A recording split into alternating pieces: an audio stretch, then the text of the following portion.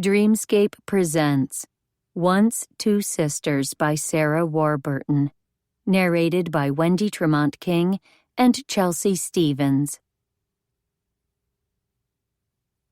Chapter 1. I've been killed and incarcerated, tortured and seduced, stalked and obsessed. I've been the murderer and the victim, the detective and the fugitive, the hero and the villain.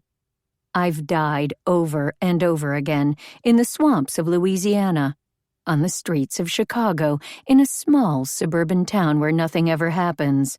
I've been a housewife, a call girl, a forensic anthropologist, a secretary, an assassin, a nun. And whether I am angel or demon, innocent or damned, only one person is to blame. My sister, Ava Hallett. Everyone in America has read my story in her books, seen her on the talk show circuit, eaten popcorn while I weep and bleed on the silver screen. The only reason she doesn't have a television series is her apparent inability to write a series. One standalone bestseller after another. And I'm the common denominator. Ava is older than I am, and she laid claim to writing as casually as calling dibs on riding shotgun. And she didn't stop there. Every job, every hobby, every boyfriend or passion or goddamn private thought I've ever had, she's jammed into a novel. She takes my life and murders it over and over again. I wish I were more zen. A person who could let this shit go. I should have joined the Peace Corps or backpacked through Thailand. Without her, maybe I would have been ordinary. The kind of girl who goes to college in her hometown and marries the boy next door. Instead, I ditched everything. My life in Northern Virginia, my relationship with my dysfunctional family, and the girl I used to be. Because of Ava, I'm living over 1,500 miles away in the suburbs of Houston under an assumed name. Now, I sit, anonymous, with two other moms, Bethany and Felicia, at the edge of a playground, pretending to watch all the kids going up and down the slides. And I feel as if my happily ever after days in Texas must be numbered. This happiness is too easy. There's no way I can hold on to it. The three of us watch our kids, parallel playing in separate areas, in sync but apart. Bethany's son is hanging by his knees from the climbing frame. Felicia's son spins around and around with his arms flung wide, and my stepdaughter, Emma, is digging through the mulch with a stick. Bethany sits next to me in the shade. She's heavily pregnant, and sweat beads lightly under her bangs. Although she's pushing 40, her blonde hair is up in a ponytail, and she wears denim cutoffs like a teenager. She's been talking at a brisk clip around the wad of gum in her mouth, words pouring out of her. Dan was in oil, so he spent years traveling overseas working for the money. He banked every dollar he made. Then he had a layover in Atlanta. Went to a Waffle House, and I was his waitress. I tell you what, his family was not thrilled that he'd found himself a divorced single mom with a teenager, a toddler, and a crazy ex. But now that we've got a boy of our own on the way, they've got nothing to say. Bethany pats her stomach complacently.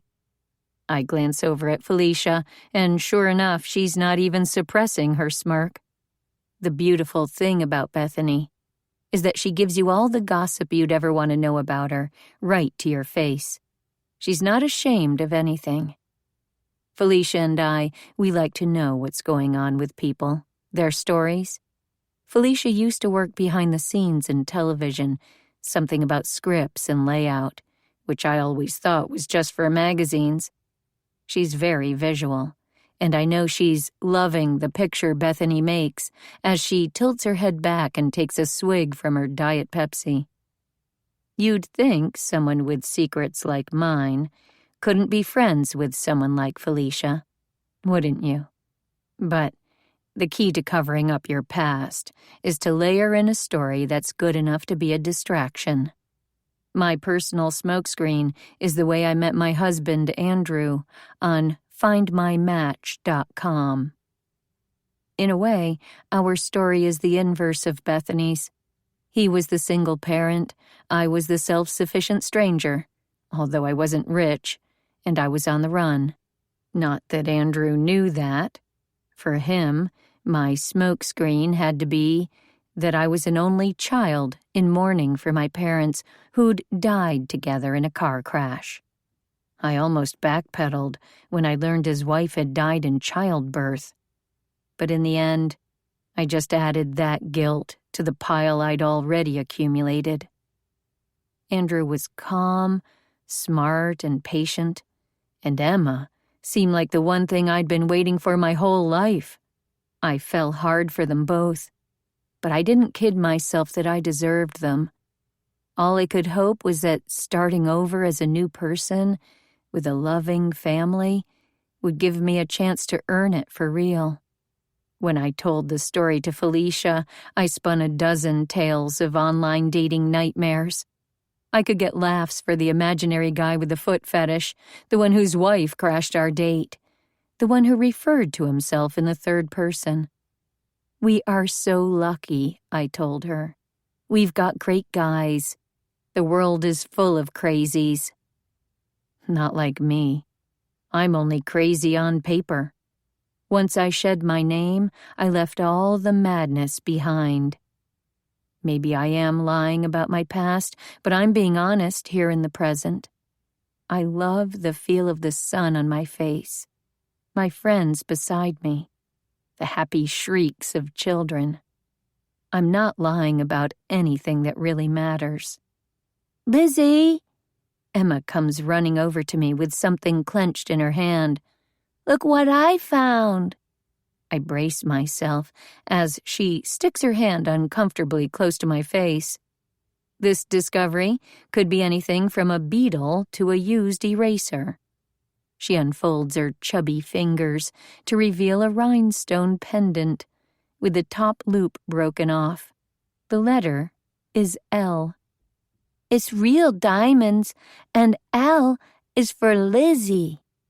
Eagerly, she presses it into my hand and takes off again, mulch flying under her feet. I curl my fingers over the trinket, wishing Lizzie had always been my real name or anywhere close to it. Sweet, Felicia says, and I can see she's glad she isn't holding somebody else's discarded junk. Her turn will come around again. I still remember when her son started collecting leaves. Everything that came out of Felicia's purse for weeks was powdered with dried brown leaf fragments. Want a piece of gum? Bethany asks, adding another stick to the bulge in her cheek. I shake my head as Felicia's phone buzzes. She pulls it out, then looks up at us. Getting together a carpool for book club. You going? Bethany shrugs. We all know she isn't interested. Even at the pool, she never pulls so much as a magazine out of her bag. I have been a regular at the book club, even though I tell myself it's a mistake every single month. And when this month's book was nominated, I tried to trash it. I said I'd heard it was derivative and slow, with nothing to discuss. But it didn't work. Ava's books are always bestsellers. Even a book club with a taste for literary fiction couldn't overlook a thriller for women, about women, and by a woman. By everyone's favorite author. Everyone's but mine. I can't make it this month, I lie. Felicia won't let it alone. If Andrew's out of town, just get a sitter. My neighbor's daughter needs pocket money. We'll see. I try to be non-committal, but she shoots me a look that says, I see right through you, liar. Bring Emma over to my place. Tom won't mind watching one extra. I'll let you know. While normally I crave the feeling of being wanted and valued, I can't handle 3 hours of discussing my sister's latest, Bloody Heart, Wild Woods. It's the only one I haven't read, the one she wrote after I went off the grid. The book club provided a little description of the story, set off the coast of New England, and it didn't sound like my life. But I've been fooled into complacency before, only to be struck by the dagger she hides, just for me, in the heart of every novel. I'm scared to read this book, scared that it could suck me back into the person I was before. And honestly, I'm scared to see what my sister knows. That night, Andrew is home early, after Emma's dinner but before her bath. "I'll take it from here," he tells me. "Put up your feet and relax." Our grown-up dinner is waiting in the crock pot, so I pour myself a glass of wine, listening to the sound of running water from the bathroom, the deep rumble of Andrew's voice, the piping counterpoint of Emma's. I never thought I would have this kind of life, and relaxing into it isn't easy. Compulsively, I run a dish rag over the countertop, even though there's not a crumb on it. I always clean the house aggressively, using products that are safe, or even homemade, with vinegar and baking soda. I want it fresh, spotless, safe for Emma. When this all falls down, no one will be able to say I didn't do everything right. In the hour before Andrew walked through the door, I took a slug from a bottle of bourbon stashed under the sink, among the cleaning supplies. The fire in my throat helped me push Ava and her book away as I arranged Emma's bits of cooked chicken, leftover steamed broccoli, and goldfish crackers on a melamine plate divided into 3 sections. Emma is an easy child, especially considering that she has passed her terrible 2s and her even worse 3s. Now that she's 4, she likes order, so I made a point of choosing 3 kinds of food, 1 for each section in equal amounts.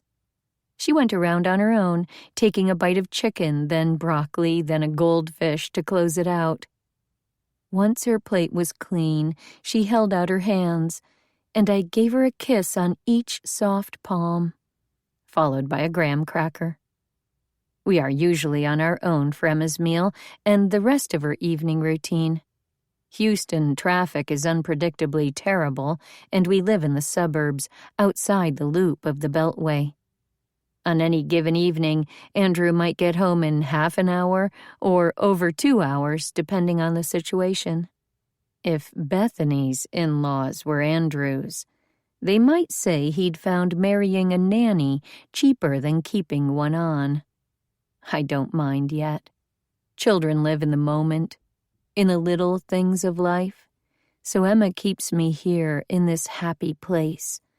And maybe because she isn't my flesh and blood, I never feel competitive or resentful. Sometimes I wish she were a little older, a little less of all the things a 4-year-old child often is: hungry, tired, bored, whiny, messy. But for the most part, we get on easily together. Being with her makes me a better person. Andrew is also easy to get along with. I chose him for his open gaze, his straightforward approach, and his undemanding nature. His wife died giving birth to Emma, something I didn't think happened in America anymore. And 18 months later, he was ready to test the waters, as he put it. That's how we came to meet on the dating site that served as my smokescreen. He doesn't look for lies in me, and if you don't count the big one, the one I told up front, I don't have to lie to him. But sometimes I get that sinking feeling in the pit of my stomach, because lies have a way of surfacing, and I want so much for this Lizzie, wife, mother, friend, to be real. Andrew doesn't deserve a fake. He returns with Emma in his arms, a fine mist of soapy sweetness hovering over them both. "Say goodnight, sweetheart." He tilts her toward me. As her warm, damp cheek presses against mine, she whispers, "Goodnight, sweetheart," and giggles. "Good night to you, my Emma Bean." For a moment, this is the only thing that's real. This family, a mom and a dad and this loved child. Then Andrew turns with Emma, and I feel the chill of the air conditioning on my abandoned cheek. I take another sip of wine, a sip that's a little too big. As I hear Andrew setting up Emma's room with the nightlight, special blanket, and lullaby bear, I speed to the fridge. The bottle of white is almost empty, so I swig it down, hide the empty bottle at the bottom of the recycling bin, and fill my glass with a serving from a new bottle. Not cold, but that's okay. I've put in the wine-saving plug and have the refrigerator open when Andrew comes back into the kitchen. "You want a glass?" I ask, hoping he'll say no. Drinking warm white wine looks bad, and I'm invested in looking right. We're just weeks shy of our first-year anniversary, and Andrew still thinks I'm a good person. He nods, then hesitates. "What's for dinner?" "Beef stew? We have red." I think we have red, unless I drank it all. "I'll go with a beer instead."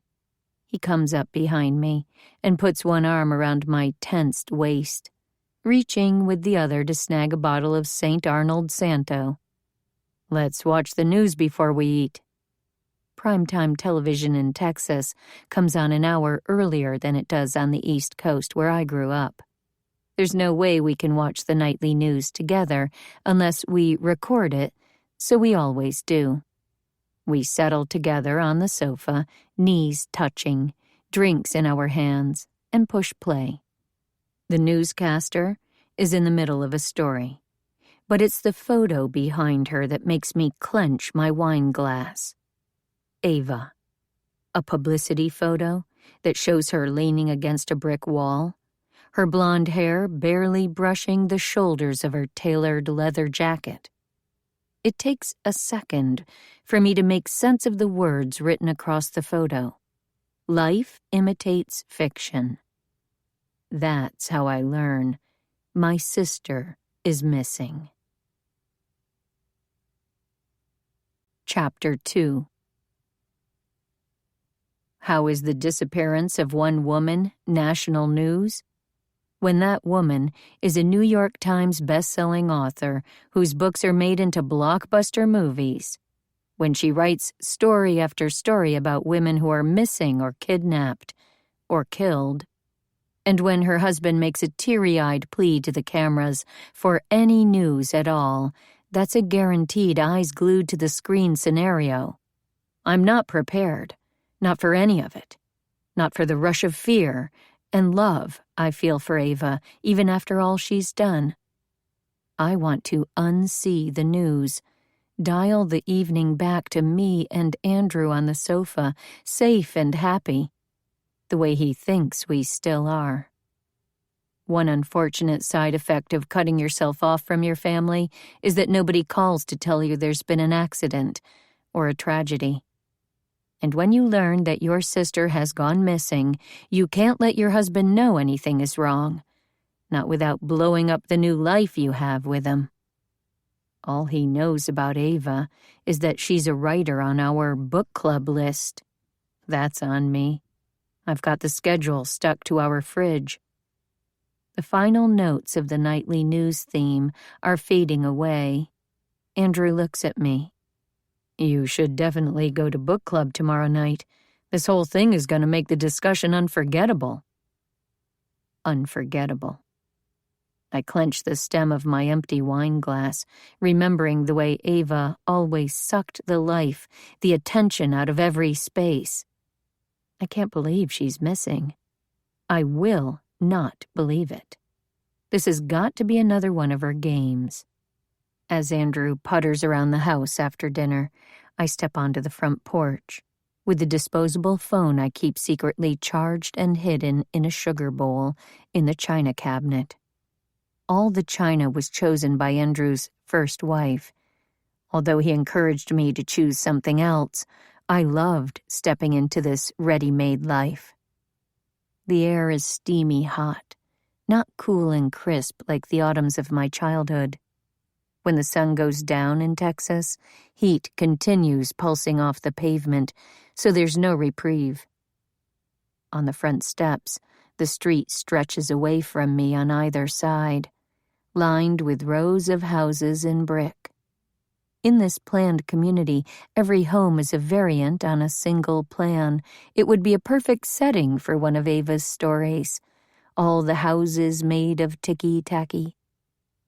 I open the phone and dial the only number I ever call from it, my parents' landline, but it goes straight to voicemail. I hang up without leaving a message.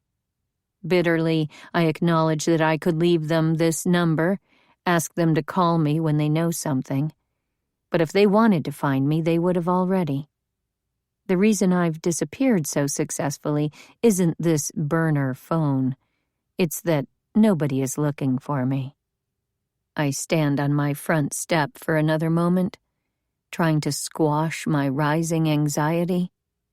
Ava is probably just building publicity for her next book, or holed up with a new guy, or looking for a quiet place to write. She's never been overly concerned about the feelings of other people. She'll turn up, and nobody will know who I am. Ava's fine. I will be too. I believe my own lie enough to fall asleep, but unease runs through every dream. In them, I'm chasing Ava through a forest of gnarled, sentient trees. I wake up with my heart pounding and the sheets twisted like a bandage around my ankles. Beside me, Andrew sprawls flat on his back, arms open, palms up, his breathing deep and rhythmic. I wish I felt that free and open, at least in sleep. Silently, I slip my feet out of the coiled bedclothes and pad to the other room where my laptop is charging on the counter. Andrew gave it to me last Christmas, and I'm still a little suspicious of it. I don't shop online, and my social media presence is non-existent. Our joint family email address is the only one I share with book club and the preschool. Even so, I clear my browser history and power the whole thing off every time I'm done. Now, I think back to the time before, back when my name was still Zoe, before I had a suburban life and disappeared into a cadre of other moms. My hands hover over the keyboard as I remember the crappy student apartment, the babysitting gigs and bookstore job I worked to supplement my graduate student stipend. I type in that old email address, my birth name, and the server. To conjure up the password, I close my eyes against the pale glow of the screen and remember the release date of Ava's previous book. I was working the evening shift at the bookstore, and a huge flat of Ava's books was waiting in the receiving area for the next morning's official release date. Straightening the shelves and pulling special orders, I tried not to think about what Ava might have written. I was tired of being disappointed in my callous parents, tired of being angry, tired of living under a spotlight. Or not a spotlight. More like the focused beam from a giant magnifying glass, and I, the hapless ant, always scurrying away to avoid being burned alive. The difference with this book was that Ava now had a reason to be angry with me. Before, I hadn't done anything. I was just trying to live my life. But this time, I had broken a taboo. Not only had I coveted my sister's man, I had taken him. And when I sliced open the first box of books and lifted one out to put on the display tower, I couldn't help flipping it open. The story of a husband seduced by his sister-in-law, and then framed for a murder she'd committed.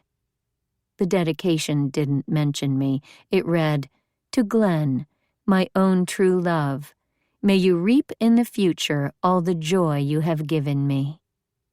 That was the moment I decided to burn my own life to the ground and start all over again as someone else. There was no way to be free of Ava as long as I was Zoe. Now, looking at the computer screen, I type in my old password, the one I changed right before I left. Zoe is dead. I've always been careful about not signing up to email lists or passing out my information. Now I realize I've been so guarded that no friends from my old life emailed me either.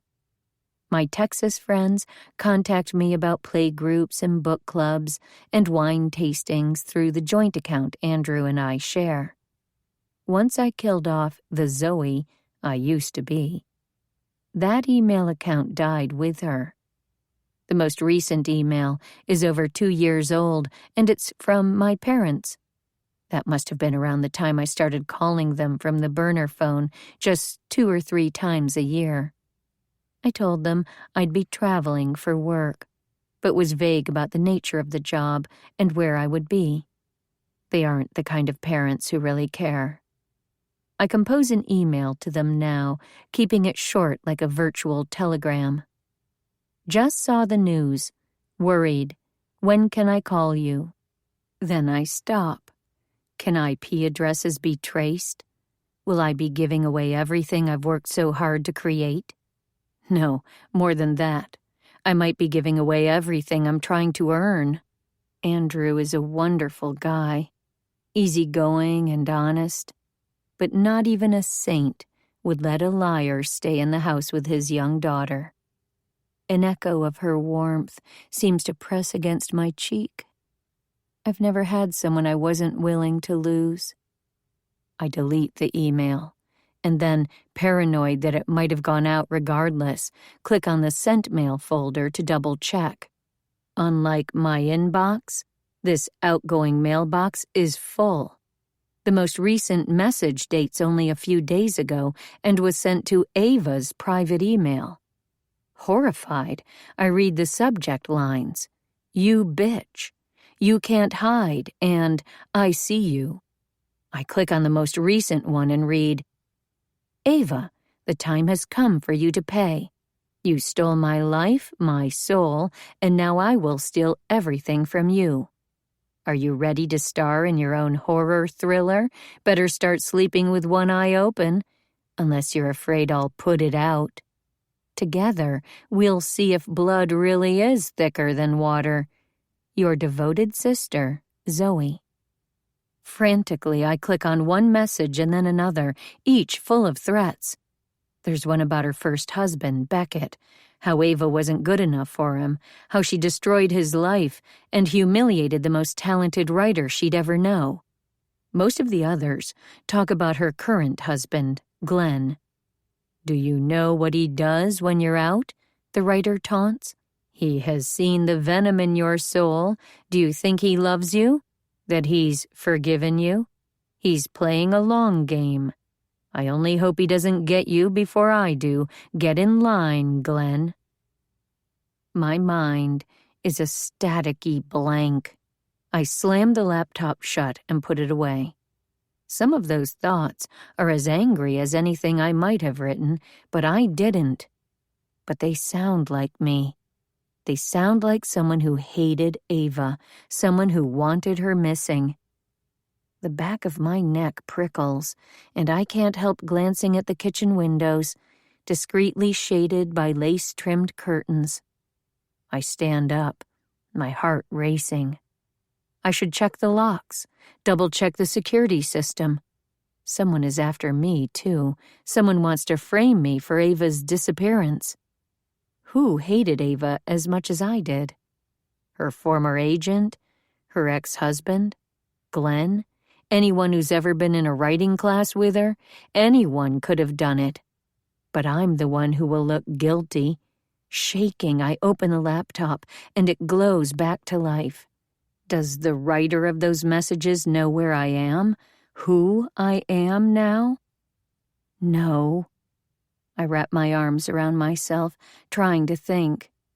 Just because someone hacked my email doesn't mean they know where I am. Probably they thought I'd be an easy target. They don't realize I'm a good person now, a person with a clean house, and a loving husband, and a beautiful child. But I don't know much about how the internet works or how IP addresses can be traced. One at a time, I shut every open window and every app, then push a button to disconnect the internet. I clear the browser history. Is that enough? If only I could completely erase the messages from my outbox and Ava's inbox and the whole internet. The empty wine glasses, rinsed and waiting in the drying rack, give me an idea. I race to the fridge and grab the nearly empty bottle of Pinot Grigio. As I pull out the cork, there's a moment when I long to down the cold dregs, go back to bed, and trust this has all been an alcohol-fueled nightmare. But I'm not drunk, and I'm certainly not sleepy. This shit is real. Deliberately, I pour the wine over the keyboard, taking the time to saturate each and every key. There is still some wine left. Resisting temptation, I tip the laptop to the side and pour the remainder into every hole and port. The screen flickers and goes dark. I shut the lid and tip the whole thing, heavy and dripping, into the trash. The clock says 3 a.m., the worst hour of the night, when everything becomes bleak and real. It's closer to dawn on the East Coast, and my parents get up early. In just another hour, I can call them again. I sit on the sofa. Perhaps I can find more news now. I keep the volume off, turn on closed captioning, and flip to one of those 24-hour news channels. Nothing about Ava comes on, and after watching the news scroll across the bottom of the screen and the subtitles blur on top of it, in spite of everything I know and all I learned, I fall asleep with the remote in my hand. As I struggle back to the waking world, first my neck protests, bent at an awkward angle and jounced by an unseen force. Then I hear the high-pitched noise, closer than the television, and it resolves into words. "Lizzie! Lizzie!" I'm not really a morning person, so it takes a few more minutes to realize that the jolting and noise are coming from Emma, bouncing me on the sofa. "Hello, sleepyhead." Andrew is in the kitchen. He must have been silent as a housebreaker because he's already made coffee. He smiles at me as he fills a mug and adds a splash of milk the way I like it. "You were really out. Bad dreams?" I mean to say something like that, but it comes out as an unintelligible garble, and he laughs, but not unkindly. I love it when Andrew laughs, and the tension in his shoulders releases. That's one of the scars from the loss of his wife, the constant vigilance. He's never forgotten the burden of being a single parent. Pushing myself upright, I reach out for the mug Andrew brings me, and at the roasted earth aroma, my eyes fill with tears. Stupid sentimental things, like puppies and warm coffee, can make me cry, but huge things, distant parents, a missing sister, or the dawning realization that I will have to tell Andrew everything, leave my eyes dry. Anything I say will cost me this home, this safety, this sweet child snuggling next to me on the sofa. I curl my hands around the mug and wish I could stay here forever. Emma must feel the same way. I want to sleep out here too. Tonight, Daddy, can I have a sleepover with Lizzie? Andrew meets my eyes with a wink. I think it's easier for everyone if you sleep in your own special big girl bed. I can still see CNN playing on mute behind Andrew, and in that moment, everything outside the television screen seems to freeze. There is a podium on the screen, and police officers, and my parents. With them is a man I haven't seen for 3 years, Glenn. He and Ava are married now. I hate myself, but I wish they weren't. His shoulders look broader, his face more chiseled than I remember. I have to hear what he is saying. I grab for the remote control, but Emma tips over, giggling, and my coffee sloshes over my arm. Jerking away, I send the remote skittering across the floor. Before I realize the coffee is warm, not scalding. I'm okay, I tell myself. But I feel as wired as if I'd had 3 pots. You really aren't yourself this morning, Andrew says. Why don't you go back to bed? Try to grab a few more hours. I'll get this monkey dressed and off to school. He leans over and scoops Emma up effortlessly, dropping a soft kiss on the top of my head. Wrapping my arms around myself, I sit in the spilled coffee, letting my pajama bottoms soak it up. I don't deserve Andrew's love, and Glenn is back to make sure I can't keep it. I turn the sound on and rewind to the beginning of the news story. We are asking anyone with information about Ava to come forward.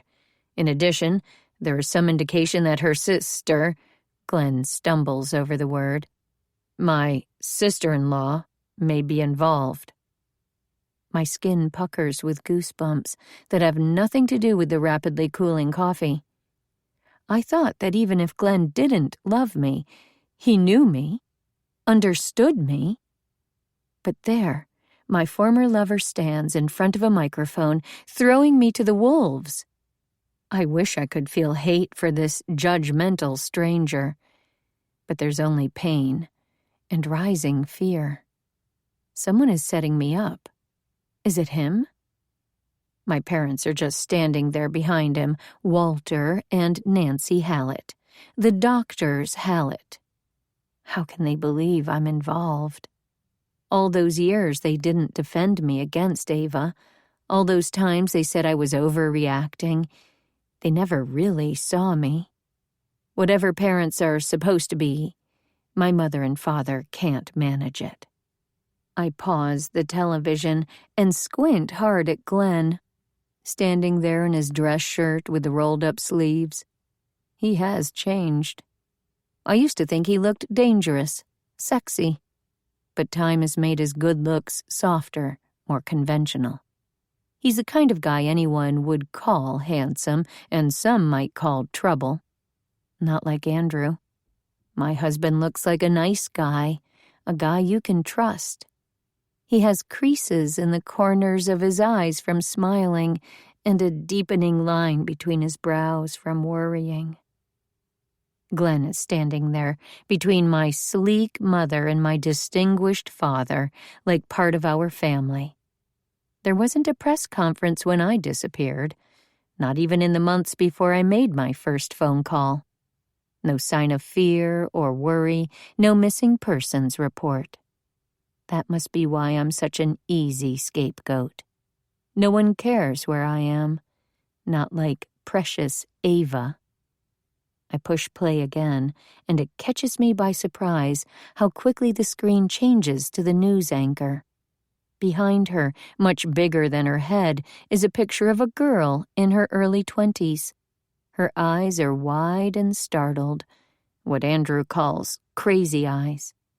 She is looking up from a cutting board with a knife in her hand. Then the picture zooms in, the eyes even bigger, thin lips parted in surprise, the kitchen counter cropped out. I know the girl is finely dicing onion for a mirepoix. I know because the girl is me. From the hallway there's a commotion, loud footsteps, and then Emma's excited voice cries, "Lizzie, you're on TV!" Behind her, Andrew says, "We talked about this, Emma. I'm not Tom Hanks, and Lizzie—" He stops, and I know he is looking at the screen where the anchor is completing her story about the strange coincidence wherein I have not been seen for over 3 years. But this isn't the first time an author's life has become a real mystery. Over 90 years ago, the Queen of Crime, Dame Agatha Christie, staged her own disappearance and inspired an 11-day manhunt. Now, crime aficionados are wondering if Hallett's disappearance is another elaborate hoax or a case of foul play. Officials ask anyone with information about either of the Hallett sisters to come forward. More news after this. I keep my eyes on Andrew, watching him see this screen split with the old picture of me, even more wan and pathetic, next to a vibrant publicity shot of Ava. Then he looks at me, and my expression must confirm it. I am guilty. "Lizzie?" Andrew's voice is extremely calm. Too calm. "Let's speak in private." "Me too, me too," Emma cries, unwilling to be left out. I put a hand on the top of her head, where the feathery curls are impossibly soft between my fingers. When she was being born, when her mother was dying, I was killing off the person I had been and birthing the lie I am living now. Andrew picks up the remote. "You can watch Dora for 1 episode, just 1. Emma lights up at the unexpected treat. Usually reserved for getting her nails clipped, taking medication, and other painful occasions. She squirms out from under my hand, flops on the sofa, and sits motionless, barely breathing, as the petite explorer appears on screen. Back in the bedroom, I expect threats or recriminations. The bed where only 8 hours ago we both slept back to back is now neatly made. For a moment, with piercing ferocity, I hope Ava is dead. If this is a stupid publicity stunt, and it costs me everything, I will kill her.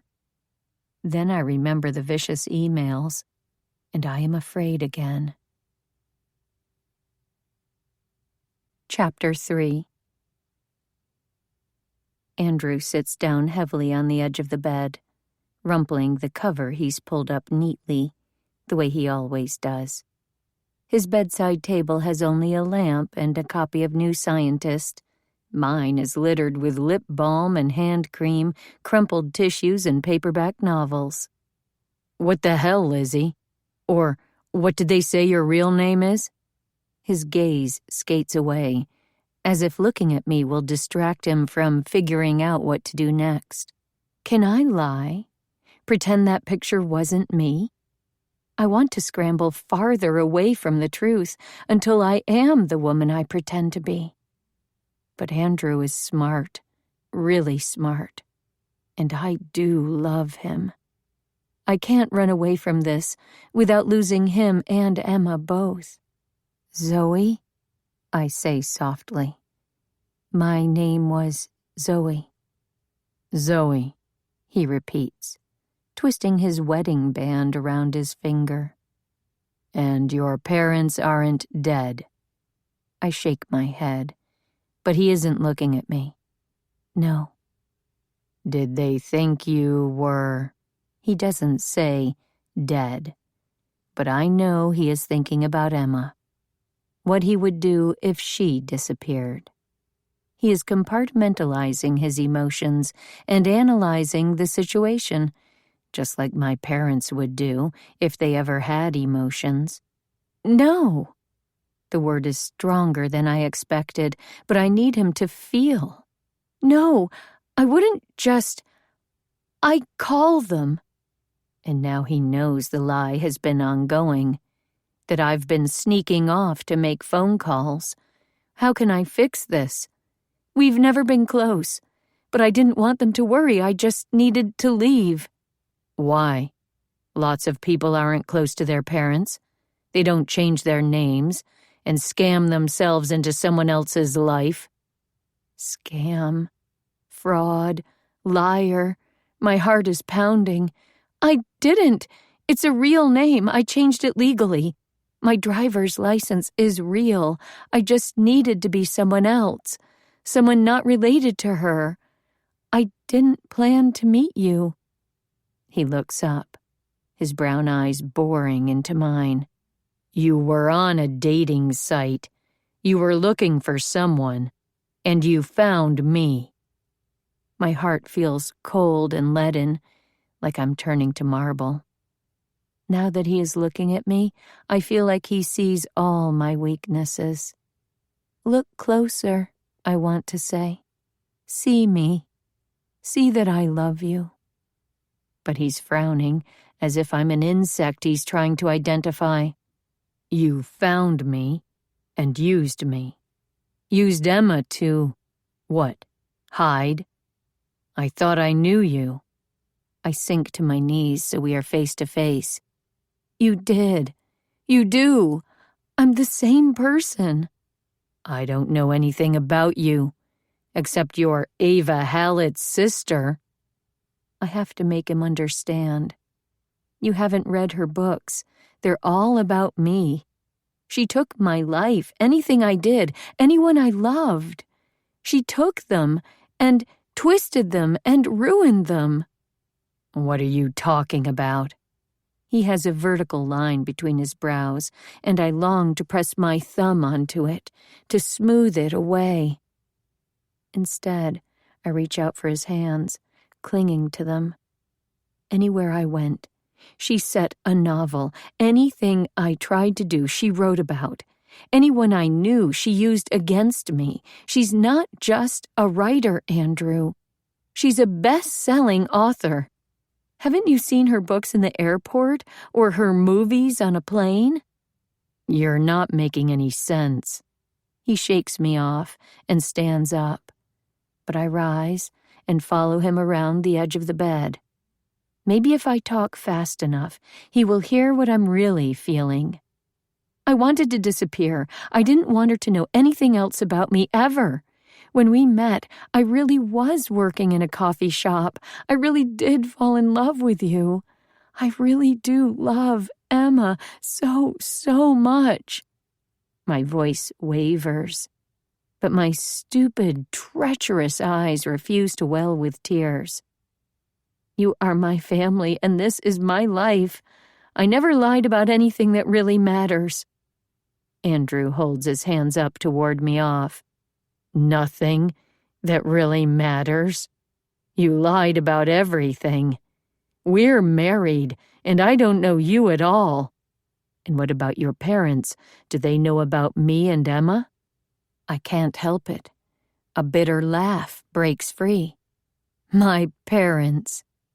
I waited 30 weeks before I called them, and they hadn't filed a missing persons report. They never understood how much it hurt when Ava scooped out my personal life like the inside of a jack-o'-lantern. They told me to be happy for her, to quit being so sensitive.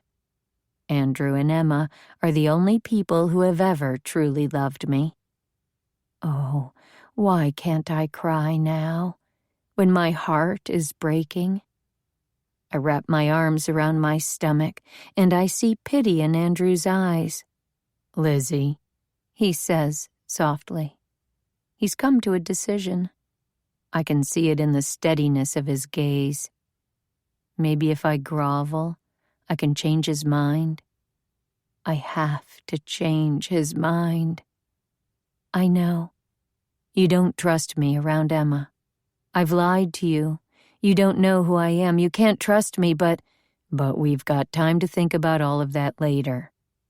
Andrew's voice is calm. Right now, you have to go to the police before this thing snowballs. I may not know everything about your life, but I do know where you were last week. I know you weren't making your sister disappear.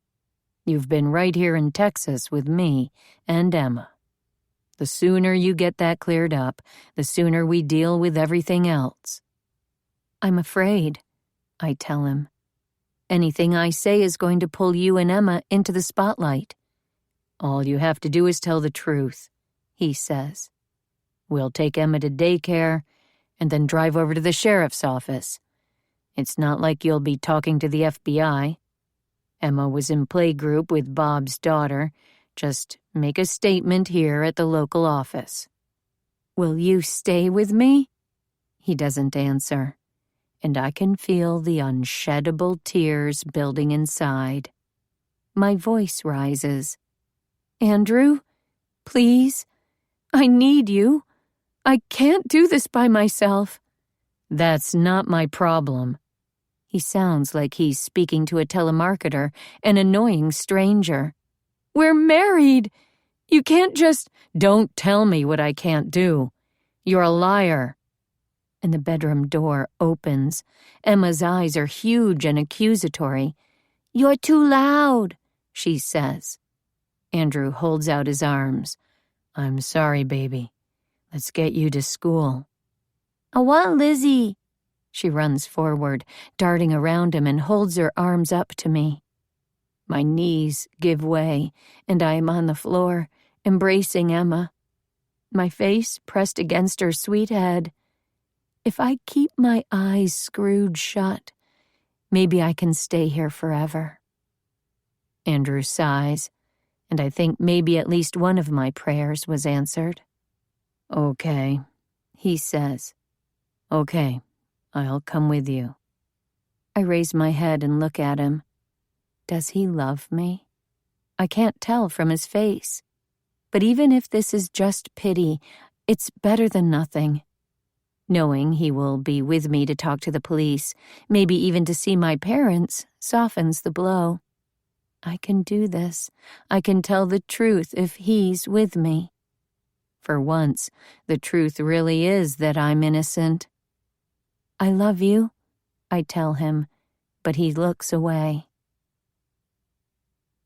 A happy soundtrack of Laurie Berkner, Dan Zanes, and other folksy kid rock tunes fills the car on the way to preschool. In the back seat, Emma hums tunelessly and kicks her feet in time. My phone is completely silent, ominously silent. A number of the playgroup moms are inveterate texters. Usually, there's a continuous buzzing coming from my phone, everything from a slowdown on Highway 90A to a plea to borrow a juice box for a school lunch, to an FYI about the PTO, and I don't even have a child in elementary school, to an invitation to meet up at the park. I know without a doubt that texts are flying around. I'm just not included in them.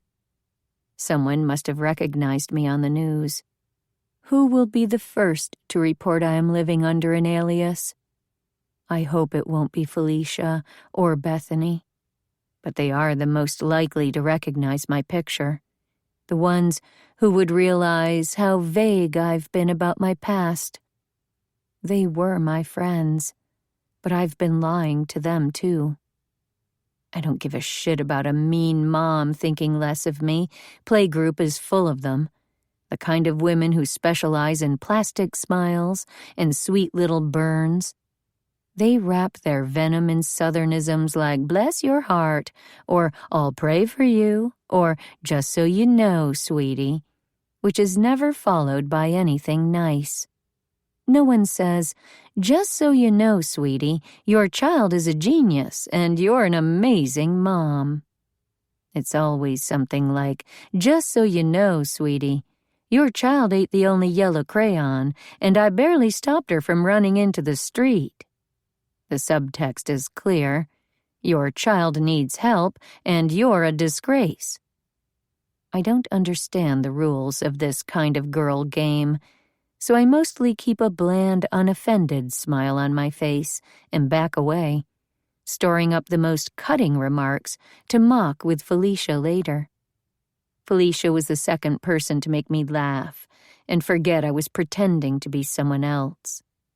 Andrew was the first. I glance at him, but he's looking straight ahead.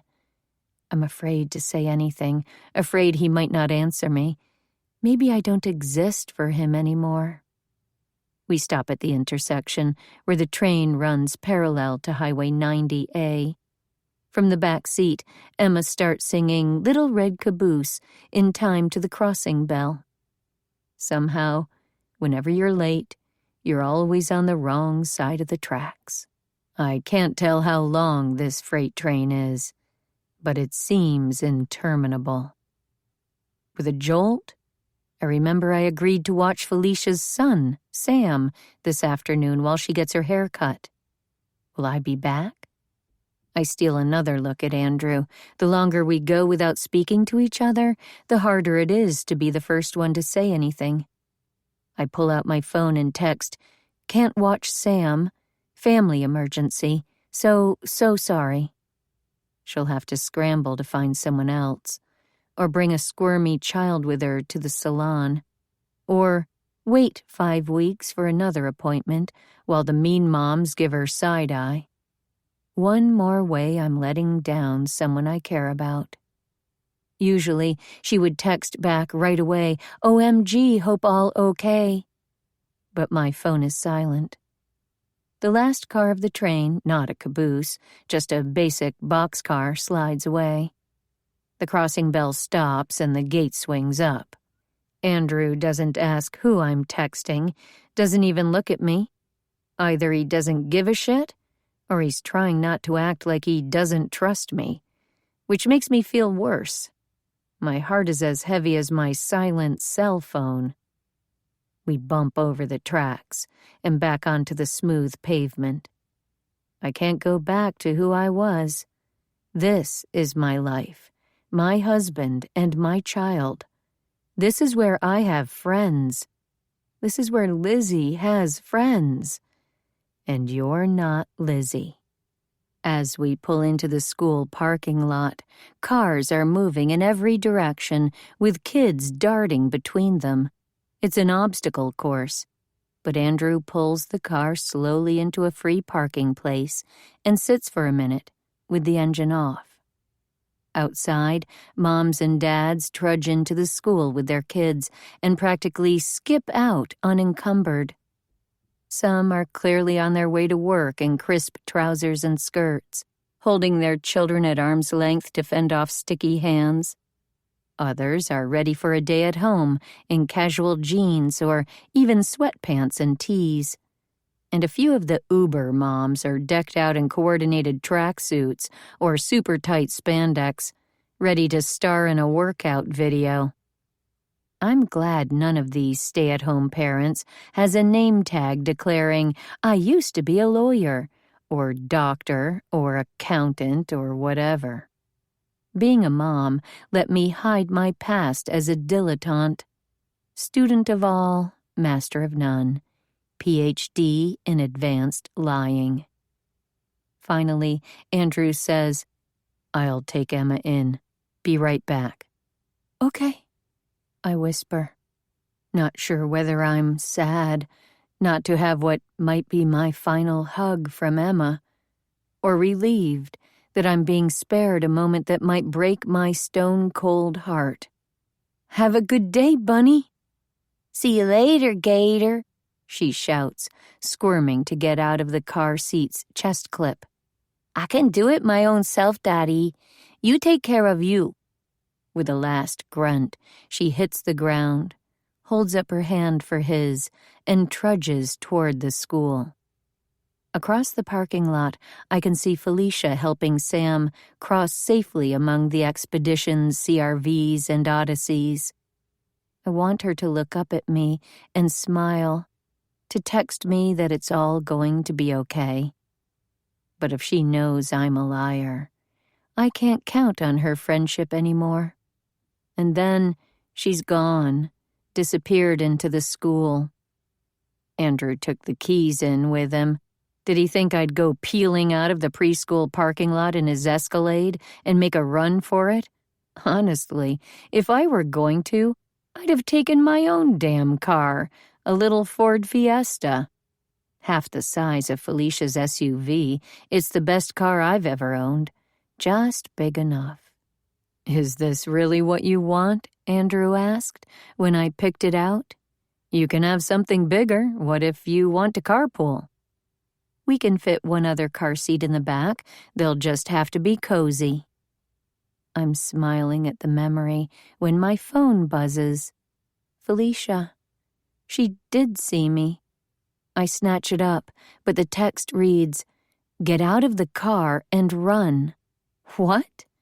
I do get out of the car, a rushing sound in my ears, and turn around looking for Felicia. There's an older woman sitting in the driver's seat of the car, parked next to us. Her head is bent over a screen, but when I slam my car door, she looks up, and I see the GPS app on the screen. Another text buzzes. "What are you waiting for? Didn't you see the news?" Is Felicia trying to warn me? I don't understand. Then I see her coming out of the school without Sam. I tap her number, but as it rings, I see her waving open-handed at the crossing guard. She's not holding anything. I stumble back, my hand with the phone falling down by my side. The emails sent from my account. This must be the same person, stalking me, framing me. Frantic, I look around, but there are phones everywhere. One of the dads is on the phone, so is a teacher standing outside the school. Even a little boy is playing a game on one while being dragged through the parking lot. Another text buzzes. "You're wasting time looking for me." Fear skitters down the back of my neck, cascading in ice-cold droplets across every nerve ending in my body. Someone can see me right now. Where are they? I spin around again, but get nothing more than a curious look from the crossing guard at the drop-off lane. And then my phone rings, and I answer it. A harsh voice whispers, "Don't be stupid, Zoe. Run." Chapter 4. I spin around again, scanning the parking lot. "What are you doing?" Andrew has come up behind me, and I realize that not only do I look like a crazy person, turning in a circle, I've apparently developed tunnel vision. The more freaked out I am, the less observant I become. "Someone sent me awful texts." I hand him the phone and wait while he reads. "It's from Felicia's number," he says with the literalness that makes me call him Captain Obvious. He's used to easily definable problems, where you identify each part, make a plan, and find a solution. Usually, I find that deeply comforting. Now I'm worried that this problem is too confusing, too scary, and the obvious solution will be to write me, our marriage, off as a loss. It isn't her. I saw Felicia taking Sam into school, and I called her phone. It wasn't her. She came out and got into her car and drove away. The whole time someone else was talking. My voice is growing more shrill with every word. Someone can see me. Someone knows who I am. Andrew keeps the phone in his hand and scans the parking lot. My raised voice has attracted attention. Parents walking their kids are giving me a wide berth. I can see a mean mom standing by the driver's side of a shiny new Lexus minivan, whispering to the driver. As soon as she sees me looking, she makes a little caught me face and pulls out her own car keys. Bitch. Why don't bad things ever happen to people like that? Okay. Andrew puts a hand on my shoulder.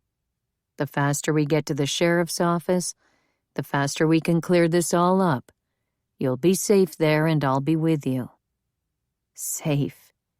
Hasn't my husband seen any scary movies? That word is the kiss of death. Nevertheless, I swing into my side of the car, shut and lock the door, and then, when Andrew climbs in and gives me my phone, I shut it down completely. I can't remember the last time I did that. There's always the fear that Emma could get hurt, or the school might call, or something could happen to Andrew.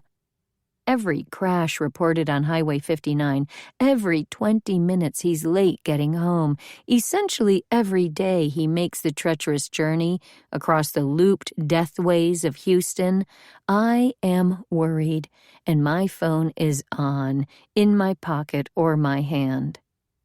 Now, I drop it like a brick into my purse. As we pull out of the parking lot, Emma's music is still playing. They might be Giant's wails about the alphabet lost and found, and I catch a line about slang words that don't belong. There have been times I've felt that way even in my new life, out of place, like a curse word in a church. I feel that way right now in this car, beside my silent husband. I wish I could make a joke to break the tension, but I'm so afraid it would sound careless, heartless. And if I say something serious, will he answer with something devastating? I clutch the purse on my lap and wish Felicia really had called me. She felt like a real friend, even though she knew only the lie. Maybe she would like me just as much, or even more, if she knew who I really was. Her subversive edge has always made her seem like she'd want a double life of her own, as a spy, or a crime fighter, or a superhero. We usually talk every day about kids, television, our husbands, and neighborhood gossip. An ongoing conversation that fills the gaps between the face suburbia shows and the truth that runs beneath it all. Sometimes I drive entire days with Emma's music blasting from my speakers, but Andrew must find the cheery voices grating. With a little too much force, he punches the button for the radio and NPR comes on. He doesn't want to talk to me either. That could mean he hasn't decided what to do about our marriage, or it could mean he knows, and this isn't the right time to discuss it. I squeeze my eyes shut, as if I could wish myself back just 24 hours to a happy, safe life. Instead, I hear the morning edition host say, "In breaking news, we have just learned that Zoe Hallett, the sister of missing New York Times best-selling author Ava Hallett, and Glenn Melcher, the author's husband, have been named as persons of interest in her disappearance. In an additional twist worthy of the novelist herself, Zoe's exact whereabouts have been unknown for at least 3 years, although her parents report phone contact as recently as last month." My heart rate skyrockets, and I taste sour acid in my mouth. Andrew veers a little too close to a parked car and pulls back into our lane with a jolt. Don't panic. I can't tell if he's talking to himself or to me. There was no way you could be involved. You were here with Emma. He is definitely trying to reassure himself. He was out of town until Tuesday. Ava's been missing since Monday. And that was the day Emma and I stayed home. She had one of those inexplicable high fevers small children sometimes get, and she spent the day cuddled next to me, drooping and damp with sweat, while I coaxed her to sip iced apple juice, and we watched Dora the Explorer together. Could anyone verify that I was in Texas that day? Felicia called to see if we were all right, but she didn't see us in person. Surely if we traveled, there would be some kind of record. Or they could check the cell phone towers or something, and no one would stage a major crime with a 4-year-old in tow. It has to be a mistake, I offer. Why would they think you were involved with this Glenn person? Andrew frowns at the road, and I wish he would pull over and look at me. Really see me. I know he means involved with Glenn in Ava's disappearance, but I already feel a flush rising to my face. No more lies. Lies are what landed me in this mess in the first place. I take a deep breath, or try to, but all I can think about is how I'm about to add another nail to the coffin of my marriage. Maybe I can shrug this off as a misunderstanding, but that's crazy. Andrew's going to find out anyway. I can do this. I have to. I press a hand against my stomach, as if I can force the truth up and out of my mouth. Before he and Ava were married, when they weren't even together, he and we dated for a couple weeks, 10 weeks, almost a whole summer. I thought it would be a lifetime, but then he went back to her. I watch Andrew's face, wishing Glenn and I had lived our happily ever after, or that Glenn had never existed, and I really could be the true love Andrew deserves. Instead, I'm not good enough for either of them. "Do you think he's sending the texts?" Andrew asks. I twist the strap of my purse around my hand as tight as it will go. Is he really asking if I'm still involved with Glenn, if we're not completely over? No! I'm speaking too loudly. I haven't seen him for years, and he couldn't know how to find me. He and I were over long before I met you. He doesn't know who I am now. I love you. You and Emma. My life is here in Texas. Andrew slows the car as we approach a stoplight.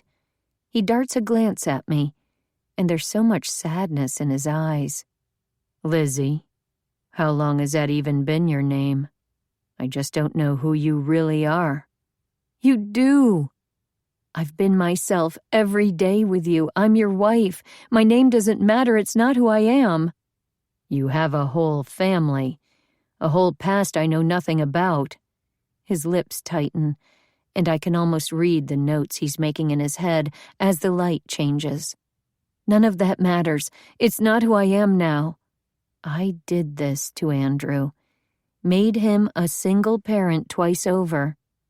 I found a grieving widower and then destroyed his second chance. I want to be Lizzie, loving and loved, and I've been working so hard to make her real. Then Zoe fucking killed her. No, Andrew can't lose Lizzie. He can't believe she's gone. How can I convince him to trust me, to believe I'm a good person? I can make myself into the real Lizzie and be everything he and Emma deserve. "There's the station," Andrew says. "You'll be safe now." Immediately, I feel the absence of the comforting we. I'm alone even though he's right beside me. I know this loneliness. It's a cot in a shelter, a tiny room in a house full of students, a job where the name badge belongs to a stranger, standing alone in court, petitioning for a legal name change as if that could destroy the person I was. Meals eaten out of a can or over the sink, no kitchen table, no family dinners, no Emma singing in the back seat, no Andrew next to me at night. It's the year before I met him, one of the worst years of my life. We pull into a parking space in silence, and even after Andrew turns the car off, we sit without speaking for a few minutes longer. I want to ask him if we have to do this. A part of me wants to fling open my car door and run, vaulting the railing that borders the parking lot and darting through traffic. I could get to our bank, withdraw the max from our account, and disappear all over again.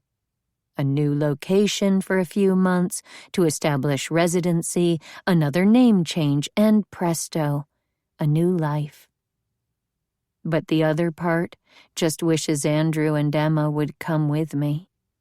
I could be happy in any city, in any anonymous room, by any name, as long as they were there. For the first time, I will have to stay and tough it out. Andrew must be feeling uncomfortable, even guilty for bringing me here. He says, "It's okay. Like I said, this isn't the FBI. Just make a statement and it'll all be okay." The station is cold, which maybe shouldn't be a surprise in October. But in Texas, buildings are generally only icy cold in the summer, when the AC is blasting. The guy at the front desk doesn't understand when we tell him we'd like to make a statement. "You want to report something?" He looks about my age, late 20s, but he has reading glasses balanced on top of his head and a middle-age spread I wouldn't have expected on a guy in a police uniform. Andrew leans over my shoulder, and the warmth of him feels so comforting. "Is Bob around? My wife and I need to talk to him."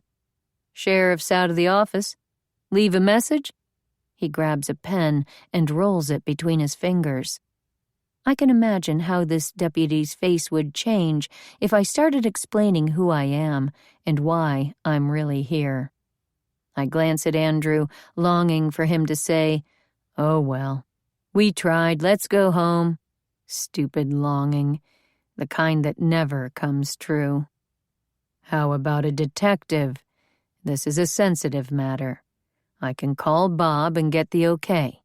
Andrew's voice is calm, but he's pulled out his cell phone.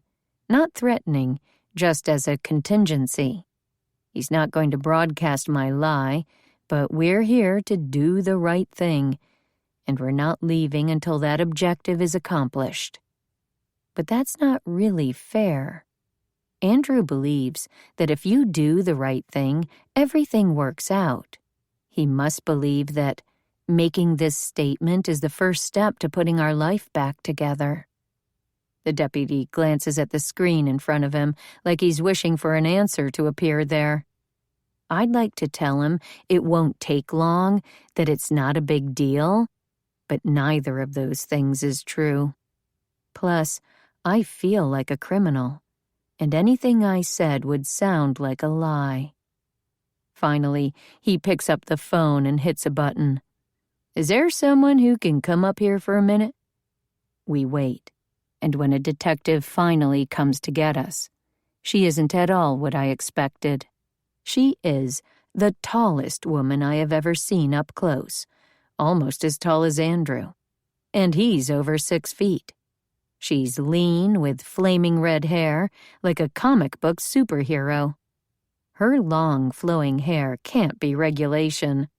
I glance at Andrew to see if he is paying her too much attention, but he looks the way he always does, calm.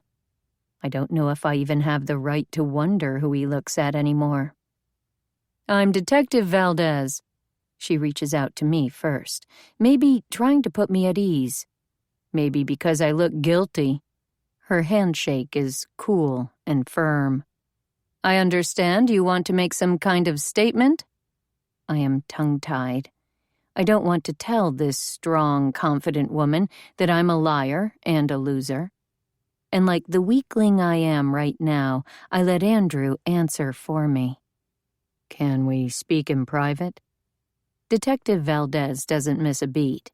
Her face is as impassive as if this happened every day. "Of course, follow me." We follow her through the security door and down an anonymous white hallway. She leads us into a small room with a table and 4 chairs. An interview room like I've seen on television. Very minimal. She leaves the door open, but my heart is already racing. Before she can ask me anything, before Andrew can start laying out my case, I blurt out, "I didn't do anything. Someone's trying to frame me." Despite her unreadable expression, I think I can see skepticism in Detective Valdez's eyes. I keep talking, trying to convince her, before she even knows what's going on. "I've been here in Texas, but my sister is missing, and they think—" Andrew breaks in. Ava Hallett. Her sister is Ava Hallett. We were on our way to the station when we heard on the radio that Zoe, is a suspect. I flinch, and Detective Valdez's sharp gaze misses nothing. What did it cost my husband to make that admission? I want to take Andrew's hand, but I'm afraid he'll pull away. Instead, we sit down next to each other on one side of the table, and Detective Valdez sits on the other. I tell her who I am, how long I've been living as Lizzie, about Andrew and Emma, and my normal life. When I heard on the news that Ava was missing, I tried to call my parents, but they didn't pick up. Andrew leans across the table, and he's so sincere, with his open face and clear eyes. He's the believable one, the trustworthy one. I desperately want to think he believes in my innocence. But why would he? It's far more likely he's just trying to keep me out of jail. There is no way Zoe could have been involved. She was here with Emma. Detective Valdez doesn't look like a woman who needs a man to give her an alibi. I bet she doesn't have kids at home or a pet. She looks completely sure of who she is. Sitting across the table from her makes me feel small and pale. Impatiently, she swats a lock of red hair away from her face. Is there anything else you want to tell me now? Now? That sounds like we'll go over everything again, and she'll poke holes in my story and tear it all apart. If she looks for proof I'm guilty, I know what she'll find. I pull out my phone. Someone hacked my email. My old email? I haven't used it in years, but someone sent hate mail to Ava from it, and I got texts here.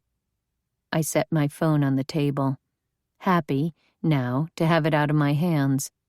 I can't help feeling like it's been infected, and just holding it made me vulnerable.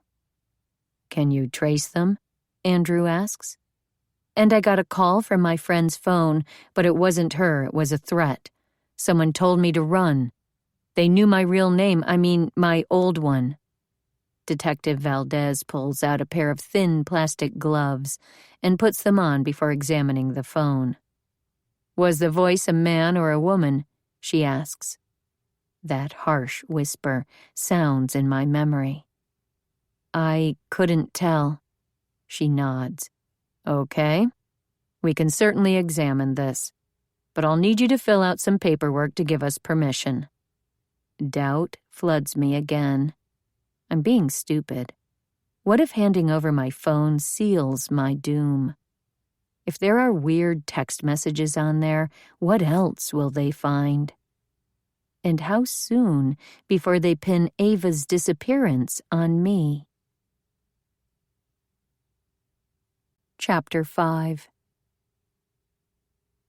So, Detective Valdez and the lead investigator decide I need to travel back to Virginia. I never intended to go back to my old life with my new identity. And I worry I'll be carried back in time, away from Andrew and Emma. Law enforcement has coordinated with my parents and all my worst nightmares, my mom and dad, Glenn, and my past as Zoe are waiting for me in the Arlington Police Department. We decided that I would go ahead on Andrew's extra air miles, and that he and Emma might follow on Friday for a long weekend. We can meet your parents, Andrew said. Maybe that means he does want to stay with me. Maybe that means he's checking my story. I can't forget the whispered conversation he and I had at the police station. What is it with your parents? Are they the reason you disappeared? Did they hurt you? No. Maybe my denial was a little too loud because the deputy at the reception desk glanced up at us. No, I repeated more softly. Like I told you, it was Ava. She stole my life. I just didn't want her to know about you and Emma, how happy we are. She'd want to wreck it. Let's compromise, he offered. You go first, we'll follow for a long weekend. Then if you don't need us, we'll stop by my dad's place on the way back." "What about work?" He gave me a look that said, "Are you kidding me?" It was true. He had about 1,000,000 years of vacations saved up and about 2,000,000 air miles. Now, he and Detective Valdez have taken me to the airport, right up to the security checkpoint. She's going to escort me all the way to the gate. I wish Andrew didn't have to leave me alone with her. Andrew hugs me fiercely, but kisses the top of my head. We'll sort it all out. I can't tell which of us he's trying to convince. The problem with a good guy who specializes in logistics is that sometimes he pushes his feelings way, way down to deal with a situation in progress. And only later do you find out what was really going on in his heart. Maybe after I've left, he'll realize he can get by without me. That life would be easier. Emma would be safer. What if absence doesn't make the heart grow fonder? What if it makes the heart forget? Detective Valdez goes around security in the fast track, but I'm stuck in a line of people pulling laptops out of bags and tossing water bottles in the trash. My overhead-approved wheelie suitcase and everyday shoulder bag are easy to maneuver, but the process is still tedious. We're fed through the massive scanner, and as I stand there in my socked feet, with my hands raised over my head, I wish this machine could see all the way through me. See that I am innocent. Once I have my shoes back on, my suitcase in hand, and my bag on my shoulder, Detective Valdez and I head for the gate. We pass a bookstore, the kind disappearing everywhere except in airports. There, right in the front display, is Ava's newest book, Bloody Heart, Wild Woods, the one the book club is discussing without me tonight. Provided they're not just discussing me. Am I in this novel too? Someone clearly knows where I have been living, who I have become. Maybe Ava staged her own disappearance. Maybe she is trying to draw me into a game. Maybe I need to read this book for myself. Detective Valdez says, "You want to get a bottle of water or something? Go ahead."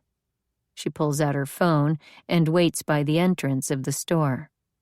Hoping no one will recognize me, I sidle up to the display. The cover features a tangle of glossy dark green leaves, overlaid with deep red letters in a Gothic script. Bloody Heart, Wild Woods. Quickly, I pluck one from the middle rack and scurry to the register, sandwiching the book between a Vanity Fair with Colin Firth on the cover and a Better Homes and Gardens, special edition, on organization. I wait impatiently behind a man in a tweed sport coat who keeps patting his pockets, looking for change. Finally, it's my turn. As the woman behind the register asks, "Anything else, hon?" I add a pack of gum to the pile. She doesn't raise her head as she rings it up. "Need a bag?" Mutely, I nod as I make my escape. I feel like everyone in the little store is hyper-aware of me, knows who I am. It doesn't help that I'm meeting up with a detective. Even in plain clothes, she's striking, and I feel like her posture and the slight bulge of her gun under her blazer scream law enforcement guarding dangerous criminal. When we reach the gate, 10 minutes before boarding, the only empty seats directly face the television, tuned to CNN. A reporter describes dangerous avalanches in Nevada, oblivious to the news crawl beneath her, announcing, "Mystery writer still missing," and authorities report her sister has been located and will be assisting the investigation. I slump down, my face hot. At least there are no pictures this time. and I've been changed from a person of interest to assisting the investigation. Probably they just want to make sure I don't run away again. Then I realize my cell phone is still back at the sheriff's office. My first instinct is to text Andrew and ask him to pick it up, dumbass. It's like flipping the light switch over and over when the power goes out. I glance at Detective Valdez, her long legs stretched out in front of her while she watches the news. I should buy a new one from the electronics kiosk, but an announcement is blaring overhead. My flight is boarding. On the plane, I slip my suitcase into the overhead bin and settle in the relative privacy of a window seat, with the gracious luxury of an empty seat beside me. Once my shoulder bag's under the seat in front of me, I open the book. If I had my cell phone, I would text Felicia to tell her I've caved. I'm reading it after all. Then I realize that creepy stalker either took her phone or spoofed her number when he contacted me in the parking lot. She might not even know I couldn't watch Sam. Shit. No. One more person I let down. I lean my head against the cool window and read the opening quotes and the dedication, the places where Ava always embeds her initial clues. The two children were bonded so deeply that they never went out into the world without holding hands tightly one with the other. And when Snow White said, "Never shall we two part," Rose Red answered, "Not heaven nor hell nor death itself will separate me from you." And their mother vowed, "You two are as one. What one has belongs just as fully to the other." To the man in the forest, through snares and thorns and beasts, may our story wend its way to happily ever after. Not what I expected. Sure, the quote is about two sisters, but who is the man in the forest? Glenn? I can't see Ava wanting the two of us to share him, and I actually don't know much about their life together now. When I was with Glenn, he wasn't into hiking or camping or the outdoors.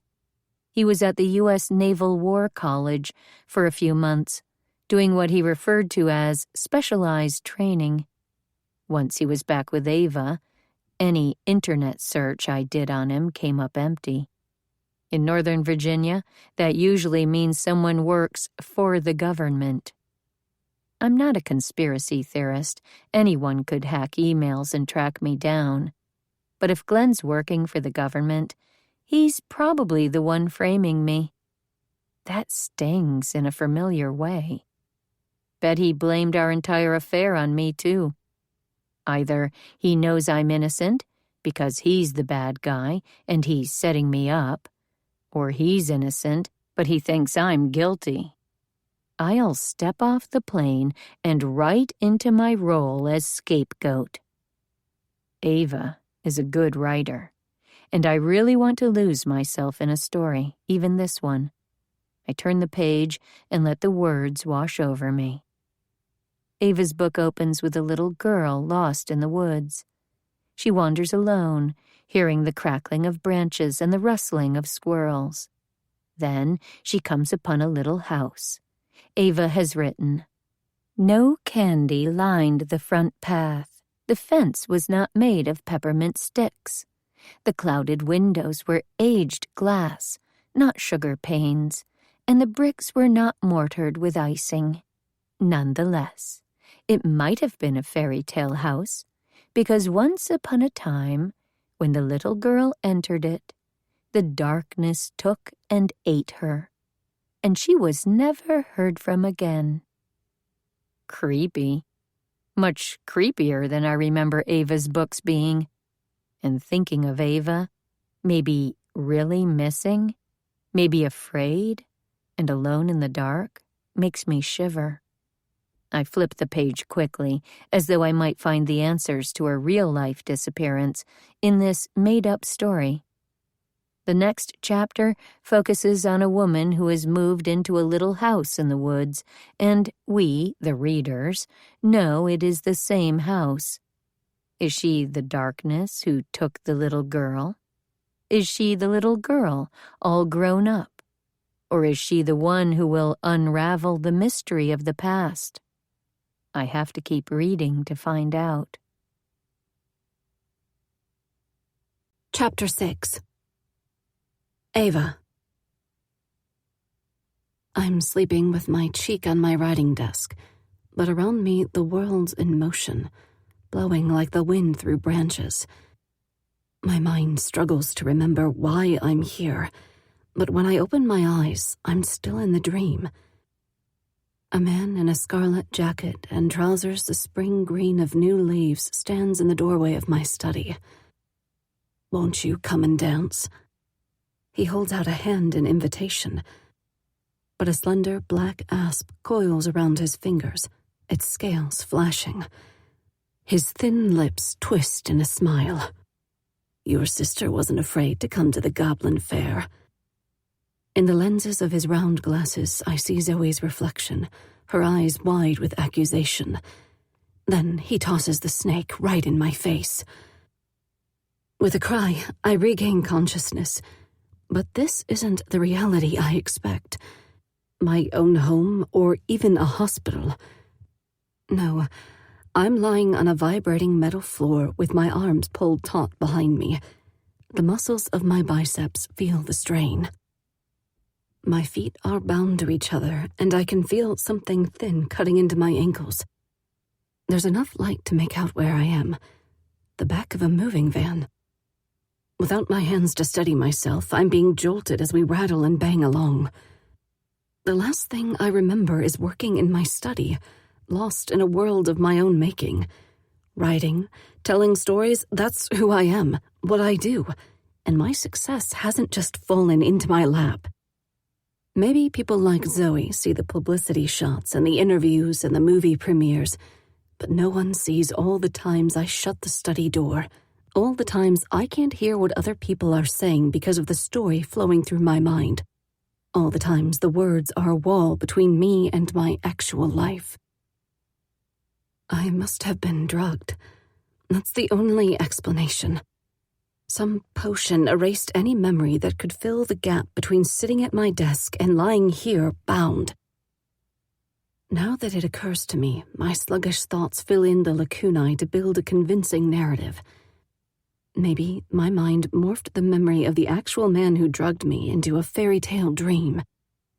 The bite of the dream snake seems so real, I could swear there's a sore place on my neck. A place like an injection site. Panic bubbles up through the fog that fills my brain. I twist my hands, but all I get is a stretched out pain in my shoulders and a penetrating numbness in my fingers. If this were a story, I'd already be chewing through my skin and sinew trying to break free. But I'm not as rash as the characters I create. They can afford to be reactionary, but as the author, I have to plan. Wiggling to a seated position, I lean over as far as I'm able. My feet are bound with a zip tie. Excellent. I've only written about this technique, never tried it, but I am able to pull my feet up and scoot back through the loop of my arms, so they are now bound in front of me. And they are also fastened at the wrist with another zip tie. Even as my mind is coolly ticking off the steps of my plan, deep inside me there's a whimpering animal caught in a trap. I ignore it, forcing myself to rise until I'm standing. But when we hit another pothole, I lose my footing. My shoulder and cheek strike the side of the van. My eyes sting with pain, and I end up on the floor gasping. Finally, I scoot into a corner and use it to support myself until I'm on my feet. When I saw this done, the person had plenty of room to stand and stretch his arms overhead. I'm short, but I can barely straighten up in this space. I take a minute to focus, believing this will work, picturing the move in my head. There isn't room for anything except this single image. Then I raise my arms and bring them down hard and fast, as if I'm going to drive them straight through my own body. And the zip tie gives way. My hands are free. I rub them together, trying to restore feeling, to warm them up, but no part of me is warm right now. Extricating myself from these plastic bonds is only the first step in solving my physical problems. And even while I'm executing that plan, another part of my mind is already searching for the guilty party. Every good story has a villain, and I need to know mine. If I were mapping out the plot of a thriller, the first, most obvious choice for my baddie would be the husband. But my husband, Glenn, doesn't have a reckless, vindictive nature. Even if he didn't love me, even if he wasn't my knight in shining armor, he'd never mastermind a kidnapping plot. And the second choice, my ex-husband Beckett, couldn't pull it off. The only person I know who hates me, truly and deeply hates me, is Zoe. Just thinking her name brings the darkness inside me until I feel as cold and hard as the metal floorboard. The truck bumps over the road, shaking me like a sack of mail. No matter who set this up, I'm all alone back here. Clearly, I'll have to stage my own rescue and be my own hero. I checked the pockets of my slinky black trousers, looking for assets. No phone, no wallet, nothing. Not even a breath mint to chase away the hideous chemical taste in my mouth. My slim gold watch, a gift from Glenn, is also gone, as is my wedding ring. With another bump, I slide down the wall and sit, hugging my knees. The metal of this truck radiates cold, forcing it into my very bones. Maybe it's a crazed fan wanting me to play Scheherazade, or an opportunist wanting a cash ransom. Glenn will pay it, any amount, a king's ransom for my return. But he doesn't have access to my money. While my mind is racing, I work on the zip tie around my feet. Fumbling, I find the catch and press it, even as the plastic cuts into my almost numb fingers, until the loop loosens enough for me to drag it over my heels. Points in my favor. 3. First, my hands and feet are free. Second, the driver of the truck can't see me. Third, I am smarter than they know. Every time the truck hits a bump, it's not just bruising me, it's making me angry. I will not be the victim. Not now, not ever. I am the author. If there is an evil mastermind, a malevolent god, that role is mine. I am the one who files for divorce. I am the one who proposes. I am the one who meets Zoe's weakness with strength over and over again. I am the Ava Hallett. This is my story, and I will take charge of it. I open the truck from the inside, holding the doors. Once they fly open, the driver will see it in the side mirrors. When I hit the ground, I need to run. The truck sways from side to side as a rutted dirt road unrolls behind it. All I see on either side is forest, trees, and undergrowth. The sun is low in the sky, and the shadow of the truck stretches out on the road like the mouth of hell. My breath is shallow, and my knuckles are white as I cling to the doors. This is the only way out. I know it, but my mind whirls, trying to find the best way, the right way. I imagine the options: kneeling down, jumping, or rolling out.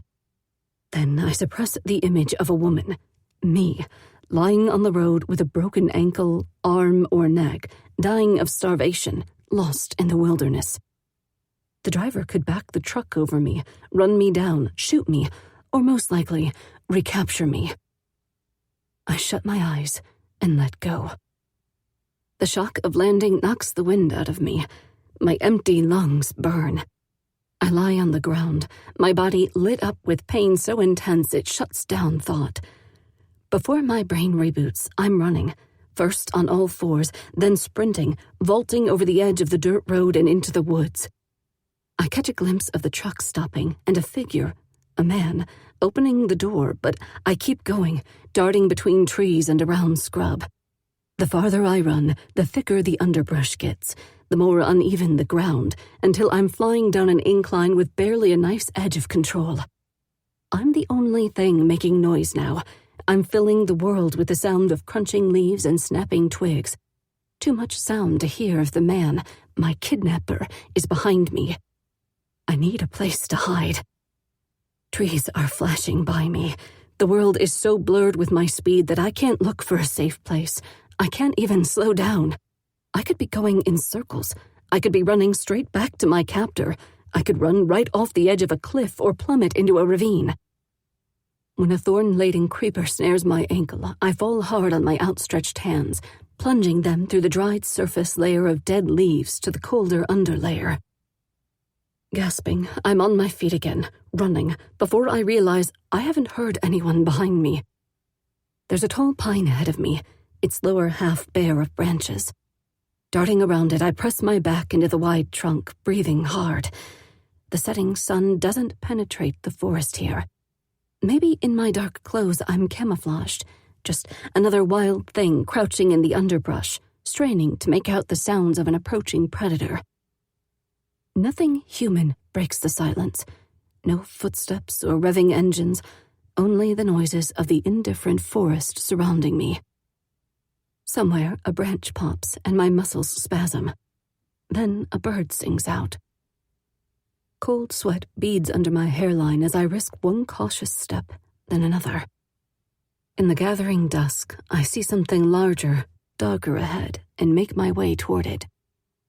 The upper part of the hill overhangs and has made a cave, really just a little notch in the face of the earth. I can see all the way to the back wall, and it looks empty. Before all the light is gone, I grab at the lowest branches, snatching one. As it snaps, I feel a jolt of fear that I'm making too much noise, but the woods around me are still silent. I take another branch, then another, snapping off the dry ones and twisting the live ones until I have an armful.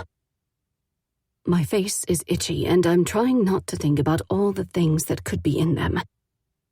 I pile them at the entrance to my little cave. Maybe if I hide now, I'll be able to find my way to safety in the daylight. By the time I finish, I can make out the thick trunks of trees, but wire-thin vines and twigs are impossible to distinguish from the inky air. I'm shivering, only partly from the growing chill. If this were a story I had written, my kidnapper, the villain, would have thought of everything. He would be wearing night vision goggles. There would be cameras throughout the woods. He'd be an expert tracker, and there would be no easy escape.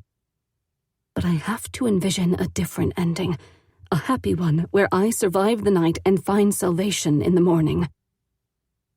I scoop up an armload of leaves, trying to get only the dry ones, and creep into the cave. Dumping the leaves on the earth, I pull at the branches, trying to make sure the inside of the cave is totally and completely dark. If no light can get in, not a scrap, then surely no one will be able to see me. I wedge myself in a nest of leaves against the narrowest corner. Tucking myself into a ball like a hedgehog, I close my eyes against the gathering night. My body is freezing, but my soul is full of heat. There's a puzzle to solve. My life's on the line, and I just need to know a name. The mastermind. Someone who hates me enough to have me kidnapped. I didn't recognize the man who was driving the truck from the brief glimpse I got, but he could be just the muscle and the transport. Anyone who's found success knows that someone else is always watching. Someone who wants what you have, who thinks you don't deserve it, who wishes you would disappear. Of course, I didn't have to hit the bestseller list to find that person. I grew up with her. Once there were two sisters. The older was a storyteller, and the younger was her favorite story. Zoe is the only person I know who lives in Technicolor, not thinking or reflecting or pondering, only living every moment full force.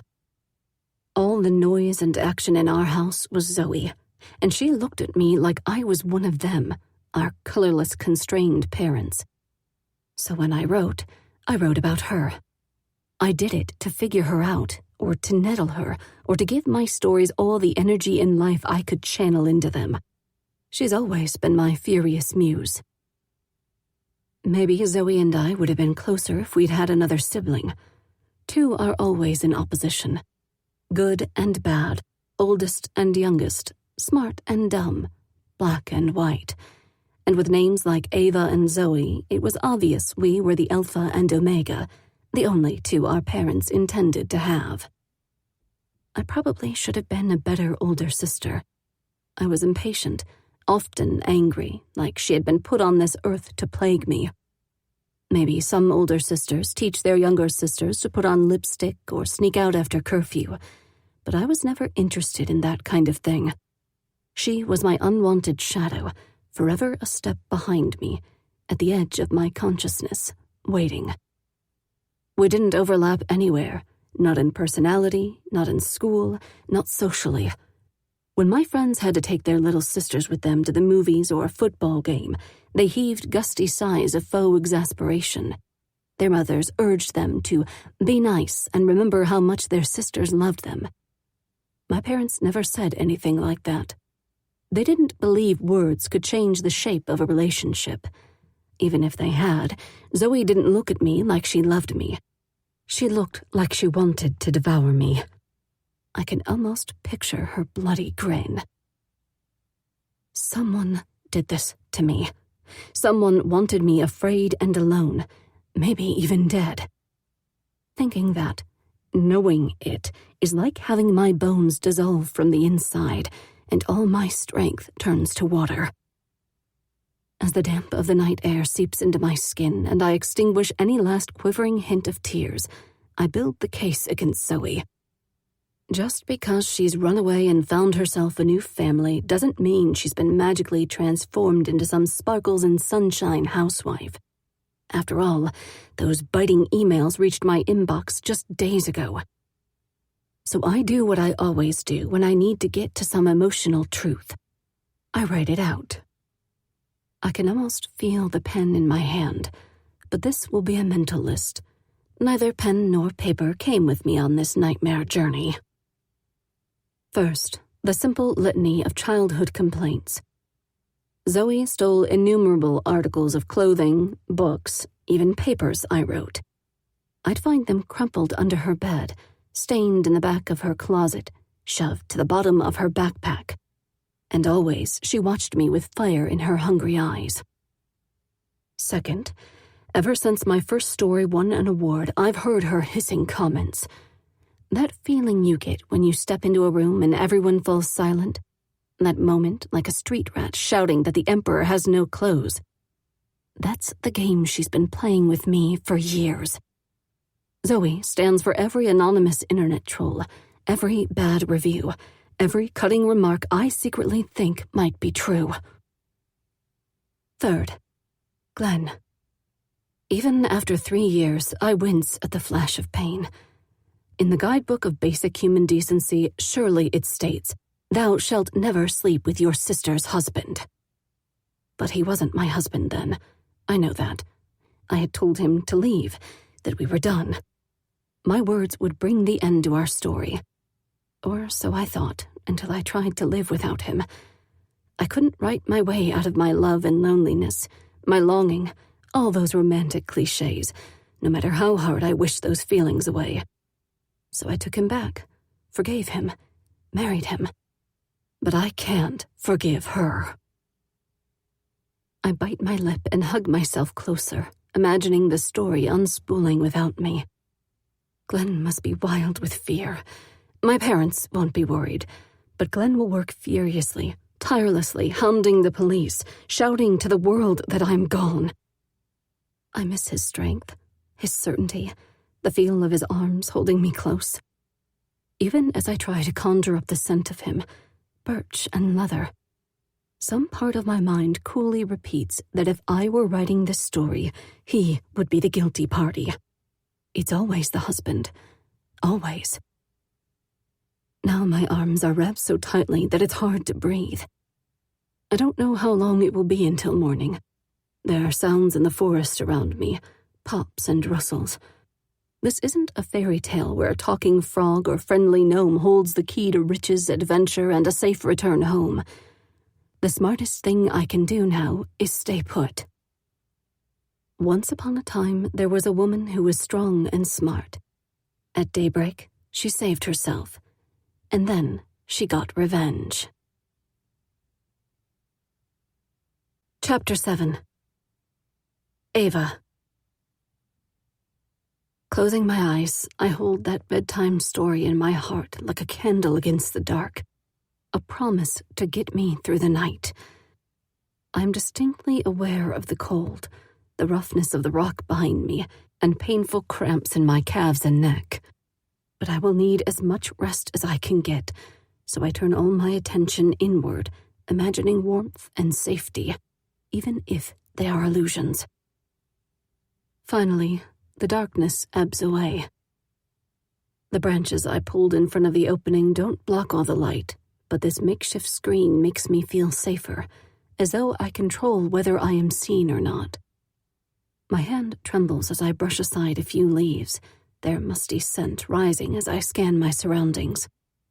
These could be the woods of North Carolina, Virginia, Maryland, West Virginia, Pennsylvania, or some fairy tale forest with a witch's cottage and a big bad wolf. My stomach is an empty crater, and the ending of a darker story rises within me. The woman disappeared in the dark woods and was never heard from again. No one knows where I am, not even me. Shaking off my creeping despair, I crawl out of my hiding hole and head toward the sunlight filtering through the trees, which must be east. Heading seaward feels comforting. Even if I'm going deeper into the forest, I must be getting closer to home. I'm lucky. I keep trying to convince myself. My feet crunch through the leaves as I count my blessings. Lucky I broke free. Lucky the temperature didn't go below freezing last night. But I'm having a hard time forming a complete thought as I try to combat the shaking that's spreading through my body. And that's when I hear it. A metallic buzzing sound that doesn't belong in the forest. It slices through me and I freeze with hope and dread. I don't want to be caught again, but I can't pass up a chance at salvation. Forcing myself to move carefully, quietly, trying to subdue even my ever-quickening pulse, I head toward the distant sound. Sometimes it pauses, as if someone is listening, and I stop cold until it starts again. Some kind of power tool, I think, and my heart pounds in my ears. I am getting closer and closer. I think I see movement through the trees, and then suddenly everything goes completely silent. If I move now, the person will definitely hear me.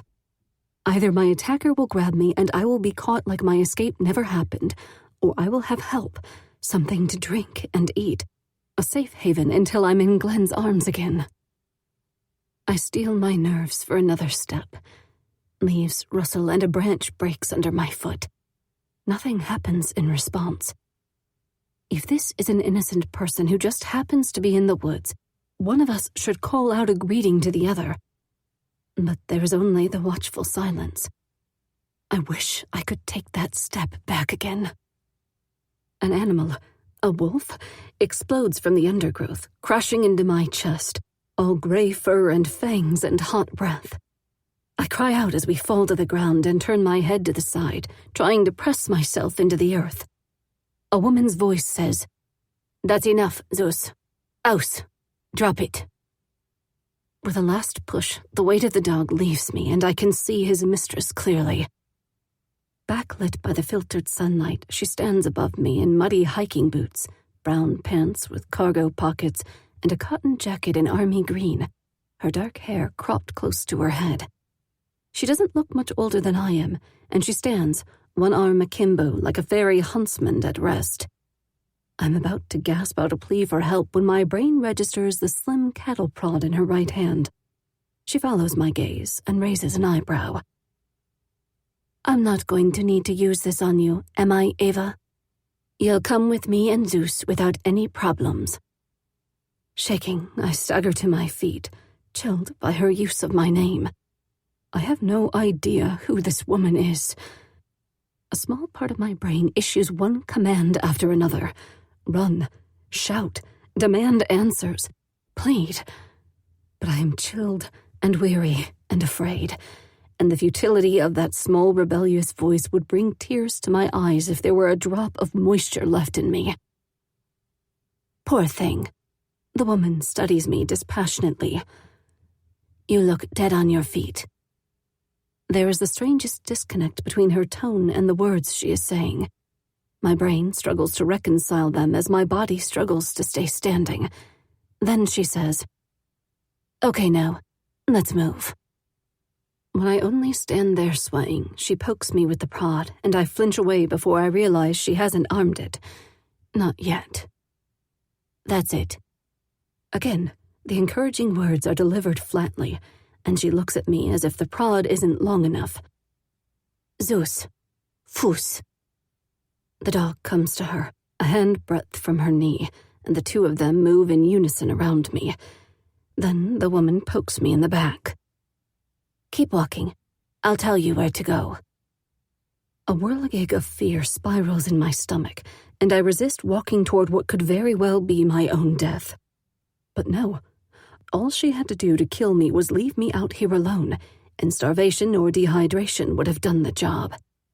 I try to speak, to ask what she wants, but my dry throat fails, and I produce only a rough cough. Zeus, Brumen, she says, and the dog starts a low, rumbling growl. Painfully, I force out the words. What do you want? In answer, Zeus growls louder, no longer a rumble but a revving engine, as if he is building to action. Another brisk command. Hoik. And the sound stops abruptly. This dog is so big, so well-trained, like 100-pound extension of the woman's body. I don't have the strength to do anything except walk. Without another challenge, I let the woman and her wolf dog force me through the forest. Perhaps I don't have much of a choice, but I choose to allow this. Moving takes all my energy, so I couldn't argue or fight with her even if I dared. But my mind is churning, trying to solve this puzzle. She knows my name, and the mere thought makes me stumble against a tree trunk. My hand is already scraped up, and it stings. She says, "Careful," but I can tell she doesn't mean it. She just wants me to keep moving forward. I go as slowly as I dare, picking my way across the slippery mix of moss and pine needles and fallen leaves. The pain has cleared my mind like a jolt of caffeine, and I pluck the most likely story from the swirling possibilities. Money. If Glenn pays, or my parents, I can go home. If money can solve this, I'll pay anything, do anything, sign any papers, sell any assets, even spin straw into gold. But panic pinwheels faster and faster in my gut. My brain isn't interested in false comfort or fantasy. This woman striding through the forest with her gray wolf dog isn't making any effort to disguise herself, and she hasn't covered her face with a mask. Maybe she hasn't hurt me. Maybe she doesn't want me dead, but she's not afraid I'll identify her. Like a bird in a snare, I'm trapped, and she doesn't intend to let me go. Chapter 8. Zoe. I'm a slow reader, and I'm only a fourth of the way into Bloody Heart Wild Woods when we land at Baltimore-Washington International Airport. As I pull my carry-on from the overhead compartment, an idea hits me. International. I could walk up to any ticket counter and be gone. Despite the people streaming off the jetway and veering around me, I stand still and look up at the arrival and departure boards.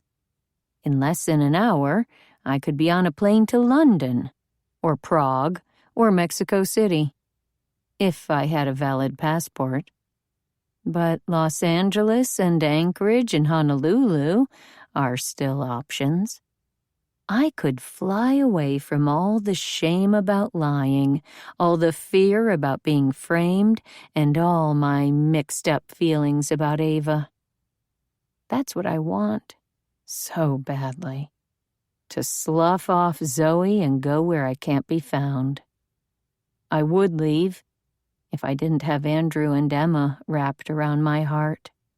Wherever I flee, I'll bring my love and longing for them with me. Houston, that's the only place I want to go. Home. I won't be here long. I'll tell these new detectives the same thing I told Detective Valdez, and if there's any doubt, I'll hang out just long enough for Ava to get tired of this stupid game. If she isn't back in a week, swear to God I'll find her myself. Some asshole wheels his stacked bags, a bulky carry-on topped with a laptop bag and a rolled coat, right over my foot. I yelp, but he doesn't even turn around.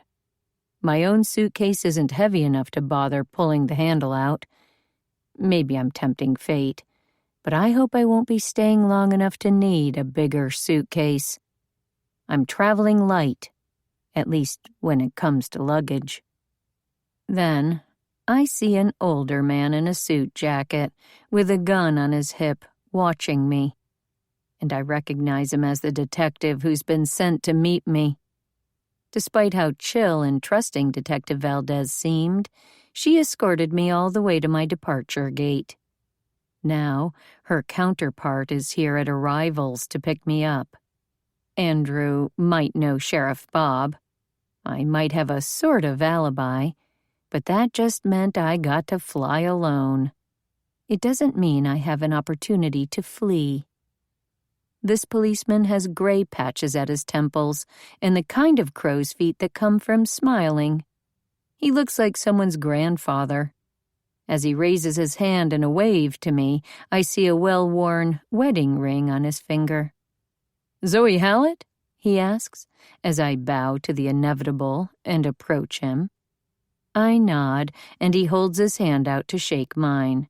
"Detective Davies, any luggage?" "Just a carry-on and a personal item." I heft my trim black suitcase to illustrate, like I'm trying to prove that every word I say is true. Ava's book makes my shoulder bag feel heavier than usual. "I'll be taking you to the station. We'll go over your story again on this end." He motions for me to follow him, and we make our way through the airport. His gait, somehow a casual stride that moves quickly. I'm hustling to keep up. I don't want this man to think I'm afraid or to know how angry I am with Ava. At this point, I can almost believe her disappearance is simply some publicity stunt, and those emails and calls were just Ava dragging me into her drama. Trying to conceal my breathlessness, I ask, "Has there been any news?" He doesn't turn his head to look at me. "Nothing new?" I don't know if this is the truth, or if that's all he can say to someone who may be a suspect. I asked about my sister, didn't I? That's what an innocent person would do. And I am innocent, of Ava's disappearance anyway. Detective Davies loosens up a little as we approach the exit. Maybe he's also relieved to be leaving the noise and chaos behind. Maybe he wants me to relax. "I'm not sure you're going to be warm enough in that little jacket. It's gotten cool early here. What's the weather like down there in Texas?" "Hot," I tell him. "Sometimes it's 80 degrees, even in January." I'm not going to relax, but he doesn't need to know that. He's left his car right in the loading-unloading passenger lane, a perk of law enforcement. It's not a cop car with a cage in the back, and the detective holds the front passenger door open for me. "Well, if you get cold on the ride over, I might have an extra sweatshirt in back. Throw your suitcase there, too. After we finish at the station, you can always pick something else up. You'll be going home with your folks?" "I guess so. Actually, my parents and I haven't discussed it. After I went to college, my parents moved into an elegant townhouse in the historic district. That place is not my home. My mother and father have never known how to make one, and the thought of staying with them makes me feel small and uncertain. I slide into the front seat and keep my shoulder bag by my feet. Detective Davies shuts the door, and as he walks around the car, I think he must be a very, very good detective. I've known him for 10 minutes, and he's managed to make me feel like he's on my side. But I'm not an idiot.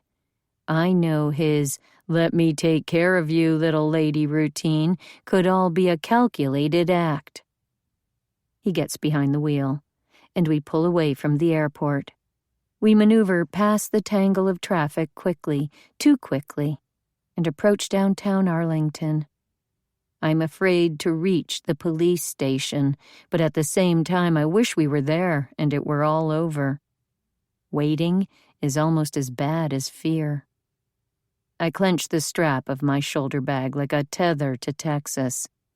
This is the bag I bring with me when playgroup goes to the zoo, or when Andrew, Emma, and I take a family trip to the ice cream factory in Brenham. It holds up to 4 library books, plenty of snacks, and a change of clothes for Emma. Now it has my wallet, a cardigan, and Ava's novel, and probably some leftover Ziploc bags of stale cereal. But it holds nothing that can slow the inevitable. Detective Davies has put on the turn signal to bring us into the parking lot of a municipal building. We are at the police station, closer to my parents than I have been in 3 full years. Driving straight past the crowded rows of parked cars, Detective Davies pulls around the side of the building and parallel parks the car, quickly and efficiently, between 2 identical sedans lined up by the concrete wall of the building. "Have enough room to get out?" he asks. I really want to run, but Detective Davies has shut the driver's side door and is taking my suitcase out of the trunk. My door is bounded by the municipal building, and I have nowhere to go. There's at least 1.5 feet of space, so my door opens. I squeeze out and drag my shoulder bag after me. Carrying my suitcase instead of rolling it, Detective Davies leads the way to a squat building, boxy and blank. Just like at the Fort Bend County Sheriff's Office, the lobby has echoes of a waiting room, with chairs and magazines and an officer at the front desk behind glass. This time, we walk right past to the security door. Detective Davies offers the woman at the desk a cursory nod and waves his ID badge across the electronic lock. He holds the door open and waves me through. On the other side, he sets the suitcase down. "Remember to pick this up on your way out," he tells me. I guess he doesn't intend to book and jail me yet, anyway. Everything is glossy white, a nightmare corridor of doors. Anything could be behind them. A murder board with pictures of Ava's dead body. An interrogation room where I'll be handcuffed and dragged off to jail. And when Detective Davies opens the first door on the right, the nightmare is real. Because the 3 people getting to their feet are my mother, father, and my brother-in-law, Glenn. I bump into Detective Davies and realize I've taken a step back. His hand lands on my shoulder, and I am steered through the door and into the room. This isn't an interrogation room. It's more like a conference room. In addition to the table, big enough to seat 8, there are cushioned office chairs, and the walls are lined with cabinets all shut tight. I don't want to look at the people in here with me. "Let's have a seat," Detective Davies says. "We have a few things we'd like you all to know, before we ask Zoe some questions separately." Nobody sits down. My parents are side by side, holding onto the backs of the chairs in front of them. Glenn is coming toward us, his fists balled. He is still handsome, so handsome, like an action figure, all sharp, defined edges, but now his muscles aren't sexy, they're scary. He's a big guy, way more built than Andrew, and he's angry at me, with all the force I once mistook for love. "Ask your questions right now," he insists, through clenched teeth. "She's obviously behind this." My heart hurts, like he's punched me in the chest. "Excuse me? I've been living my own life. You're her husband, you probably did it. I haven't even seen Ava for 3 years. Whose fault is that?" Glenn's looking at me with real hatred. Something I've never seen on his face before, and it feels like I'm being sliced open. My mouth was snapping out retorts, but my feelings have finally caught up with me, and I turn my back on him. I imagined our reunion so many times, him apologizing, desperately explaining, coming back to me. Never this. I can't let him see how I care. I turn toward my parents, their faces perfectly composed, ignoring all my drama. There's no help here. I'm drowning all by myself. Expressionless, my mother says, "You must feel overwhelmed. Do you need to sit down?" My parents never have to worry that their faces will betray an emotion, as they clinically identify anger or grief. Now that I'm taking care of Emma, I use those techniques when she's having a tantrum. I mirror her distress, affirm it, and distance myself from it. Because it's never about the cookie she can't have, or the juice that's spilled. The problem is too big for her to articulate. The problem is being a small, powerless thing in a world full of rules you didn't make and don't understand.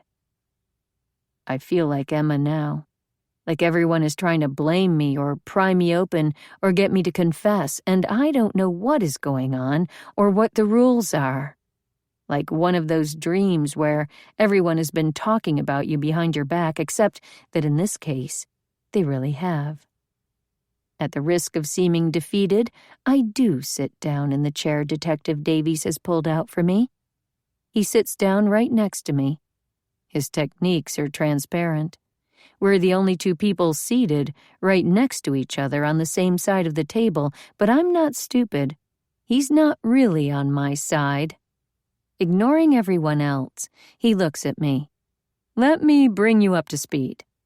We're monitoring the phone lines and Ava's email, as well as going through all the correspondence she has received in the last few weeks." Email. Heat rises inside me. Did Detective Valdez tell him my email was hacked? Do my parents know? Does Glenn? The vicious words I didn't write, but ones I could have. I have been that angry at Ava. I have wished her dead and gone. As if he can see everything inside me, Glenn says, "This is a waste of time. We know Zoe was involved." "I wasn't," I protest, but there's no point. Whatever he felt for me once has soured, and I feel that acid pain inside my own gut.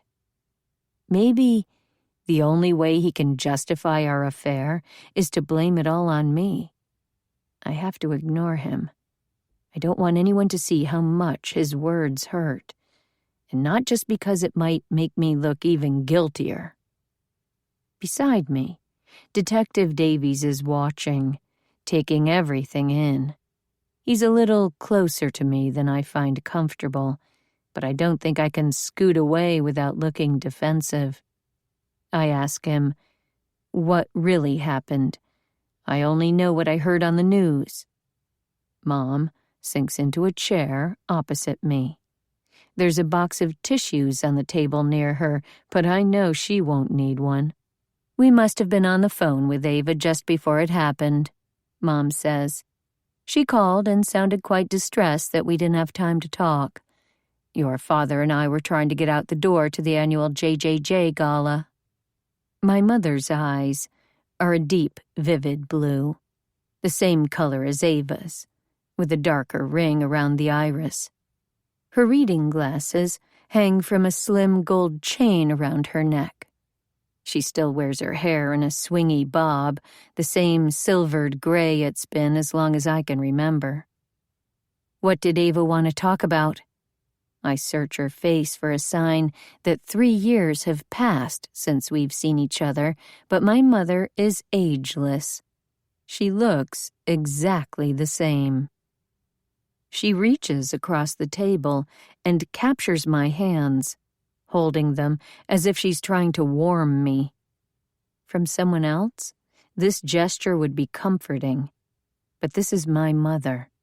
I can't tell whether she believes I'm innocent or is just trying to establish rapport.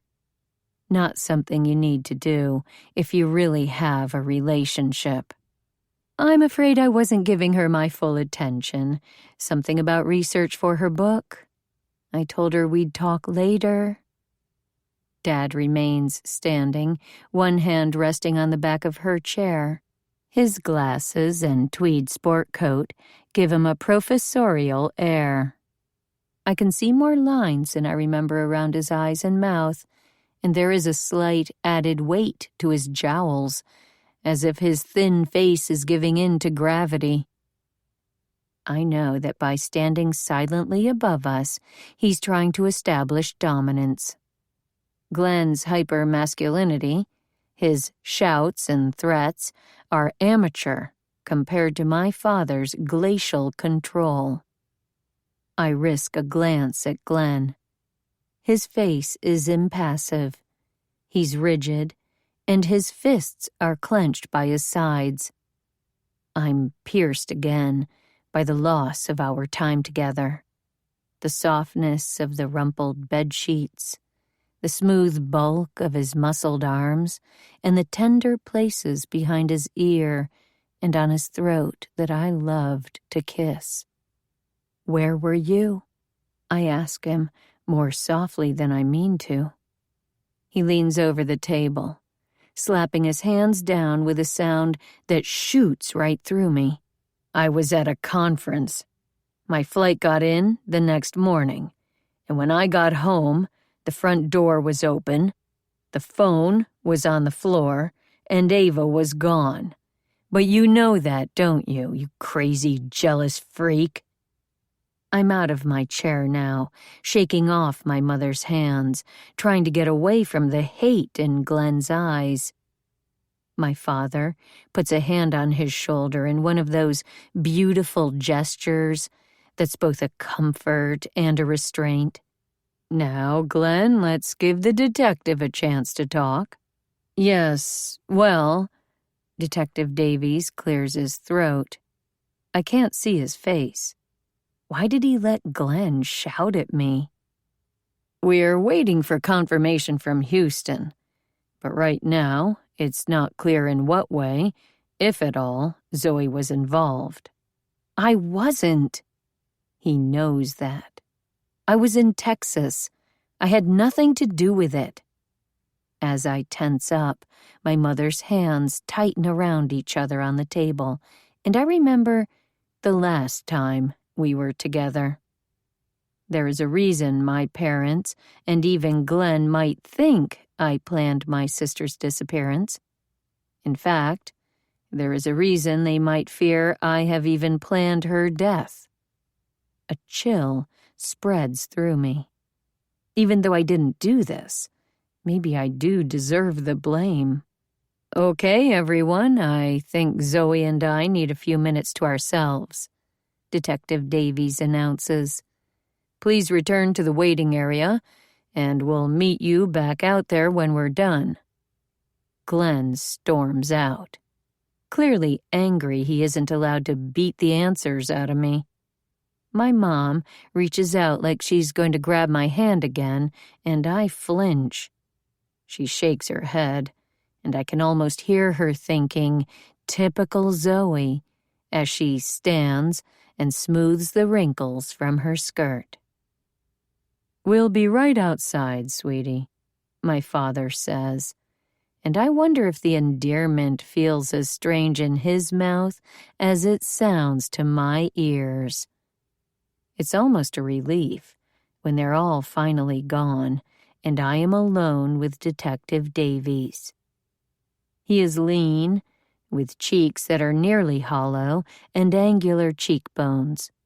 One eye is slightly narrower than the other, and his chin juts just a little to the opposite side.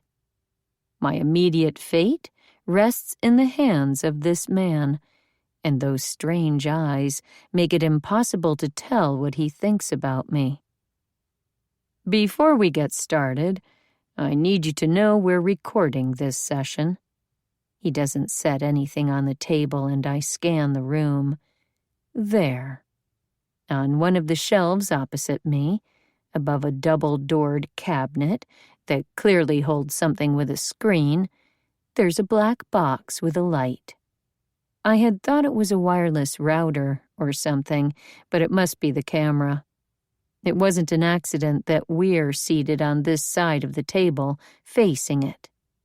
I need to remember, just because this isn't an obvious interrogation room doesn't mean this isn't an interrogation. My heart starts beating double time. "Are you going to read me my rights?" "I don't think that will be necessary." He smiles, but I see warmth in only one eye. The other still squints in permanent disbelief. "I read the statement you gave Detective Valdez, and we have corroboration from a few other sources." "Who?" "Felicia and Bethany and I texted and spoke on the phone." "Maybe Emma's pediatrician?" I call that office every time she has a fever, just to hear them tell me it will be okay. "Or maybe the detective has heard back from the airlines?" But I could have taken a smaller, private plane from the Sugarland airport. I didn't, but he doesn't know that. I should be relieved that he seems to believe me, but now I doubt his competence, or his sincerity. "Okay," I tell him, "record me." "Thank you," he says gravelly, and I know the recording has been going on this whole time, through Glenn's accusations and my denials. But he continues the charade by looking up at the black recorder and saying, "Interview with Zoe Hallett, October 13th. "McPhee," I correct him. "I'm married." "Right. Elizabeth McPhee." I know he thinks changing my name was just magical thinking. You can't change who you really are. Screw you for humoring me, I think back at him. He continues, "The time is 5:30, and we are in conference room B. Zoe, will you state for the record that you are chatting with me of your own free will and are not under any coercion?" "That's right. But I am coerced. If I refuse or balk at any point, I'll look guilty. Surely he knows this, which makes everything we are doing feel like play acting. I am acutely aware of his eyes on me, and of the camera, which could be showing this scene in real time to anyone. My face feels as hot as if there were an interrogation lamp overhead. "Will you tell me, in your own words, where you were, and what you were doing on Saturday the 8th and Sunday the 9th. I tell him everything I told Detective Valdez in even greater detail. I don't know if it gives my story added credibility, or makes it sound like total fiction. If I were planning an alibi, I wouldn't have come up with this one. When Emma is sick, she wants to cuddle, heavy and sweaty against me. We watch television, shows in bright primary colors with simple songs. We both suck on hydrating push pops full of electrolytes. We don't leave the house. No receipts, no eyewitnesses, nothing to prove where I was or what I was doing. I wish I were there again, and time could thicken to hold us together. Detective Davies blurs, and I realize there are tears in my eyes. Maybe if I am lucky, he will think they are for Ava. Without comment, he slides the box of tissues closer to me. That corresponds to the statement you gave in Sugarland. Now, I have some follow-up questions, and it's crucial that you answer me truthfully. Do you understand? I reach for a tissue to dab my eyes, but my heart is hammering. Okay. When is the last time you saw Glenn Melcher? 3 years ago. More specific, please. August 3 years ago? Have you had any contact with him since that time? No. Please describe your relationship. He's my brother-in-law. I haven't seen him for 3 years. And prior to that period? I don't want to say it out loud in this room to this man. It will be documented, a matter of record. My hands clench the edge of the table, but then I remember everyone will see this, and I force them down into my lap. Prior to that period, we dated. You were romantically involved? Yes. What brought your relationship to an end? He left? Do you know why? No. I don't want to say anything else. I know all of this can be used against me. Did anything unusual happen in the week preceding the last time you and Glenn saw each other? Ava happened. Ava always happened. Under the edge of the table, my hands are clenching again, my nails digging into my palms. My sister published a book dedicated to him. What was their relationship at the time? Nothing. They weren't dating, they had broken up. At least, that's what I had believed. And then she reached out and took him back. That must have been upsetting. I shrug. He's looking for a reaction, and I can feel it building inside me. The same fury that throws chairs and flips tables. If I had anything in my hand, I would hurl it at the camera. Instead, all this anger is vented on myself. My nails have drawn blood, and I twist my fingers against each other. How long after that did they get married? I will not move a muscle of my face. I will keep my voice soft and even. A couple months. 3 months.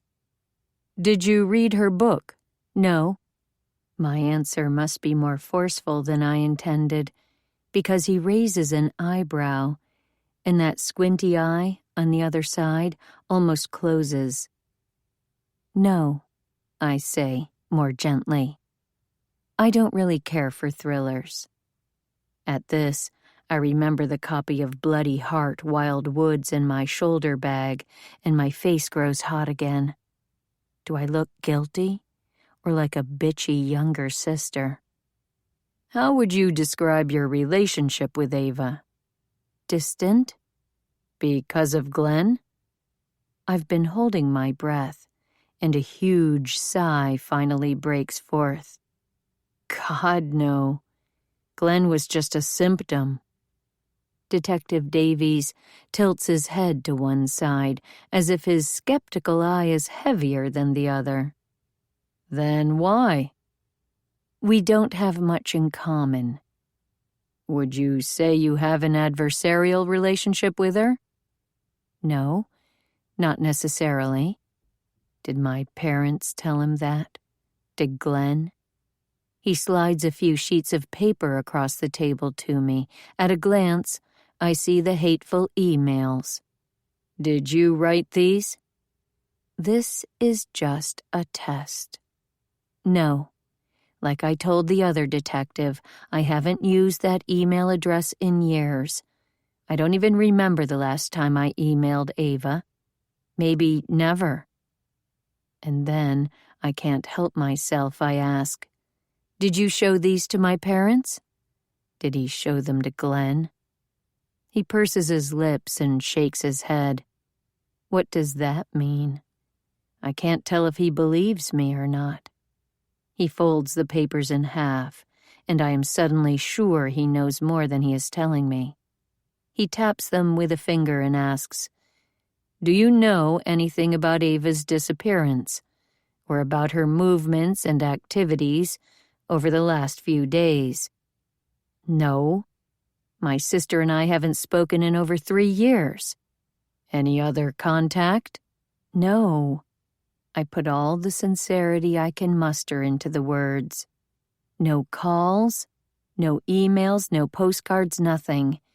I haven't seen, spoken, or heard from her in all that time. "But you didn't have a bad relationship." I push my chair away from the table and cross my arms. We didn't have a relationship at all. Chapter 9. Ava. As the strange woman and her dog herd me through the woods, I keep my head down, enduring rather than marking time as it passes.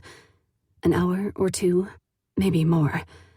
Then, one by one, gray and white flecked stones appear in the thin grass and mossy earth. A few steps farther and the forest floor gives way to gravel with the occasional scrubby plant poking through it. I am so tired I could fall asleep on those sharp-edged stones, but I look up. We are approaching a wood cabin, not the kind where hunters rough it or a cunning little cabin for dwarves, but instead the luxe contemporary kind Oprah would use for a weekend away. The rich brown beams of the walls are glossy and the windows are spotless. I can almost feel the soft thickness of the beds and the soapy heat of a shower. I veer toward the sanctuary, but the woman gives me a hard rap on my hip. "Not yet. Stay to the left." At the side of the house stands a small shed, metal like a shipping container, and I can't help it. My feet stop moving. It's smaller than the back of the van. I will not be confined, helpless in another box. Behind me, Zeus growls again, low and steady. "I can't." My scratchy voice sounds weak. "You will." The woman gives me another solid poke with the goad, but my muscles are locked and frozen. This isn't a child's playhouse, a cute plastic cabin with little windows or even a rickety pile of sticks that might let some light in through the cracks. This metal box with a padlock on the door might serve as an innocuous place to dump lawn equipment, but to my eyes it's an oversized coffin, a little too big to bury. I don't have enough strength to argue with myself, to explain that the poking stick could become an electrified bolt of pain, that the growling dog could bite and rip. I am deeply, viscerally opposed to going in that shed. My body is delivering an unequivocal refusal that my mind cannot override. The shock of the cattle prod steals all thought and breath. The world is bright, harsh pain. Then it is gone and my muscles spasm.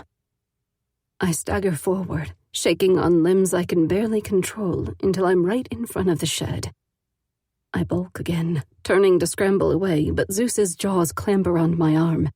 His teeth don't break the skin, but his grip is inexorable, unyielding. The woman steps over me and unlocks the padlock. She swings the metal door open. "Thus," she says, and he gives me a firm shake. "He will release you, and you will go through the door." Her voice is calm. "If you do not, I will have him attack.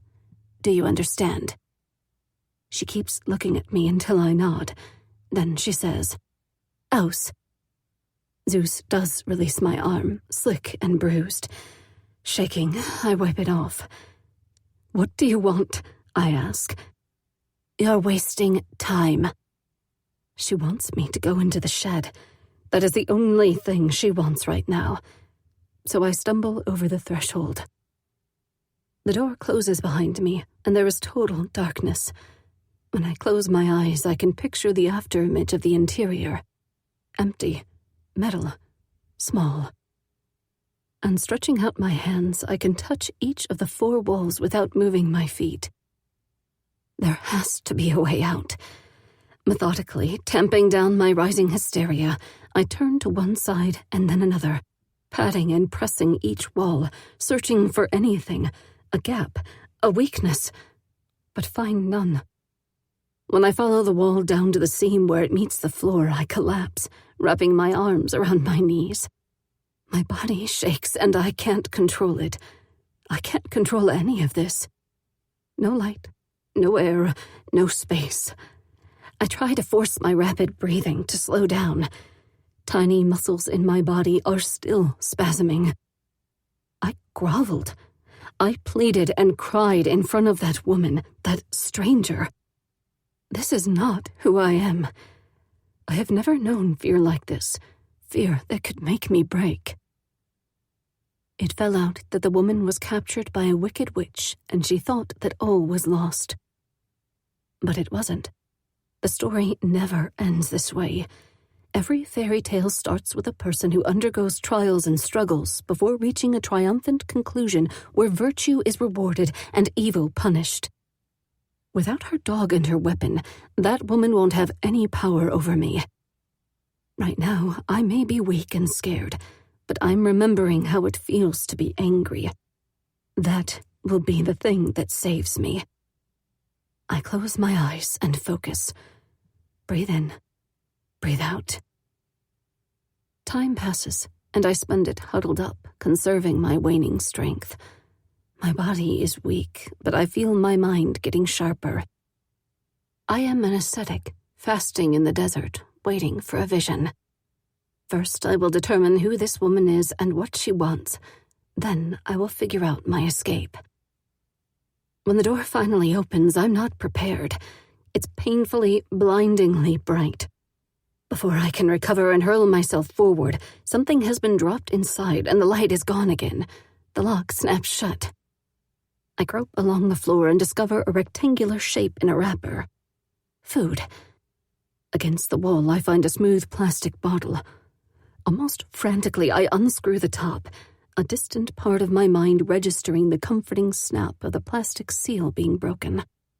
I gulp the water down, feeling it slosh in my empty stomach until the last drop is gone. There isn't enough. I should have saved some, made it last. I am beyond hungry, but eating whatever is in this packet will make me thirsty again. I have made a mistake. These people have made me so stupid. I turn the bar over and over in my hands, considering.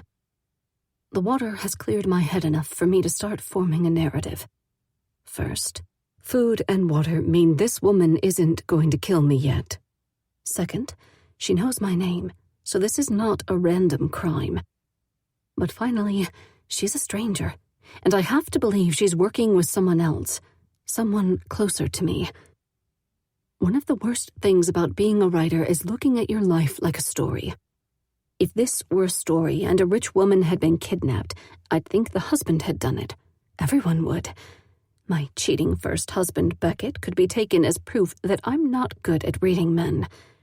But Glenn knows I would give him a divorce the second he asks for one, because I wouldn't want him if he didn't want me. Plus, my cold inner voice adds, surely there are easier ways to get rid of me. My heart twists. I love Glenn more than I let myself believe, and I long to curl back into a bowl of self-pity, but I refuse and stamp those feelings of weakness down hard. There's productive thinking, and then there's obsessive thought, and I choose the former. Now I'm composing a plan for survival. There's nowhere to hide my bar of food, but I'm going to save it.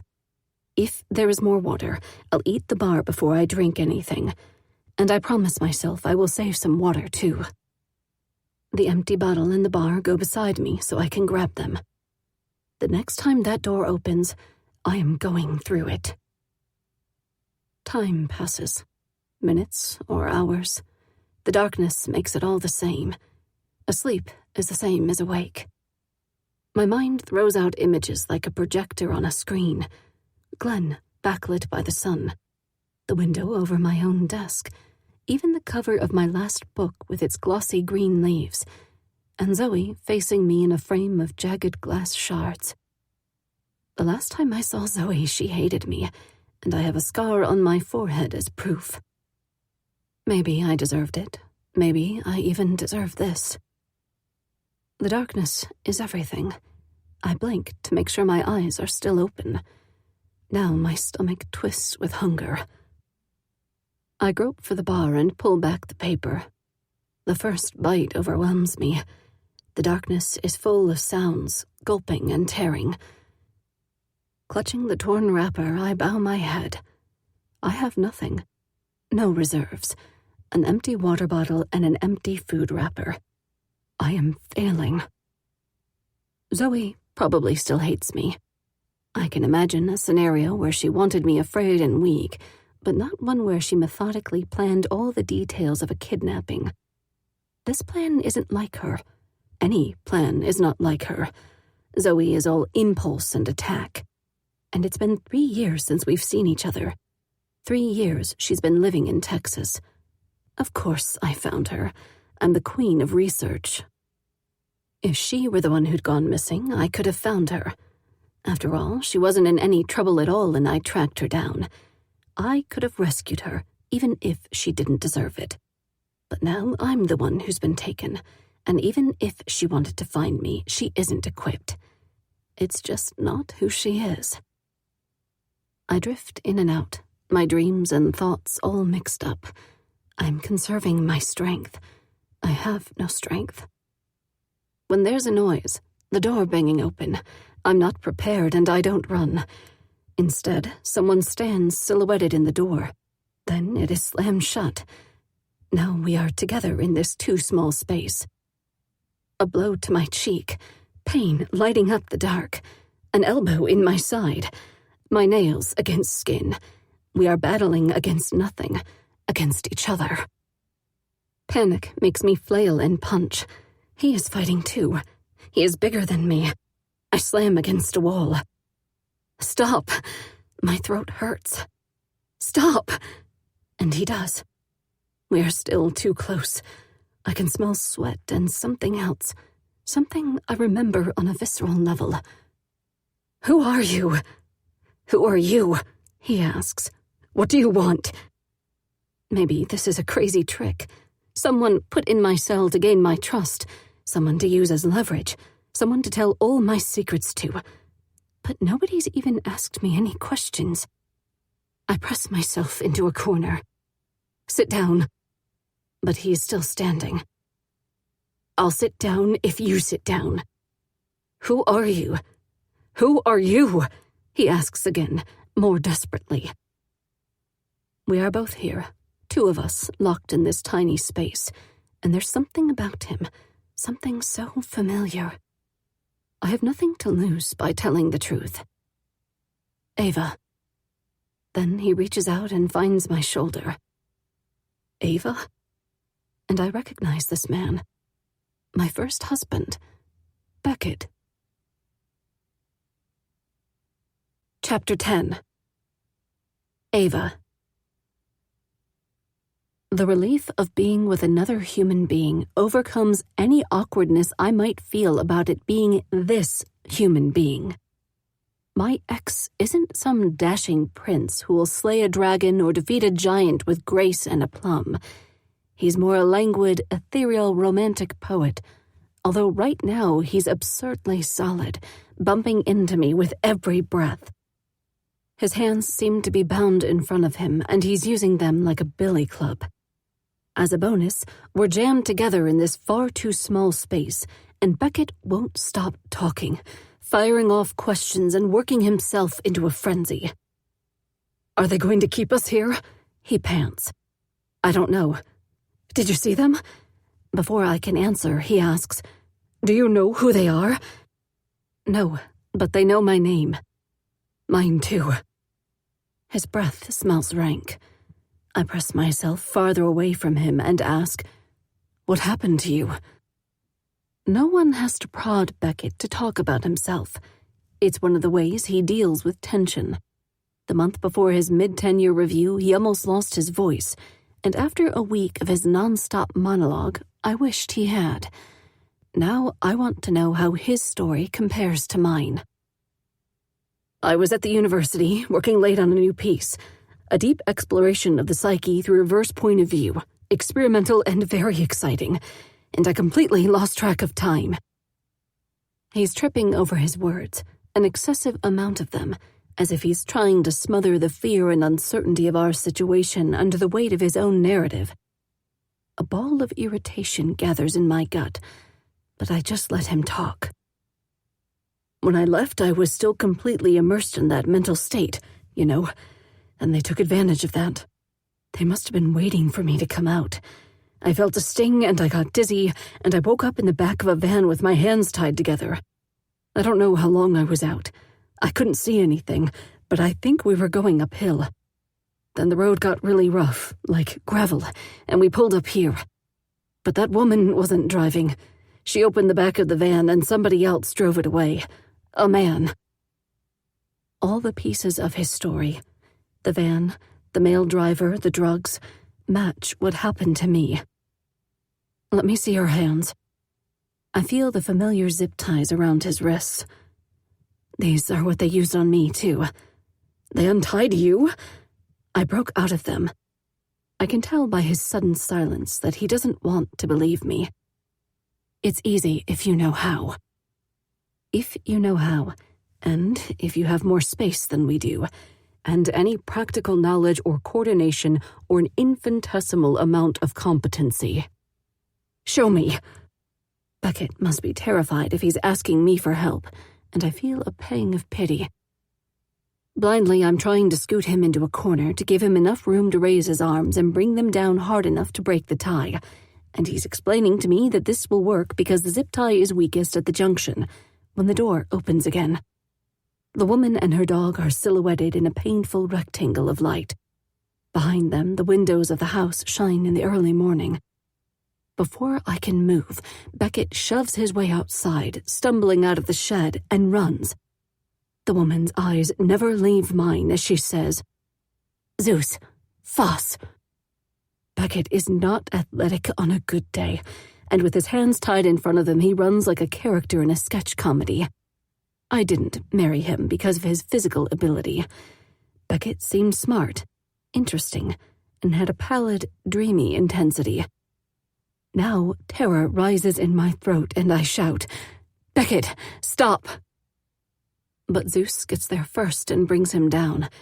It's frighteningly efficient, and the analytical portion of my brain marvels at the dog's beauty. Pure muscle, avoiding the flailing legs to seize the upper arm, completely immobilizing Beckett. My own body is shaking. I'm crying and gasping. The woman's mouth purses in disgust. That's right. I'm weak. Just a girl. She doesn't know my mind, my will. My cheeks are wet with tears, but there's steel in my heart. I will survive. I step out of the shed. Beckett is curled into a ball on the ground, and the dog's jaws are still around his bicep. Zeus's tail swishes back and forth with pleasure. That dog could kill Beckett. I am helpless as I felt when Zeus brought me down yesterday. Underneath my fear lies anger. If that dog attacks me again, he'll lose an eye. Despite my apparent hysterics, the woman keeps her gaze on me and her cattle prod at the ready. "Mr. Coughlin, are you quite finished?" Beckett moans. "Enough. Zeus will let you go, and I expect you to stand up and walk over to me. If you don't do exactly as I say, he'll rip your throat out on my command. Are we clear?" Somehow, she interprets the noise Beckett makes as assent. "Aus. Pass auf." Zeus releases and takes a step back, keeping watch.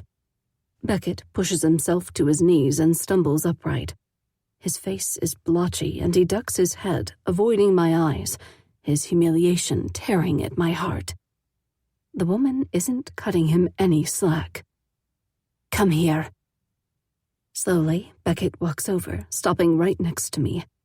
Reflexively, I reach for his hand, but he twitches it away, a stinging reminder that he's still my petty ex-husband.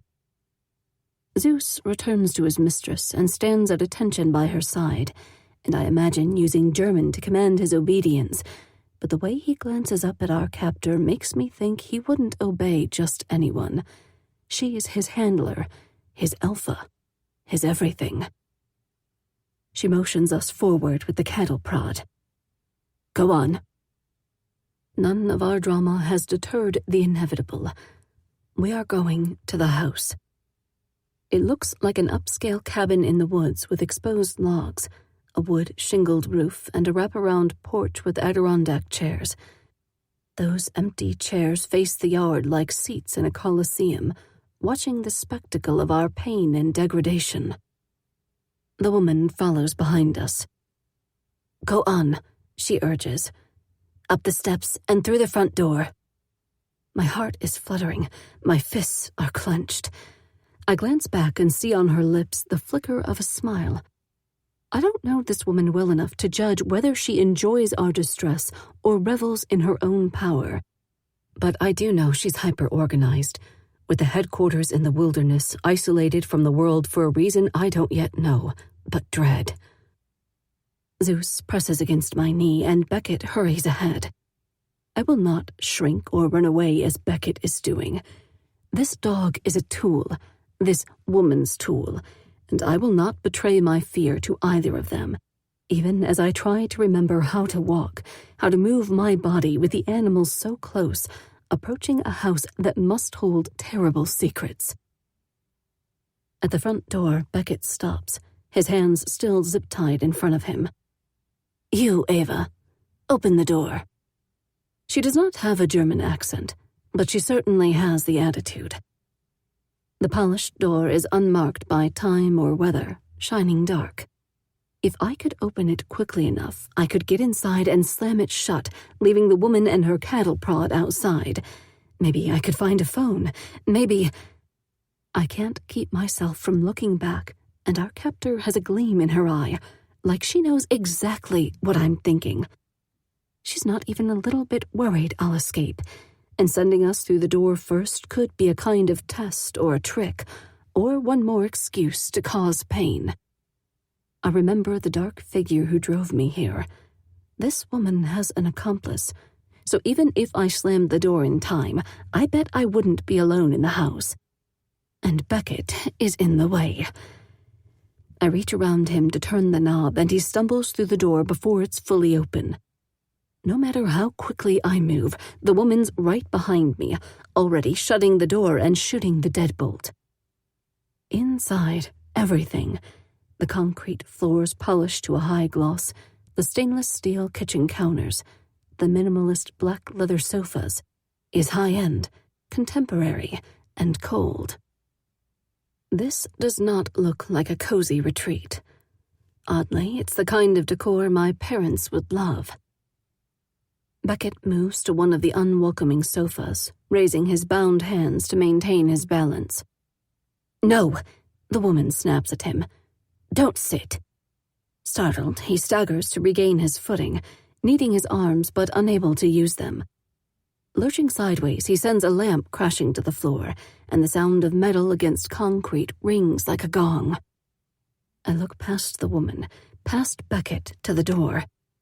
Now could be my moment. Zeus growls, and I freeze with my foot barely raised, calculating. The dog's right behind me, the woman's between me and the way out. Not yet. The woman looks at Beckett and the fallen lamp with equal amounts of disgust. "Goddamn idiot. Don't touch anything, either of you. Zeus, pass auf." Don't touch anything. My pulse is racing, but so are my thoughts. One of my sources, a cop, told me that every time he pulls a car over, even for a routine traffic stop, he touches the trunk as he approaches the driver, just to mark it with his own fingerprints in case he doesn't walk away. Once there was a woman who disappeared, leaving no trace, not even a fingerprint, behind. The constructive part of my brain keeps spinning, making notes, planning. First, our captor's not holding a gun, not even a taser. Second, the cattle prod has only as much range as it has length, no more. Finally, Beckett is standing against the wall, chewing his lip, not looking at me. If we both ran for the door, Zeus could take only one of us down. I could get away, run for help. Beckett might not get out, but I could do it. The woman pulls out a phone and starts fiercely texting, but her gaze never completely leaves us. I turn a little so she can't see my face. Look at me. I will Beckett to wake up, to engage. I need to get his attention, but in a normal, not planning to escape way. Beckett, are you okay? He's lost in his own world, completely shut down. If I'm the only one who runs, Zeus will kill me. It has to be both of us to work. While I'm looking at him, I can't see if the woman is paying any more attention to us, but I can hear her hiss in frustration. If I glance over at her, I'll look guilty, and my skin is crawling with the effort of keeping calm. Beckett! Finally, he raises his head, tears in his eyes. He whispers, "Why is this happening?"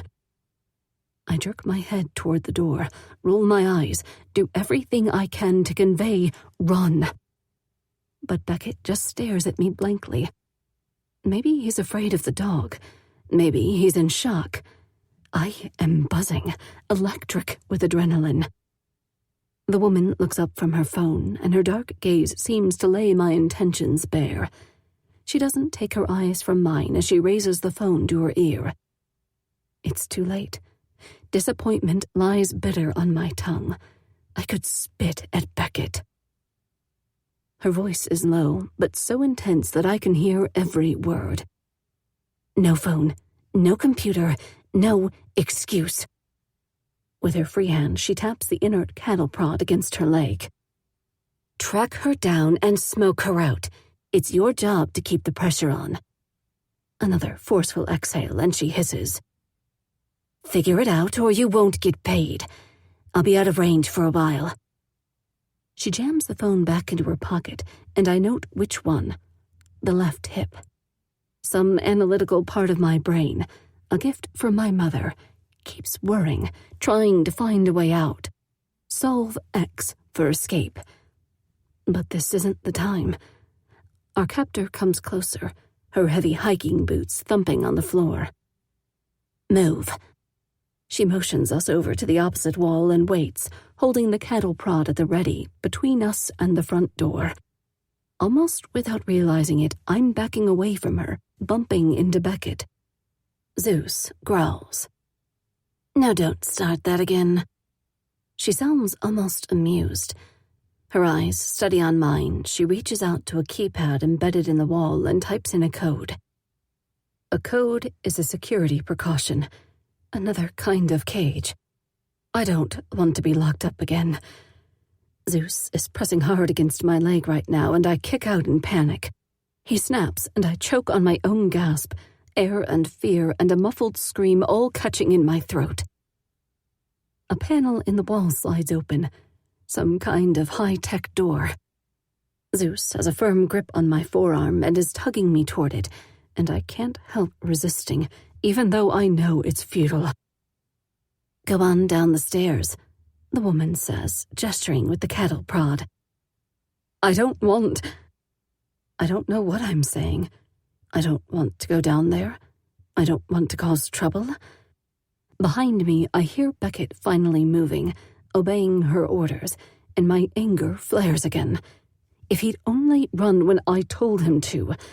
But now he steps in front of me, like he's trying to earn extra credit by following directions.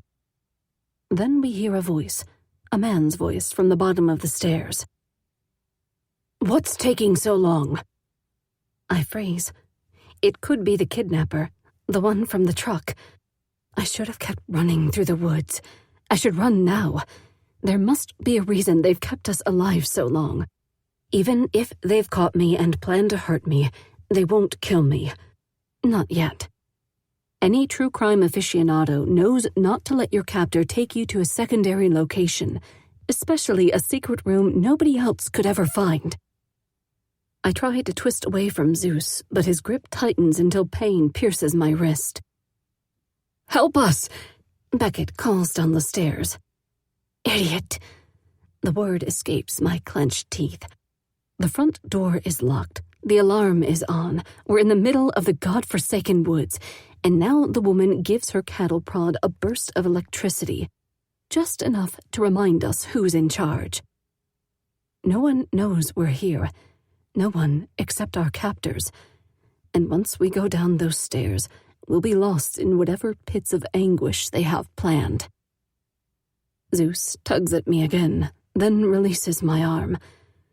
Swallowing my fear, I push past Beckett.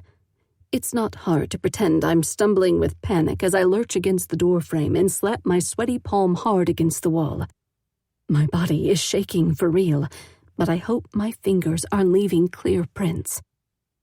I may not be coming back, but by God, I will not disappear without a trace. The woman gives me a shove, and I'm on the first step, flanked on either side by concrete walls. The air is colder, and there's a moment before I can take a real breath. Instead of a monster at the bottom of the stairs, I see a gangly man in an ill-fitting lab coat, his thin wrists extending beyond the cuffs. He's standing beside a heavy metal door like the door to a bank vault. I wish I didn't recognize it, but I do. Any delusions of escape I'd been harboring vanish like so many soap bubbles. I know exactly where we are, and when that door seals shut behind us, there will be no way out. Chapter 11. Zoe. When we are finished at the police station, my father asks, "What's the next step?" "Go home and rest," the detective tells us. "We'll follow up tomorrow morning." I wish I could go home, my real home in Texas. But Ava hasn't reappeared yet, and Andrew and I arranged things so he and Emma could meet my parents. There is no way I can leave without looking like a complete monster. Failing that, I'd take a sterile hotel room without the memories, but I have a role to play here. Dutiful daughter and supportive sister, and I need to act normal. That means staying with my parents. If I think of a childhood home, it's the house in the suburbs, where my parents were expanding their psychiatry practices. The lot next to ours was empty, so Ava and I used to gather blackberries there in summer and build elaborate snow forts in winter. We had tiny bedrooms that faced each other on opposite sides of the upstairs hallway. Mine looked out over the cul-de-sac, and hers had a view of the forest. As I walked through the front door of my parents' new townhouse, the familiar smell hits me. Lemon furniture polish and new magazines. I've never lived here, but it smells like that long-ago house. A home that smelled absolutely nothing like children. No fruity bubble baths, no Play-Doh or markers, nothing baking in the oven. From the entrance, I catch a glimpse of the family room, more like a psychiatrist's office, a home version of what my parents have at work. Modern and impersonal, with nothing that invites you to kick off your shoes and relax. This is a house for adults, with sleek leather furniture and abstract paintings depicting harsh angles in neutral colors. My mom stops in the front hallway and turns to look at me, as if searching for the right thing to say.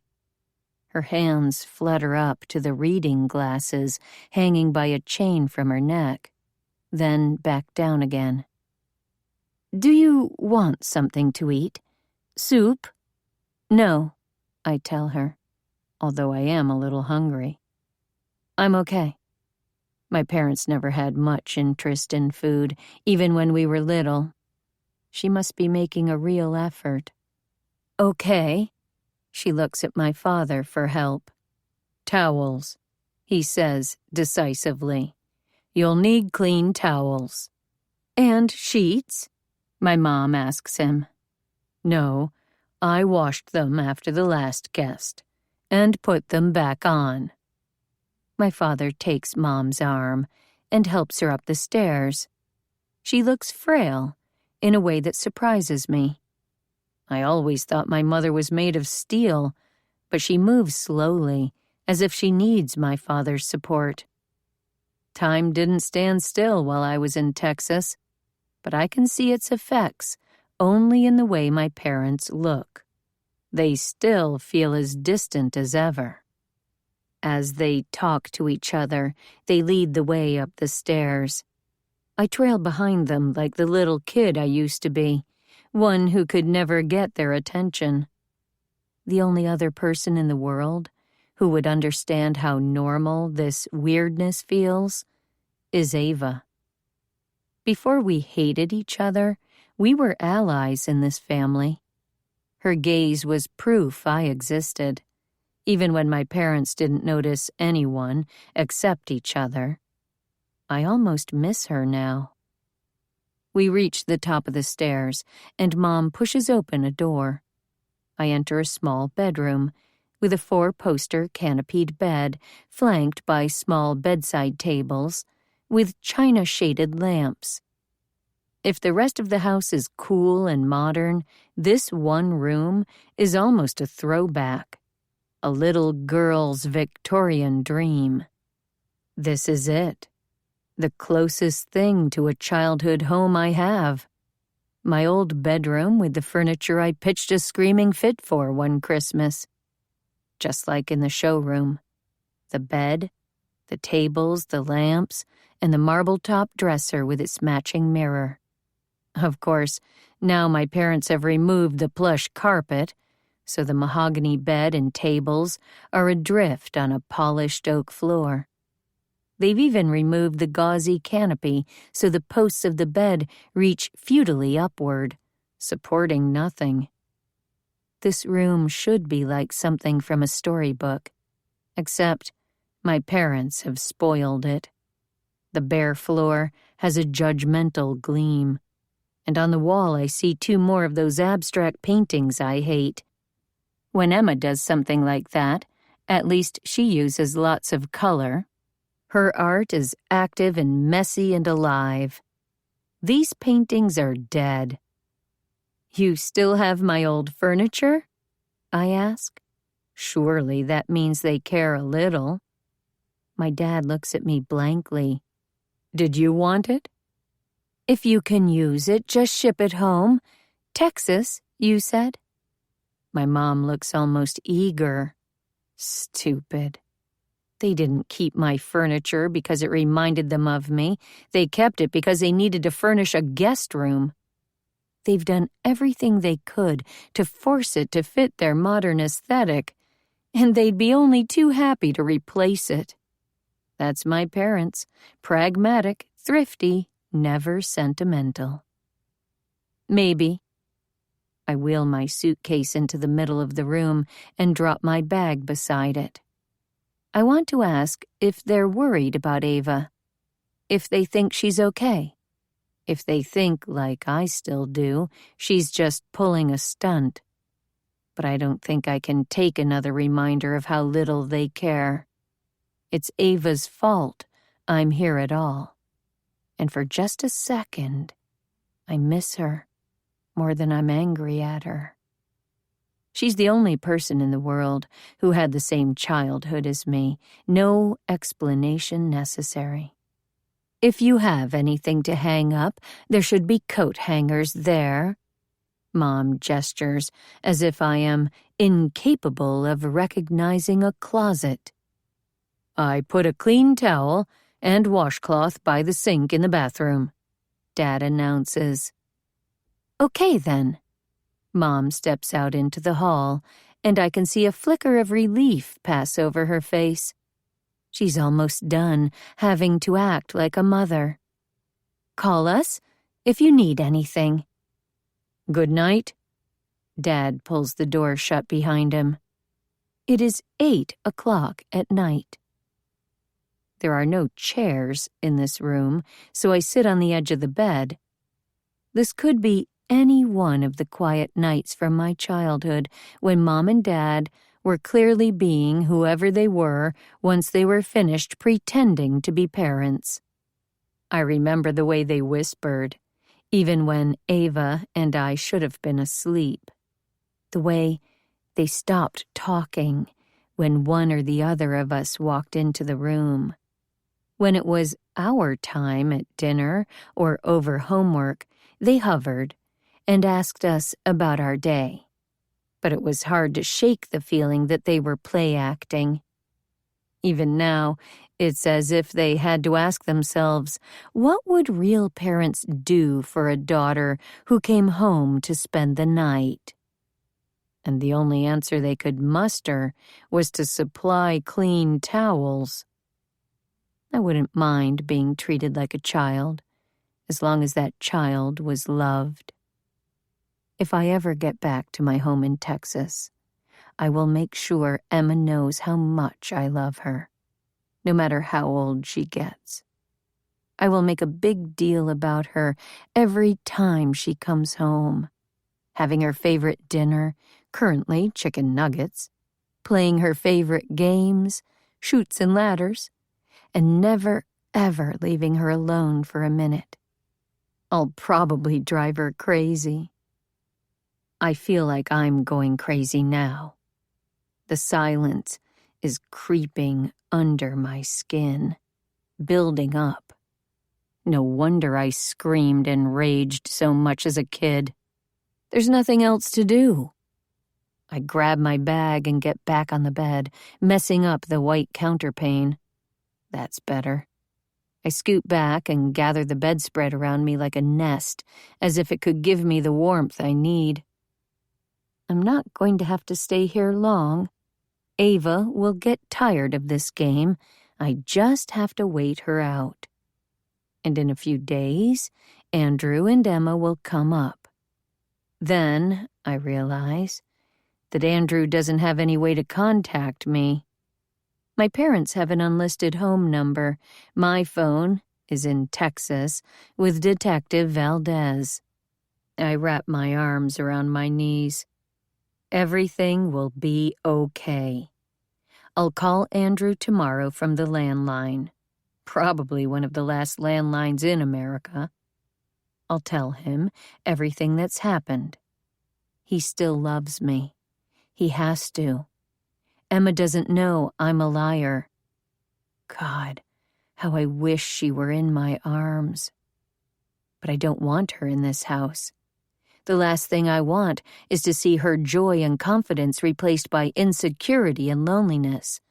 Maybe when I call Andrew, I'll tell him not to come, for Emma's sake.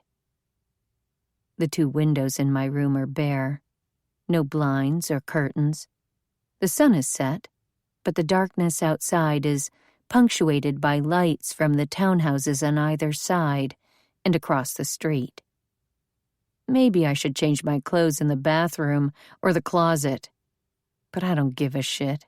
I strip and pull on an oversized t-shirt. This oppressive house is making me reckless, just like it always did. I'm tired, bone tired, but not even a little bit sleepy. Tonight, I won't go prowling in search of alcohol, but that's something to look for tomorrow. Inside my bag, I find allergy pills, a forgotten baggie of cereal I put together for Emma, and Ava's book. I triple the dose of the pills, hoping a good hit of antihistamine will knock me out for the night. Once I've turned off the overhead light, the lamps on either side of the bed glow like stage lights, waiting for the curtain to rise. I take Bloody Heart Wild Woods and crawl back into bed, pulling the covers up around me. Glenn is fresh in my mind. The way he looked at me with hatred. The last book Ava wrote is the one that killed our relationship. I haven't found myself in this one yet, and I don't know which would be more painful, not to appear in it at all, or to find that she still knows everything about me, all the worst bits. I hold the book in my hands for a moment. Maybe the opening quote about two sisters is the only part that's for me. That fragment of a fairy tale reminds me of a different Ava. Not the one who eviscerated me in prose, laying out my every secret fear on the page, but the one from years ago, who crawled into bed with me during thunderstorms. The big sister who told me stories. "We are in a boat," she would whisper. "A boat that looks like a bed. All around us are waves, and underneath the waves is another world." As she spoke, the room around us seemed to melt away, and the darkness became black water underneath a starry sky. Beneath the billows, I believed there was a city of coral and pearl where mermaids swam and strange music rose in bubbles. Ava made it all seem real. In my memory, I hear her say, "Hold on to the covers and take a deep breath. We're going down." Chapter 12. Zoe. I dream the posts of the bed elongate, stretching up and out, becoming trees. Between their spreading branches is a spider web, where the canopy should be. Caught in the middle of it is a girl, Ava, the way she looked at 8 when I was only 5. Her hair is tangled with the filaments of the web, and her eyes are huge dark holes of panic. The bed shakes, and I know with certain dread that the massive spider is coming for me. I can hear its razor-fanged jaws clicking together. I wake with a start, in the sense that I really did hear something. My heart is racing, but my limbs are weighed down with the medication I took. I reach out for Andrew, but then I remember, and the pain of it snaps my eyes open. I am alone in this bed. My parents' house is quiet, and there's no clock in the room. Without my phone, I have no idea what time it is. Then I hear it again. Something pattering against my window like a sudden gust of rain. Pebbles. The sound of pebbles on glass. Silence. I slide my legs out from under the covers. My head is full of cotton wool, and my thoughts come slowly. There aren't any trees near my window, and nobody knows I'm here. No one except Andrew, my parents, and Glenn. Somewhere deep inside me, a smarter Zoe is telling me to get back in bed, go back to sleep. I don't know what fresh hell tomorrow will bring, but I need to be rested and ready to fight. But what if it is Glenn? All I can think about at this moment is how much Glenn hurt me today, and how happy I used to be in his arms. Even if he doesn't love me, he can't hate me. If Glenn hates me, then Andrew could hate me. If Andrew hates me, there's no happiness for me anywhere. I have to fix this. If Glenn is throwing something against my window, if he wants to talk to me, I have to find him. The bare floor is icy on the soles of my feet, and the cold seems to travel up my legs. The silver moonlight is tempered by the golden glow of a few errant porch lights. I cross the luminous grid on the floor and look out the window. No moisture on the glass. Nothing to indicate it was rain or freak hail. No one standing in the street, holding a boombox over his head, ready to declare his love. Not a single smoker on a porch, or a stray dog, or anything suspicious. Nothing. I should go back to bed. Instead, I open the door of my room and hesitate, listening. The world is so quiet, I could believe I imagined the sound. I take one cautious step into the hallway, but everything is still. There's no light from under my parents' closed door, and I know they wouldn't have heard anything anyway. Not if they sleep the way they used to, with eye masks and ear plugs and a white noise machine. In our house, if you had a bad dream, you were on your own. Peering down the stairs into the front hallway, I see nothing, hear nothing. The absence of sound echoes in my head like the roar in a seashell. Maybe this is still my dream, and Earth has been emptied of people. I am alone in the house, alone in the night, alone in the world. Tap, tap, tap. Not pebbles this time, but something singular rapping on the front door. Ava would wake our parents or call the police. She would make a smart choice and never get carried away by her curiosity. I can't stand playing it safe. My bare feet are silent against the stairs, but the tapping stops, as though someone is listening for me. I speed up, unable to stand the suspense of creeping forward with painfully cold feet. On the mat, inside the front door, I stop again. There's no window, no security peephole, no way to know what's on the other side. It could be Glenn, come to apologize, or accuse. It could be Andrew, to wrap me in his arms and make everything better. It could be Ava, messing with my head, showing up only after she's blown my life apart. Angry now, I wrench the door open. No one is there. The street is still empty. The row of townhouses on either side as devoid of life as empty sets on a soundstage. A breeze rises, warmer than the inside of my parents' house. But nothing else moves. All I hear is a faint chirping from my parents' security system. Then, Lizzie! The familiar voice, a child's voice, pierces me with longing. Lizzie? I step out into the night, my heart pounding. Emma? She can't be here. I know she can't.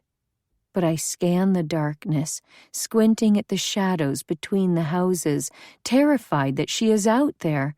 Emma! I shout. But I don't know where she is, where the voice came from.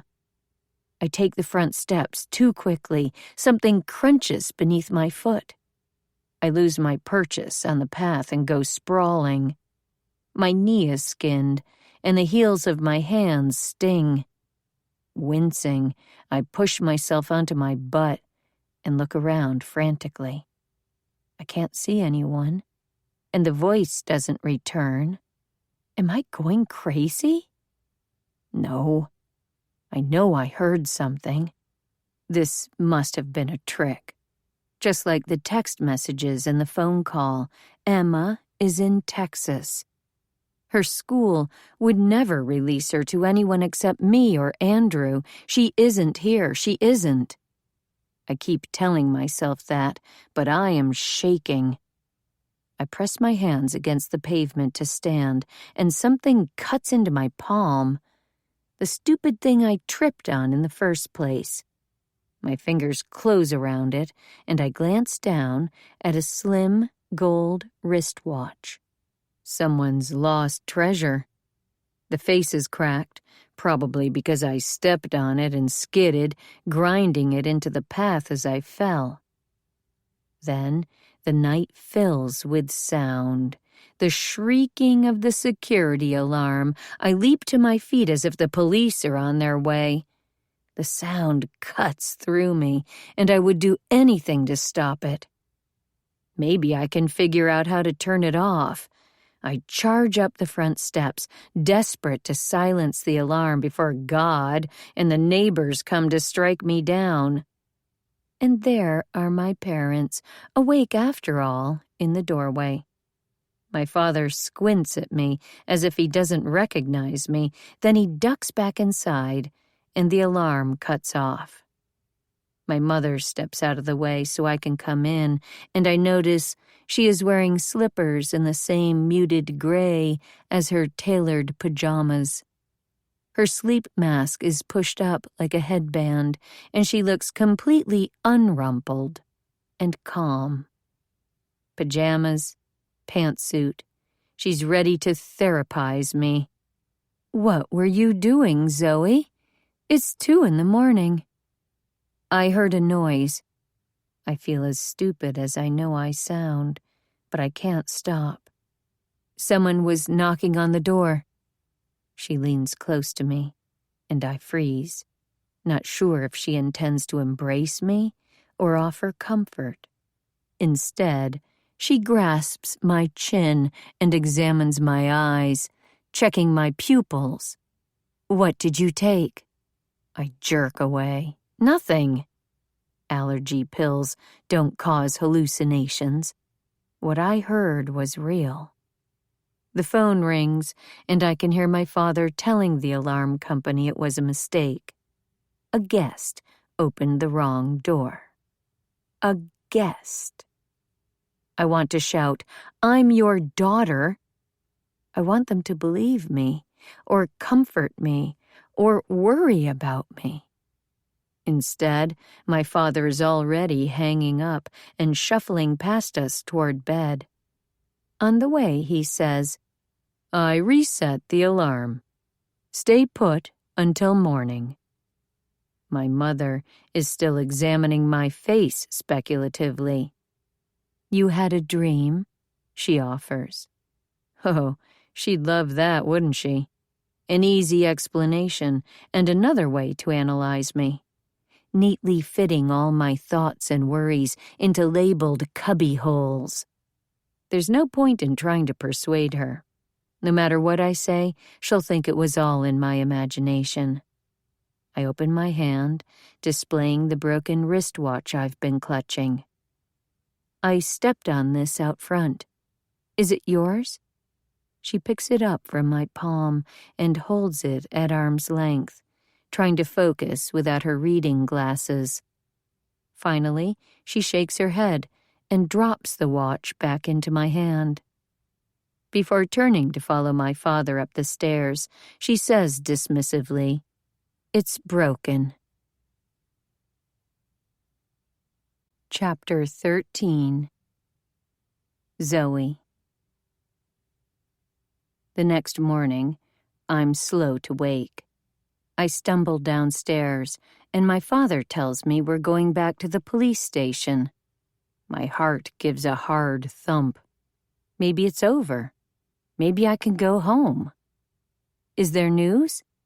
And just like that, my hope is chased by guilt. There could be bad news, but I still believe Ava is behind her own disappearance. My mother sets down her coffee, black, no sugar or cream. "I don't know. Glenn said we should meet there again this morning." "But why?" She looks at my father, who shrugs. Apparently, they are letting Glenn dictate normal behavior in this situation. Anyone could see my mother and father would rather just head off to work. I can imagine Mom thinking, after all, it's not like we can do anything for Ava, so why waste time? At least they are pretending to pretend to care. I care, but not about Ava. I care about Emma and Andrew. Does that make me a monster too? My parents wait with unveiled impatience while I dial Andrew's cell number from their home phone. But the call goes straight to voicemail. Is he ignoring me? My voice sounds high and strange as I leave a message with my parents' phone number and address. I've written his cell number dozens of times on forms at Emma's preschool and doctor's office, on the waivers for trampoline parks and playgroup outings. But I always called it from my cell phone, where he's listed as my in case of emergency contact. This feels like an emergency, but my parents are no comfort at all. Once I'm settled in the back seat of their car, like a kid, all I can think about is hearing Andrew's voice and talking to Emma. My life in the Lone Star State seems so far away, a fading echo, like the child's voice I thought I heard last night. I need my own cell phone. I need a way to reach my family in Texas. I need to know if Andrew still loves me. Before I am fully awake, we are back at the station. Neither Glenn nor Detective Davies is waiting for us, but the officer at reception buzzes us through. The watch is in my pocket, and as I follow my parents into the same conference room, I finger the metal. Yesterday, Glenn was so angry, blaming me. Last night, some part of me hoped he had come to make peace. This morning, I know that was just another dream. I can't expect him to be sorry for the way he treated me, but maybe I can convince him of my innocence. Bringing up what happened, the tapping, the voices, will make me sound crazy. It's not like anyone was hurt or the house was invaded. There's no upside to saying anything. Experience tells me that keeping my mouth shut is the best way to stay out of trouble. Before we even sit down, Glenn comes through the door, in front of Detective Davies, and he's scowling. His eyebrows drawn down at an angle as sharp as his cheekbones. I can feel the pit open up inside me, sucking down my last vestige of hope. But he's staring back at the detective, practically spitting out the words.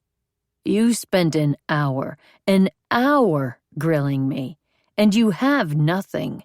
No new information, no plan, nothing. You're not even looking for her. With the kind of patience earned by years of dealing with people on their worst day, Detective Davies speaks mildly. We're gathering information, talking to everyone who, you need to talk to her.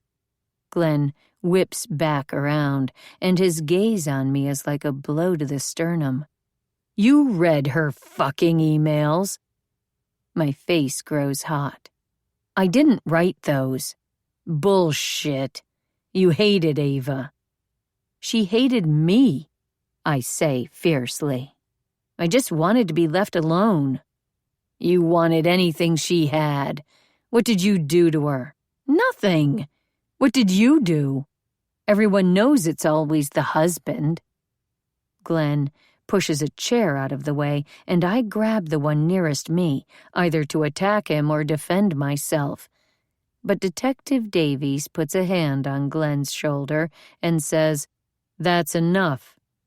And whether it's the authority in his voice or the realization that we are, in fact, in a police station, Glenn shakes free and throws himself into a seat, scowling down at the tabletop.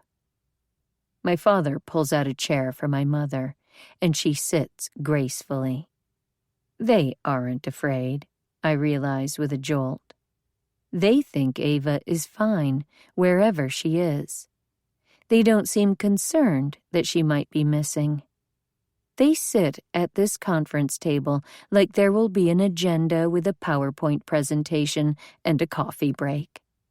As though this weren't a case of us all being here, because Glenn is trying to control a situation Ava obviously created. But when Detective Davies sits down, that seat becomes the head of the table. And I think he was letting Glenn and me shout at each other just to get a feel for our relationship. Glenn fills me with hot anger. But the detective's self-control, his calm watchfulness, tempers that rage. In the real world, it doesn't matter what Glenn thinks of me. Detective Davies is the one who needs to believe I'm innocent. I look right at him, relaxing my face and widening my eyes. They're checking my phone, right? Trying to see who sent me the texts? He nods without expression. And they've got your laptop and are working with the email provider. We'll get to the bottom of this. So, Andrew gave them my laptop. Even though he and I agreed we'd cooperate, I can't help feeling disappointed. And not just in my husband. I should have known a glass or two of wine wouldn't permanently erase a hard drive. My father asks, "What do you need?" I can hear the unspoken ending to his question, "From us." He and my mother don't want to be here. They don't think it's necessary, and that makes me feel so lonely, because I know they'd act the same way if I were the one missing. Ava and I were only ever duties to be fulfilled. Actually, Detective Davies says, we'll need to talk to you all again together and separately, just to cover our bases. But at this point we don't have any evidence of foul play. Glenn's head snaps up. She's been missing for 4 days. She left her phone in her laptop. She missed a meeting with her agent. She didn't leave a message or... Detective Davies raises a hand as if to hold back Glenn's torrent of words. I know, and we are investigating. But her wallet is missing, and there have been no demands for ransom or indications of violence. Our team is committed to finding your wife, but we're just getting started, and we'll be looking at a number of scenarios and talking with everyone who knew her. We need a solid understanding of her movements and her state of mind. Her state of mind? I blurt out. You think she went missing on purpose? It's something we have to rule out. Detective Davies won't give anything away, but I feel a rush of triumph. Only a small percentage of disappearances are the result of criminal action. Glenn's mouth twists. You think she's just taking a break? Or that this is some kind of stunt? Ava would never do that. My instinctive snort is covered when my mother speaks. Her voice as clear as if she were addressing a lecture hall. No history of mental health issues, no tendency toward overwhelm, risk-averse. I don't see it. Dad adds, she's always been very confident, but stable, not prone to reckless or impulsive behavior. And there it is. Ava's not crazy, not like me. That stings.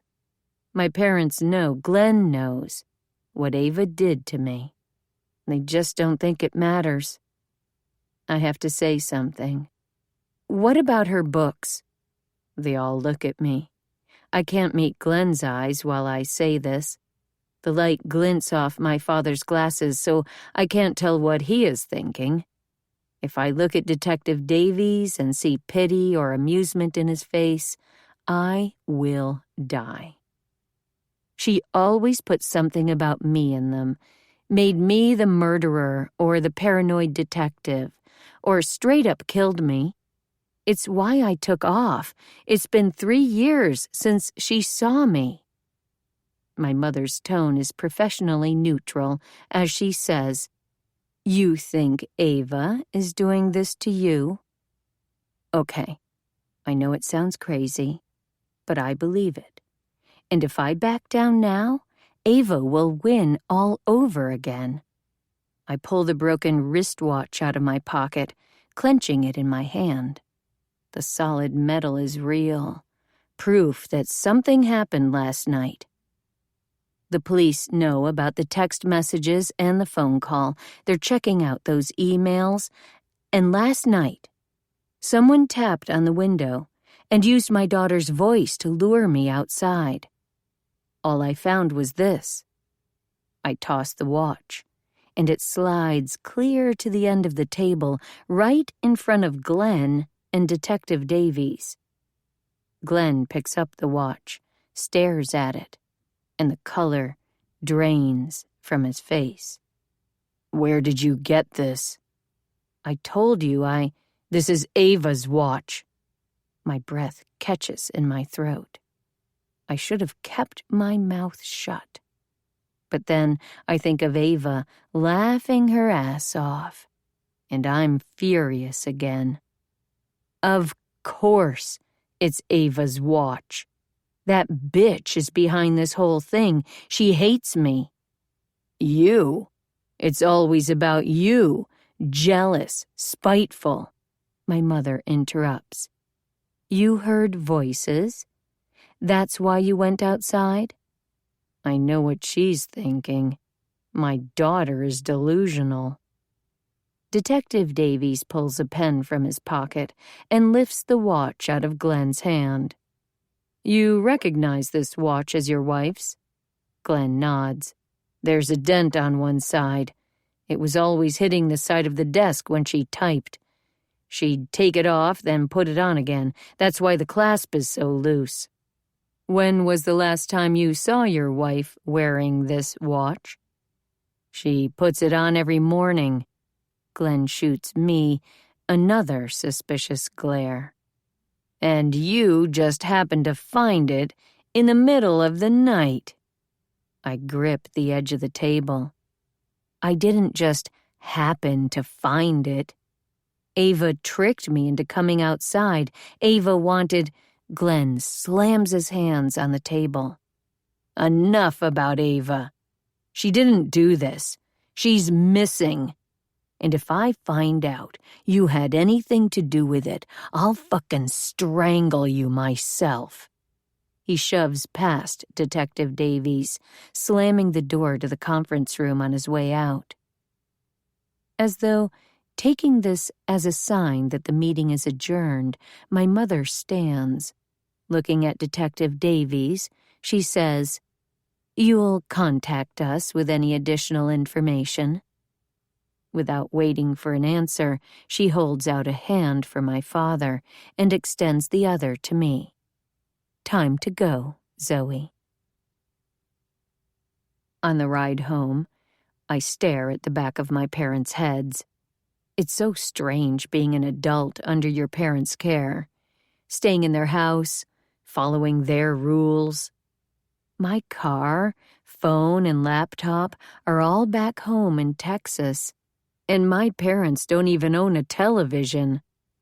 I know the news is out there, that the world might be hearing something about Ava, about Glenn, about me. From the back seat, just like the child my parents still think I am, I say loudly, I need to stop at a drugstore. Then, to forestall any questions, I add, It's that time of the month. Ah, my mother says, and I can tell she is ascribing some aspect of the way I've behaved over the last 24 hours to my hormones rather than my missing sister. They wait in the car while I sprint inside. I do pick up feminine products to flank my real purchases. Moving on instinct, I grab a top-up card for a cell phone and an extra pair of socks. At the front register, I ask the clerk for a disposable cell phone. When I am settled again in the back seat, I ask casually, So, you'll both be going into work this afternoon? Silence. I can picture the thought balloons rising over the backs of their heads. Staying at home makes no sense. There is work to be done, and no reason not to do it. I have to believe on some level that my parents realize their own analytical reactions aren't normal. They just don't care. We were discussing it, my father admits. My mother half turns in her seat. You don't need us at home. The police don't need us, and we'll have our phones turned on. Dad adds, unless, she nods, or at least we'll check them for messages. We can get work done and be home this evening. Excellent. I nod, as if this makes total sense. I don't guess you know what Glenn will be doing? My mother almost raises an eyebrow. Despite the silver in her hair, her skin is as smooth as if she's never frowned or worried or been afraid. Zoe, I expect you to refrain from fixating on Glenn's animosity toward you. These stressful circumstances have affected him, but neither his scapegoating of you nor your self-victimization are productive. Reflexively, I slouch down in the seat, feeling completely shitty. Even though I want my parents to go to work, it's part of my plan, I feel so alone right now. I clutch the plastic drugstore bag to my chest. Yeah, all right. She turns around to face the windshield, and I can feel the pressure building inside me. I want to kick the back of her seat, throw myself from the moving car, anything to let out the pain and rage. But I'm not an angry teenager anymore. I lean my head against the window and watch the world flash by. Once my parents are gone, I'll prove to everyone that Ava's perfectly fine. Glenn and my parents and Detective Davies will understand she's the bad girl. And I'll go back to Texas and never see any of these assholes again. Chapter 14. Ava. Poised for a second on that staircase, I inhale as if it might be my last breath. Then the woman gives me another push, and I have to move my feet to keep from plummeting to my death. Taking the stairs too quickly, almost tripping, I'm starting to realize where I am. When I'm not actually writing or promoting my books, I do research for them, digging through archives, interviewing professionals, and scouting locations. Locations like this abandoned missile silo in West Virginia. Even though I only saw it online, in person I recognize the inspiration for my most recently planned novel. I can picture the stairway that continues behind that vault door. I know it leads to a room built around a central concrete column. Beyond that is a tube-shaped metal hallway in the missile chamber, a drop of over 150 feet encircled by rusted-out metal walkways and scaffolding. I'm lightheaded with exhaustion and fear, unable to process the reality of stepping into the very nightmare I'd intended to use as a fictional backdrop. The man in the lab coat struggles to type in a code on a security pad, then wrenches the wheel to crank the door open. The sound cuts through the fog in my head. Even if this is a dream, I'm not going to stand here waiting to be forced to my death. I lurch at the man wrestling with the door. Inside my slow, sluggish body, my heart is beating like a panicked bird in a cage. With all my strength, I slam my head into his.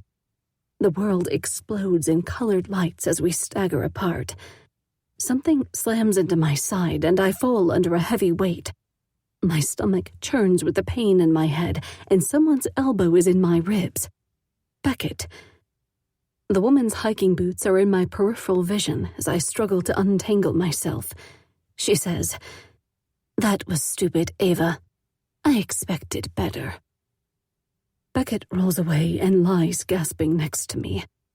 She sets one foot gently upon my throat. I can feel my pulse trembling against the thick rubber of her sole. She speaks again. "Phil, pull it together and open the damn door." I hear Phil scrambling and the grating of metal and realize my eyes are closed tightly. My whole body is rigid, attuned to the single point where her full weight could crush my windpipe. But I'm not going to give this petty tyrant the satisfaction of seeing my fear. I open my eyes.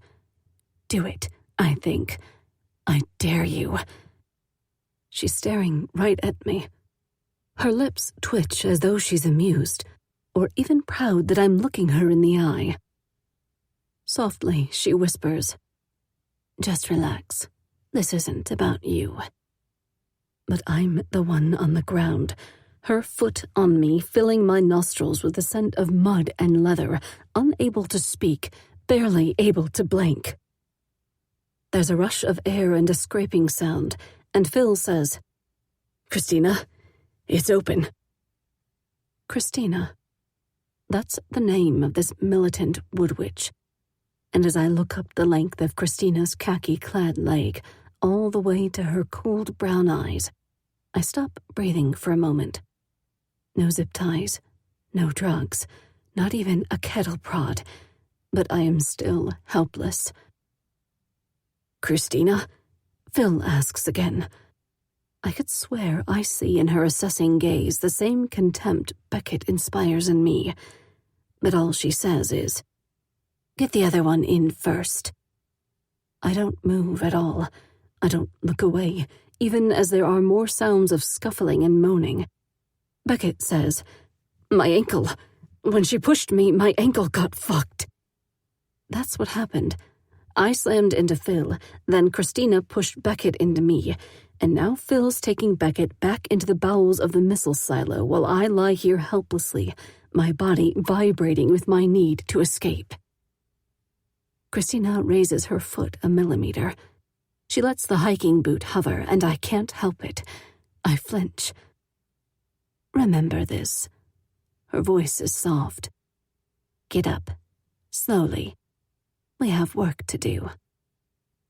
She steps back and watches as I awkwardly push myself to my feet, unsure if I can even stand anymore. It's not only the dryness in my mouth that makes it hard to swallow. Defeat is bitter as a poisoned apple. Through the door, there is another staircase, a narrow metal one, leading into the depths of a concrete shaft. At the bottom, I can see another blast door, this one standing open, offering the only light. These steps are so steep that slipping now might kill me, but maybe that would be better than what we're walking toward. The concrete walls swallow the sound of our feet on the metal. Somewhere I can hear small noises like pebbles or drops of water echoing, but I can't tell if I'm just hallucinating them. Surely no sound could penetrate this far under the earth. There is no going back. But when my feet reach the concrete floor, I balk again. Christina's hand clamps down on my shoulder. "Keep going. You're almost there." "Where?" Anything could be behind that door. A torture device, a slaughterhouse, Bluebeard's bloody chamber. But my mouth is too dry and my spirits too low to form those words. Footsteps approach from the room ahead of us, the sound dying almost as soon as it's heard. Phil stands in the doorway. "Need any help?" He has a bottle of water in his hand. I can't stop looking at it. My brain is shutting down. That water is the only thing I can see. More than escape, more than life, I want it. It's been a day since I had anything to drink, and I'd gone another day without water before that. I didn't realize how much my exhaustion, my fear, was actually my body dying of thirst. In the distance, Christina and Phil are talking, but all my attention is on that bottle. He's already in place. I'll sit. Christina gives me another little shove, and I'm closer to the water, my hand reaching out for it. Phil pulls it back, then looks past me. Christina's voice, almost amused, comes from behind my shoulder. Go ahead and take her through. I don't think you'll have any more trouble. I'll deal with the doors. I can tell Phil's looking at me, but I can't tear my gaze from the water. Now I know how cheaply I will sell myself. I will grovel, beg, whore myself for a few drops. Anything I might say or think is nothing next to this. I am just an animal, after all. With a step backward, Phil tells me, "You can have it if you follow me. Come on now." So I do follow him through the door, even though I don't want to, and into a room that opens around me in smooth curves around a central concrete column flared at the top like a giant funnel. But I can't really look at it, can't really see anything except that bottle of water catching the light. When Phil stops walking, I reach my hand out again, but he shakes his head and motions me forward. Over there. I don't want to move even a single step away from the water, but then I smell something amazing. Fried, meaty and rich, making even my dehydrated mouth salivate. My head snaps around and I see Beckett sitting on the floor against one curved wall. Not just sitting, eating. His zip ties are gone and he's cramming fried chicken into his mouth with grunts. 2 steps and my own hands are in the bucket, my mouth full of greasy meat. Even if it were poisoned or rotten, I'd still be eating it. I could weep with relief. The entire world is this, crunching and snuffling and almost choking in my haste to get the food into my system. Too soon, the chicken is nothing but bones. Bones we suck until they are smooth and clean as marble, until my stomach hurts. But there's water, an entire flat of bottles. I fall on my knees, fumbling with my slick fingers to twist off the plastic caps. I drink one and then another, even though my stomach clenches with pain. I've been dimly aware of Beckett, his hands groping for chicken alongside mine, the sound of him gulping water. But now I raise my head and look at him. He's standing, sweaty and pale. He must have eaten even more than I did, and just as quickly. Sit down, I tell him. Let it settle. Because we can't get sick. Our bodies need this food. We need to stay strong. I press my back against the wall, breathing slowly, willing the food and water to stay down. I force myself to catalog every detail of our surroundings, even though my heart is pounding. The room is circular, with track lights running around the joint between wall and ceiling. The door we came through is now shut and sealed. Against one wall is a broad table with 2 laptop computers, an external hard drive, file cabinets, and empty shelving. Beckett and I have scant assets. The remains of the flat of water, a single folding chair, and a paper bucket full of bones.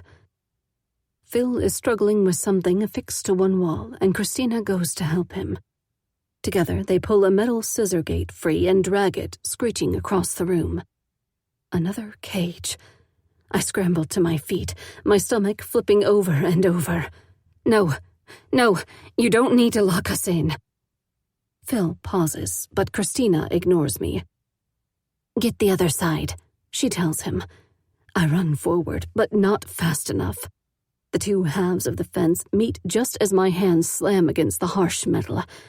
Christina snaps 3 padlocks into place. Ignoring me, she stands up and looks at Phil. Did you get all the paperwork set up? I did. But the expression on his face implies he's not so sure he did it right. I know that look, and I assign him a role. Henchman, the weak link, the one I have the best shot at defeating. Christina gives a short sigh. I'll look it over now. Everything has to be in order for tomorrow. She crosses the room in 2 steps, flips open one of the laptops, and motions to Phil. Show me. I want to see, have to see what he has. If I knew what they wanted, why they captured us, but I can't see enough, not with the implacable cage holding me back. Phil pulls a sheaf of papers out of one of the file cabinets. Even from across the room, I can tell they're crumpled and not precisely lined up. Christina stares at him a moment, then reaches into a desk drawer and pulls out a clipboard. She takes the papers, squares them up, and clips them into place. My face presses up against the cold metal of the fence as I try to fathom exactly what kind of scenario is playing out. This doesn't look like the setup for cannibalistic serial murders or satanic blood rituals. Instead, it looks almost scientific. Phil seems stung at Christina's implied criticism. Everything's online anyway. The paper records aren't necessary for publication. If they plan to publish the results of an experiment, Beckett and I must be the lab rats. I slip my fingers between the bars of the metal grate fencing us in, clenching it with ice-cold, trembling hands, willing myself to be the strong hero I need. God knows Beckett won't be. Our first, more important weapon will be information. Screw publication. We're going to sell it. Christina still sounds impatient. How can we sell something we have to keep secret? Classified crap gets sold all the time. To governments, mega businesses, the military. Where do you think the tech for smart bombs or computer viruses comes from? They just need a better plan for the human problem. I can't breathe. This is the answer to why we're here, Beckett and I. Somehow, we are the answer to the human problem, and Christina doesn't care that we know. She sets the clipboard down carefully, then leans over the computer to check something on the screen. Reverse engineering SEER was stupid. And then the APA got involved, and it was all human rights this and ethics violations that. This is the right way to go. Nancy knew that. She was on the edge of a breakthrough, but the idea of publishing, of getting peer reviews and public approval, held her back. She sounds like she's making an argument she's made in her own head a dozen times. Nancy, and Walter, Phil adds. Hearing Phil name my mother and father is like being given a jolt of anesthesia that blows my consciousness up and out of my body. I know the word SEER, the survival, evasion, resistance, and escape techniques used by CIA operatives. This isn't the first time my parents' names have been associated with this kind of research, but I can't even feel the inevitable fear and grief through the dizzying storm of disbelief. Reverse engineering SEER, the phrase Christina mentioned so dismissively, was the kind of program that yielded the enhanced interrogation atrocities of Abu Ghraib and Guantanamo Bay. My parents aren't warm or loving, but they couldn't have anything to do with torture. I glance back at Beckett for confirmation, but he's sitting against the wall with his head in his hands, not even listening, and the flash of anger I feel snaps me back to reality. I want to shake him awake. This isn't the time for his feckless, beautiful dreamer routine. We both need to pay attention. Christina scowls at Phil. Screw Walter. It was her idea, her vision, and then she just lost her nerve. Christina's words wake all the worst fears I had about my parents. That they don't care about people, that they don't care about me, that they only care about research. If you substitute writing for research, they're the same charges Zoe has leveled against me. I fight the bile back down. No, there's absolutely no way my parents have anything to do with this, and I'm nothing like them. Phil doesn't let it go. Like you said, It was illegal, and the funding dried up. When I was doing research about torture techniques for a novel, a familiar name came up. James Spiegler, someone I knew my parents had worked with in the past. But they worked with so many people over the years, it wasn't as though these old, enhanced interrogation studies were based on their current research. Nancy and Walter. Mom and Dad. My body goes heavy, sagging against the metal fence. The metal protests with a creak, and Christina's gaze flicks in my direction, then away again dismissively. The separate pieces of the puzzle, the kidnapping, this strange location, my parents, psychological testing, are all swirling in my mind. Christina slaps the clipboard on the desk. We won't worry about the funding. We'll crack the problem and collect on the back end. Fine. The two of them bend over the laptop as Christina's fingers race over the keyboard. Beckett raises his head and catches my eye. He has been listening. Thank God. I wish we could talk it out right now, but I don't want Christina and Phil to hear us. Back when I was researching my next book, the one that will come after Bloody Heart Wild Woods, I pulled on that thread, searching for more information on Spiegler, and instead of leading me to my parents, it sent me down a rabbit hole. Tracing James Spiegler took me from one website to another, from government labs to prison studies to university faculty. Chilled, I realized another place those digital breadcrumbs led. This location, this abandoned missile silo that had been converted into a house by James Spiegler. Clearly, it's been updated since then. Now, the connections, my parents, war crimes, enhanced interrogation, narrowed down to a single question. My body goes as rigid as the metal slats I'm gripping. What's going to happen to me and Beckett? It doesn't matter if we talk to each other or scream or cry. Christina and Phil don't care if we overhear them, and they haven't bothered to cover their faces. I've known what that means since I first saw Christina. They won't be letting us go. Desperate, I look back at Beckett. For a moment, I feel for him the way I used to, back when we could communicate with a glance. Silently, I tell him, I need you. He reaches up for my hand, but it feels like he's pulling me down, sucking my strength. My mind is spinning with images of prisoners hooded, electrocuted, abandoned. I slide to the floor, sitting beside Beckett with my back against the wall. His hand is the only warmth, the only comfort. It's not enough, but it's all I have. We're no longer lost in the woods. We're in the maw of the beast. Chapter 15. Ava. Christina and Phil leave, and when the door seals shut behind them, Beckett and I are alone in the darkness of their scientific lair, with the faintest hum of electronics and just enough ambient light to discern the metal gate. The cold seeps into my bones, and my mind won't stop turning over everything I've heard, trying to follow these crumbs of information to a real conclusion. I let go of Beckett's hand and stand up. Now we're finally able to talk together, and this time we won't fire off questions or flail around struggling to figure out the basics. There's a pale blue light from the security panel and another from a power strip by the computers. As the minutes crawl by, our eyes adjust and it's easier to see.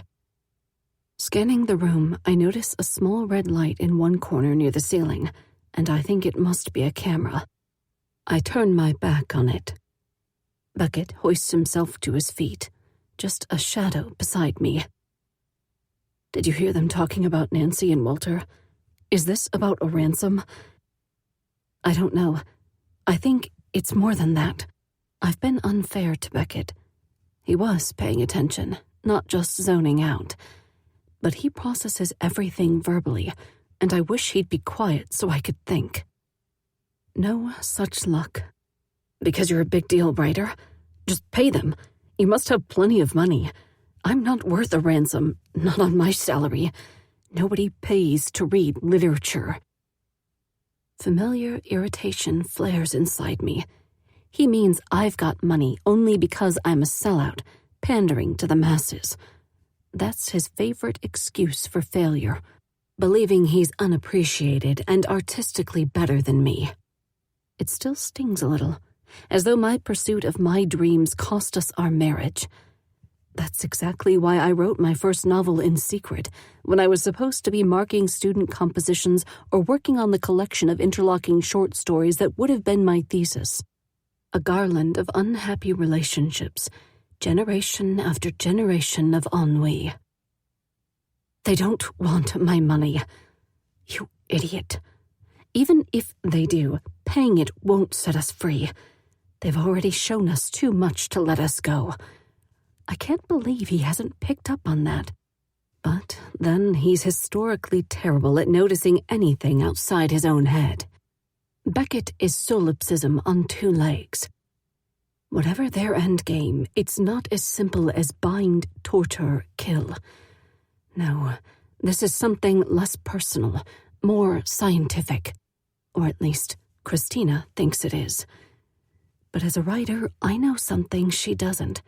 It's always personal. We all tell ourselves stories to justify our actions, but believing your own story is a foolish mistake. The more personal Christina's motivation, the less she might even realize it, and that could give me an edge. Beckett's still talking. I bet you've got money to pay them. Or Walter. Your folks must have a ton saved up. He's putting the information together, but it's taking too long. Hearing him make every mental step out loud might kill me. And I know I'm being unfair, but my teeth are gritted as I say. They were talking about research, about Sear. Your parents won't pay for me, of course. Beckett runs both hands roughly through his hair, like he can wipe the slate clean. What am I even doing here? I try again. They were talking about military torture techniques. So they might make torture videos and send them to get your folks to pay up? I think your publisher would pay more. Just listen for a minute. They were talking. I have been listening. His gaze darts past me in constant motion. They're coming back tomorrow to get started. They're not covering their faces, so they're not going to let us go even if your parents pay them. Or your husband. Your new one. The pieces are falling into place, but I'm irritated instead of relieved that he's caught up. Not only is he ignoring everything I've been saying, now he's taking a swipe at Glenn? Not that new. I've been married to Glenn twice as long as I was married to you. Oh, it feels good to say this. After all, it's his fault our marriage failed. So where is he now? Why didn't they take him? Beckett asks, like he's trying to imply something. Because you were easier. Glenn's a fighter. That feels even better. In a horrible way, quarreling with Beckett feels so right, not least because I'm so good at it. He flushes, and I know I've hit him where it hurts. Then the two of you are a great match. That's probably what happened. You were a total bitch, and he set this up to get to your money. Let me guess, you have a prenup, right? He gets nothing if you dump him. I will not flinch, but my nails are cutting into the palms of my hands. He's got nothing to worry about. You think he's not cheating on you? Because he's not jealous of me. How long did it take after my book deal for you to start sleeping with students? A couple weeks? I pitch my voice high. Congratulations, honey, on your success. Now I'm going to start screwing around. His eyes narrow, and one corner of his lip twists into a sneer. Maybe if you hadn't been such a stone-cold bitch. I didn't brag about it. I didn't get to celebrate or enjoy it. I was so careful of your feelings. Even though my new success was blooming, the possibilities expanding, I'd get home and tamp it all down. I felt like I was play-acting. This is how an ordinary woman loads the dishwasher, reads the mail, pretends to listen to her husband talking about his day. Like Snow White singing while she kept house. Except I couldn't seem too happy, or Beckett might feel too bad. You looked at me like I was nothing. So you found some random adoring 18-year-old and killed our marriage. Forget writing. You couldn't even cheat creatively. Beckett fires back. Our marriage was already dead. Your contempt killed it. You mean my success. Whatever. He turns his back on me. If we don't get out of here, if Christina and Phil don't kill us, I am totally going to kill him. I clench my hands. Hitting Beckett would be like hitting my pillow, soft and unyielding. If he were gone, I could just focus on saving myself, and when I got out, there'd be no nagging sense of his petty jealousy brooding out there in the world, no ex who found me undesirable, no one to remind Glenn I might be doomed at marriage. Right after the divorce, well-meaning people were always asking about Beckett, how he was doing, and I wished fiercely he was dead. I steal a glance at him, and his hunched shoulders look so vulnerable. I could kill him. Anyone could. But the way he looks with his head bent reminds me of our first days together. He wasn't just my lover. He was my writing companion. We wrote in the same room, together, but in our own heads. Percy Bysshe and Mary Shelley. When I needed a break from the long solitary work, I would look up, and if his head and shoulders were curved over his pages, I didn't speak, but turned back to my own writing and left him to his. But sometimes his head was raised, and I could offer to make us tea or ask for a synonym or invite him to take a walk. Since Beckett, I've never had anyone to write with. In silence, I examine the barrier trapping us together. The padlocks closing the two halves look solid, but the fence itself has some movement. I shake it hard, violently. I'm thinking about Beckett, and I rattle the fence longer than necessary. Yes, it's an accordion style, designed to be dragged and moved, but it is set into a groove track in the floor and ceiling, and there's no gap. We could push on it until it bowed, but I don't think Beckett and I could create enough space for either of us to fit through. We need someone with paramilitary training, or at least someone stronger. We need Glenn. And I can't help an unfair flash of fury that it's Beckett. Beckett, who is so much like me, so cerebral and uncoordinated that I'm stuck with. Beckett, who's rubbish at listening and following directions, even when we haven't been fighting. Almost as dreadful as he was at being a husband. I should tell him about all my speculations, about Spiegler and my research and where we are, but that will lead to more talking, more arguing, and first we need to focus on escape. Plus, I don't feel like wasting time spelling it out for him. Do you see anything we can use to get out of here? I ask, trying to make my words sound neutral. We could do something to the gate. At least he's making suggestions, even if he sounds sulky. Beckett shakes the fence ineffectually. Noise fills the empty space around us, and I hold my breath, but no one comes, and it doesn't create a gap. Maybe we can break it, he suggests. I'll get a chair. At first he hits the gate with the folding chair, and the noise reverberates again. I can't imagine this insubstantial weight shattering the massive barrier. If Glenn were here, he would have one of those magic tools that looks like a pocket knife, but he wouldn't be running at the gate. He'd try to break it at one of the joints. Fiercely, I swallow against the lump in my throat. Some part of me longs for Glenn to save me and hates Beckett for needing me to save him. Wait. I put my hand on Beckett's arm, thin, more like mine than Glenn's. Maybe we could put it through a gap, like a lever. He angles the chair, slipping one of its feet through a diamond-shaped opening in the gate. Yeah, he tells me. This could work. Help me push. There's just enough room at the top of the metal folding chair for both of us to grip, our arms interlaced and our faces very close together.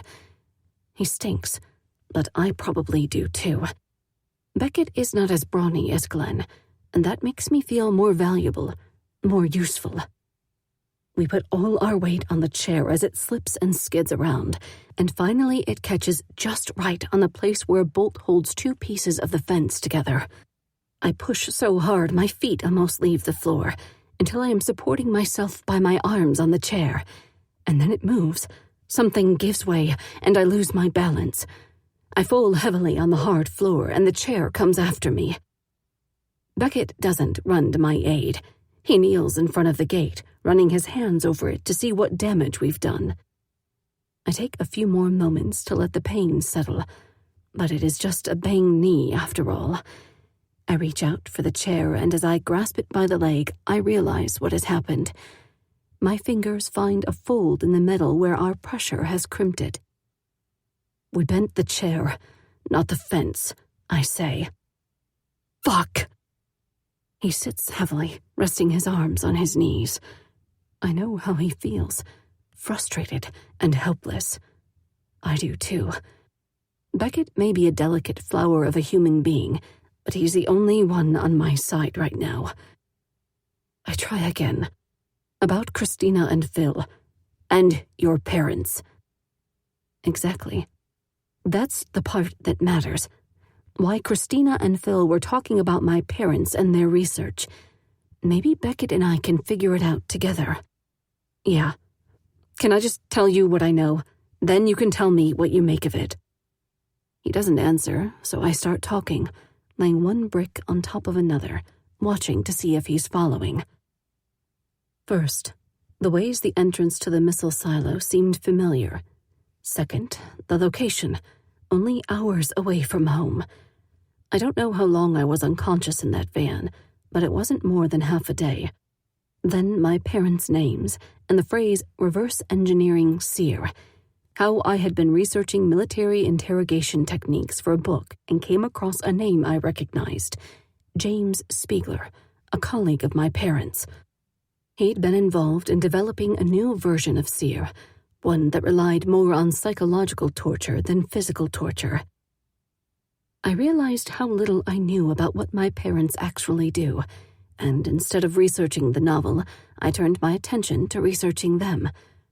I found a picture of them with Spiegler in front of a cabin in the woods, one that could be this one I discovered had been built over an abandoned missile site.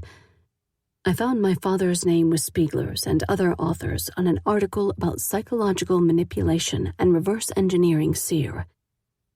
Now I feel like someone has spilled a box of puzzle pieces on the table, and I'm holding only 5 in my hand.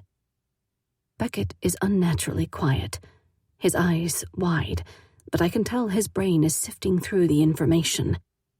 What you're saying, it fits with the lab coats and clipboard, the talk of getting results, but it's crazy. He trails off, and I wonder if he's doing the same thing I'm doing, assessing my parents' possible involvement. Then he shakes his head. Whatever's going on, it's got nothing to do with me. I thought he might be my ally, but we can't break the damn barrier. We can't escape, and he can't even stand to work with me to find answers. Angry fear floods me, and I snap. Because this is all my fault? Just like everything else? I'm the reason you're a failure? And for once, he's silent. I stalk over to the wall and lie down facing it, overwhelmed by fatigue. I can hear Beckett moving, but I'm not going to look. I'm no longer hungry or thirsty, but my mind is spinning. I think there's no way I'll fall asleep, but my eyes won't stay open. Somewhere in the distance, water is dripping. I struggle to stay awake, but I'm drowning, and there are monsters in the dark. Chapter 16. Zoe. My mom and dad finally leave me alone in the house, and I've never been so grateful to have the kind of parents who think more about their work than their daughters. I can imagine their own relief at dropping the pretense of being worried and caring, almost smiling as they drive back to the professional lives that define them, even at the risk of appearing callous. Even with Ava missing. Alone, I take a few minutes to explore this strange house full of familiar objects. The old house was bigger, suburban, but even then my parents chose modern, uncomfortable furniture and abstract art that was different from anything our neighbors had. I see the canvas covered with black, gray, and red slashes that hung above our fireplace instead of a family portrait. This townhouse doesn't have a fireplace, but that hostel picture still has a place of pride centered above a black leather chaise lounge that looks like a refugee from a therapist's office. Fitting. Next to an end table, where I used to set my drink without a coaster, there's an unfamiliar floor lamp, stainless steel with a menacing arc, looming over a matched set of club chairs. So tight and sleek, it's impossible to imagine sitting on one. In another corner, placed almost like an afterthought, is an abstract sculpture with angular metal spikes shooting out like an explosion, but without any symmetric beauty. Everywhere I look, my eyes find something unwelcoming and discordant. No cozy chairs for snuggling up and reading to a child. No personal photos of family time or charming mementos from trips abroad. That's the thing that makes this feel like my childhood home. The overwhelming sense that I'm not welcome. I have to find Ava and get the hell out of here. In the kitchen, I find a paring knife and tear into the packaging of my newly purchased cell phone, tossing the instructions aside in my haste to plug it in. But I can't wait for it to charge up or power on. This house is creeping me out. I call Andrew again from the landline, and again it goes straight to voicemail. The little flutter of anxiety I felt this morning is pounding against my rib cage now, the steady beat of panic. He doesn't love you. He doesn't love you. He doesn't love you. I run upstairs to my bedroom, dump out all the detritus from my shoulder bag, and pack it lightly with a pair of socks and my wallet. I race back downstairs to check the phone. The battery's at 70%, and that's good enough. Hello, Internet. I'll start by finding out where Ava lives now. The last time I saw her, she was in Delaware, but I know she moved. During one of our awkward phone check-ins, my mother let that slip. Something closer to Glenn's work. Translation: the greater D.C. area. I type in her full name, then cross-check with Glenn's, and bingo. There's an address right here in Arlington, closer to our parents than I would have guessed. Close enough for me to drop by. And there's a home number, so hopefully I can make sure the house is empty when I get there. I am sick of all this drama. The sooner I prove Ava's alive and well and behind her own disappearance, the sooner I can go home. Of course, I'll need transportation. After the agony of waiting for an app to install, I find a freelance driver just 10 minutes away. While I wait for him to arrive, I call Ava's home number. But thankfully, no one picks up. Either Glenn is not at home, or he doesn't answer calls from numbers he doesn't know. Either way, I'm going to risk it. The ride is uneventful, the driver hip and chatty. He doesn't mind my monosyllabic responses. I'm buzzing with anticipation. The same kind of pre-adrenaline rush I used to get when I snuck out at night. We leave the tidy townhomes that line the streets where my parents live and enter a straight-up suburb. Large homes, but different from the sprawling ones in Texas. These are definitely East Coast homes, colonials and Victorians and Georgians. and I know that even the deceptively small ones command a high price. This is a neighborhood for politicians and power brokers, bankers, and best-selling authors. I get out on the sidewalk, and the car speeds away. Now, I am free to stare. Looking at Ava and Glenn's home, I feel like she's cheated my expectations again. Ava bought this house after I disappeared, a new house for a new marriage. It should have been a fairy tale mansion for a modern-day snow queen, something imposing and imaginative, entirely unique. This is just a generically pretty Victorian-style home with gabled windows and curlicues around the porch. Not old, not special. It could belong to anyone. In fact, it's got the same sort of look as all the other houses on the street. Same builder, using a master plan, changing it just enough to make each house slightly different from its neighbors. Like most modern neighborhoods built for a certain income bracket, there's no sign of life during business hours. Adults are at work, children are at school or daycare. It's very quiet. I'm the only thing that doesn't belong. Time to quit stalling. I square my shoulders. Obviously, I can't just march up the front steps and beat down the door, but I can see if anyone's home. And if it's Glenn, that thought doesn't stop me. I'm not finished trying to persuade him of my innocence. And if that doesn't work, I'm not finished fighting with him either. I walk with faux confidence up the front walk, up the 3 little steps, and rap briskly on the door, my heart booming. Nothing. I press the doorbell a few seconds longer than usual. I can hear the distant chime, but no other sound. The house is empty. My first feeling is rising triumph. If the police thought Ava was kidnapped, they'd be monitoring the house or staking it out or something. They must really believe she's doing this herself, a publicity stunt. Typical Ava Hallett. Then I get the neck-crawling sensation that someone is watching me, but not from inside the house. I step away from the door and shrug, conscious that I may have an audience. But when I turn around, the streets and yards are still deserted.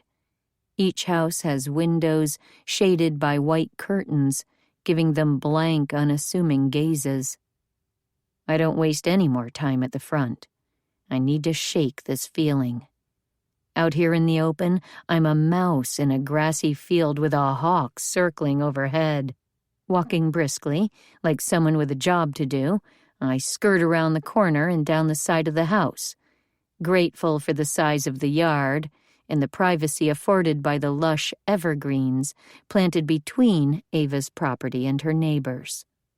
In Texas, our yards are divided by pine fences, mandated by our HOAs.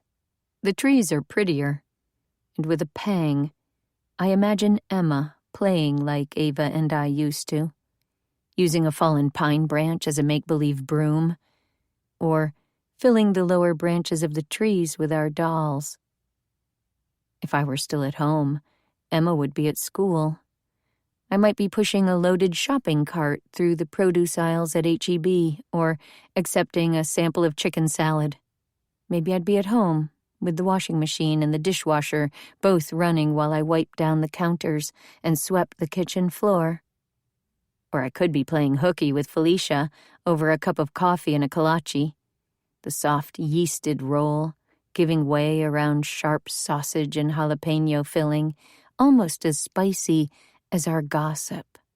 If I want another morning like that, I will have to be strong now. There's a sunroom jutting from the back of the house, a kind of glassed-in porch. That door is also locked. I take a step back to scan the windows, a little surprised to be standing here, battling a growing sense of despair. All the ground floor windows are shut tight. Then I notice it. A dormer window set in a corner, facing east. Open. And somehow I know that has to be Ava's study. Ava always used to open a window in her room. Our parents hated it.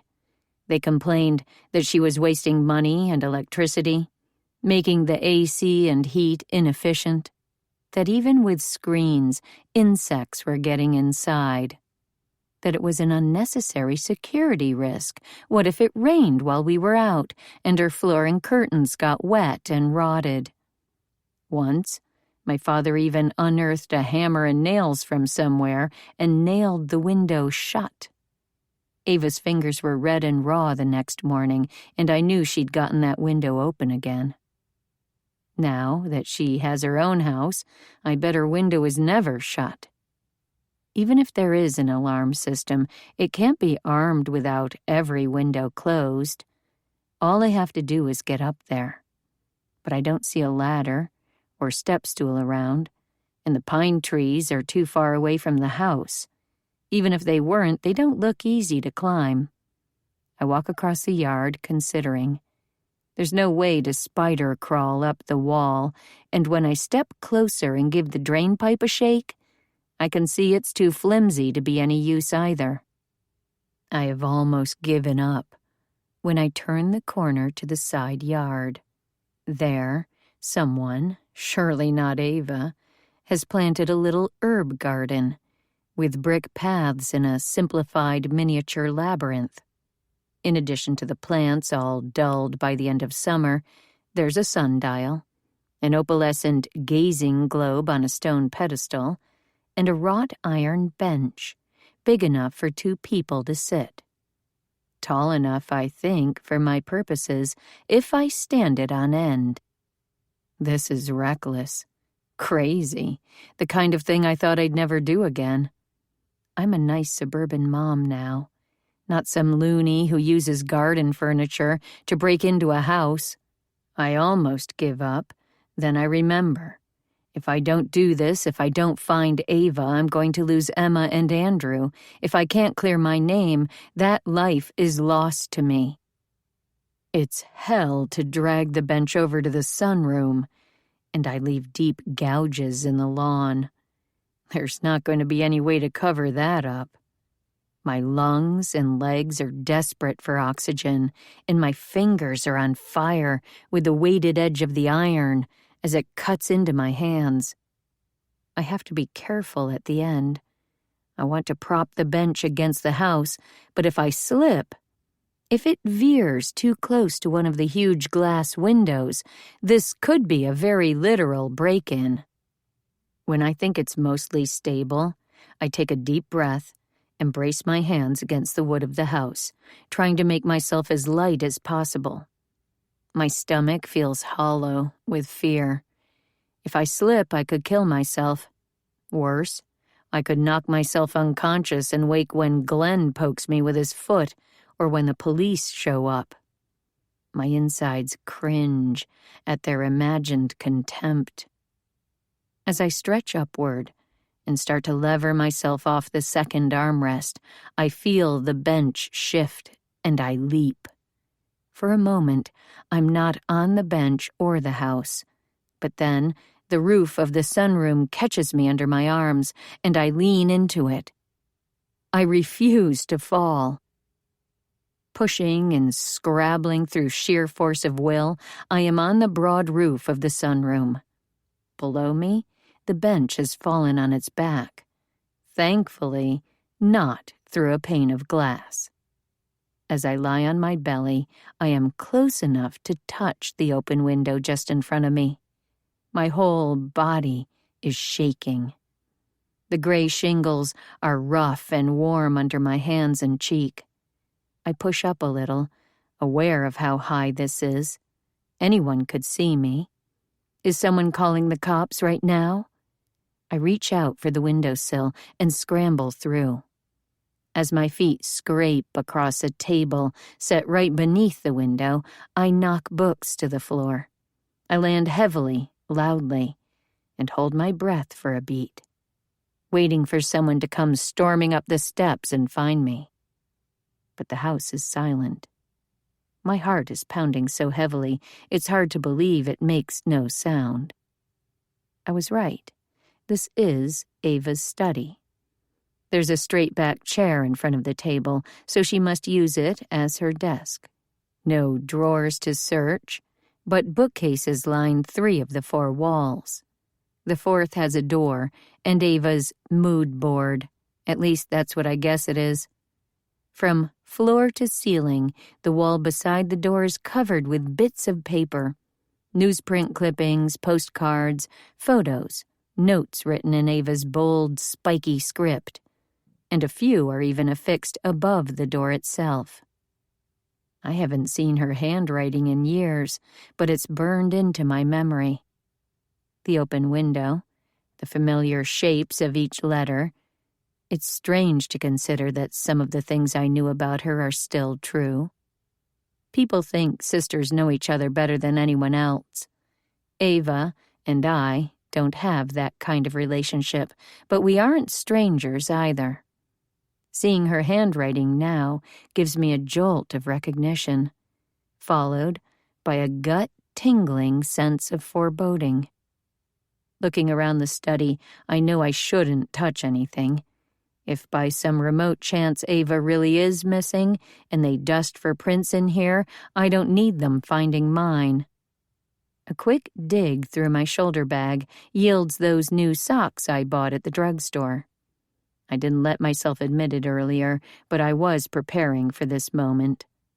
I will do whatever it takes to get my life back.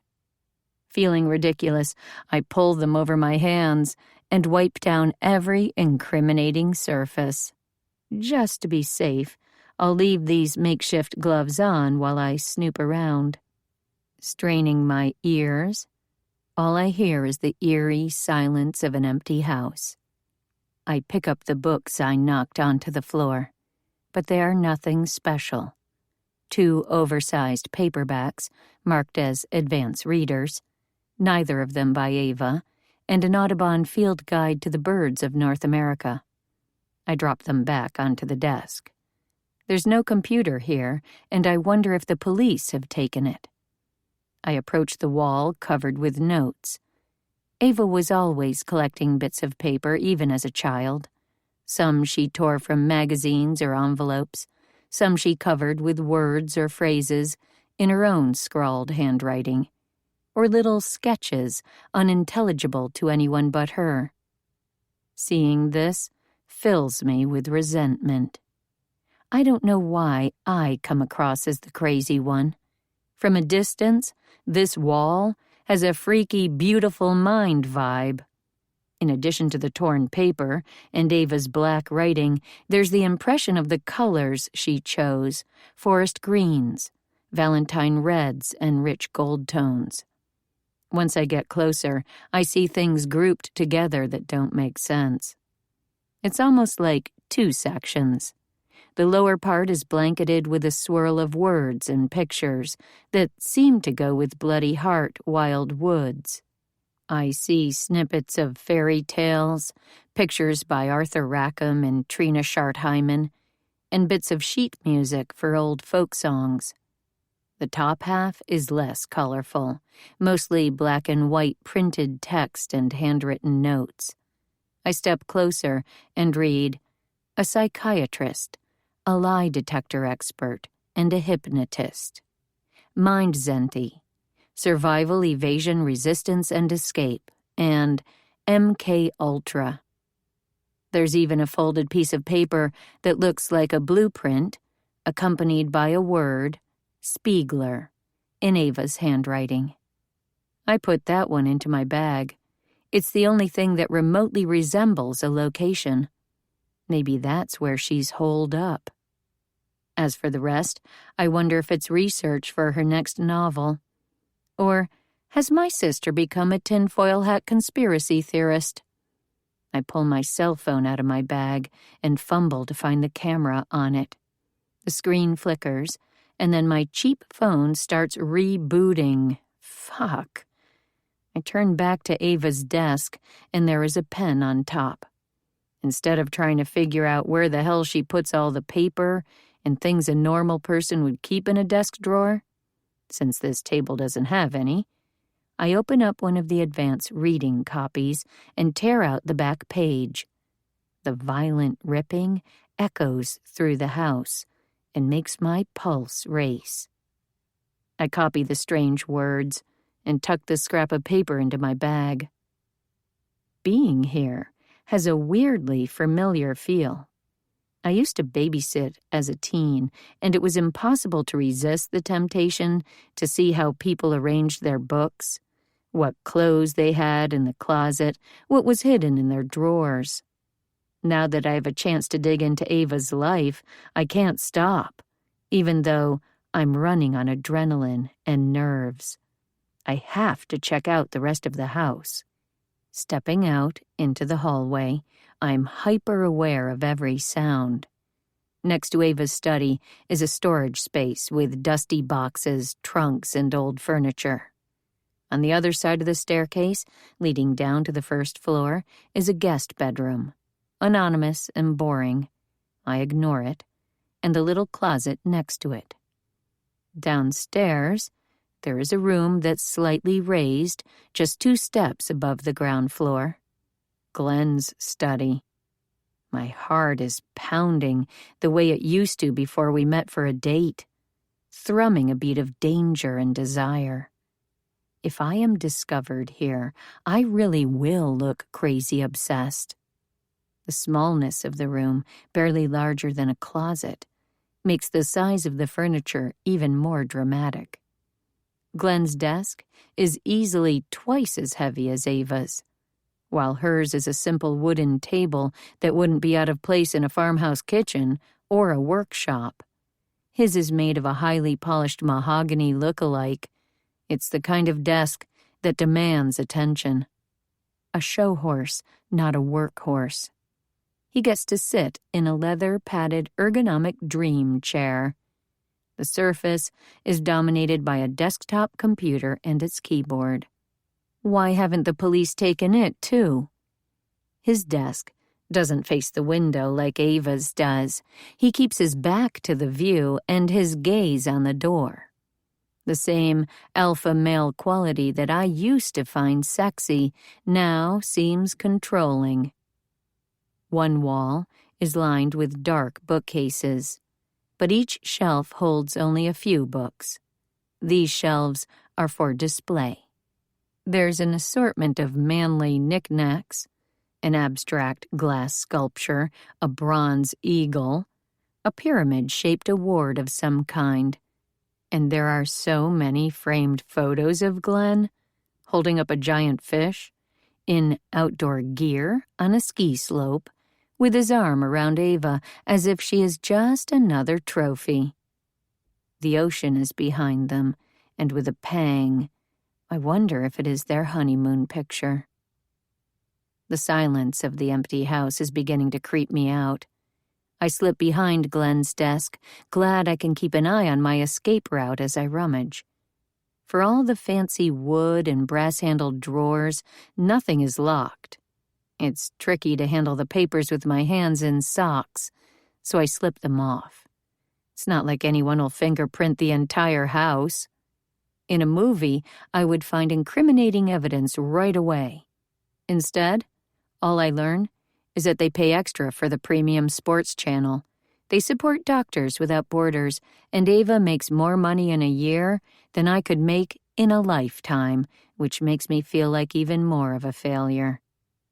Not as much of a failure as if I will be if I'm caught. Time's slipping away like the dripping of a faucet.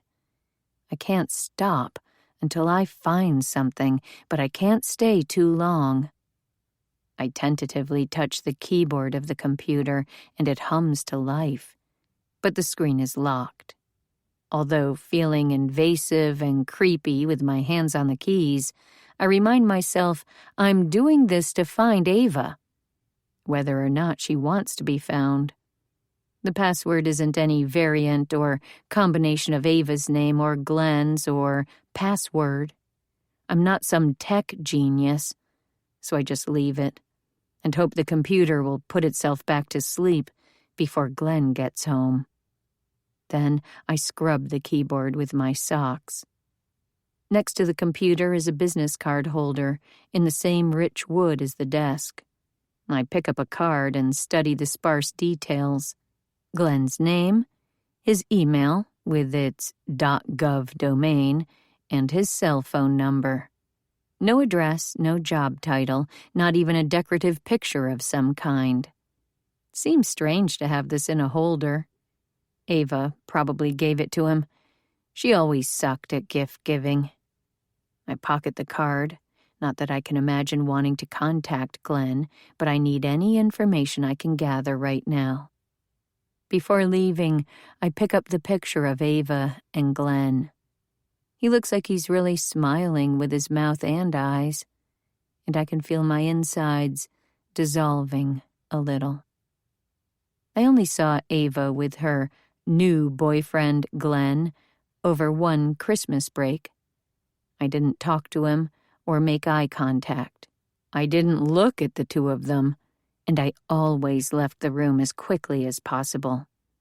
The next summer, I ran into Glenn in Providence. When he said, "Zoe?" I was startled, not recognizing him for a second.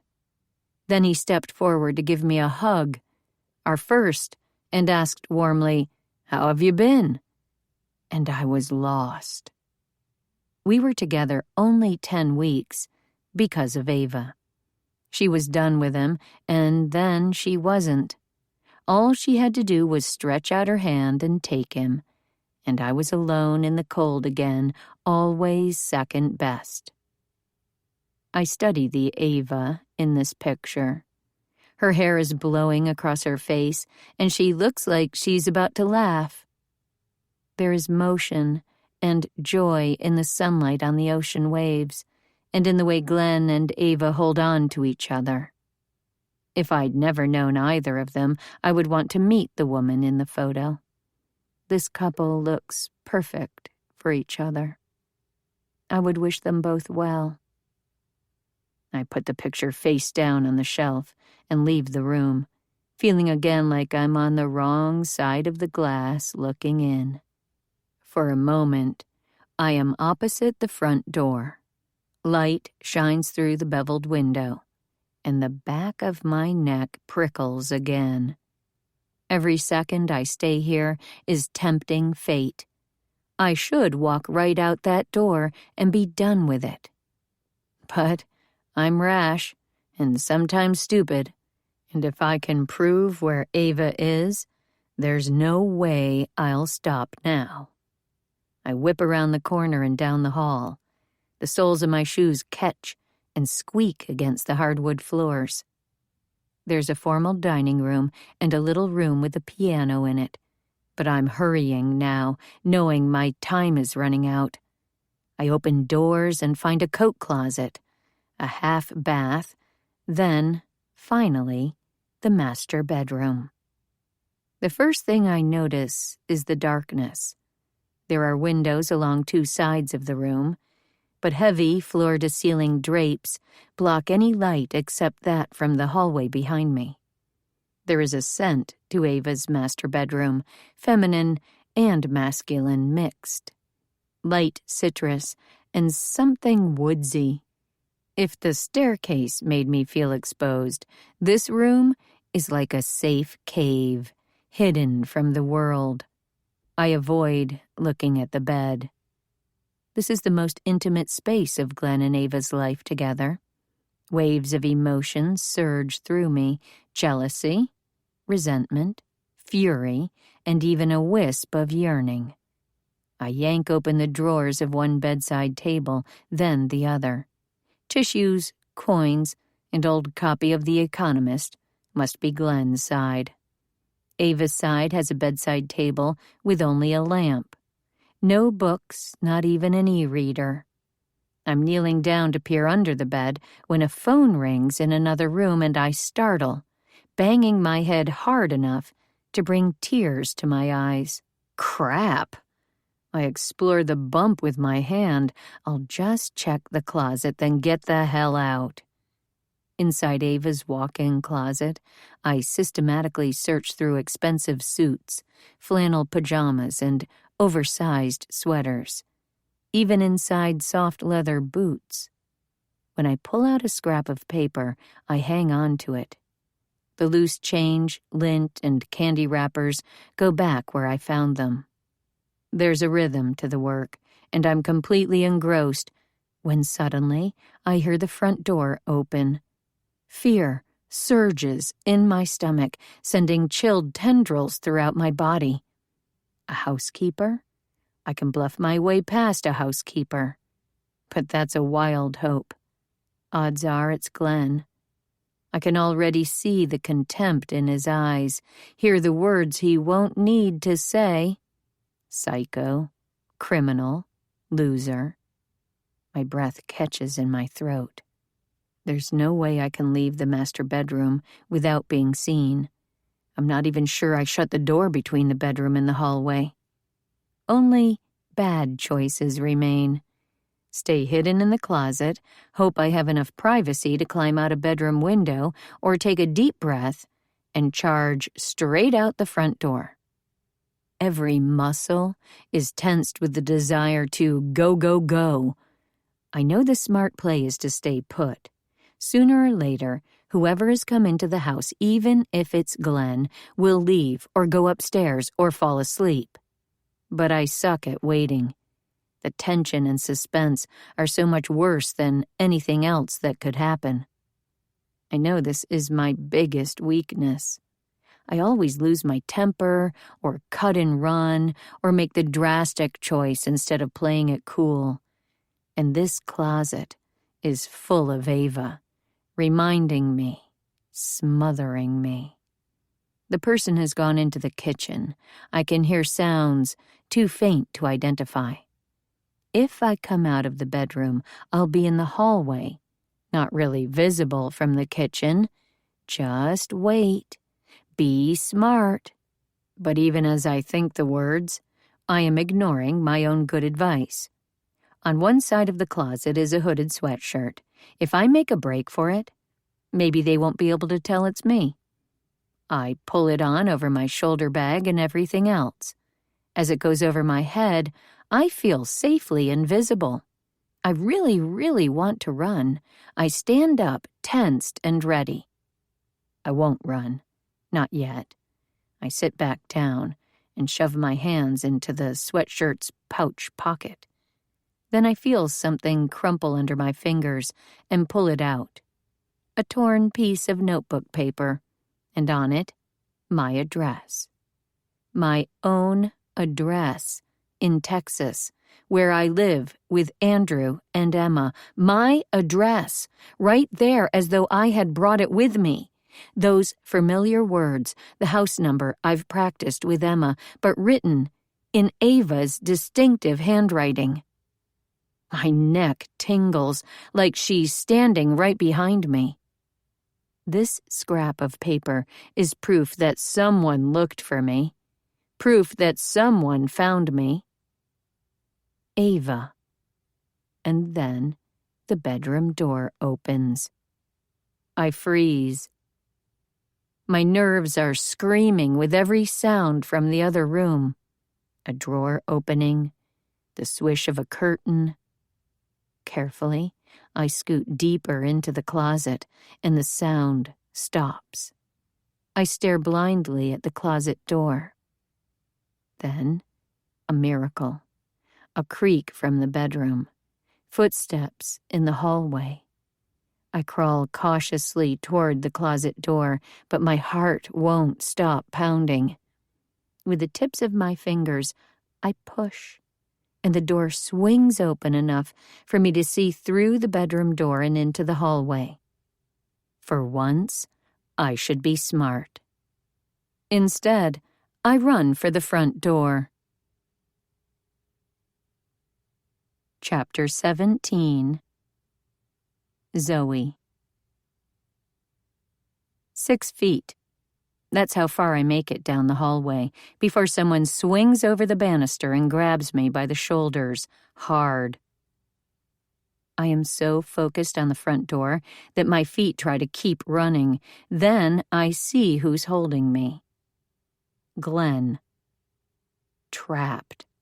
My mind freezes on that thought, and my animal instincts take over. I'm flailing, hitting, and kicking, trying to break free. My elbow knocks something out of Glenn's hand that clatters on the floor. Swearing, he seizes my wrists, holding me at arm's length. "Just stop," he shouts. "What the fuck are you doing?" "Nothing. I was looking for Ava." I try to twist away, but my wrists are pinioned. I hate him right now. I'm panting, and I hate him. "What are you doing in my house?" "Looking for Ava." I spit the words out this time. He shakes me. "You know she's not here." "Bullshit! You probably killed her."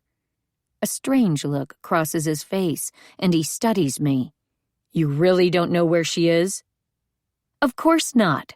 I just want to find her and go back to my family." I can't tell what he's thinking, but at least he's not shouting. "Don't freak out again, just stand there." He looks at the floor, and I see that the thing I knocked out of his hand was a cell phone.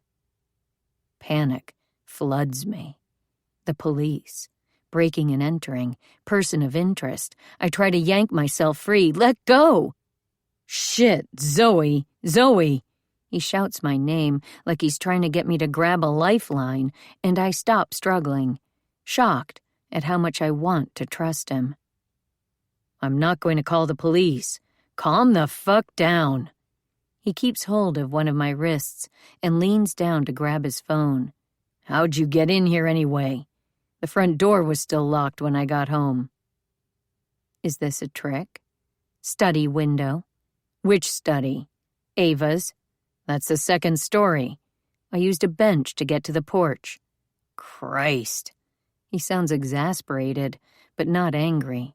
"Look, you can't stay here. I'll drive you home." So, we walk out together. In the driveway, there's a black Lexus sedan, elegantly practical. Glenn opens the passenger door. "Get in the car." Some instinct makes me freeze. His jaw tenses.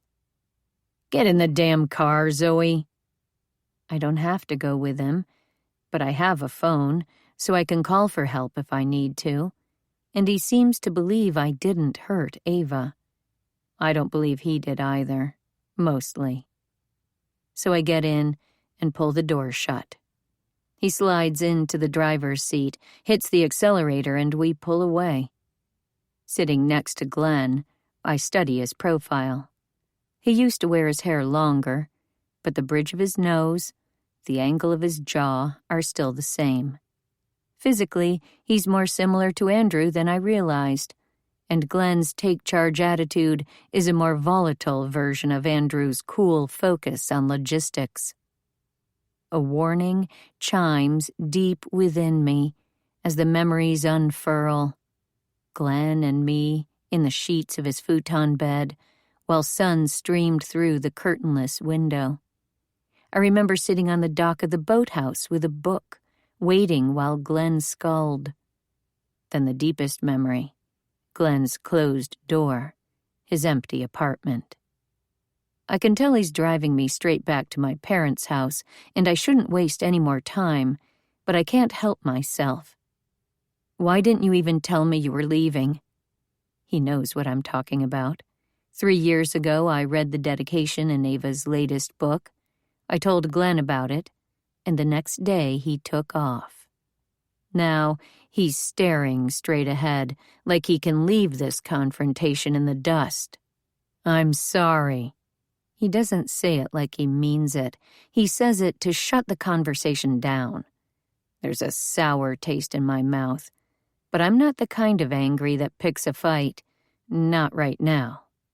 My heart isn't broken. It's just bruised. And I don't care what he thinks of me, so I ask, "You know I didn't do anything to Ava. What do you think happened?" He sighs, and the edges of his eyes and mouth droop. "You think someone kidnapped her? It feels like he is taking her side, like I am the horrible person everyone else believes I am. Zoe, I don't know what to tell you. The car turns into my parents' neighborhood. You say you're married. You've got a life. I think the best thing you can do is get on a plane and go home. She's my sister. If she's in trouble, really in trouble, you'll do what? He brings the car to a hard stop right in front of my parents' house and cuts his eyes at me. If Ava's in trouble, you should fucking run. I told you before. Go home. Chapter 18. Ava. I am fleeing through the woods, and a full moon gives the scene the flickering light of an old film strip. I need to find a refuge, but I can't catch my breath. I stop, clinging to a tree for support, my fingers clutching the rippled bark. Then the tree gives way under my hand, a small door opening, and inside the tree is a tiny room with a fireplace. A man bends over it, feeding twigs into the flames. He straightens, and I see it is Beckett, but a younger version, the man I fell in love with. He smiles and holds out a hand in invitation. Come live with me and be my love. I put my hand in his. Relief floods through me. But then the sky darkens, and a cage falls down around us. We are caught. My mother stands on the other side, a clipboard in her hand. She frowns at it, then at us. You're not nearly fat enough. Stick your finger through the bars and let me see how plump you are. There's a chicken bone in my hand, gnawed clean, and I poke it out of the cage. Now she looks at me with Christina's piercing dark eyes, and her face begins to sag like an oversized rubber mask. Don't try that trick on me. You're the damn witch in this story. Just ask Zoe. I wake with a gasp. The room is still dark, and now Beckett is sleeping behind me, almost touching. I don't inch away. The dream felt so real, not like sleep, not like a fairy tale. Zoe probably does think I'm a witch, but I don't think she's behind all this. I'm crossing off one option after another. Not Zoe, not a crazy fan, not a random psychopath. The signs point to my parents, but that's insane. I can't believe it, but I can't refute it either. Setting aside the secret research and the connections to all the terms Christina rattled off, the most damning evidence is the way my parents always take a minute to decide on an emotional reaction. When I first brought Beckett home and told them we were engaged, they just looked at us. The silence grew more and more uncomfortable. Then my mother took a breath and said, "Congratulations, sweetie." The endearment sounded like a word in a foreign language, one that she'd read mothers should say. Behind me, Beckett whispers, "Ava." "What?" He pauses. "Did you ever think it was Zoe?" "Maybe. Of course I did. Now I almost wish it were. But it sounds..." He draws a deep breath.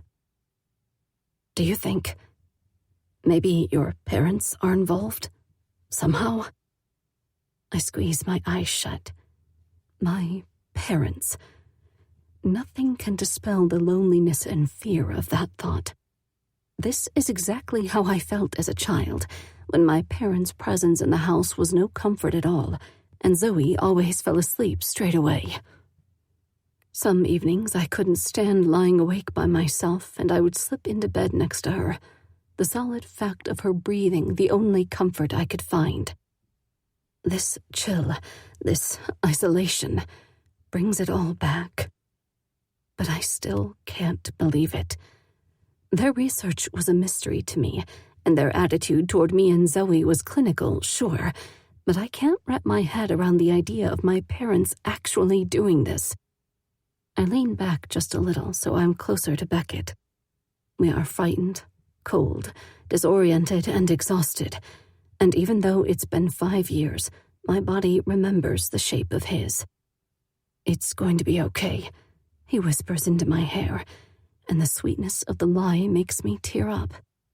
Maddening, infuriating Beckett. If only I could hate him all the time.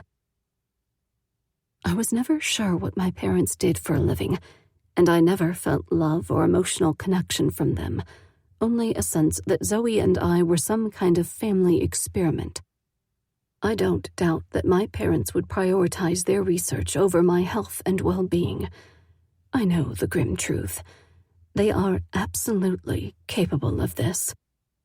I just can't believe they would go to all the trouble, or that my mother would delegate a massive research project to anyone else, much less somebody like Christina. I tell myself that if my parents were really involved, I would have seen them by now. I close my eyes against the dark. My dream still eddies around me, and I wish this were only a story, the kind I used to tell Zoe. When a nightmare woke her in the wee hours of the morning and our parents were bundled up with sleep masks and sound machines, I'd hear a whisper from the doorway of my bedroom. "Ava, are you awake?" She'd slip under the covers. We'd press our foreheads together, and I'd whisper stories to her. Some were real fairy tales, like Hansel and Gretel or Rumpelstiltskin, and others I made up. 2 sisters exploring a magic forest, dragons tamed and princes rescued and witches plunging off cliffs. Now I'm the one in the cage, and no one's coming to defeat the witch. If I disappeared forever, that would probably be Zoe's happily ever after. But I try to find comfort in the warmth of that long-ago memory, when I wasn't alone and stories could hold back the shadows. Minutes or hours pass before the sound of the blast door unsealing shakes me awake.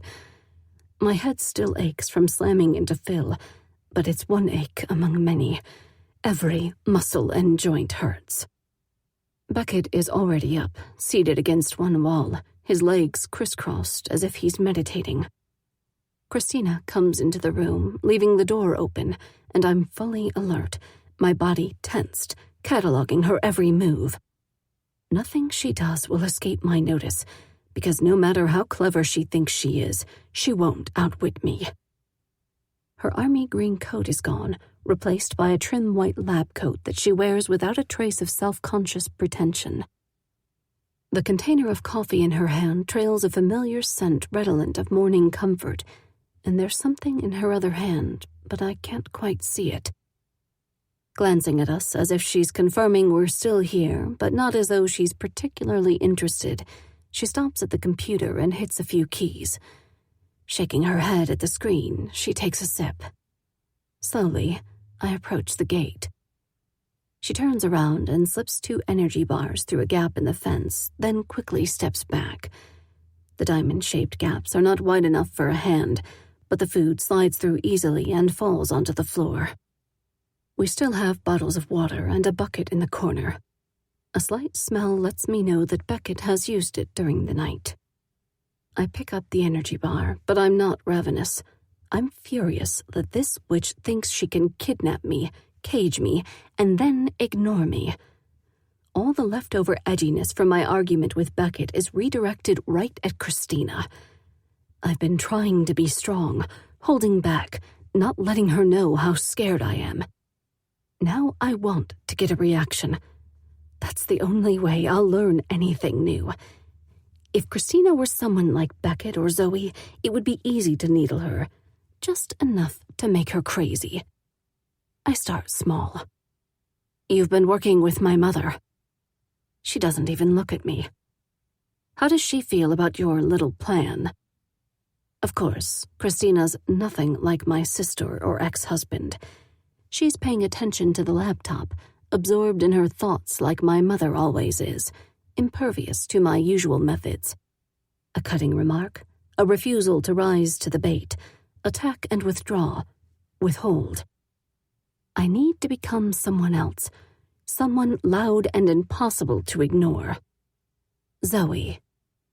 I know how my sister operates. Zoe slammed doors, hurled objects, and single-throatedly generated epic bouts of screaming. My parents dislike emotion, but even they couldn't withstand the ferocity of her onslaughts. If they didn't leave the room, or sometimes the house, quickly enough, they were forced to deal with her, as if Zoe had suddenly snapped into focus in front of them and they really saw her, while their eyes skated over me. I don't know if I can work that kind of magic with my words, not in real life. I need to be as bold, as fierce as Zoe. "Hey, Christina!" I shout, and I shake the fence with all my strength. Phil comes through the blast door with an armload of folded sheets. "Where do you want these?" I speak at the same time she does, trying to drown out her answer. "Let us out! Out! Out!" His eyes widen, but Christina just jerks her head, indicating where he should set down his burden.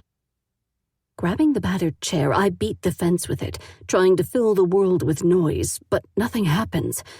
Christina leans over and whispers something in Phil's ear, and he leaves. I'm slowing down, getting tired, when he returns with a cardboard box, Zeus at his heels. Phil sets the box down on the desk, then touches Christina's arm and nods toward a door on the other side of the room. A normal door, like a broom closet or a bathroom, not a blast-shielded bomb shelter entrance like the way we got down here. She hands him what looks like some kind of wireless router, and he heads out. Zeus flops down at her feet.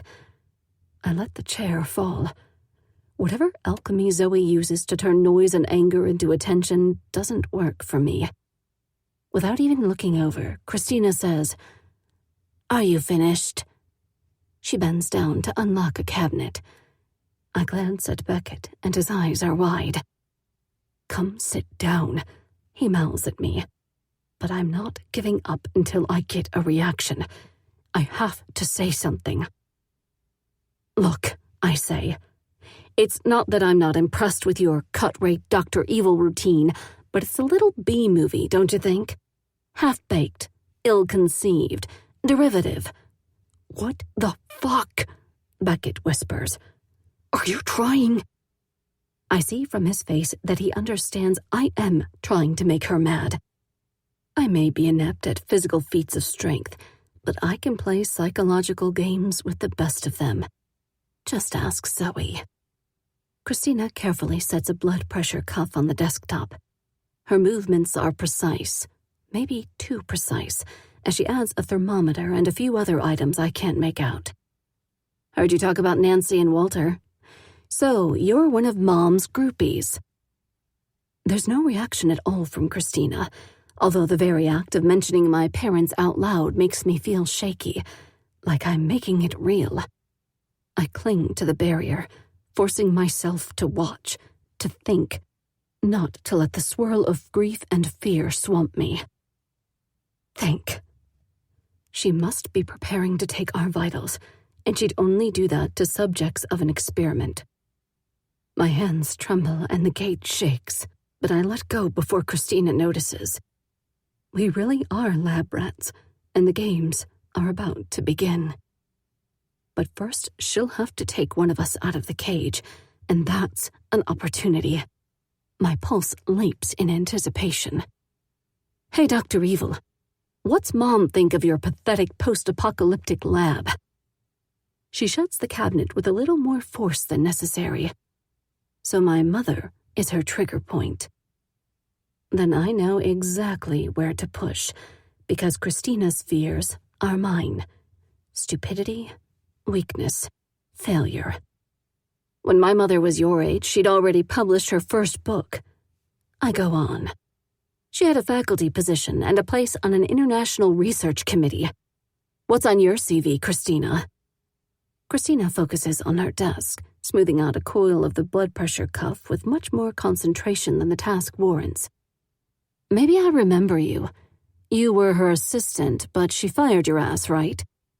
Too bad you couldn't bully her with your little dog and electric stick. Too bad you couldn't measure up. Mom doesn't suffer fools. Her head lifts, her face a frozen mask. Do you think this routine is going to get a reaction?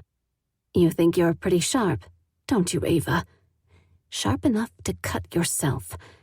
Your mother's a genius about everything, except you. She deserves better. She takes a step closer, the gate bisecting the inches between our faces. You look just like her, do you know that? Especially the eyes. Go ahead, say whatever you want. It won't make any difference. We stand eye to eye for a long moment, Christina and I, until the ordinary door opens again and she turns away. Phil comes in without the router and gives a decisive nod. Whatever he's setting up, it's ready to go now. Christina picks up the cattle prod. They are preparing to take at least one of us out of the cage. Christina is giving instructions to Phil in a low voice, and I can't make them out. I turn to Beckett and urgently whisper, "If they take you, get to the door." But I want to be the natural choice, the first one they'll pick, because I want to take Christina out. It's time to slay the dragon. Almost as if she can hear my thoughts, she raises her head and looks at me. Then she smiles, a smile that's unnerving precisely because it is filled with anticipation. "Pass auf, Zeus." With her dog at her heels, she and Phil approach the fence.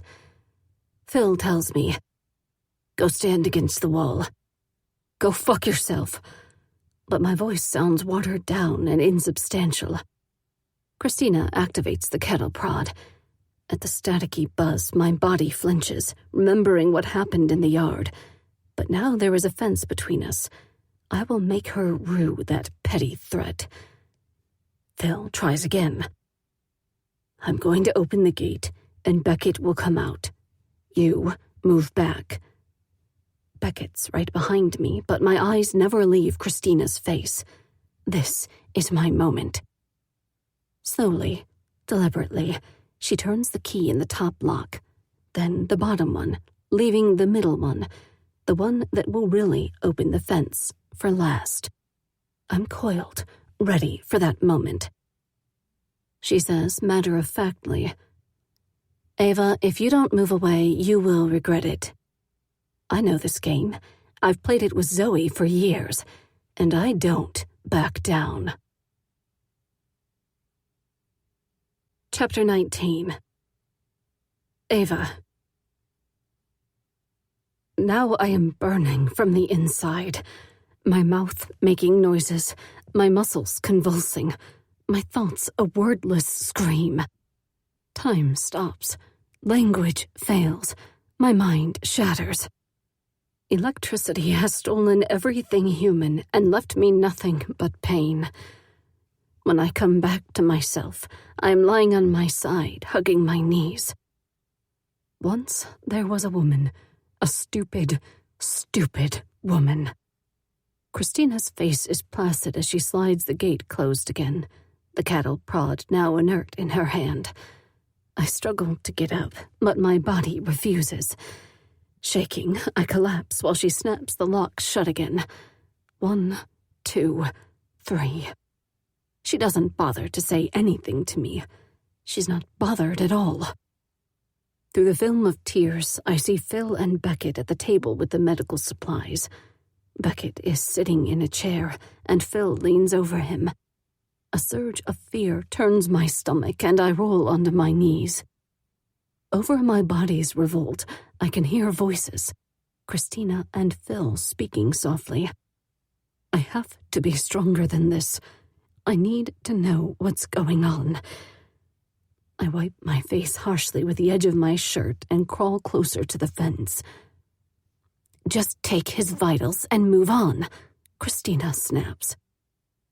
Shouldn't I do a CBC too, just in case? Phil moves something on the desk, but I can't see around him. Fine, but hurry. Hold still, Phil says to Beckett. Beckett cries out and I flinch, my hands reaching out to clutch the fence. Then I see the syringe in Phil's hand. Of course, a CBC, a blood draw, the first step. I don't know what they are planning, but this is minor pain, nothing compared to what will probably happen next. Don't forget the hood. Christina nods at the table impatiently. Phil looks at it blankly for a moment. Then, hastily, he gathers up what looks like a handful of black cloth. Is this part necessary? He says. Beckett looks from one to the other, then to the door. I know what he's thinking, can practically see his inner dialogue writ large on his desperate face, but I'm helpless. I can't tell what Christina and Phil are fighting about, and I can't stop Beckett from making a huge mistake. I was wrong to suggest it. Our captors are literally standing right next to him, and Zeus is lying against the wall. This is not the right time. We didn't go to all this trouble not to use it. Christina's voice is calm now, but there's steel in it. You aren't going to be using it. Now Phil is clenching the black cloth. Oh, is that a problem? Christina leans forward, her hands on her hips. Are you afraid of...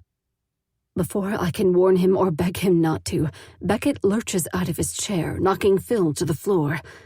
Christina's hand moves to the cattle prod, but before she can activate it, Zeus uncoils and springs.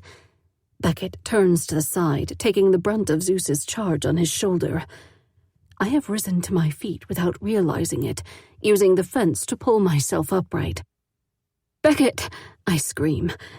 Incredibly, he still tries to stagger toward the closed blast door, even with Zeus's jaws locked around his arm. Phil stands up, looking more aggrieved than hurt. He takes a step forward, but Christina stops him. Wait. Zeus keeps tugging and shaking Beckett's arm, but I see he isn't breaking the skin. He's simply holding Beckett, not wounding him, and Beckett is getting tired. Not enough food, water, or rest. His body doesn't have the fuel to keep fighting. Christina is right. Phil doesn't need to expend any energy subduing us. Beckett and I, we are already defeated. The second Beckett surrenders, Zeus releases his arm. Without a command, he returns to Christina's side, sits, and resumes his guard. Christina looks at Phil. See, they're ready. Go ahead. He picks something up from the table and walks over to Beckett. That was stupid. Give me your hands right now. When Beckett sticks his arms out in front of him, they are as stiff and awkward as the arms of a puppet. Phil wraps a zip tie around Beckett's wrists and pulls it tight. Beckett drops his arms, and his head droops too. He doesn't look at Phil or Christina or me. That could have been me, I want to tell him. I would have tried to. But I don't have a chance to tell him anything. Phil pushes Beckett in front of him. Come on, no more drama. Then he picks up a sagging tote bag from beside the table and follows, shoving Beckett whenever he slows. Petty little bully. I will gouge Phil's eyes from his head and swallow them whole. Wait. Christina bends down and scoops up the black cloth hood from the floor. She slips it into the top of the bag. Thanks, Phil says, reaching out and opening the completely ordinary door. I've got the screen pulled up, she tells him. If you've got the list of questions, everything's in place. All I can see in the open doorway is darkness, a creeping penumbra bleeding into the thin light of the lab. Then Phil pushes Beckett into that void, and it swallows them both. Chapter 20. Zoe. Glenn has dropped me back off at my parents' house and driven away. But as I stand on the front steps, I can't stop arguing with him in my head.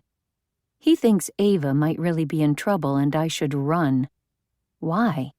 Because I was so much safer in Texas? That's where I was in the first place when my email was hacked.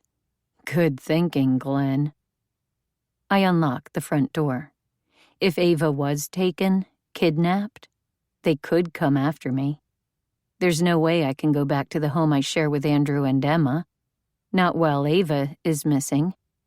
I have brought enough darkness into their lives. Stepping into the front hall, I pull the door shut and flip the deadbolt. Alone again. If I were in Texas, it would be time to pick Emma up from preschool.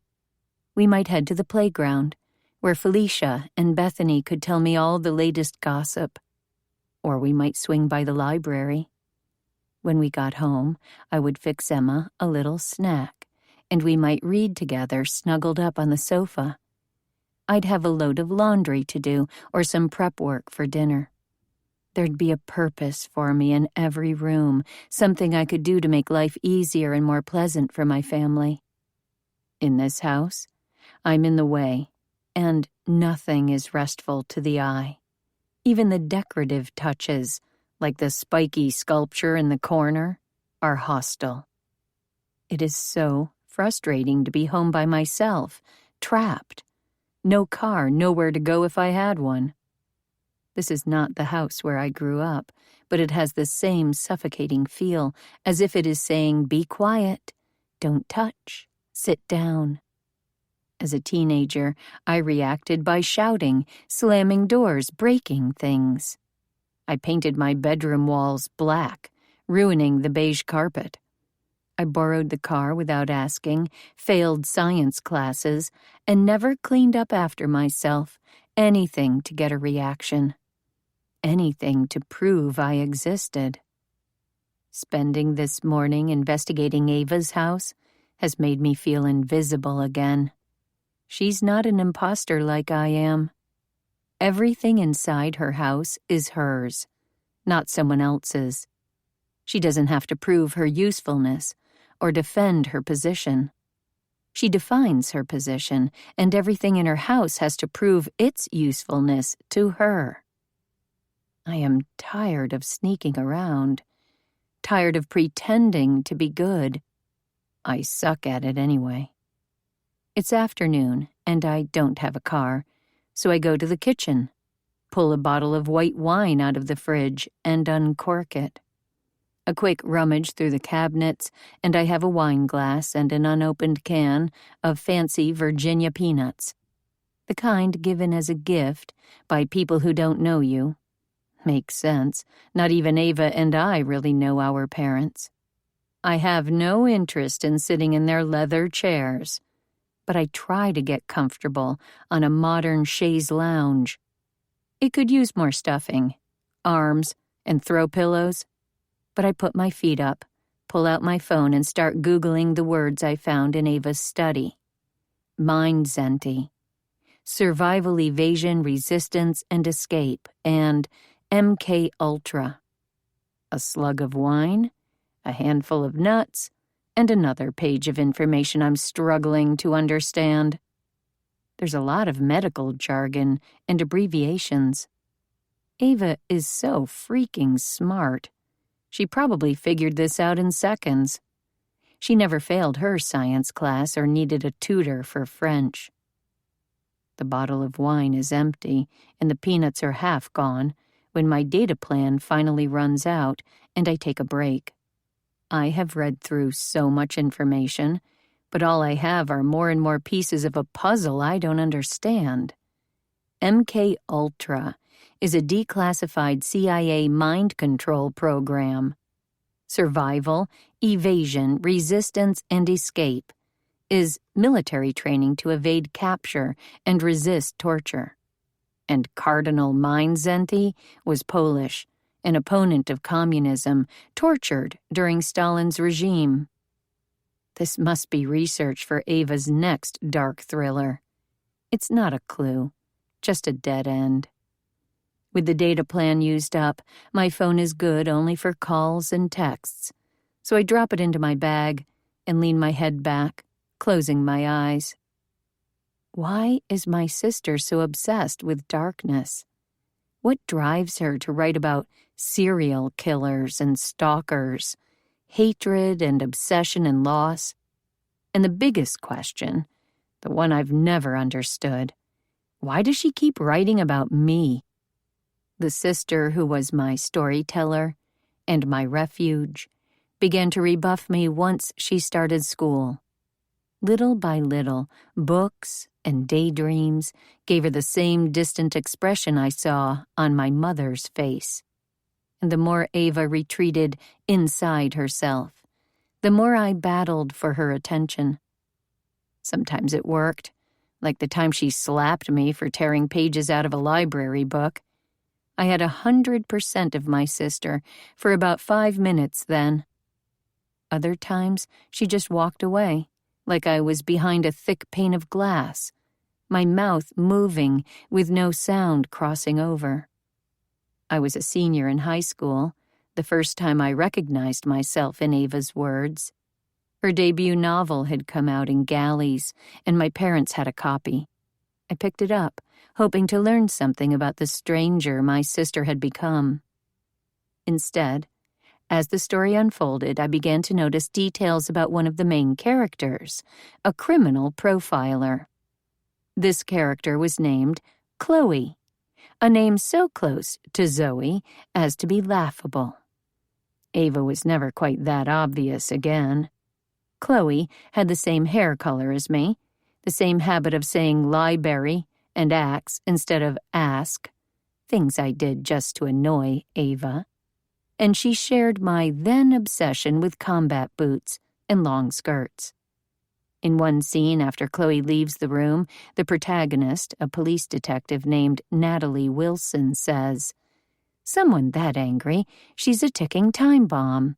I bet she can't make it 5 years before she snaps and does something horrific, something violent." And she did. The character became obsessed with the killer, joined forces with him, and then he killed her. Stupid, angry Chloe deserved to die. Was that what my sister really thought about me?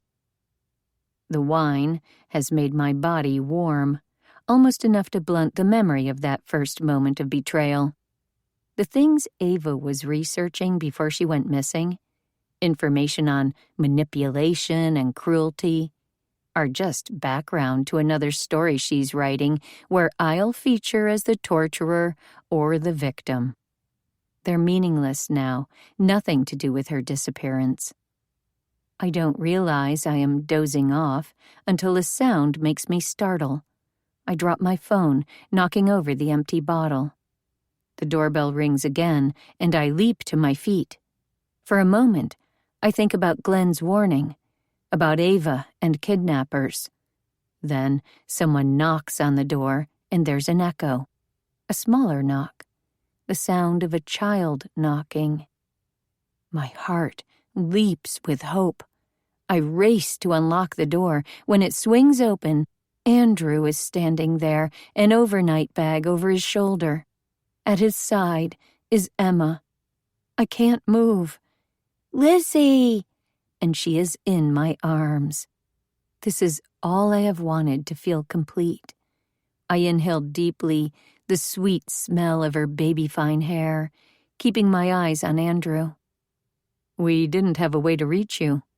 He doesn't put down his bag, instead standing back like he is dropping Emma off at daycare. "You left your phone with the police, and your parents have an unlisted number." "I'm sorry." My arms tighten around Emma until she squeaks in protest. "I bought a disposable phone today. I tried to call you from the house phone. I was going to call you again. I should have called him yesterday when I actually bought the phone. I was afraid." Now his eyes are kind. "I know this is earlier than we discussed. I've booked a hotel, but we thought we'd stop by here first." Will he invite me to stay with them? My pulse leaps with the desire to be forgiven. "I want to see your room." Lizzie lets her body go limp and swings in my arms. She trusts me so much right now. Someday, she will know better, and I want to squeeze her close while I still can. I glance up at Andrew, and something is softened in his expression. I decide to take a chance. "Come in. My parents aren't home yet, but I can make you a cup of coffee and we can wait for them." Everything holds still for a second. Then he says, "That's really why we came. To meet your family, I mean." Something heavy in my chest warms and starts to melt. Despite everything being so strange, he is willing to try. He wants us to be together. Why else put himself and Emma through this? As we step into the foyer, I remember all the times he and Emma and I walked through our own front door. Back from afternoons at the park or dinners out. Did I value them enough? Each one another moment that proved we were a family? I would give anything to relive even one of those mundane arrivals again. Now, Andrew looks past me, right at the chaise lounge, the empty bottle of wine. Oh, God, it's not even 5 o'clock. Actually, he takes pity on me. Where's the restroom? I use those few minutes to toss out the wine bottle and the half-empty container of peanuts. Emma reappears first, since she now enjoys my own privacy in the bathroom, even if one of us waits outside the door just in case she does need help. Neither Andrew nor I really want her to grow up. "Hi, Emma Bean. Do you need something to drink?" I take her into the kitchen, where I run my empty wine glass under the faucet and slip it dripping back into a cabinet. "Can I have a juice box?" "Sorry, sweetie. I know there's nothing like a juice box in this house, but I open the fridge to confirm.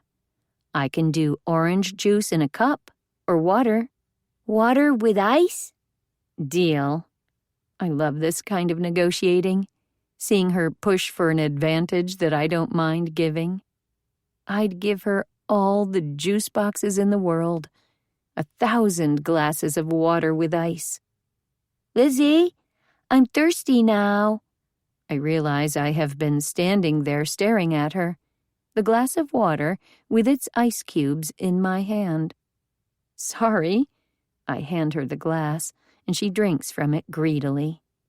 I have to be careful. Loving someone this much is dangerous. That's why I'm always holding back. I thought I loved Glenn. I think I love Andrew. But there is no doubt how much I love Emma. It's too late. I'm all in. My chest tightens with fear. Loving is the first step to losing. As I stand in the kitchen with Emma, my breath comes quickly, but I can't get any oxygen. My lungs seem to be getting smaller and smaller, and each inhale hurts. I can hear Emma's voice say my name, coming from far away. The room is rushing around me. I reach out with a hand and clutch at the fridge. I am going down. Then, someone else's arms are under my own. Andrew's voice says, "Easy. Bend your knees." I sit on the floor. No air. I can't breathe. Through the blur of tears in my eyes, I see Andrew come closer. Then his hands come together over my face. Breathe in and out. It's okay now.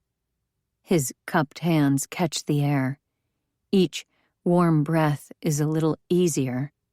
My panic is ebbing away. I am glad his hands hide my face. I am so glad Andrew is here. All I want is for him to forgive me. I duck my head and kiss his palm, but then he takes his hands away. Emma's eyes are wide, and she clutches her water glass to her stomach. I can't look at her. Can't let myself feel that overwhelming, helpless love again. Andrew will have to handle this. I rest my head on my knees in the circle of my own arms. I can hear him whisper, and her overly loud whisper back. Without raising my head, I say automatically, "There isn't a television here. There might be paper in the drawer by the phone." I'm doing a crappy job of being Emma's mom right now. Moms suck it up. They solve the problem, stop the tears, find the fun. They always come second.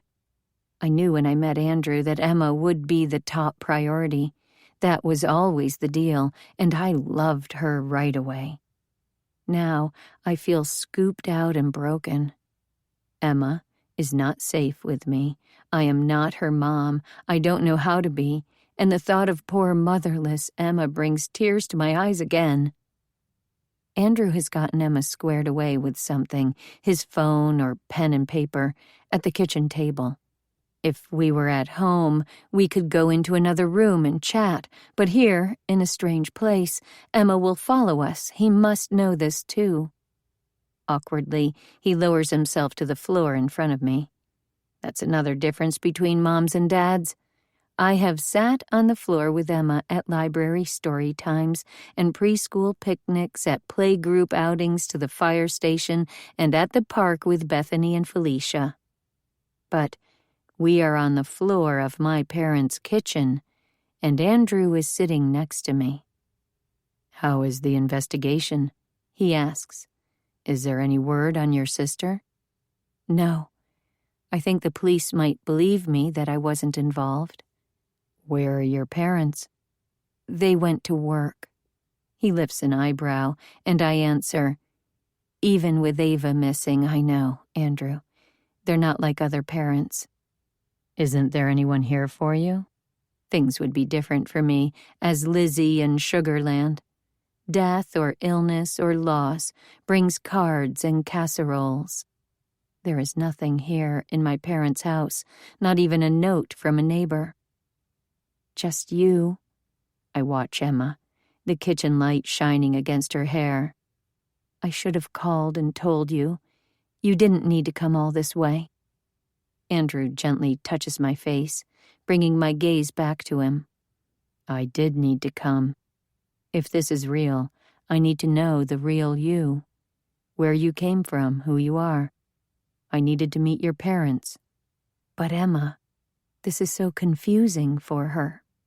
Now he looks uncertain. "I just thought she should have a chance to meet her grandparents. And I didn't know who.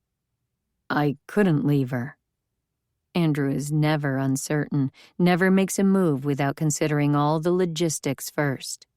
If this were business or home maintenance or even a weather emergency, he'd know just what to do. But this is his weakness, family. When I met him, his wife had been dead less than 2 years, his mother 5. Andrew's only living family is his father, and every day Alzheimer's steals a little more from him. Now, he is on the verge of losing me, a wife and mother. "I wish I had a different family," I tell him, humiliated at how little I can offer. "I wish I was a different person." Andrew's eyes are the same shape as Emma's, but his are a pure, rich brown, undiluted by the flecks of gold and green in hers. He takes my hand. "I've been thinking a lot about that. You're not who I thought you were. But how you are with me and Emma, that can't be a lie, can it? Not every day of the past 2 years. It has to mean something. Anything I could say will sound like an excuse. That's who I wanted to be, the person I am with you." He sighs. "It doesn't work like that, though. You have a family, you have a past. You can't just erase them. You can't just choose what to tell me." "I'm sorry. I'm so sorry. I didn't want to spoil what we had." Andrew's eyes are so sad as he says, "Lying spoils everything." My tears do spill over, hot on my cheeks. "I know. I won't ever lie again.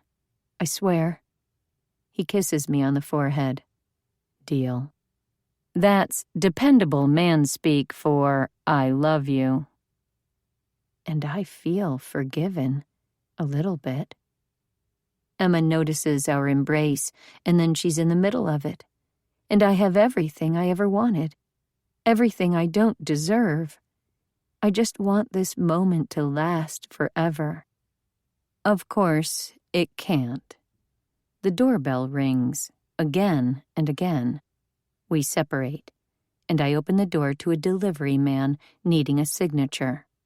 When I turn back, Andrew's getting Emma's shoes back on while she tells me all about the television and the pool and the tiny soap in the hotel room. She wants me to come back there with them. I want to with every fiber of my being, but I can't tell from Andrew's face if now is the right time. I tell her I might, but I'll have to ask my mom first. We arrange to meet for dinner, and I will bring my parents. I use the house phone to call my mother's cell. There are times at work when she has it turned off, but today she picks up on the first ring. At least, that's normal. Maybe she is anxious about Ava. Yes? Mom, my husband is here, and our daughter. You have a child. This ought to be a question, but my mother doesn't ask. She's my stepdaughter. Ah, I can't tell what she means. They'd like to have dinner with you and Dad? My mother seems nonplussed. Dinner? At a restaurant, so you could meet them? There's only silence as my mother calculates the appropriate action. So, will you and Dad meet us for dinner? Yes, that would be fine. You pick the place and time? Well, where are they staying? The little girl and her father. My daughter, my husband. But I swallow down my anger and name the hotel instead. She is silent for a moment. We'll do Portofino at 7. That's close. Be ready 15 minutes before and we'll pick you up. Have you heard anything about Ava? I remember the picture of the smiling woman on her honeymoon. The longer she is gone, the more I start to worry. But it's hard to maintain that worry when my parents appear so calm. Nothing from the police. Glenn left a message. Something about a press event tomorrow. Before I can ask if I'm expected to come, she hangs up. Relief that our awkward conversation is over gives way quickly to the reality of our impending family dinner. Andrew and Emma will be in the lion's den tonight. All because of me. Chapter 21. Zoe. The restaurant is a mistake. I can tell the minute I walk through the door. It's got a hushed ambiance that my parents will use to discourage intimacy. Exactly the kind of place that makes me want to disturb the peace. Andrew is standing to one side of the foyer. He is wearing a tie and a sport coat. Seeing him there, so solid and dependable, unafraid of all my shit, tugs at my heart. My jeans and off-brand t-shirt make me feel even worse. Lizzie! Emma is practically dancing in her favorite outfit, a sparkly pink skirt, perfect for twirling, and a black t-shirt that proclaims, Self-Rescuing Princess. In this setting, my mother is imperious, quite the grande dame. Her hair shines silver in the dim restaurant. She steps in front of my father and offers Andrew her hand. Nancy Resco-Hallett, doctor. Andrew McPhee, and this is Emma. His face is neutral and his tone pleasant, even as she's piled on the formal titles. My mother glances down at Emma, who has stopped dancing and is frankly staring. 5 years old? Not yet. Andrew smiles, obviously trying to translate this clinical observation into an emotional connection. She turned 4 last month. Zoe, threw her a rainbow-themed birthday. We'll never get rid of all the glitter. My mother smiles correctly, and her blue eyes are as cold as a fjord. I bristle. Emma is beautiful, perfect. She doesn't deserve to be examined. My father might never introduce himself, but Andrew takes the initiative. And you must be Zoe's father. He takes my dad's hand for a brisk shake. Nice to meet you, sir. Yes. My father's mind is clearly working, but all he says is, also Dr. Hallett, Walter. Emma's voice cuts through the soft murmur of the restaurant. Who is Zoe? I wince. This night will be excruciating. The hostess shows us to a table, and then there's an awkward dance. The hostess pulls out a chair for my mother, who sinks gracefully into it. Then she pulls out the one next to it and looks at me. I can't help myself. I step back. I can't sit next to my mother. I just can't. I bump into Andrew, who puts his hands on my shoulders. Their weight, giving me strength to say, I better sit by Emma. Could we get a booster seat? And that's the excuse needed to make our final arrangement. My parents on one side of the table, Andrew and me, with Emma between us on the other. We're still unfolding napkins when Andrew asks, Any more word about Ava? My father literally rolls his eyes. Nothing new. The police are having trouble finding any evidence that she was taken. Andrew frowns. Is there a chance she's at a retreat or something? Off the grid, writing? That's certainly possible. My mother smiles up at my father. We know what it's like to get wrapped up in work and lose track of time, but I can understand why other people might be worried. People who aren't deep thinkers or high achievers. People who aren't special. People like me. Dinner is all fits and starts. Andrew is used to business meals.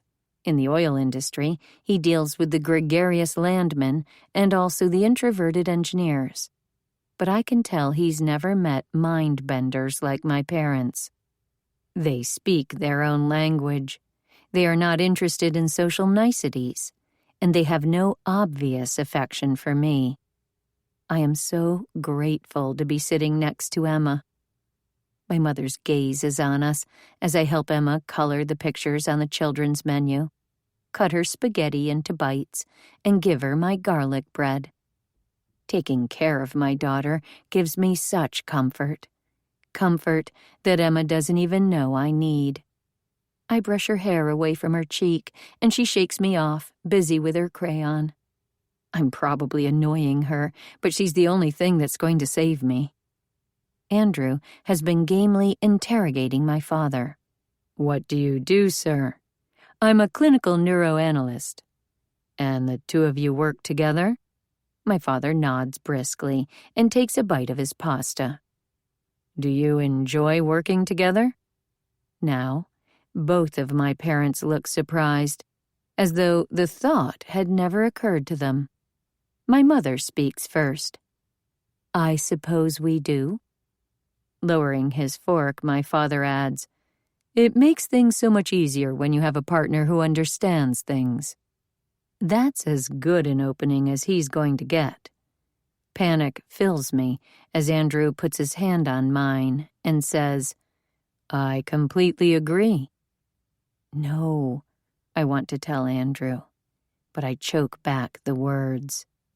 Don't show them you have feelings. They'll think you're an easy target. My father raises his eyebrows, and my mother looks away with a little smirk. I wince, and he lets go, withdrawing. I'm not like my mother and father. I want your love. I recapture his hand. We had a lovely wedding, and it was. Just Andrew and Emma and me. I wore a white summer sundress and gold strappy sandals, and so did Emma. I had painted our toenails so they sparkled silver, and we spun and twirled to make our skirts flare. Andrew wore a suit, but he had a boutonniere of white clover blossoms, and a fading sunburn across his nose from the day trip to Galveston where he'd proposed. Less than a week later, we were married at a walk-up wedding chapel in downtown Houston. I twined my fingers with Andrew's, certain I had found my real family at last. I know it's a cliché, co-opted by every Hallmark anniversary card and date night rom-com, but that was the happiest day of my life. Maybe Andrew isn't appalled by who my parents are because he gives my hand a squeeze, leans in, and kisses my temple. Emma has been concentrating on her cut-up buttered linguine, chasing each diced pasta piece one by one around her plate. Now she looks up. I threw the flowers. The flower girl, my mother nods slowly. And Zoe is your new mama? Now Emma looks uncertain. Who's Zoe? Right there. My mother points at me. The look on Emma's face breaks my heart. She is lost, and I am turning into a stranger in front of her. I want to throw myself between her and my mother. Instead, I put my arm around her, pulling her close into my side to whisper, My mother calls me Zoe, but you call me Lizzie. She ducks her head against me. Ah, my mother nods as if she is just remembering. Lizzie. So, Lizzie is your mother now. Bitch. She turns her attention to Andrew. How did she find you? We met each other online, a dating site. Andrew emphasizes the we, and I feel renewed hope. Maybe just this once, my mother won't make everything worse. Maybe this will make Andrew forgive me even if I don't deserve it. He is too smart to volunteer information, but he is also too polite to end the conversation. Mom is undeterred. What happened with your wife, Emma's mother, I mean? Preeclampsia. My mother nods thoughtfully, then glances at my father. He stops the mechanical rise and fall of his fork.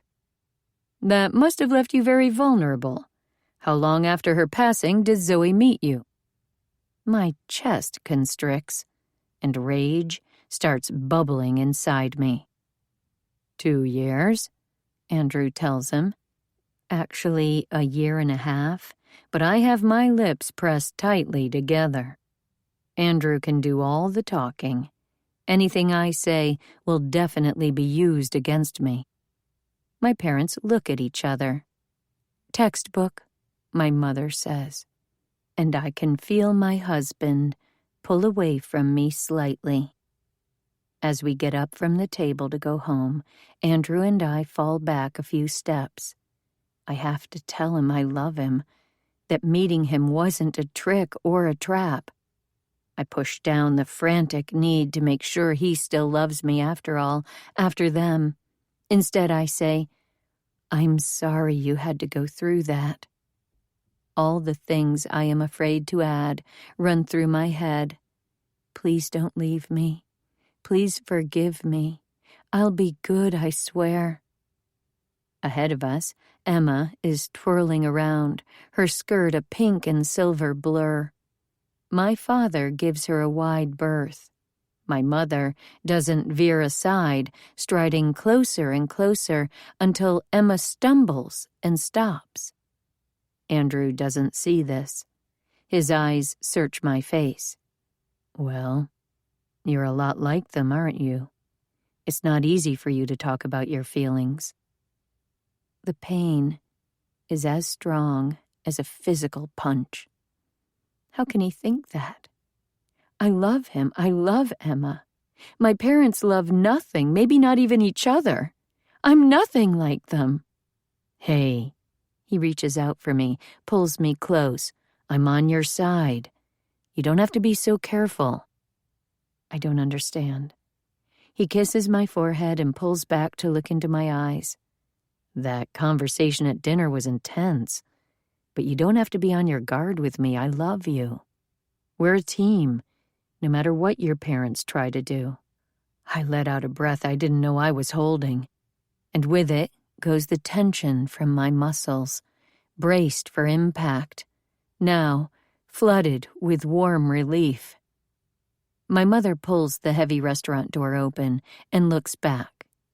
"Are you coming, Zoe?" And Emma stops her twirling and stares at me imperiously. "Are you coming, Zoe?" The words fall out. "I'm staying with Andrew tonight." I glance up at him, and thank God he's smiling.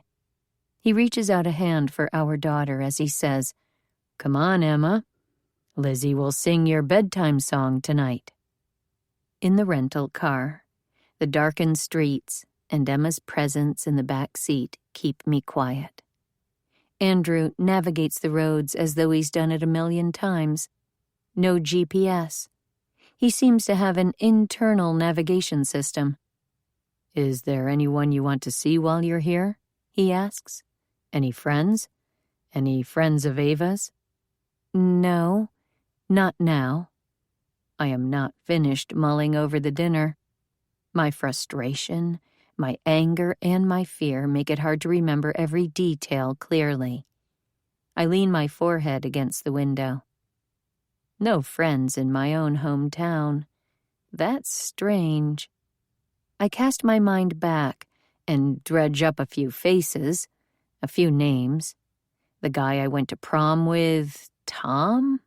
A girl with spiky blue hair from drama class. And did I ever see Ava with friends?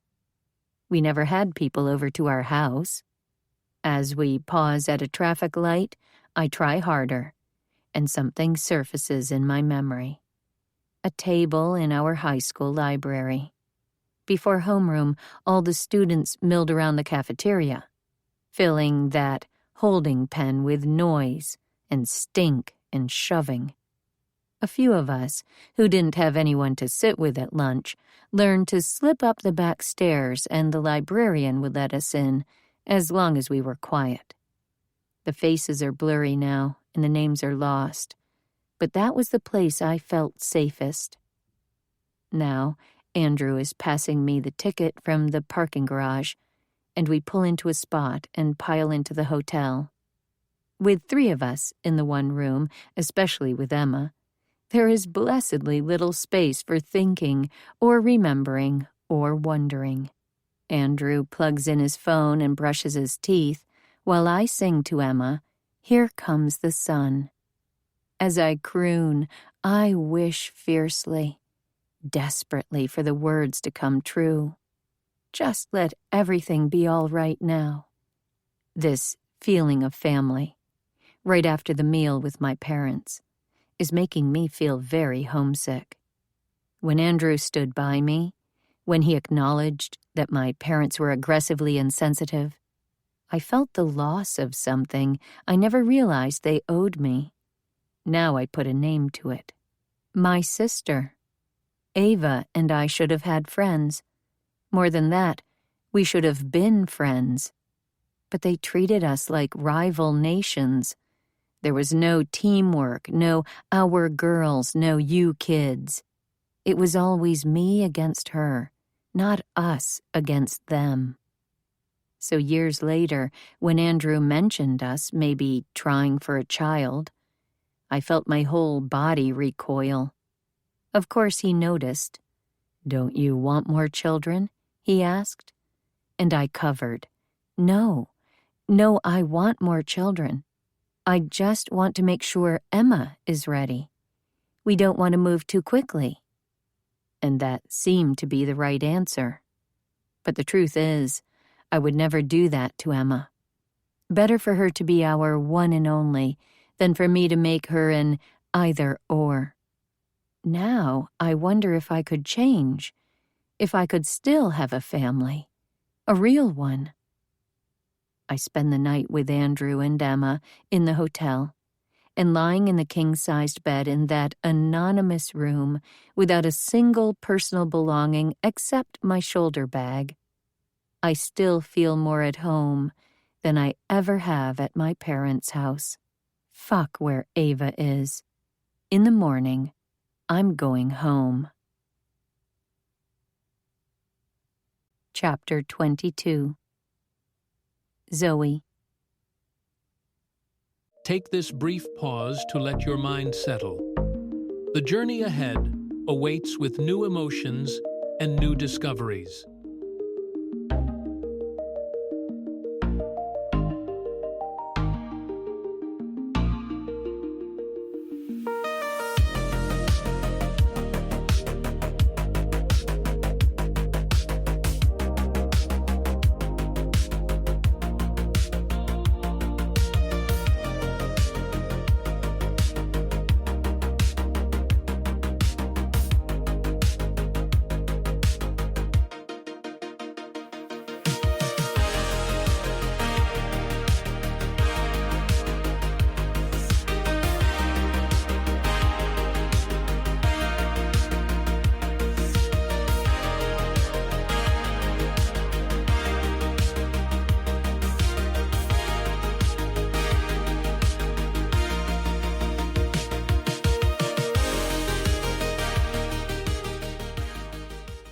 I wake with a start.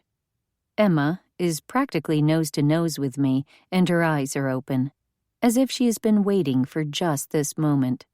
Loudly, she whispers, "I'm hungry, Lizzie, and Daddy is sleeping."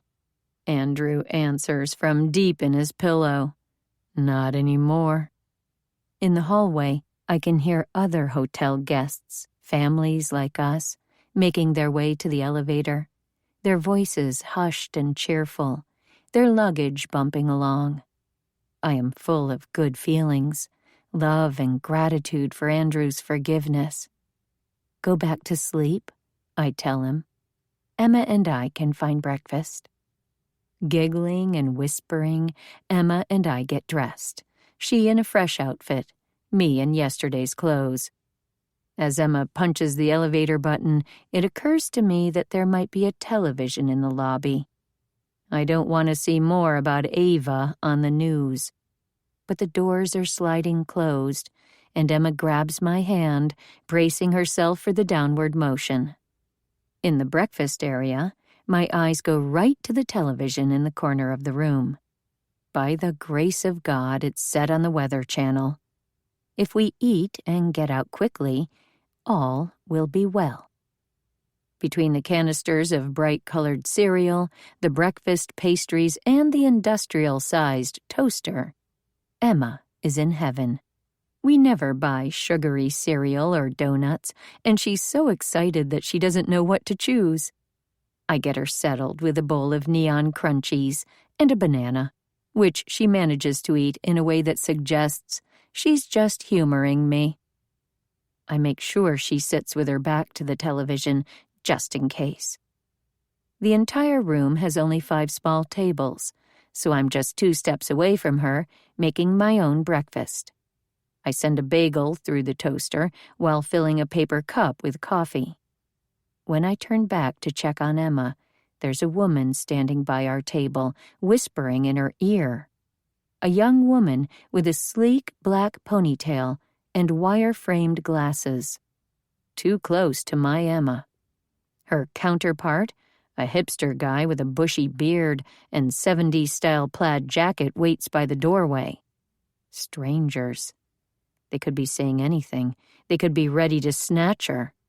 My bagel drops onto the toaster's metal tray, but I ignore it in my haste. No one will take her away.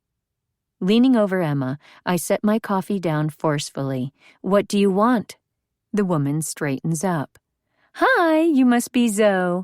She makes the hi into 2 syllables and my name into one that rhymes with go. I ignore her and reach my hand out for Emma. "All done, baby?" Emma protests. "No, I'm not finished."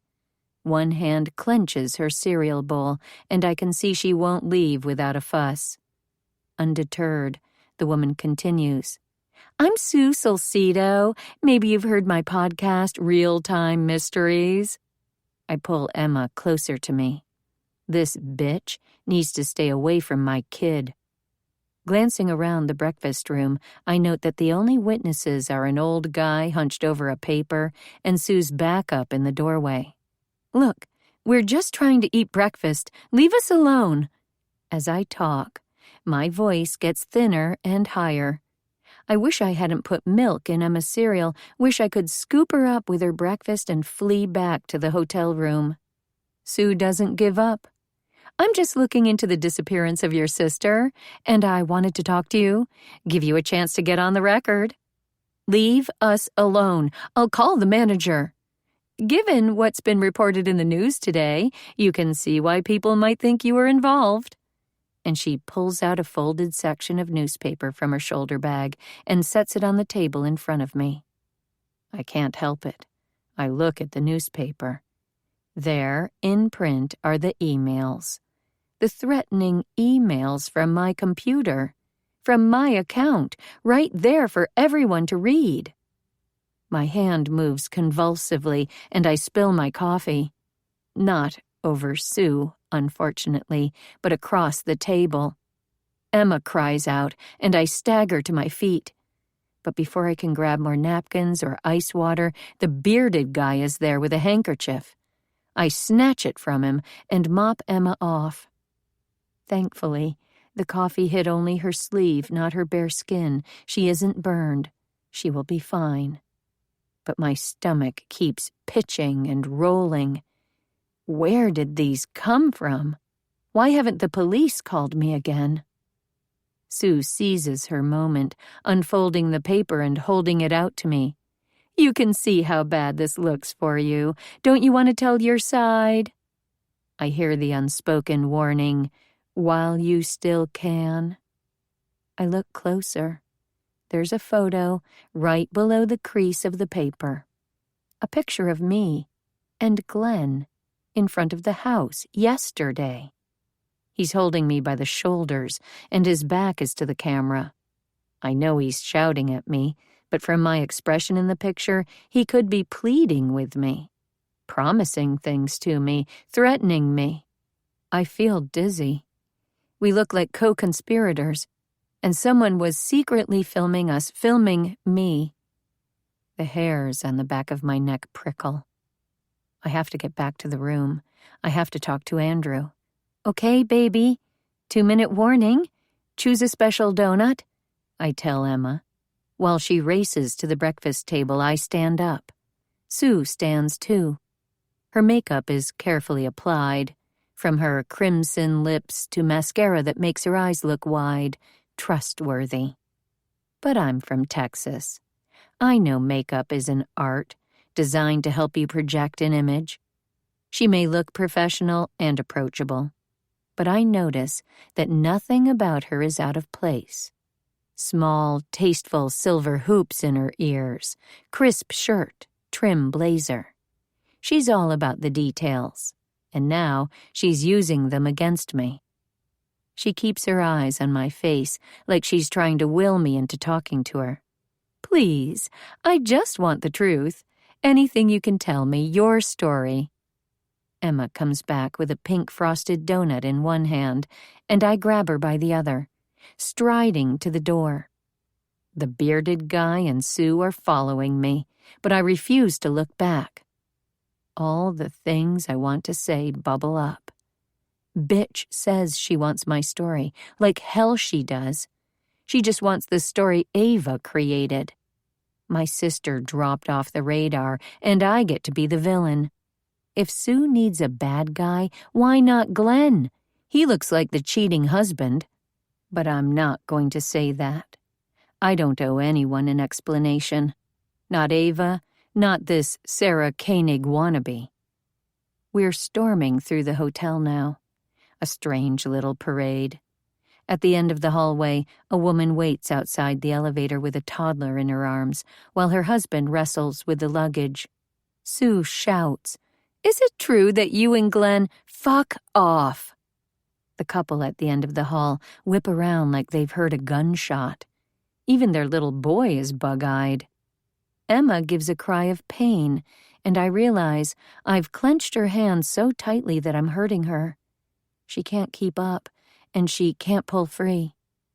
I scoop Emma up into my arms, whispering, "I'm sorry, baby.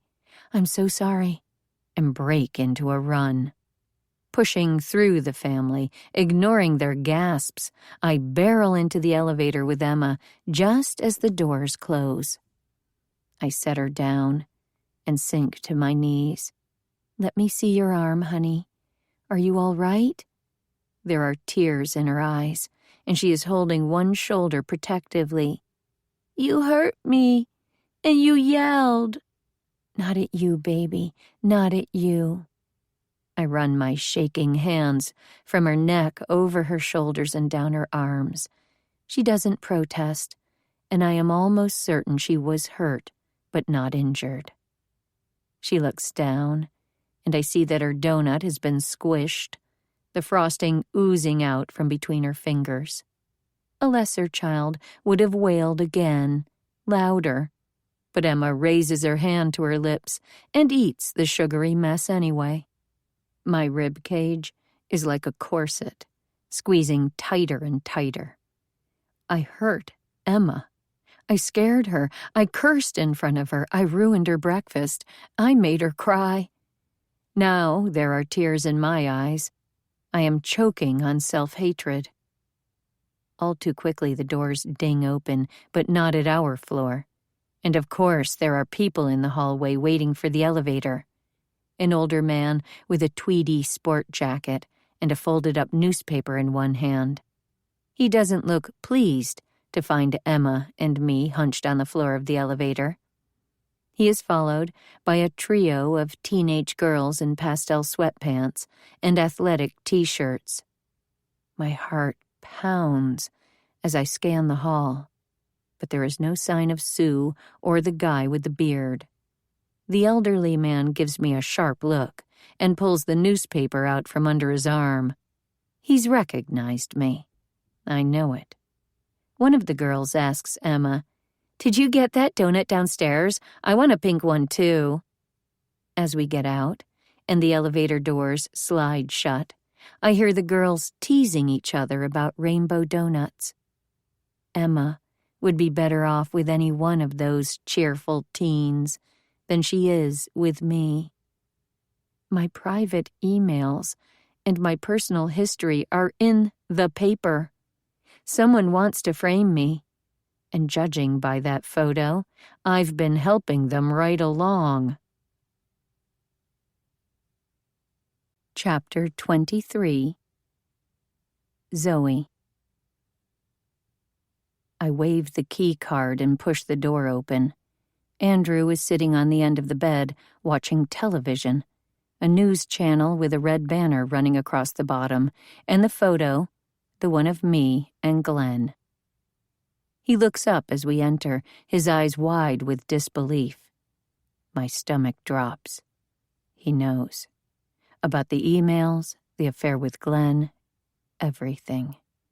I'm a lying liar who stole my sister's husband. Softly, too softly, my husband says, "You were really involved with him. It was serious." There's an ache in my throat. I want to deny it, but I can't. What could I say? I told Andrew about the emails and my old identity. I even told him I dated Glenn, but I never told him everything. How could I tell him? Glenn and I never dated, not really. There were no ice cream floats or shared popcorn at the movies. All we had was sex. How could I tell Andrew about the first time Glenn and I were alone in my crappy little apartment? He had one foot out the door, until I untied the straps of my sundress and let it fall. Then he looked at me, came close, and put his arms around me.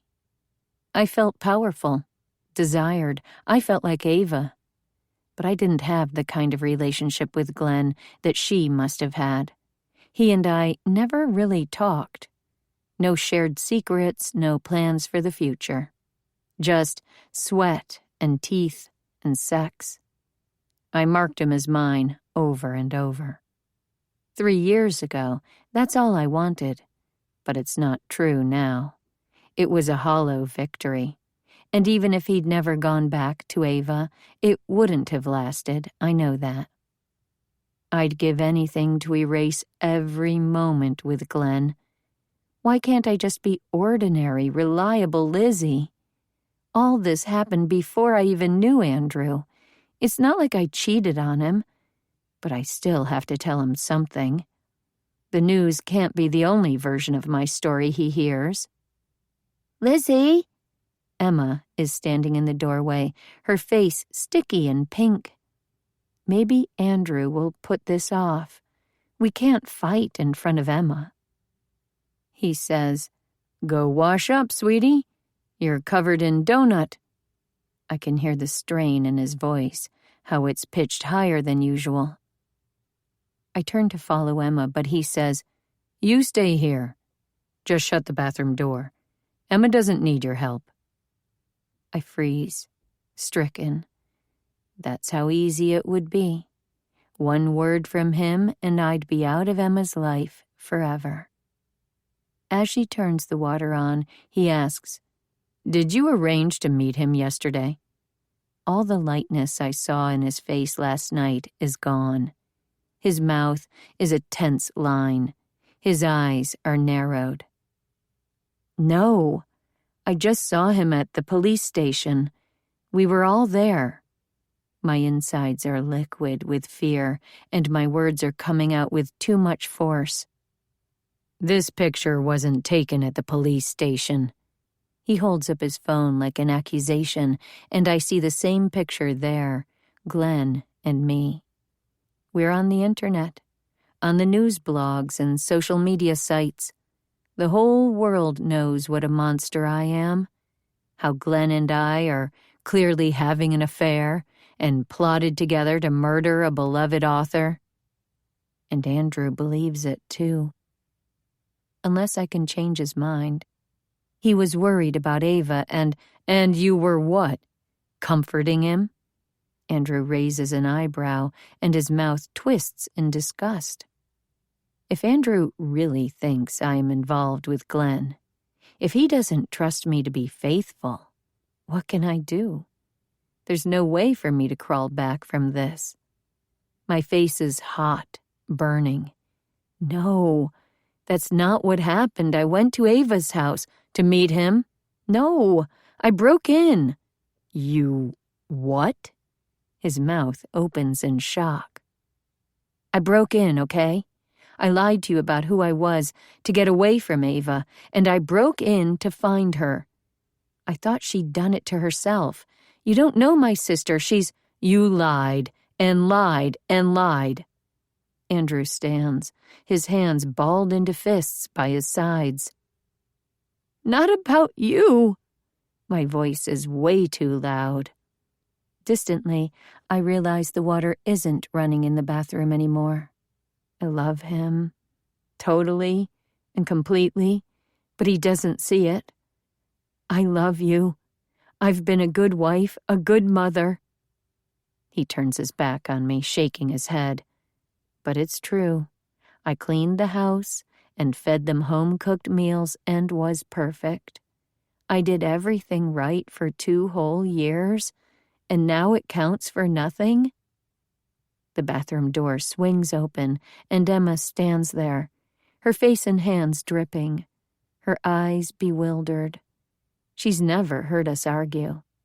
You're yelling, she says, like she can't believe it. Andrew turns to face us like he's facing a firing squad. He never knew Zoe. Always angry and mouthy and spoiling for a fight. I was always so damn grateful for his love that I never disagreed with anything he said. He can't just throw that away. I sink to my knees beside Emma and pull her close to me. She still smells like sugar. Daddy doesn't know how much I love you, I say loud enough for Andrew to hear. I love you and Daddy more than the moon and stars. This is a familiar game, and she pulls back to look me in the eyes. I love you and Daddy more than the sun and sky. Then she turns her trusting face to Andrew. He closes his eyes as if he can't even look at us. Good. He needs to feel it, the full weight of our family. This isn't fair, Zoe. Don't call me that. I kiss Emma's head. My name is Lizzie. On some level, Emma must know she's being used, because she pulls away from me and runs to Andrew, leaving me kneeling by myself. Say it, Daddy. Say it. He bends and scoops her up, whispering into her hair. I love you more than yesterday, today, and tomorrow. Not you and Mommy. Not even you and Lizzie. He's left me out, and the omission is a knife in my heart. It takes all my strength to stand up. I love him, totally and completely, and it feels like I've lost him. Let's go home, I say quickly. We'll just leave. The police will find Ava. Nobody needs me here. We'll go home and everything will be... No. Andrew's voice is soft but firm. He sets Emma down, but he doesn't walk over to me. No, I need some time to think. I hesitate, looking at Emma nestled close against him. I can't tell him everything, but I can't seem like I'm holding anything back. I don't even know him now. It was 3 years ago, 3 years. Back then you were married. I break off. I don't want to bring up Andrew's first wife, the one who died when Emma was born. I've kept all her china, her furniture and linens, because I was so grateful I got to keep her family. But I knew I didn't deserve them. I know. A shadow crosses Andrew's face. Is he thinking about what my mother said? About how I found him when he was grieving? Emma swings around his legs like an orbiting planet. Let me come home, please. That last word is a whispered plea. I can't cry, not here in front of Emma. I can't lose myself in this panic and grief. Andrew hates causing pain. Even if he's angry at me, even if he doesn't love me anymore, he doesn't want to hurt me. But I almost wish he would. If he shouted at me, really lost his temper, I would forgive him. But he's so controlled, almost like he hates me. He shoos Emma toward the bed and flips the channel to a cartoon. Then he's finally standing right in front of me, his eyes searching my face. You can't lie to me anymore. Not now, not ever. Hope rushes through me, and I try to temper the desperation in my voice. I won't, I swear. And I didn't do this. I didn't do anything to Ava. Once we get home, but he shakes his head once, no. I'll take Emma home, but you stay here. You can go back to your parents' house, or I'll extend the hotel reservation, at least until the investigation is over. He pauses, then takes a deep breath. I need that time to think things over. His words are a shot to my gut. I can't process the impact. I just feel it sucking all the air from my lungs. Time to think. Think about a time before he knew me, a life after me. I gasp, unable to speak. I'm drowning. My hands reach out for him, but he's already turning away. He pulls the suitcase onto the bed beside Emma. Slowly, he scoops up her discarded pajamas from the floor, folding and tucking them into place. Then the hotel phone rings. Andrew picks it up cautiously. Yes? Yes, this is he. I reach for my bag, but my fingers refuse to grasp the strap. My body is not my own. If I can get away, I can think of a way to make him love me again.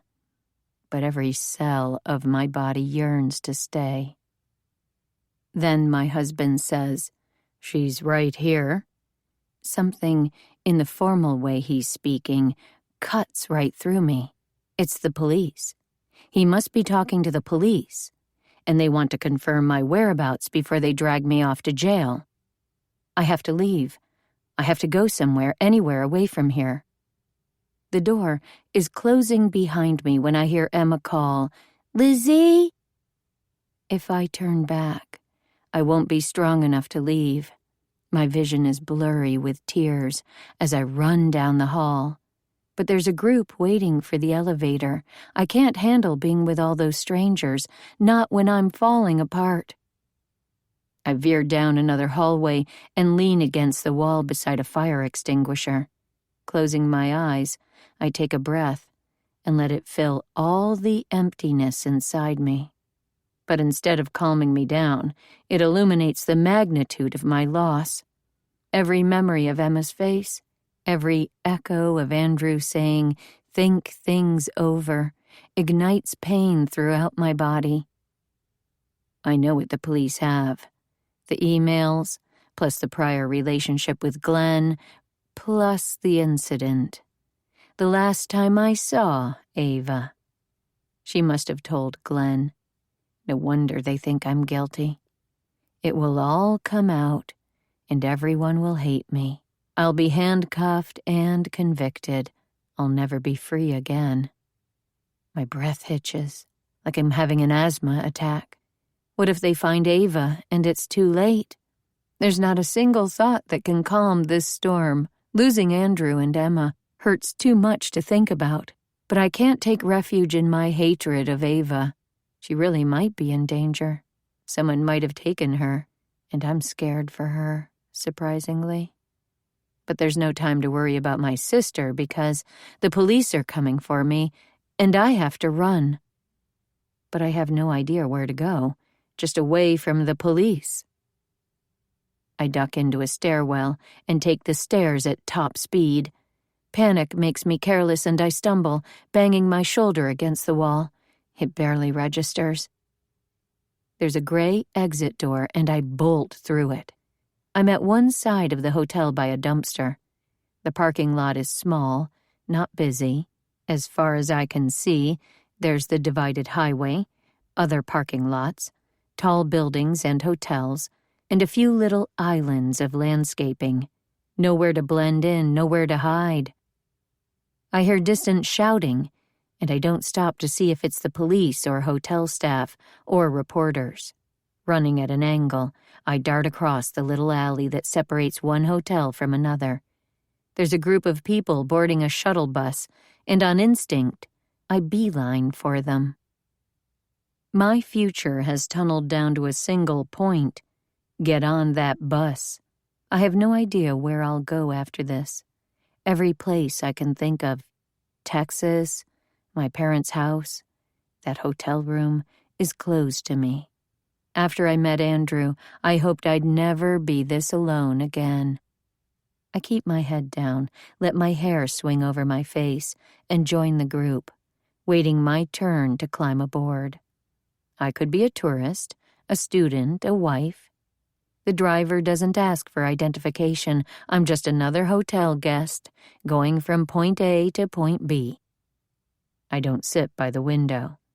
There's an empty seat next to a woman in a pantsuit, and I collapse on it, just before she can set her laptop bag down. I'm trembling. Sweat dampens my hairline. I catch a glimpse of 2 police cars outside the hotel as we pass. I was right. But there's no triumph in it, only terror. Leaning back to obscure my face, I hope I'm not considered armed and dangerous, just a flight risk.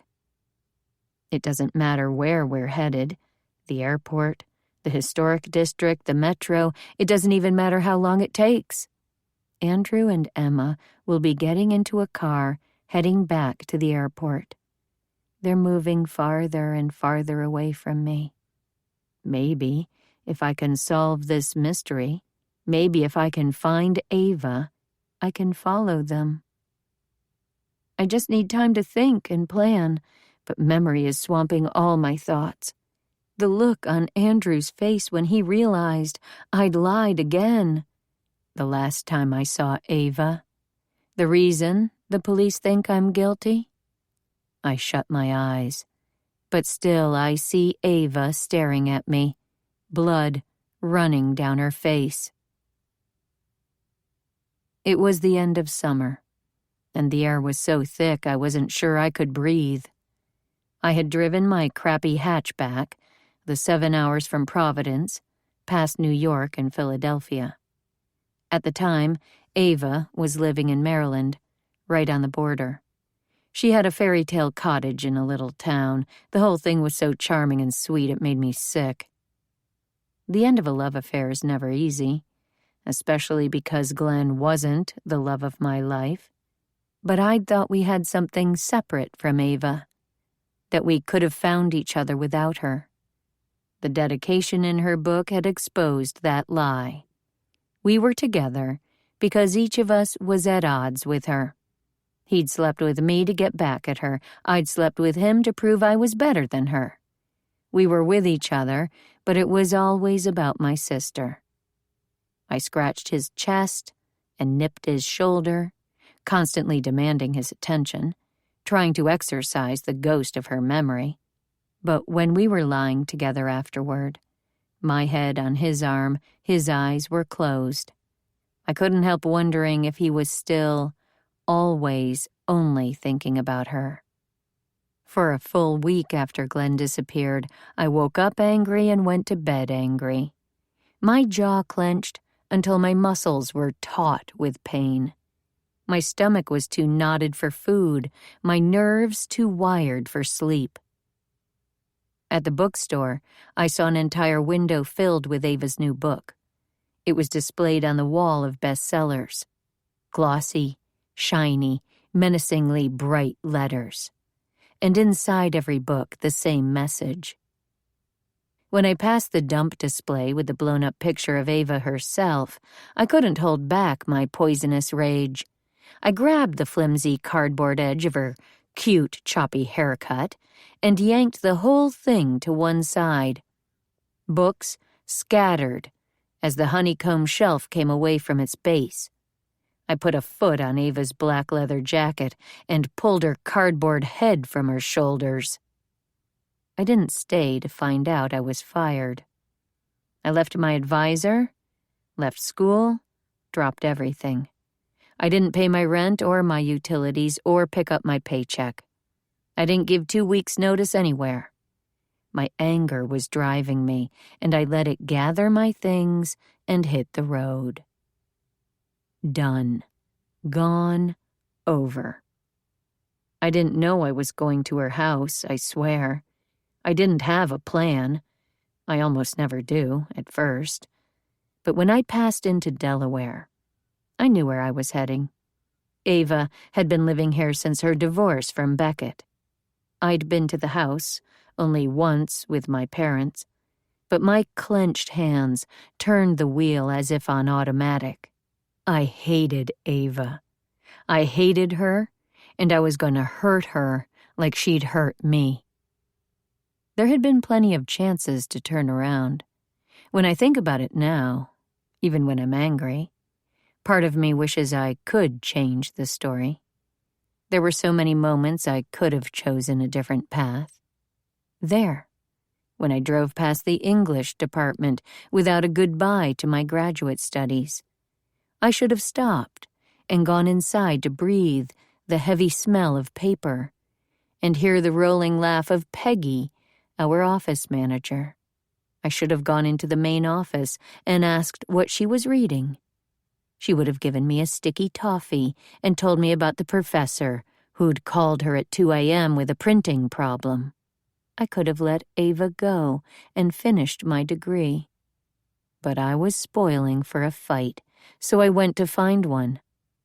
I could have stopped there when I pulled off for gas at a Jersey Turnpike service plaza. There was a woman with a golden retriever whose wide, doggy smile could have diffused me. I should have knelt in front of that dog and stroked his ears and kissed his silky head. I should have remembered that Glenn wasn't the only good thing in the world, and I was worthy of more love than he could give. But instead, I replaced the pump and pulled away, anger and gasoline fumes burning my lungs. Even there, as I pulled into Ava's subdivision, it's not too late, I want to tell myself. But it was too late. Years too late. The sun had set an hour ago, but in this neighborhood, front walks were lined with lights and front porches glowed. And in front of Ava's house, Glenn's car, I felt the sight like a physical punch to the gut. He had left me for Ava exactly a week ago. Before I knew it, my seatbelt was off, my door was open, and I was standing on the pavement. My heart felt like a rotting boil. I don't remember walking to the front door, but I do remember the path was lined with the same 4x4 blocks of natural stone that circled the tree in the front yard. They looked like little cobblestones. I'll never forget that.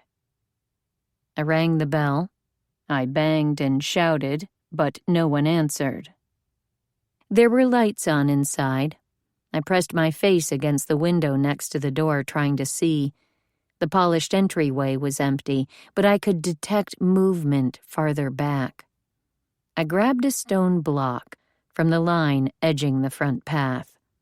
The cold weight felt good in my hand. I hurled the stone through her front window. The crash sounded exactly the way I felt. I grabbed another and hurled it through the window on the other side of the front door. Now I could hear voices in the back of the house. I scooped up 2 more, one in each hand. "Come out, Ava." My fingers clenched the rough stone. More than throwing it, I pushed it. I put everything I had behind that throw, sent it as high and as far as I could, all the way into the house. The rock was falling, just losing its momentum, as Ava came out of the kitchen. And it hit her in the head. She staggered back against the wall, her eyes wide and shocked. But I was frozen in place, staring at my bloodied sister through a halo of broken glass. Behind her, I could hear Glenn's voice. "The police are on their way." I couldn't let him catch me here. Couldn't stand watching his eyes turn cold and disdainful. Then I saw myself as he would, as Ava must. Disheveled hair, wild expression, rock in hand, and I couldn't stand the picture I made. I dropped the stone and ran. Chapter 24. Ava. Ruthless self-loathing floods my body along with my choking fear for Beckett. I've been left alone with Christina, who is obsessed with my mother. She's always addressed me instead of him, always looked at me first, and she seems to think Beckett is expendable. Now he's in the belly of the beast, and I can't do a damned thing to help him. I spent so much time despising him, but all my reasons are insubstantial chaff scattered in the gale force of my regret. He was weak. He wasn't the right husband for me, but he doesn't deserve to be here, afraid and in pain. If he'd never met me, his story could have been so different. Maybe he would have married some nice woman, taken pride in his writing, been happy. If he hadn't met me, he wouldn't be here. I feel the truth of that, even without all the facts. I wanted him dead. I hated him. But now I realize how little it all mattered. If he dies here, I deserve blame. Meanwhile, Christina is realigning the medical equipment, pulling out a few more empty vials and replacing the needle on the syringe. It must be my turn for the checkup. Absolutely not. Then Christina unplugs the laptop, picks it up, and carries it over to me. She holds it up to the gate, and I see Beckett on the screen, bound in a chair, shirtless and shaking, while Phil tapes wires and electrodes all over his body. I can't blink, can't breathe as I watch. Then the screen goes dark. Christina says, "You and I both know you can't get out of here, but you could run around and throw things, waste my time and yours, and you'll just end up on the floor again." Her brown eyes lock on mine, but there's not so much as a flicker in her expression. In her steady gaze, I see myself shuddering after a blast from the cattle prod, my arm in Zeus's mouth, my throat under Christina's boot. We both remember. I don't say anything, but she knows I understand. I'm going to unlock this gate, and you'll walk across the room and sit down in that chair. She jerks her head at the folding chair where Beckett sat to have his blood drawn. The chair he sat in before they took him away. Not me. I step back, my lips pressed tightly together. Not me. You're going to walk calmly across the room and sit down, she repeats, and let me draw some blood and get some readings. She can say the words, but she can't force me to accept them, and I tally up the moving pieces. First, Zeus still sitting at attention, but second, Phil's out of the picture. If Christina wants my blood, she's going to have to shed some of her own to get it. But I look again at the computer screen, no longer dark. Beckett is the final piece, alone, still bound to the chair with the black cloth hood over his slightly bowed head. His chest rises and falls normally under the electrodes. He looks so thin, all alone on the screen, but he's alive, not in pain. Not yet.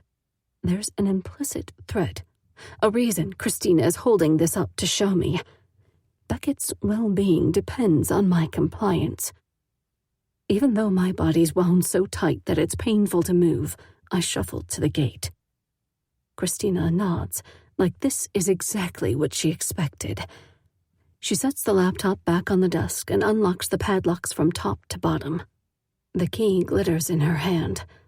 With a tug, there's a gap between the two sections of the fence, and I walk through from one trap into another. My flesh crawls as I pass her. There's no ambient noise in this room, so far below the surface of the earth, and each step reverberates against the high ceiling. I sit in the chair, and she sets the laptop on the desk next to the medical equipment. On the screen, Beckett's shrouded head lifts, turns right and left as though he's trying to see. He tugs at his hands and shakes the chair, a heavy wooden one. I can't see his surroundings, just the concrete floor beneath him and cinder block wall behind him. Without this visual aid, I would attack Christina, choke her. My hands flex, and I can almost feel her throat collapse. You understand who that is? Christina asks. Beckett, I whisper. She looks pleased, like I'm smarter than she expected. Keep your eyes on the screen, she says, taking my wrist in her cold hand. Instinctively, I flinch and pull away. With a single finger, Christina jabs the computer touchpad, and Beckett's entire body convulses. There's no sound, but I can see the hollow of his mouth sucking in the hood as he screams. Every muscle of mine contracts in sympathy, and I can't help crying out. Christina taps again, and Beckett's body slumps. I'm going to take your pulse, your blood pressure, your temperature, and then do a blood draw. She doesn't tell me to cooperate. She doesn't have to. Only minutes pass before Christina takes the last tube off the needle and unties the rubber cord from my bicep. My inner elbow hurts from the needle being jabbed into my tensed arm. A drop of blood swells at the injection site. I press my thumb against it and bend my elbow. Christina isn't going to give me a Band-Aid and a lollipop. I'm staring at her with so much hatred my eyes sting, but she's too busy arranging the little tubes of blood into their holder to notice. Why me? I spit out. Why not a stranger? Why not Zoe? She turns to me. You were easier. Easier to find? Easier to catch? Zoe was in Texas. Maybe she was just too far away. I wish she were here and I were safe. But I think of the child I know she has, and I'm ashamed. My agitation seems to amuse Christina. All of it. and we needed to make sure no one came looking for you. Not too quickly." "What do you mean?" The pain from my elbow flares. Has she made it look like Beckett and I ran away together? Maybe Glenn will hate me like Zoe does. But she just smiles and shakes her head, denying me any answers. "They'll find you. My husband, the police, maybe even my parents." Christina sets the tray of tubes off to one side. "No, they won't. They're not even looking. They want an easy answer. Most people are stupid, Ava, just like you." "What do they think happened to me?" "They think Zoe and Glenn did this, or that you took off on your own. Either way, nobody cares." I know she's just goading me, but hot rage propels me to my feet. She turns, her eyes wide, and my hand flies through the air to strike her cheek. Quicker than a thought, Zeus is on me, knocking me down. I crash into the chair as we fall. The table shakes, and Christina is right over us, reaching across to the laptop. She's going to hurt Beckett again, and I shout, "No, I'm sorry." Zeus has one of my arms in his mouth, and she reaches down and yanks on the other. "Aus, Zeus, aus." She holds me to my feet and shoves me through the gate. I'm panting with fury and regret. There's a smudge of blood on her cheek from my hand. Under the table lies one of my shoes, kicked off in the struggle, and I stumble out of the other as Christina fastens the gate, slamming each lock with more force than necessary. "Just like your mother. Emotional. Stupid." Then she wheels around and strides through the same door where Phil took Beckett, slamming it behind her. For a moment, the relief of her absence is overwhelming, and I sink to the floor, wrapping my arms around my knees. The strain of holding still has burned out every nerve ending. Tears of humiliation have already dried on my cheeks. I don't understand her words, can't make the connection between my mother, cold and clinical like Christina, and the word emotional. All I understand is the rising tide of sorrow building within me, pressing against my ribcage. I clamp my mouth shut, but I'm shivering like a child with the force of my longing. I want my mommy, but not my actual mother. A mother warm and comforting and supportive. I want arms around me, stronger than Beckett's. I want Glenn, but not to see me like this, weak and broken.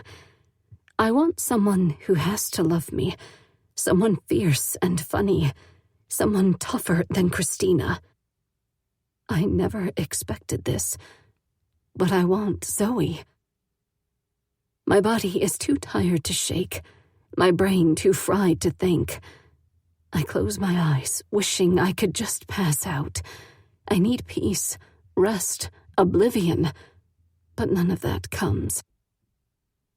All I get against my closed eyelids is a sudden, overwhelming memory. Zoe, as I saw her last, a mad woman with wild eyes and bared teeth, an avenging angel in a halo of shattered glass illuminated by my living room light. At that time, I hadn't seen her in over a year, but I had known where she was, who she was with. I'd sent Glenn away and thought I meant it. I wasn't ready for a forever love, not after Beckett. I thought I wanted solitude, an emotional fortress around which 1,000 years of thorns could grow. But when I learned Glenn was with Zoe, I couldn't help myself. I sent him that message in the dedication of my book, believing that with the power of my words I could conjure him home again, and I did. He dropped everything and returned, just because I asked. Not in a million years would Beckett have come back like that. Glenn reminded me that he'd never wanted anyone else. He never would have left if I hadn't made him, and that Zoe was as close as he could get to me. She was the false princess, the enchantress in disguise, my pale shadow. So I forgave him, and then I turned all that anger on my sister. She had no excuse for choosing Glenn over anyone else in the world, No reason to pick him except to hurt me. Now he was back in my house, my kitchen, washing my dishes. I could hear the faucet running, knew he was up to his elbows in soapy water. He might not have heard the window break. Even though the first rock Zoe threw had caught my head, even though I could feel the hot dampness of blood on my forehead, I felt exhilarated. This was between my sister and me. Violence was the choice you made when you were defeated, so I didn't need Glenn to come to my rescue. Eyes wide, Zoe stumbled back like she was losing her nerve, but instead of leaving, she raised a second stone. A cube of hand-squared Belgian granite, to be precise. I'd chosen them for their old-world look, not their lethal capabilities. She hefted the stone, so perfectly sized for a human hand, her eyes darting up to my forehead and then back to my face. If that first throw had hit me directly, I might already be bleeding out on the ground. And now I was facing her stationary, an easy target. She might kill me. The thought made me bare my teeth. I might be willing to risk everything for this Pyrrhic victory, proving my own control, making her angry enough to lose hers. And I didn't move. I didn't say a word, just lifted my chin and silently dared her. This is your chance to be the author. What happens next, Zoe? But a police siren sounded in the distance and she startled, the stone falling from her nerveless fingers. Then my sister turned and ran. Now new tears squeezed from my closed eyes, and I wrapped my arms more tightly around my knees. We wasted so much time telling stories about each other, but I'm starting to believe storyteller is just another word for liar. As time went by, my anger began to fade. Glenn is very straightforward. When I said it was over, he believed me. When I decided to forgive him, he was 100% loyal. And the happier I was, the harder it was to stay angry at Zoe. When she disappeared, I found her. It was pathetically easy, and I learned she had a husband, a child. I wondered who this sister was, the one who was a wife and mother. Was she happy in her marriage like I was in mine? But after all that anger, after I deliberately persecuted her in fiction, there was no way to reach out. I had obliterated any chance we might have had at a relationship. I'd defeated Zoe. I made sure she knew I wasn't afraid of her, and I could take and keep anything, anyone I wanted. I was just like Christina, and even if Zoe knew I was in trouble, there's no way on earth my sister would help me now. She'd think I deserved to be helpless and alone. Maybe I do. Once. A drumbeat of regret. Our beginning turned to dust. Chapter 25. Zoe. I can't stay on this bus forever. We'll reach a destination, everyone will get off, and I'll be alone again. All the passengers bump and sway in unison, but as separate islands. The woman next to me is close enough that I can smell her perfume and the leather of her briefcase. She's looking at her phone, oblivious to my presence. What will I do next? I'm good at leaving and at becoming someone new. I could disembark at the airport, get onto a bus or a train, end up in a strange city.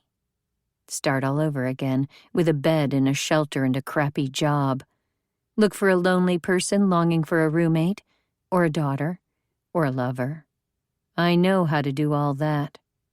Shedding Lizzie might be as easy as dropping my wallet in a trash can. Outside my window, the buildings move farther away, replaced by more and more lanes of traffic. We're on the highway, definitely headed to the airport, and I don't want to leave. I want to get home, back to the place where I sang Emma to sleep and woke up in Andrew's arms. My longing hurts like my heart is being squeezed. It hurts enough to make me gasp, so that my seatmate turns her head to stare out the window, pointedly away from me. Asshole. That's what I need to remember. This woman is just like everybody else. No one gives a shit about me. Strangers, the police, even my parents would believe I'm responsible for Ava's disappearance. I'm the only one who knows the truth. If I want to clear my name and try to get Andrew and Emma back, it's all on me. Ava, she would know what to do. She would make a list, examine the evidence, and get the answers. I've been angry at her for so long, but her skills are the ones I need right now. And maybe it's just because I miss Andrew and Emma, but I actually miss my sister, too. At least, the idea of her. When I was in 4th grade, I had a report to do on Georgia and was feeling overwhelmed. I could read a page of a book, but I didn't know which parts mattered. I wrote down the titles of all the books in the bright pile I had collected, but that didn't make a report either. What mattered more, history or climate? The state bird or peaches or the Okefenokee swamp? Ray Charles or Jimmy Carter or Gone with the Wind? I couldn't include everything, so I sat there with nothing. My parents were in the other room, working. They were writing and talking and moving effortlessly among papers and books and the computer screen. I rose and stood in the doorway watching them, waiting for them to notice me. But they didn't. And if they had, I wouldn't have known what to ask. Then Ava came up behind me. "Is it your paper?" I nodded, too choked with my own stupidity to speak. "Come on." She pulled on my shoulder. "Let me show you how to do it." And she sat next to me, my smart 7th grade sister, with a paper and pencil, and talked me through it. First you write down your topic. Then you choose some subgroups. Then you write a few facts for each. Then you explain why they all matter, and then you're done. That was such a clear memory. A moment when Ava was the big sister and I was the little sister. A moment when she was my mentor and my guide. What broke the spell? I remember working with the yellow light of the lamp shining on my books, but not how I finished, or what the final report looked like, or even the grade I received. The moment was so rare that it is enclosed in amber in my memory. Now, it's been 3 years since I've seen Ava at all. I lost her, and I wonder if I have lost Andrew and Emma too. No, I have to believe I can get my family back. And this belief, this hope that we can fix everything broken and go back to the way things were, seems to open a window to Ava as well. I can figure this out. I have to. I open up my shoulder bag.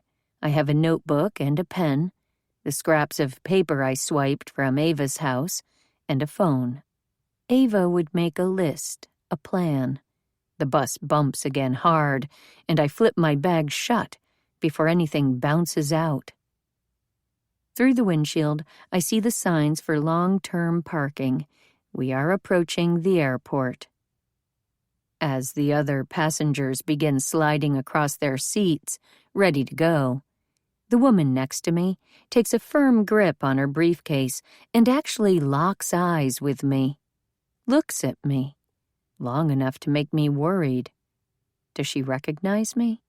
I turn my back to her and busy myself with the strap of my bag until the bus comes to a stop in front of the terminal. As we all stand together, pressing to get off the bus, I realize the airport is the worst place for me to be. So much security, so many cameras. even in the innocuous waiting area, so many televisions, all tuned to an endless loop of news. I need a quiet place to spread my papers and look at the big picture. I need to become Ava, methodical, intelligent, analytical. Instead, I'm a panicked animal trapped in a crowd of predators, looking for a direction to run. Thank God the shuttle brought me to Reagan National. If I were out at Dulles or BWI, I don't know where I would have gone. But here I have access to a dozen easy ways to flee. Buses, Amtrak, taxis, and Ubers.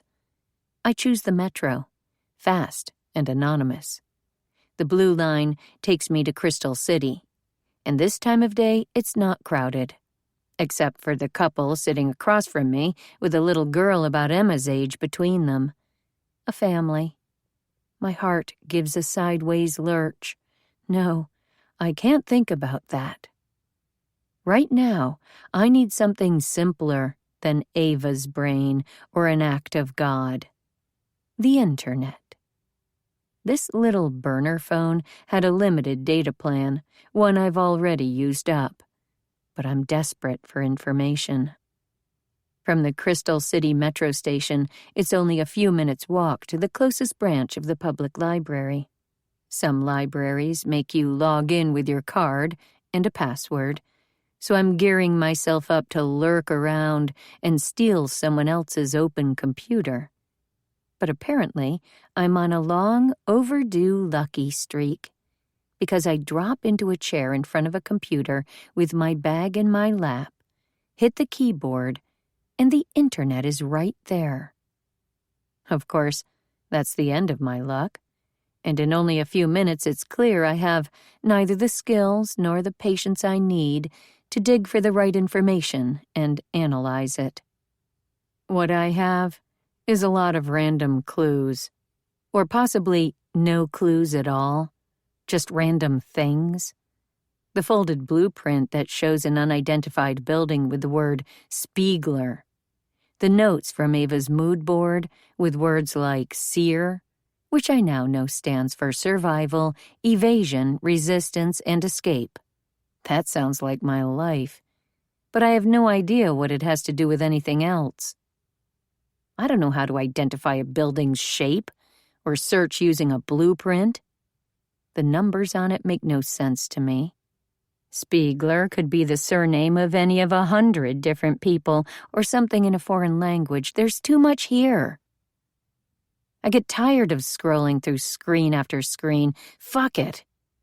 If I were braver, I would search for my own name and see what the news is reporting now.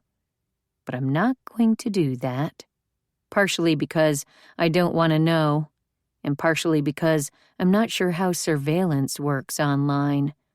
Maybe searching on myself would trigger something and the cops would show up.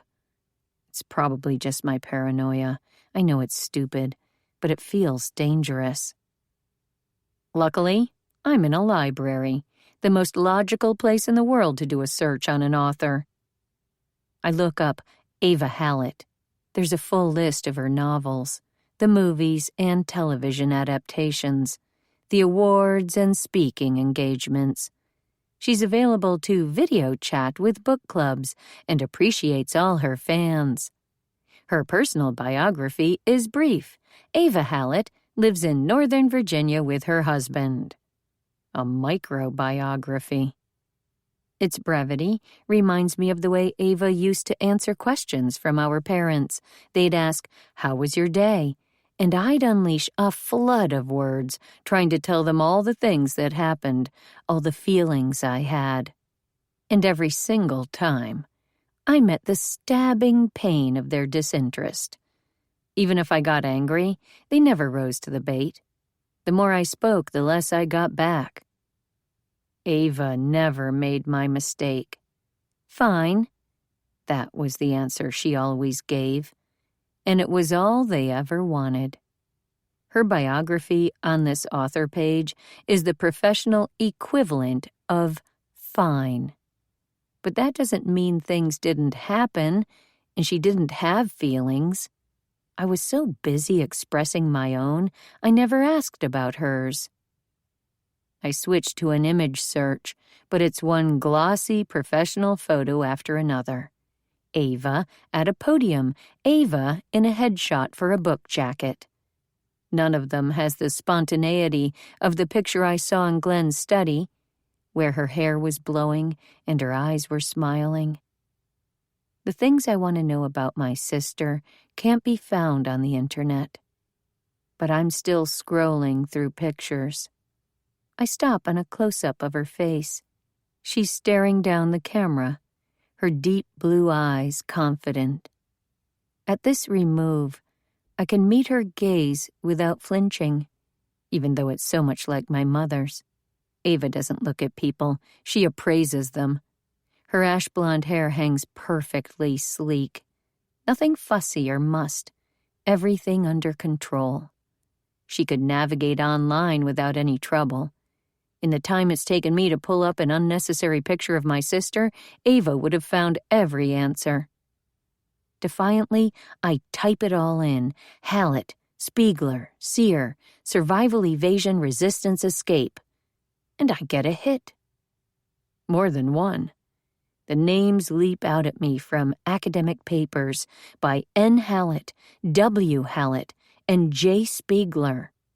And the titles all include elements of Sear.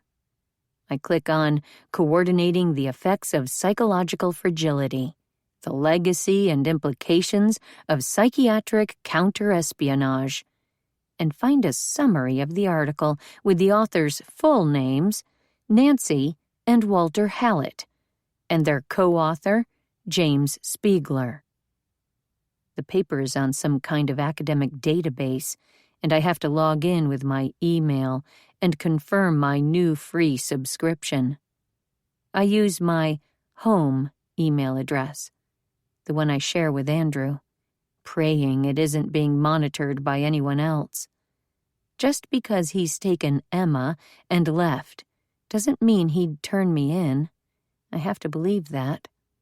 And I have to keep moving forward. When the article comes up, it's a mess of technological jargon, but I think it's an evaluation of the effectiveness of torture in obtaining information. My parents seem to argue that while physical torture doesn't make people tell the truth, psychological torture does. They use a bunch of historical cases to make their point. This is only a paper based on other people's research, but still, psychological torture? There's a case study referenced, one where the subject was questioned while a family member was threatened with torture. It sounds like something out of a spy film. This study was conducted at a university in the 60s, and no actual torture was carried out, and no pain was caused. There's a note in the paper suggesting that the controlled environment actually made the questioning less effective. That sounds like my mother. Cold, detached, speculating about the theoretical setting and effects of an experiment, without any concern for the human person, terrified into telling secrets, racked with guilt while their loved one screams. My mind is spinning. My parents studied torture. They've studied ways to break people down.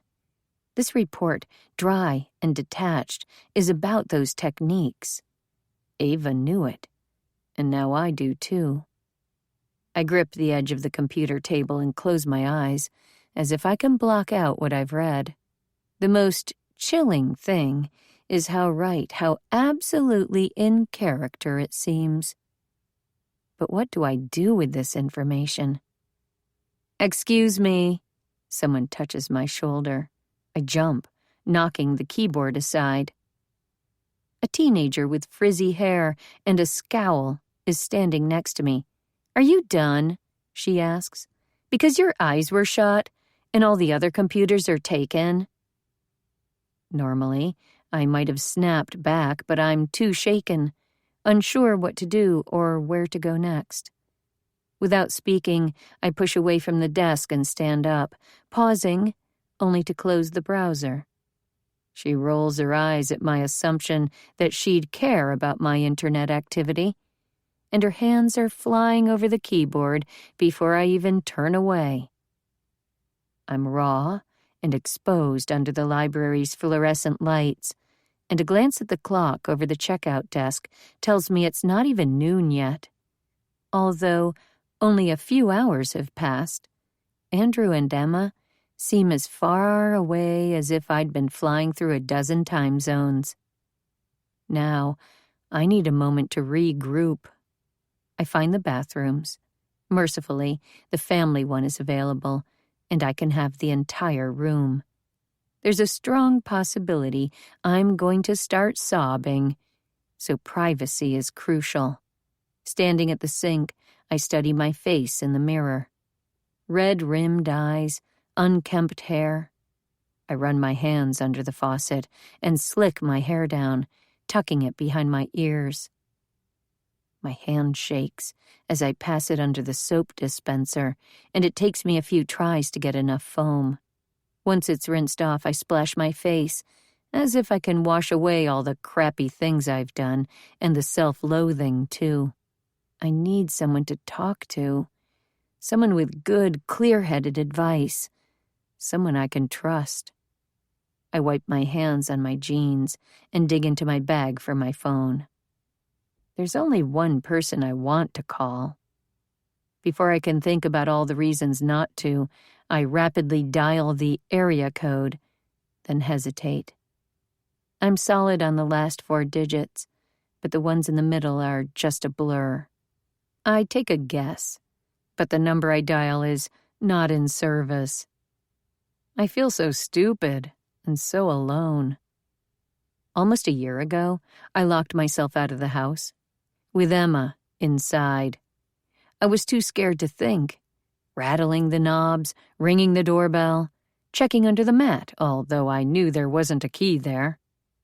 Why did we have the stupid child safety locks on the inside knobs of the doors? I might have broken a window if Felicia hadn't called at just that moment. And before I could think, I was telling her everything in a rushed jumble of words. "Take a breath," she told me. "What's Emma doing now?" Squinting through the beveled glass in the front door, I could see Emma, still sitting on the sofa, watching Dora. Calmly, and without making me feel bad, Felicia told me to call a locksmith and gave me a number. And she didn't bring it up or tease me about it later. I was dumbstruck, not just by the relief of being back in the house with Emma in my arms, but because someone else had actually helped me. Now I shiver, my hands resting on the cool porcelain of the sink. The gentle murmur of library patrons outside the door makes me feel even more alone. I want to talk to Felicia. I know the area code. I'm almost sure of the last 4 digits. How hard can this be? I try again and get a stranger's voicemail. Everything in me wants to panic, punch numbers wildly, hurl this stupid phone at the wall. What did Felicia say? Just breathe? How many times have I written her number down as Emma's alternate emergency contact, or as my own? Somewhere in my mind, those numbers exist. They have to. I close my eyes, slow my breathing, visualize those emergency contact lines on a form. First, Andrew's work and cell numbers, and then below, Felicia's. Before I can second-guess myself, I dial a number. Someone picks up, and my heart leaps. Then I remember caller ID can't rat me out, not with this anonymous burner phone. Maybe the only reason she didn't screen me is because she doesn't know it is me. "Hello?" I ask, but there's only silence. This is a mistake. "Felicia?" Only heavy breathing, but not the creepy kind, the kind that happens when a 4-year-old picks up the phone. "Sam?" I speak firmly. "Sam, Go get your mom. I want Emma to come play. He recognizes me. He knows I'm Emma's mom. I picture his serious little round face and soft, spiky brown hair, and wish I could scoop him up and hug him. Even though I hate it when kids answer the phone, I can't hate Sam. Not even a little bit. Not ever. I know, buddy. We'll work it out soon. He breathes wetly into the phone again until I hear quick footsteps, followed by Felicia's voice. Hello? Who is this? I don't want to have to choose between Lizzie the lie and Zoe the liar. It's me. Shit! Behind her, I hear his little cry of indignation at the expletive. Sam, you can watch Thomas. Just turn it on. Then the background sounds become muffled, and I know she's stepped into the laundry room and pulled the door shut behind her. I know, because that's what she did when we wanted to talk about the mean moms, or the fight she had with her husband, or nursery school politics. She hasn't hung up on me yet, and I feel a cautious leap of gratitude. We say nothing for a few seconds, then speak at the same time.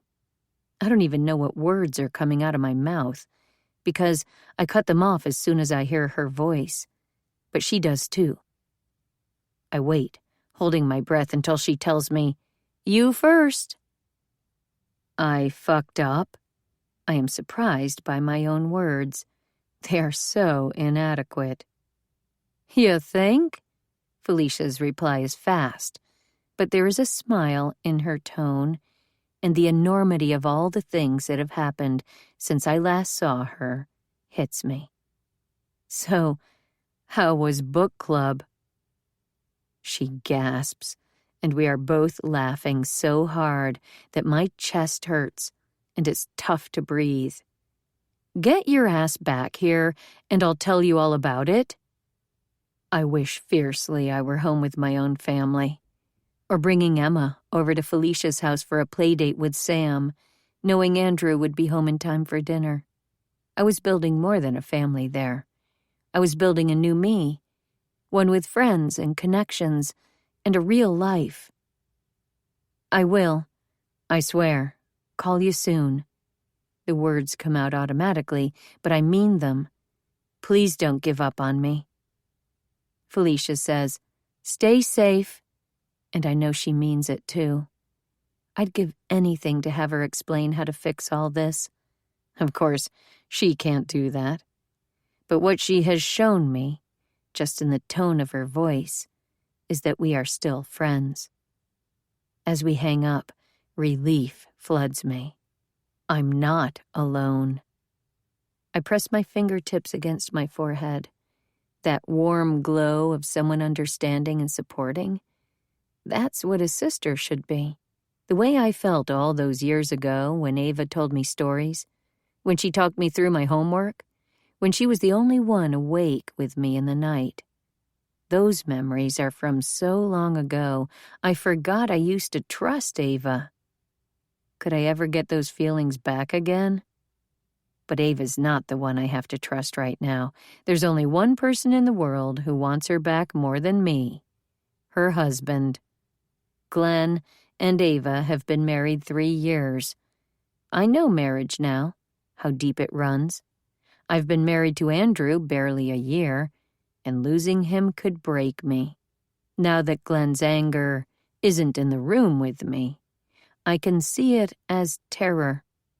Maybe if I really want to find my sister, I should ask the person she loves and trusts most to help me. Someone rattles the handle of the bathroom door, startling my eyes open. A woman asks, Are you okay? Automatically, I answer, Sorry, just a minute. I'll go outside to call Glenn and hope he doesn't notify the police. Maybe trust is a decision you make.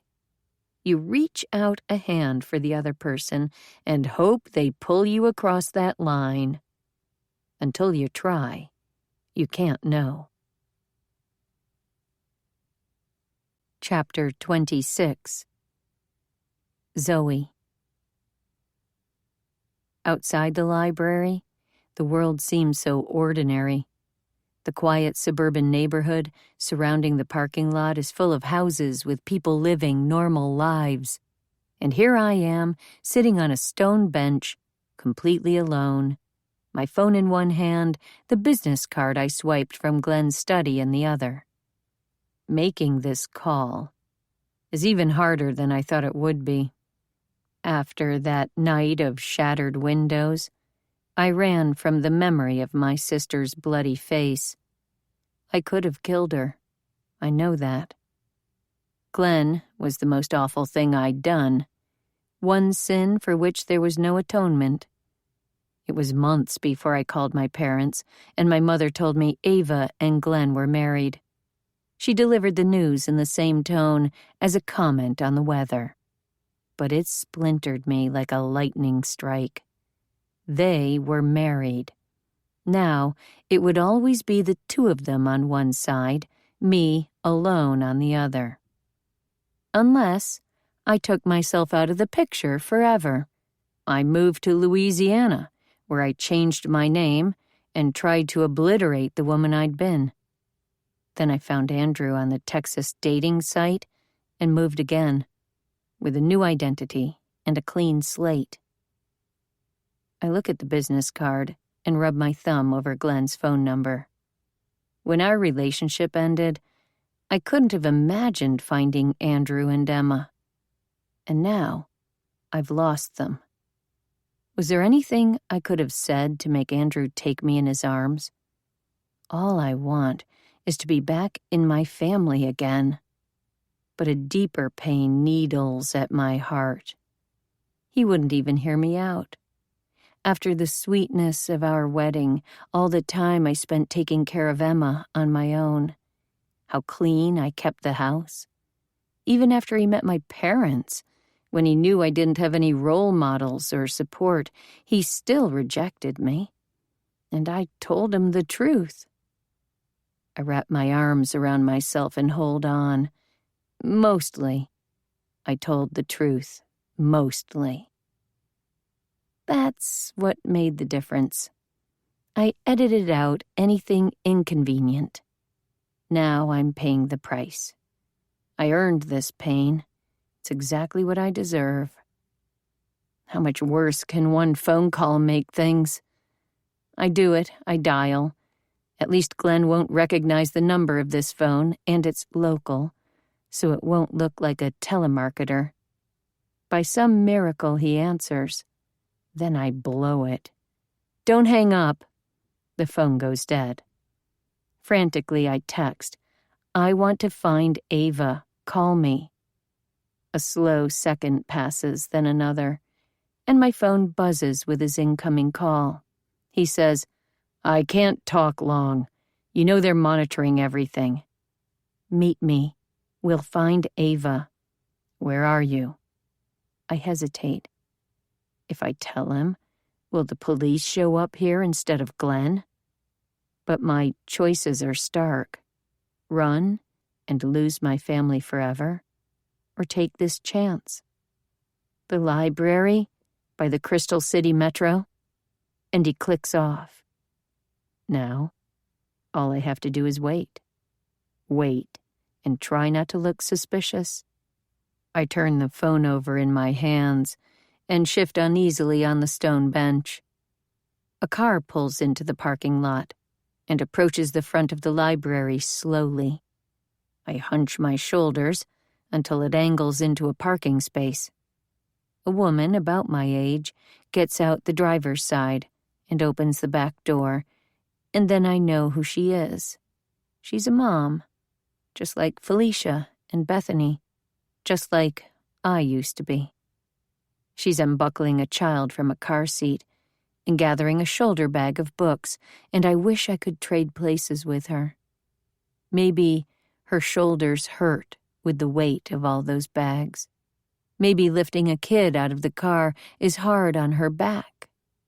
Maybe she's in a hurry, or sleep-deprived, or irritated. But there's nothing in the world I want as much as her life. Holding the hand of a sturdy toddler, she comes toward me. Her hair is cut in a swingy bob, and she wears capri workout pants and a fitted t-shirt. Her son has a bowl cut and round cheeks like a kid on a soup can. He stops abruptly right next to me, staring at me until I meet his eyes, and then he grins. "I'm sorry, he's such a flirt," his mom says, with the indulgent tone of a mother who knows her child hung the moon. The way I feel about Emma. It's okay. I mean, he's adorable. He's not bad. She runs a hand over his little head. "Come on, bub. We're going to be late for story time." Is it my imagination, or does she give me a penetrating look as she leads him through the library doors? Maybe I should have searched on myself online. What other pictures and gossip are out there? I might be more recognizable than I ever imagined I could be. Now that the woman is gone, and I'm alone again, my eyes follow every car that drives past the library. The longer I wait, the more certain I am that Glenn has called the police. But my body is clenched, frozen, as I force myself to wait. I won't run anymore. When his black Lexus sedan turns into the parking lot, I run to it, pulling on the door handle before the car even comes to a full stop. He's wearing Ray-Ban Predators that hide his eyes like a secret agent in a movie. "Where have you been?" I asked him, my seatbelt not even snapped as he starts driving. He doesn't look at me. "I've spent the day being interrogated, that's where I've been. They've always thought it was me." "Then why'd they let you go?" "I have a solid alibi, a great lawyer, and I opened up my finances. I didn't do this. They'll figure it out." "Well, I didn't either. But that picture, that fucking picture. There's no way I can go home. Too much press. All the news sites, the Reddit feeds, it's all speculation about us. That we did this together. What's Ava gonna think?" He doesn't finish, but I know what he means. Worse than rumors online or the police thinking we're co-conspirators, worse than all of it, is the look I saw on Andrew's face. Hurt and doubt. None of the lies I told him shook his belief that I loved him. Not before that picture. "She won't think anything. She'll just be glad to see you. We're going to find her. We have to." Glenn's staring ahead at the road like I don't even exist. And that's what he wishes, I know it. All I am is a regret. The thing that almost cost him his wife. If we're going to find her, he needs to see me as more than a mistake. "Glenn," I say sharply, "I can't go home until she's back. Andrew won't," but I can't finish the sentence. "So why call me? Because if we're caught together now, it'll look even worse." In Ava's study, I found some words. Sear, Spiegler, MK Ultra. My parents were working with a James Spiegler on psychological torture techniques. Your sister was always researching something. She toured a crematorium and read transcripts of interviews with serial killers. That's not a clue. Okay. Someone called me in Texas, threatened me, and then knocked on my parents' door and used my daughter's voice. That's when I found Ava's watch. "And the photo," he says slowly. "That's what I want to know. Who took it? Who sent it to the news?" "So, how do we find out?" Glenn changes lanes smoothly, and it's crazy how controlled he is. I would be speeding and weaving, desperate to get ahead. With his sunglasses blocking the top half of his face, I have to watch his mouth for any hint of expression. Now, his lips are tense. "I already called someone. I'm waiting to hear back." Right. He probably knows all sorts of secret back channels, stuff the police couldn't get to. I'm almost grateful the government ate our right to privacy and picked its teeth with our personal freedoms. For once in my life, exposing secrets might work in my favor. So, what do we do until we hear from your contact? He doesn't answer. Mentally, I run through our options. There's no way I want to sit and wait somewhere with Glenn until some mysterious guy I don't even know finally calls. I can't go where I really want to be, back to Texas.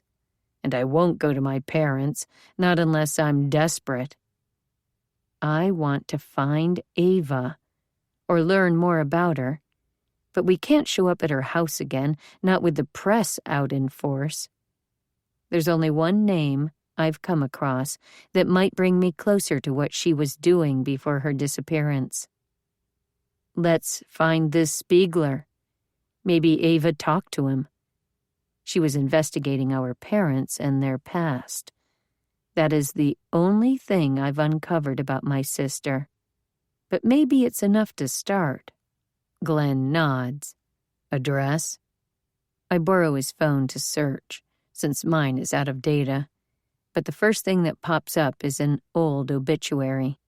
James Spiegler is dead.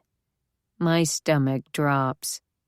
But I click on the link and read that he's survived by a son and daughter, both unnamed. What would Ava do next? Pulling up a directory, I search for any Spieglers in Virginia.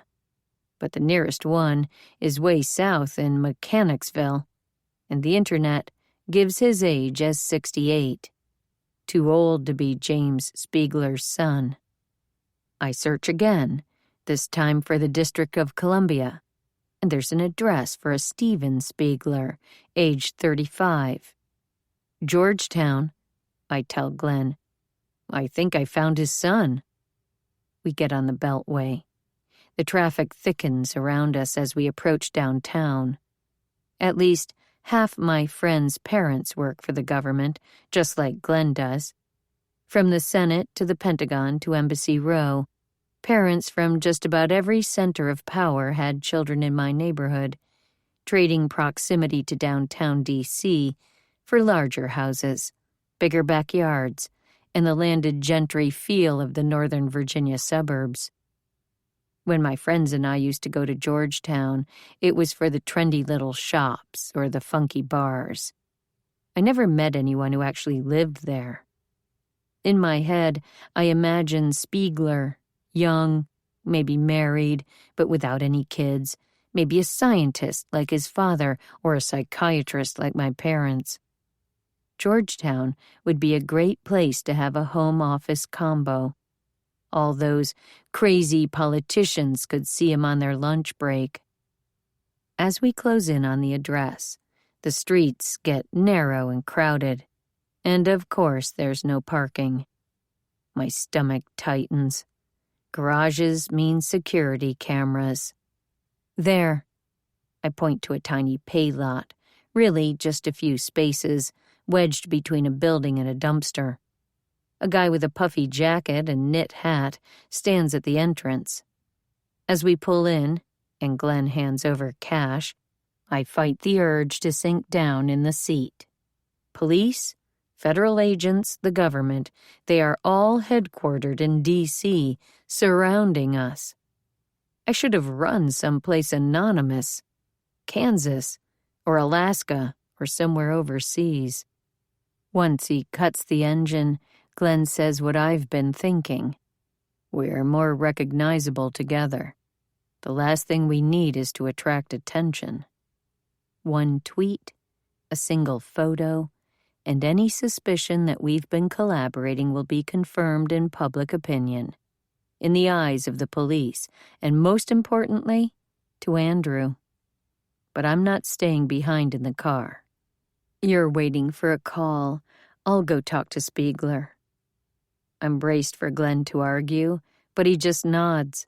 He probably thinks talking to Spiegler is a waste of time anyway, And he'll be the one to find Ava and save the day, thanks to his secret contact. He says, "Keep your phone out, I'll text if I hear anything." Walking out of the parking lot, I duck my head. But the attendant doesn't pay me any attention. Guess I'm not that infamous. Not yet. As I round the corner, my body buzzes with adrenaline. Not knowing is scary. A faceless, nameless omnipotence is scary. But in this house is a person. I can deal with a person. More than some generic person, Steven Spiegler. A son, about my age, with an academic father. One who used to research torture. So, we have that in common. I wonder if he's closer to his sister than I am to mine. The house is a narrow, detached Victorian with whitewashed brickwork and wrought iron railings framing the steps leading to the front door. Next to it is a brass intercom set into the wall. All I have to do is press the buzzer. But I hesitate. What will I say? If Spiegler doesn't recognize me from the news, telling him I'm Ava's sister will snap it all into context. And although I've been lying for 3 years about who I am, it's not like I'm some master of disguise. Glancing down, I confirm my outfit isn't business casual, but straight-up casual, and my shoulder bag in no way resembles a briefcase. I can't pretend to be anyone official or imposing. I can't pass for police or a professional reporter. But I need an excuse to ask questions about Spiegler's father, just like Ava might have done. I can feel the bulge of the phone in my hip pocket, but I'm not going to text Glenn for advice. Instead, a memory surfaces, triggered by the phone. After dropping Emma at school, I would put on my headphones and take long walks, listening to podcasts. I favored ones about living your best life. But Felicia was always trying to get me to listen to true crime. The only podcaster I'd ever seen in person is that bitch who ambushed me at the hotel. There's no dress code. A podcaster could look like anyone, that's the whole point. I push the buzzer. All I need to find out is whether he knows anything about his father's research, and if Ava came here to ask any questions. No immediate answer, so I buzz again, then bang the heavy door knocker. Finally, a faint voice comes through the intercom. "Hello? Can I speak to you for a few minutes?" "No solicitors." The speaker goes silent. "It's about Spiegler.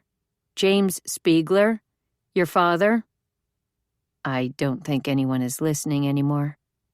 Stepping forward, I bang on the door with a clenched fist, finding some relief from my nerves in the action.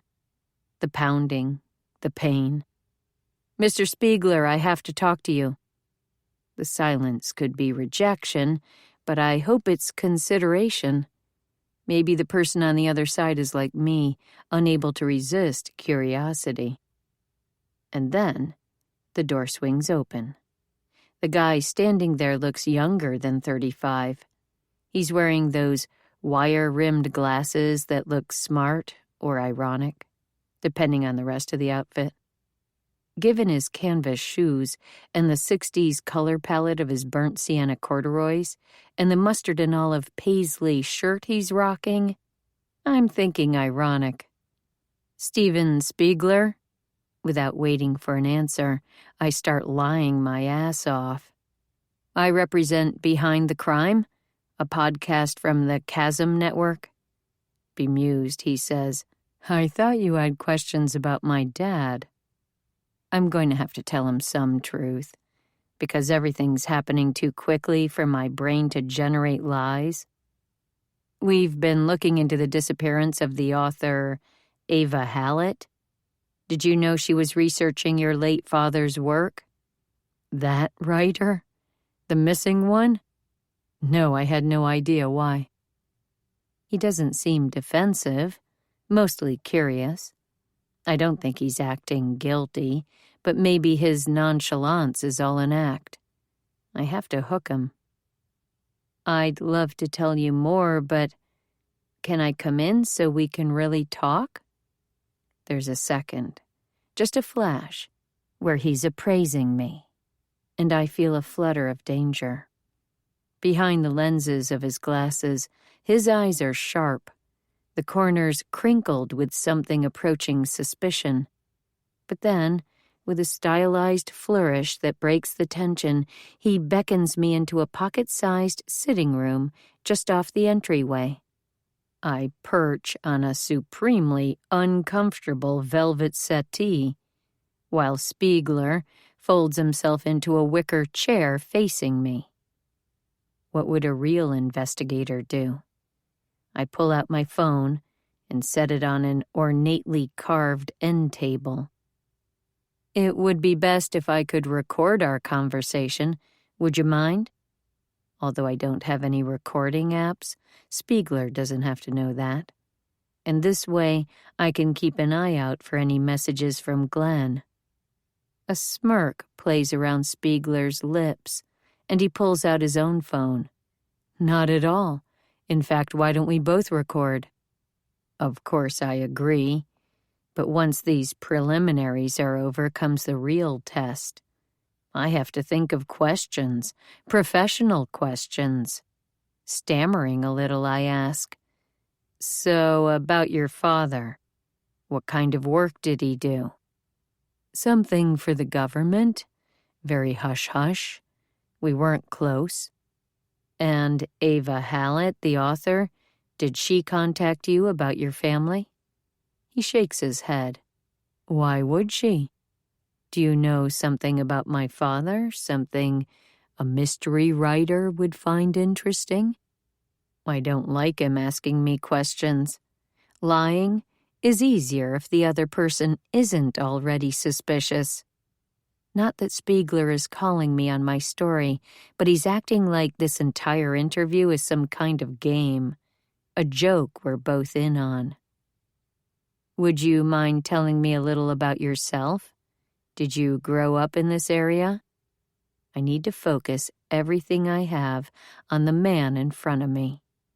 I'm trying to feel the conversation, sense when Spiegler's about to stop speaking, so I can slide a question into each gap to make a gentle bridge to the next answer. It makes it really hard to actually hear what he's saying, that he did grow up here, but moved to this house a few years ago. Stifling the internal panic that insists I'm learning nothing, I ask, "And do you work for the government like your dad?" He laughs with a surprised bark. "God, no.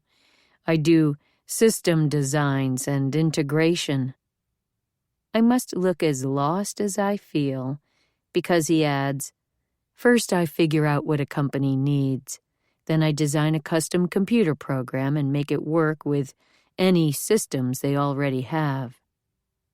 I should be in the flow, letting the conversation unfold, but I can't shake how icky this makes me feel. Trying to draw him out while hiding who I really am.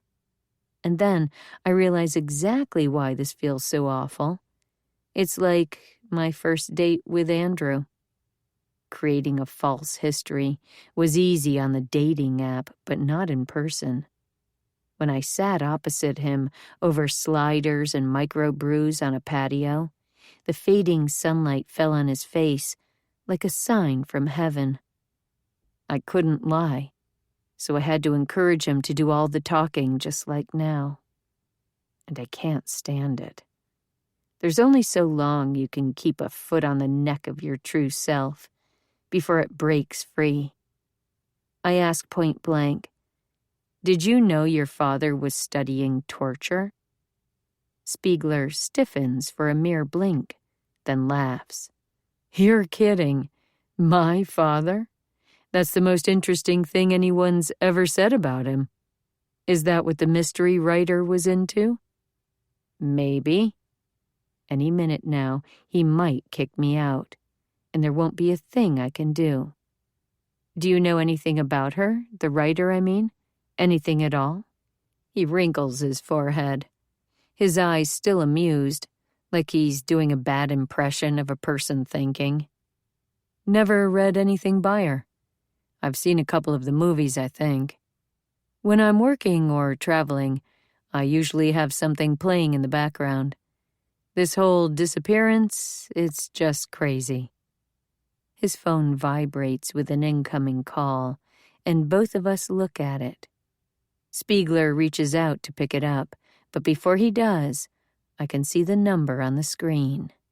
Glenn's number. Shit. I grab my own, like maybe it's a mistake.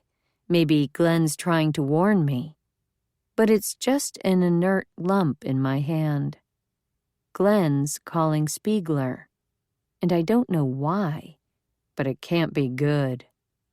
Every instinct tells me to run before I'm busted. I'm already on my feet when I ask, if you had to guess, what do you think happened to her? Spiegler holds the phone in his hand, watching the call go to voicemail.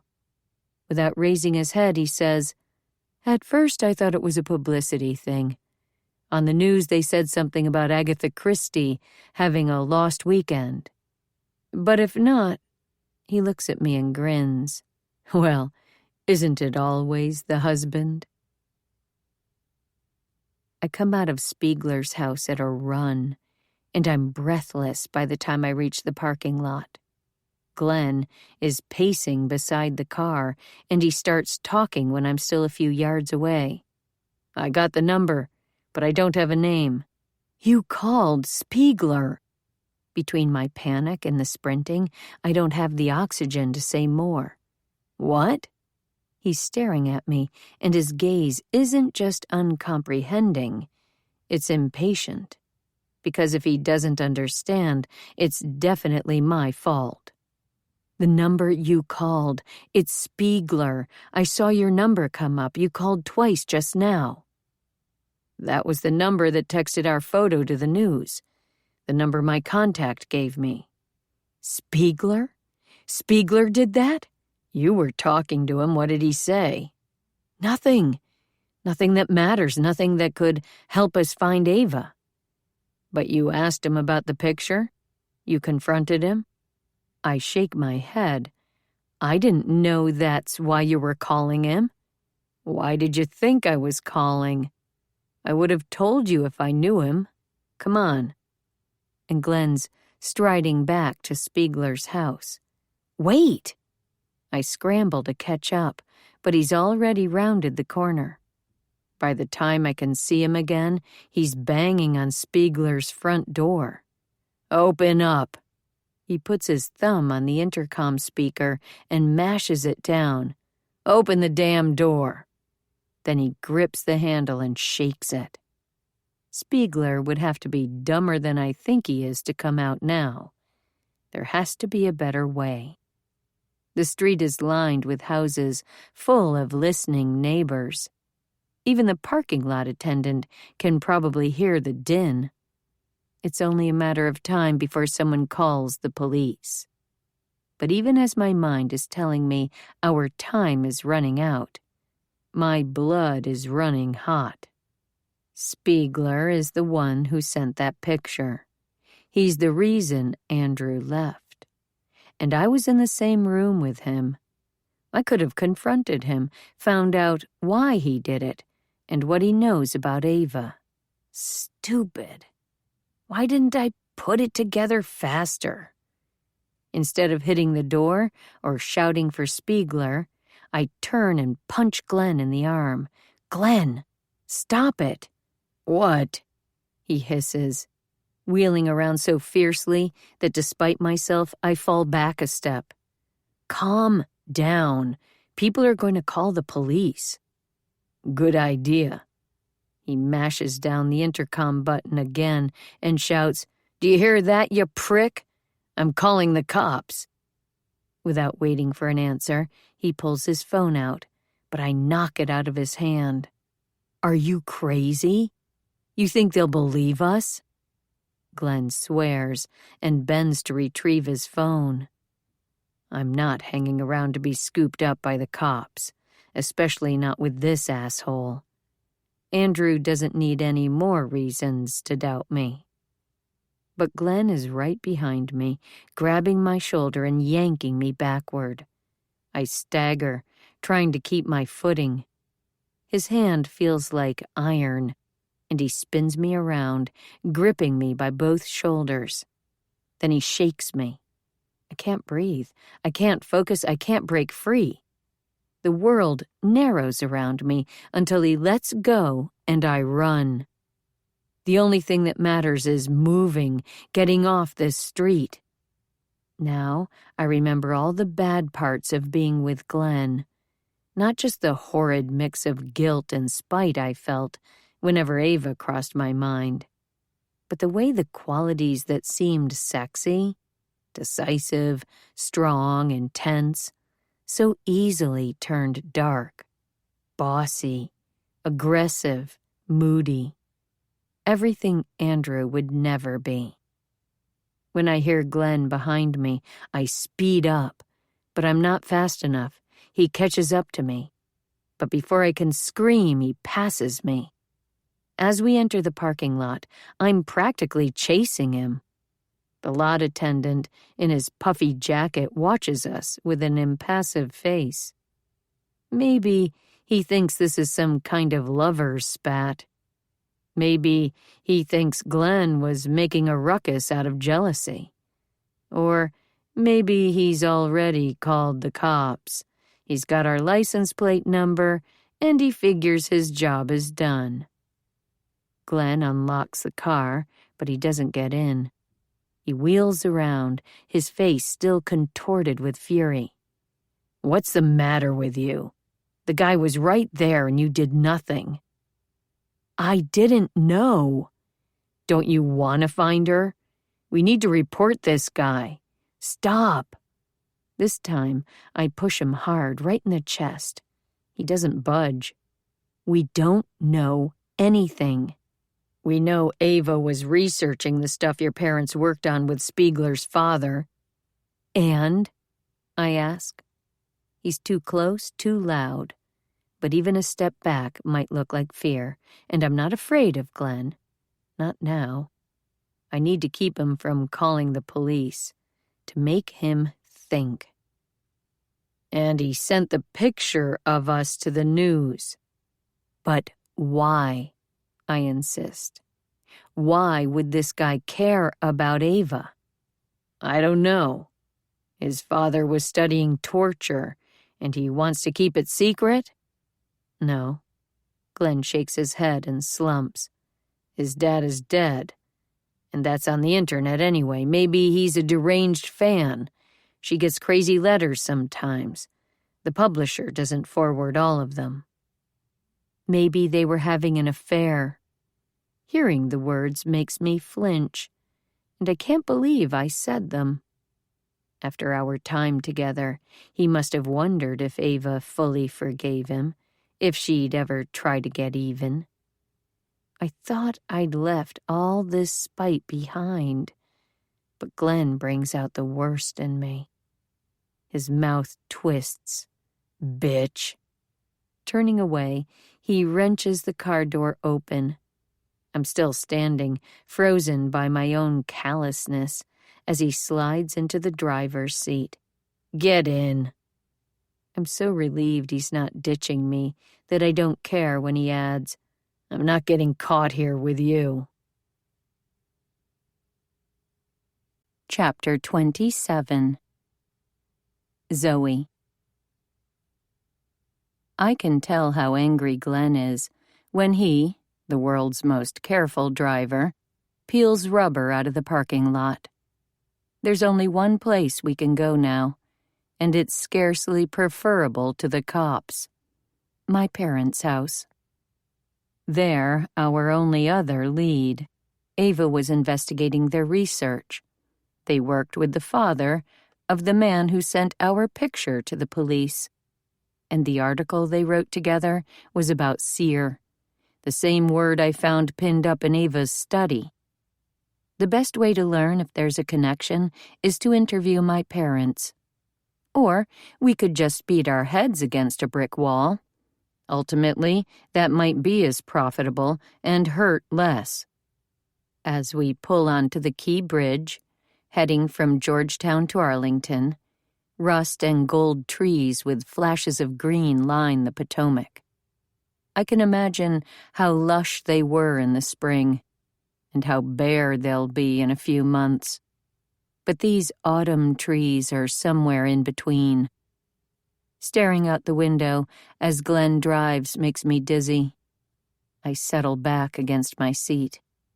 I can still hear the way Spiegler tossed out the words, "It's always the husband." If Ava were ever done with him, there'd be no marriage counseling, no second chances, not a cent of alimony. She would annihilate Glenn just like she did Beckett, who cheated on her, which I know Glenn is capable of because he slept with me. But surely if Glenn knew what happened to Ava, we wouldn't be running around investigating as a team. Every second we spend together makes him look more guilty. And if he really is guilty, he ought to be acting innocent. By the time we reach my parents' neighborhood, my whole body is tense, like every nerve has been replaced with metallic wires. And yet, my heart is open and raw. It was so much easier to be angry with Ava than it is to worry about her. Or worse, to be afraid for her. I glance at Glenn. From what I saw back in the police station, his relationship with my parents is not much better than mine. This encounter will be easier if we remember we're on the same side. But the longer we continue without speaking, the harder it is to say anything. He turns onto my parents' street, but then we drive right past their house. Smarter to park around the corner. Glenn offers the explanation like an olive branch. Good enough for now. We get out of the car. Our shadows are long on the sidewalk, arms and legs stretched like aliens. By this time of day, my parents should be home from work. What will we do if they aren't?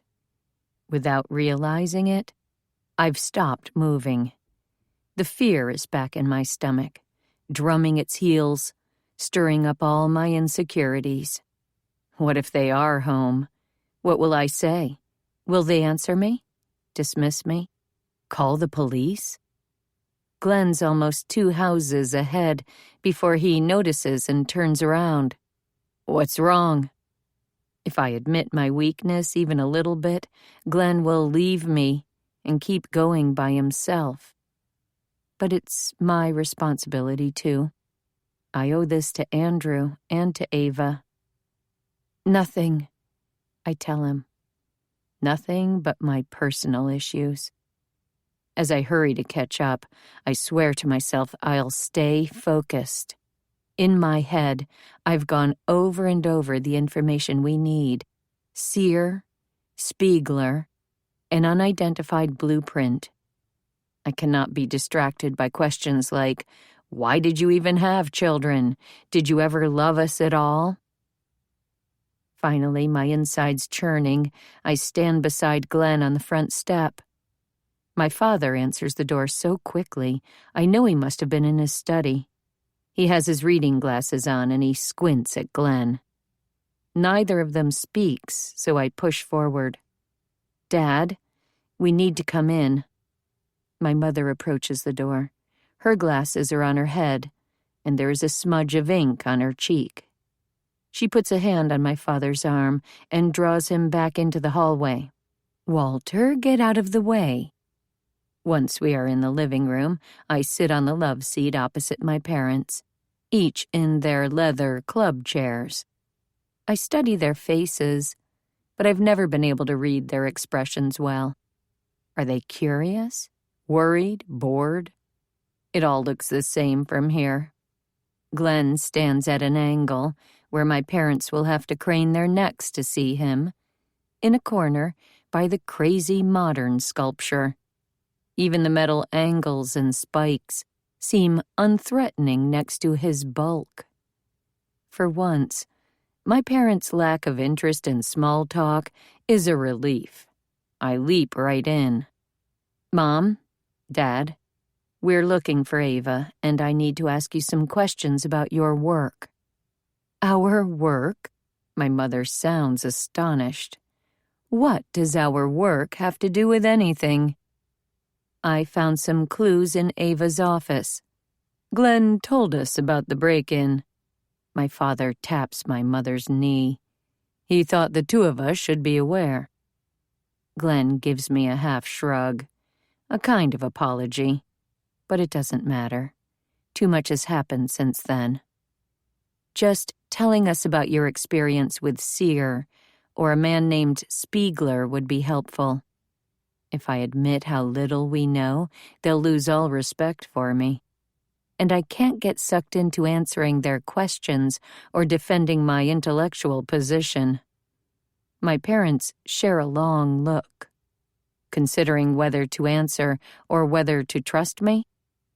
My heart seems to beat higher and higher in my chest until my throat is choked as I ask, "You know I'm not involved with Ava's disappearance, don't you?" My father says, "Of course," and my mother waves a hand dismissively. "Why are you so sure?" Glenn asks, and I kind of hope my parents won't answer. "Planning," my mom says. Although I suppose maybe in a fit of passion. "Not a chance," says my dad. "No organization, no follow-through." Only my parents could make innocence sound like a character flaw. "What do you think happened to her?" I ask. "Well," my mother speaks slowly, as if plucking each word and examining it first. "Initially, we thought this might be a misunderstanding." Misunderstanding? That's a dirty word in this family. She nods. "It wouldn't be inconceivable that Ava decided to take an unannounced sabbatical. A break?" My father waves the idea away. "Speculation. Then we did think that her husband—" Leaning over, my mother shakes her head at Glenn. "But there wasn't any money for you. She left it all to various charities, and as far as we could tell, you both seemed—" She searches and falls short. "Happy," Glenn snaps. "We're happy together." My parents consider the word and nod, at a loss for any other. Only a few days ago, knowing Glenn and Ava have a happy marriage would have pierced me with jealousy and grief. But to my surprise, I really have changed, and it's easy to stay focused. Leaning closer, as if I can peer past my father's cool exterior, I ask, "What kind of things did you and Spiegler work on?" My dad answers simply, "We studied the most efficient ways to get accurate information from enemy combatants." Sucking in a deep breath, I ask the question, "You tortured people?"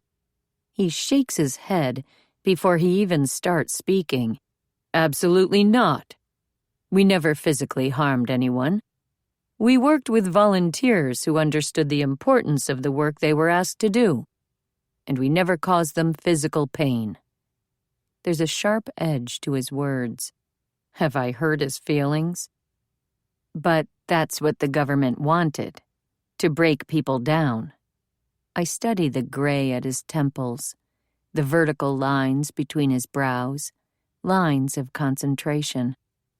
Now he purses his mouth, more lines, and not the smiling kind.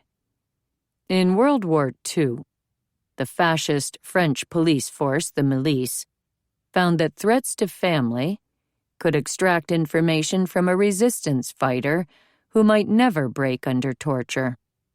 Physical torture is ineffective.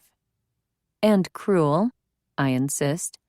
all torture is cruel. Of course. But the dismissive way he answers makes me wince. He doesn't understand that psychological suffering is real pain, too. My mother leaps to his defense in her own way. This should all be done in a professional setting.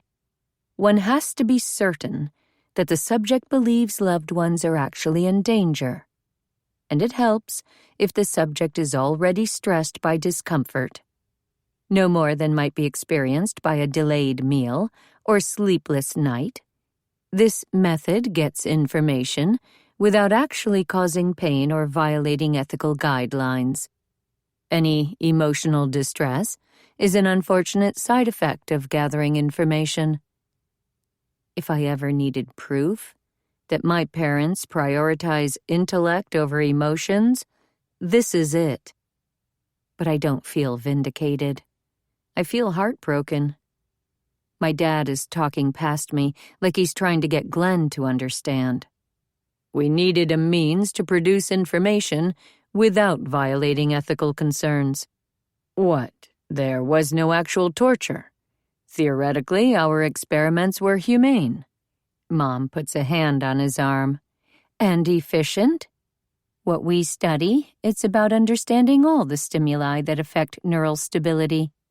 We found interpersonal relationships were the best way to extract actionable intel. Dad looks at her, and the lines in his face relax. We never tortured people. We tortured a visual representation of a social relationship, the idea of a person. They are falling back into their private conversations, their life of the mind.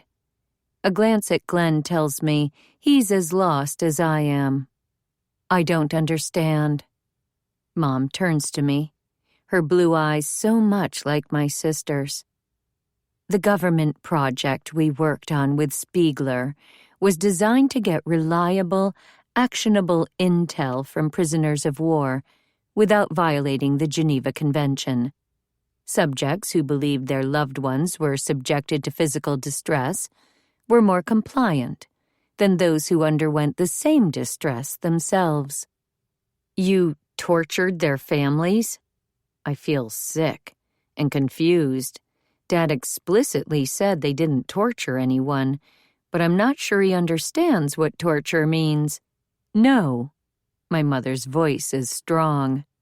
Subjects suffered mild disorientation due to lack of sleep or erratic meals. Then watched videos of a hooded figure undergoing simulated torture. The greater the disorientation, the more a subject believed the torture was real and personal. We were trying to help our country without hurting people.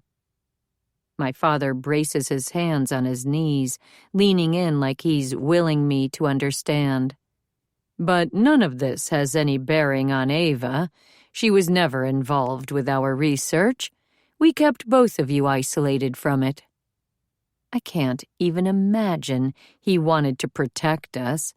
It sounds like he wanted to keep feelings from contaminating his work. The same work that twisted a person's love of family into an instrument of torture. Now, more than ever, I wish Ava were here, sitting beside me, confirming how crazy it all sounds. All I say is, Ava was investigating your work. She knew about Sear and about Spiegler. At the same time my father says, James is dead, my mother says, Christina? He frowns at her. You didn't tell me Christina ever worked with you. My mother presses her lips together and doesn't answer. I always thought they were a team. How often does Mom keep secrets from Dad? Glenn asks, Who is Christina? My father answers, but it is my mother he addresses.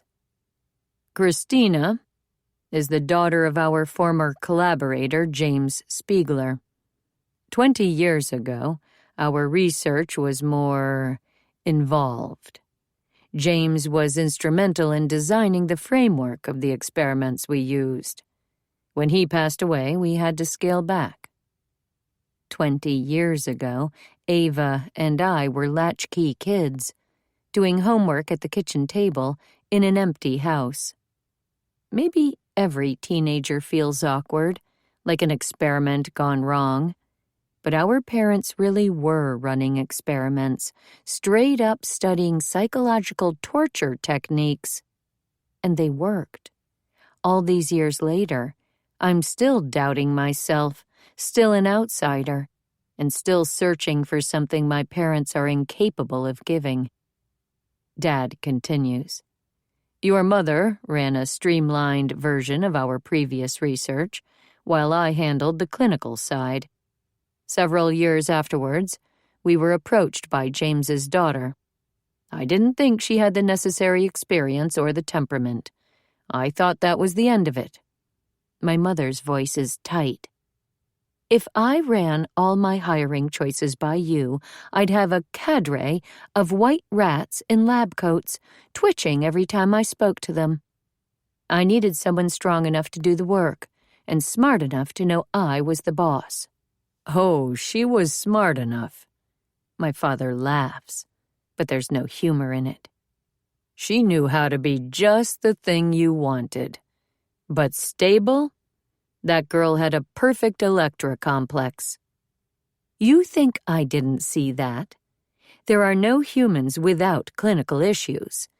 This was one I could use. She believed in her father's work, and so she believed in me. Transference served my purposes. I almost feel sorry for this mysterious woman, a pseudo-daughter vying for my mother's attention. And with a pang of jealousy, I wonder if her skill as a scientist earned her some love Ava and I never merited. My father sits forward in his chair, but he doesn't stand up or raise his voice. You were reckless, inviting someone so volatile into the lab. He must think he's demonstrating control over his emotions, but I know anger. I see it now. No. My mother's thin hand trembles. No. She was intelligent and driven. You were looking for a protege. You were blind. I've never seen my parents argue like this. It's something that must have happened behind closed doors. Even now, it's the quietest argument I've ever heard. Maybe the more heated my parents become, the better our chances of getting to the truth. But while they bicker with each other, Ava's in real danger. I ask sharply, Are you still in touch with Christina? My parents turn their heads in unison, even when they disagree. My mother says, No, the funding dried up and I'd had enough. It was time for a change. What happened to her? I ask. My fingers lace together because I have to hold on to something, even if it's just myself. My mother gives a little shrug. We didn't need a team anymore. How did she feel about that? My eyes are fixed on my mother's face. I have no idea. She's incredibly still, her lips hardly moving as she speaks. The more she shuts down, the more I can see how truly agitated she is becoming. My father says, That girl was unstable, fixated on the research and on you. You don't know that, my mother says tersely. I pull out the piece of paper from Ava's study, the one with the blueprint of a building. How about this location? Does it look familiar? My mother starts shaking her head, but my father pulls the paper closer. Where is this? He asks. Do you recognize it? It's just a floor plan, but... His voice trails off as he rotates the scrap one way and another. This part, he indicates the large circle off to one side. It reminds me of a place James owned. He must have put a couple million into it. My mother reaches over and takes the paper from him. The missile silo. What missile silo? Where is it? I ask, with an urgency that makes both my parents study me with piercing intensity. You're worried. My mother sounds surprised. You think all this has something to do with Ava? That she might be here? My father squints at me. That is what she thinks. Look at the micro-expressions. I glance at Glenn for confirmation. My parents' reaction isn't normal. It's somewhere between a hole in my gut and a relief to see him meet my eyes with pity and understanding. There's no point in expecting human behavior from them. They study it like it's an alien response. But now I need more from them, even if it's only more information. We just spoke to Steven Spiegler, and it was his phone that texted our photo to the news. He's been watching us, watching me, and now you're saying his sister is obsessive? And you worked with their father on torture? There's too much going on to be a coincidence. Glenn leaves the corner by the sculpture, coming to stand behind me. Do you know where this building is? He asks, and I add, please. My father answers, somewhere in West Virginia? He eyes my mother for confirmation, and she nods. We drove about an hour and a half, but I couldn't tell you the way. James was driving, my mother explains. He always drove. He liked the control. We certainly couldn't leave until he was ready. My father's expression darkens. A ridiculous place for a research facility. An isolated lab, owned by a straight-up evil scientist, whose daughter is fixated on my mother and obsessed with research on torture, whose son has been stalking me, photographing me, framing me for the disappearance of my sister. My missing sister, who was investigating these torture-based experiments. I'm ready to leap into action, to leave this awkward conversation behind and rush out to find Ava. But I let the silence draw out a little longer. My parents are good at silence, and it fills the room with a weight I still find suffocating. That heaviness contains all my unanswered questions about their culpability, their lack of love, why we still pretend to be a family. Then, Glenn puts his hand on my shoulder, as if to bolster me. One last question, he asks. If Christina's involved, what do you think is going on? My father looks at my mother, and I think there's blame in that gaze. If your speculation is correct, I would assume Christina is continuing her research. But why would she take Ava? My mother blanches, whispering, because she's angry. Glenn leans down. What's she going to do? But my mother only shakes her head. Standing up, my father says, I think we should share this information with the authorities. Christina had a tendency to be overzealous. I'm still reeling. Ava could be afraid, tortured, in danger. Then I realize what he said. He wants to talk to the police. My mother looks as skeptical as I feel. What information? That Zoe, their primary suspect, broke into a home, stole evidence, evaded arrest, and thinks that maybe there might be a slight connection to work we did decades ago, all based on a few scraps of paper and an interview that, I'm guessing, would be inadmissible in court. With a small nod to acknowledge her point, because after all, they're just positing and testing a theory, my father says, Understood. But what's the alternative? Zoe and Glenn go off on a wild goose chase? Even if they were to find Ava, even if she's being held against her will, how are they equipped to bring her back? I say, that's the time we'd call the police, once we know where she is. My parents lean toward each other, as if I hadn't even spoken. Perhaps, my mother says, this is the time to hire a professional. I think we both agree that the police are ill-equipped to— A knock at the door cuts her short. My breath catches. Another delivery person?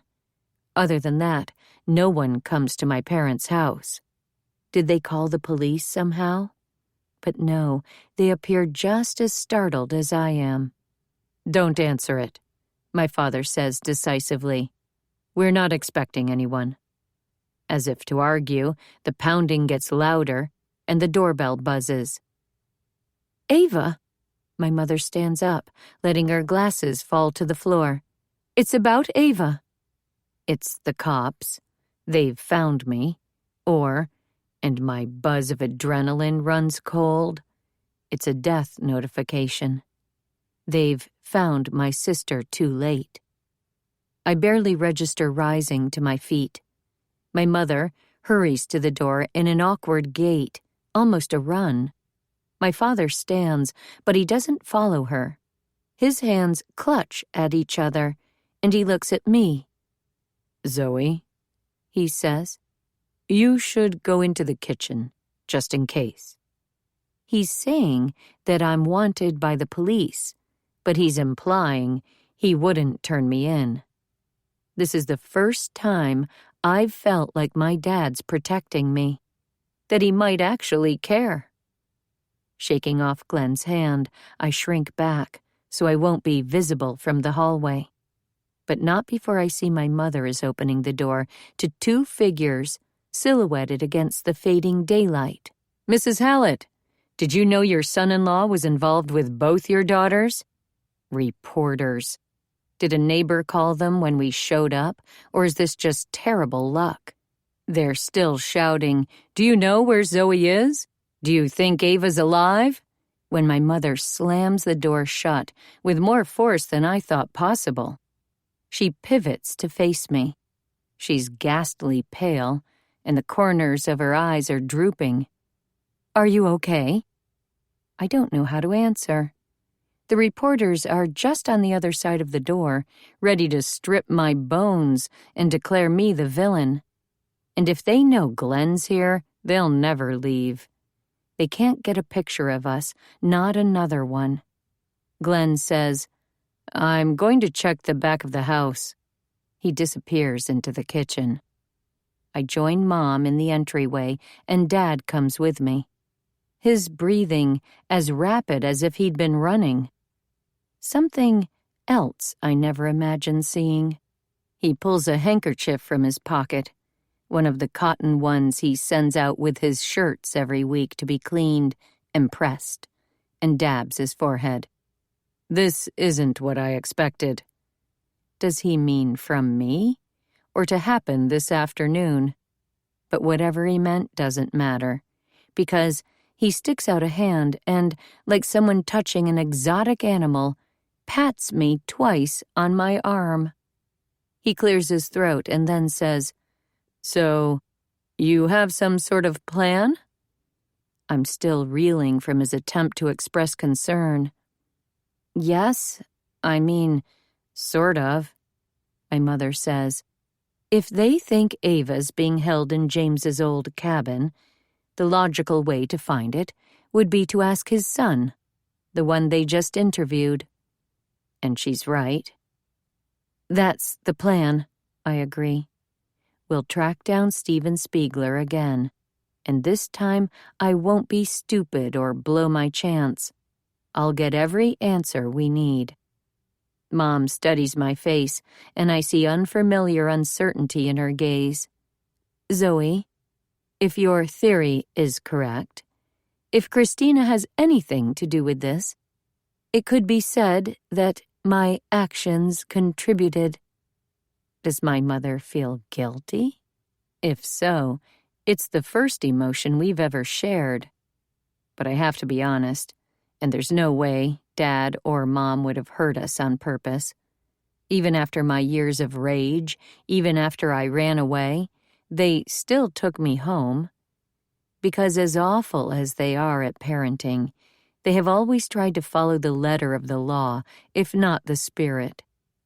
No, Mom, this isn't your fault.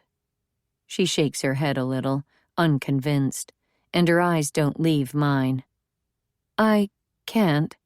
I mean, it's such a loaded word, with cultural associations, and I don't understand what she's trying to say, but this time I don't feel stupid. She's not being clear or precise like usual. She's struggling. Moving as stiffly as a marionette, my mother gives me a swift hug. It's unyielding, but her gray bob brushes my cheek like a kiss. I'm your mother, she whispers, over-enunciating the word. I'm trying. And before I can recover, my father steps in, and I'm pulled close, and then released, the scent of soap and starch lingering longer than the hug itself lasted. Glenn calls, "If we run, maybe we can get out through the back." "Be careful," my mom says. "Your father and I will make a distraction." I say, "I'll call you with the address when we get it. Then you can send the police after us. They might not believe what we think happened, but maybe they'll come after me and Glenn." My mother nods. "Please be careful." I nod, hesitating in front of these strange new parents, and then I run. Chapter 28. Zoe. I can't even imagine what my mother means by a distraction. But Glenn and I creep out through the back door. Unlike Ava, my parents haven't planted a charming herb garden or arranged wrought iron furniture and glass gazing balls. This backyard is a boring rectangle of green grass, and we're trapped here by an 8-foot red cedar privacy fence. We can't just burst through and sprint down the block to Glenn's car, because the gate opens on the front lawn. Hello, reporters. Our only chance is to jump the fence into the yard behind us. Then we'll be one street over, and if we run, we might just get away. But climbing the fence will make us visible. We don't even want to speak because the reporters might hear us. Glenn meets my eye and indicates with a jerk of his head that he's ready. The fence has only 2 horizontal rails, one right at the bottom and one at the top. Nothing we can use to scale it. But at least there aren't any points or spikes. Through 2 of the slats, I can make out something in the yard behind us. A trash can. Glenn sees it too. If one of us got over and threw that back. But how can we do that without drawing any attention? Then the world fills with sound. The initial blare of the siren terrifies me. Is it the police? But no, it's coming from my parents' house. They've triggered the security system, and there's a secondary sound, a car alarm. On top of that, I hear my mother's stern voice, not shouting, not exactly, but cutting through the din around her. "Go on. Get off my property. Do you hear me?" Glenn makes a stirrup with his hands, and I step into it without hesitation.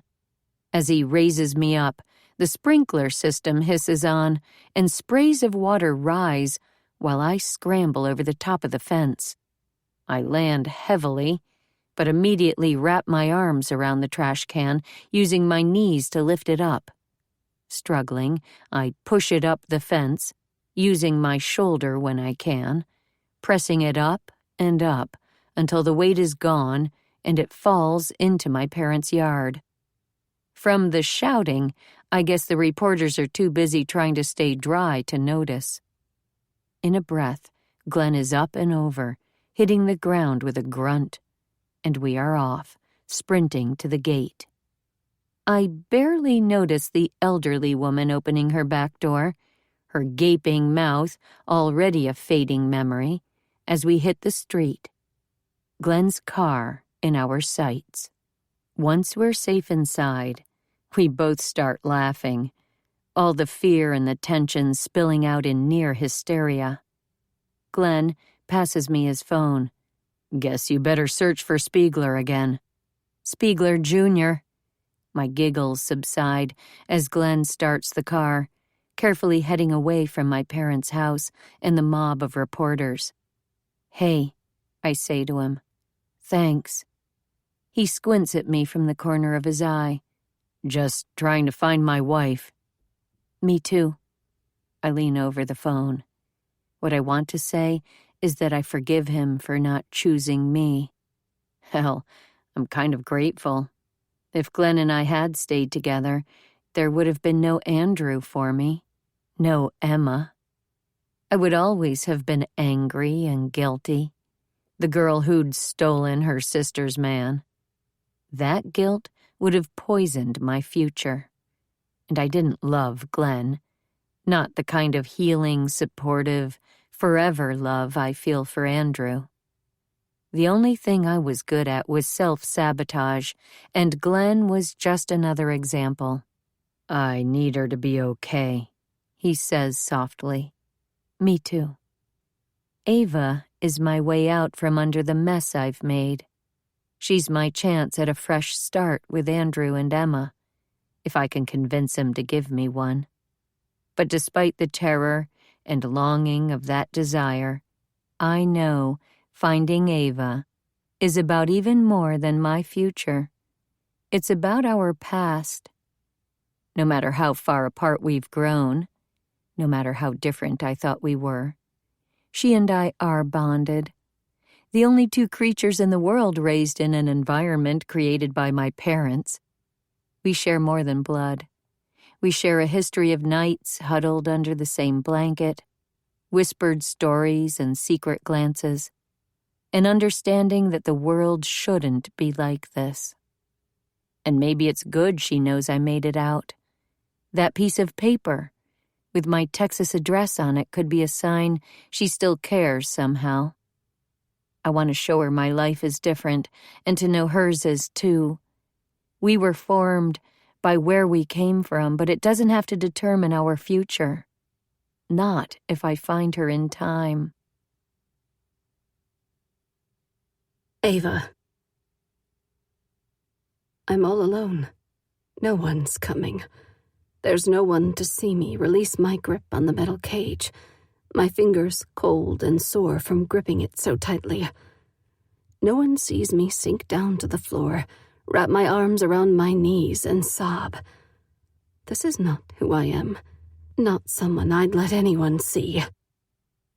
I cry to myself, I hug myself, and the whole time I know Beckett's even worse off. Against my closed eyelids, I can see him bound to the chair, writhing in pain. Time passes in a haze of fear and regret. Maybe I should have spent the hours making peace with my past, but all I can think is that I need more time. Time to embrace Glenn. Time to forgive Beckett. Time to learn who Zoe is now, and what being sisters could really mean.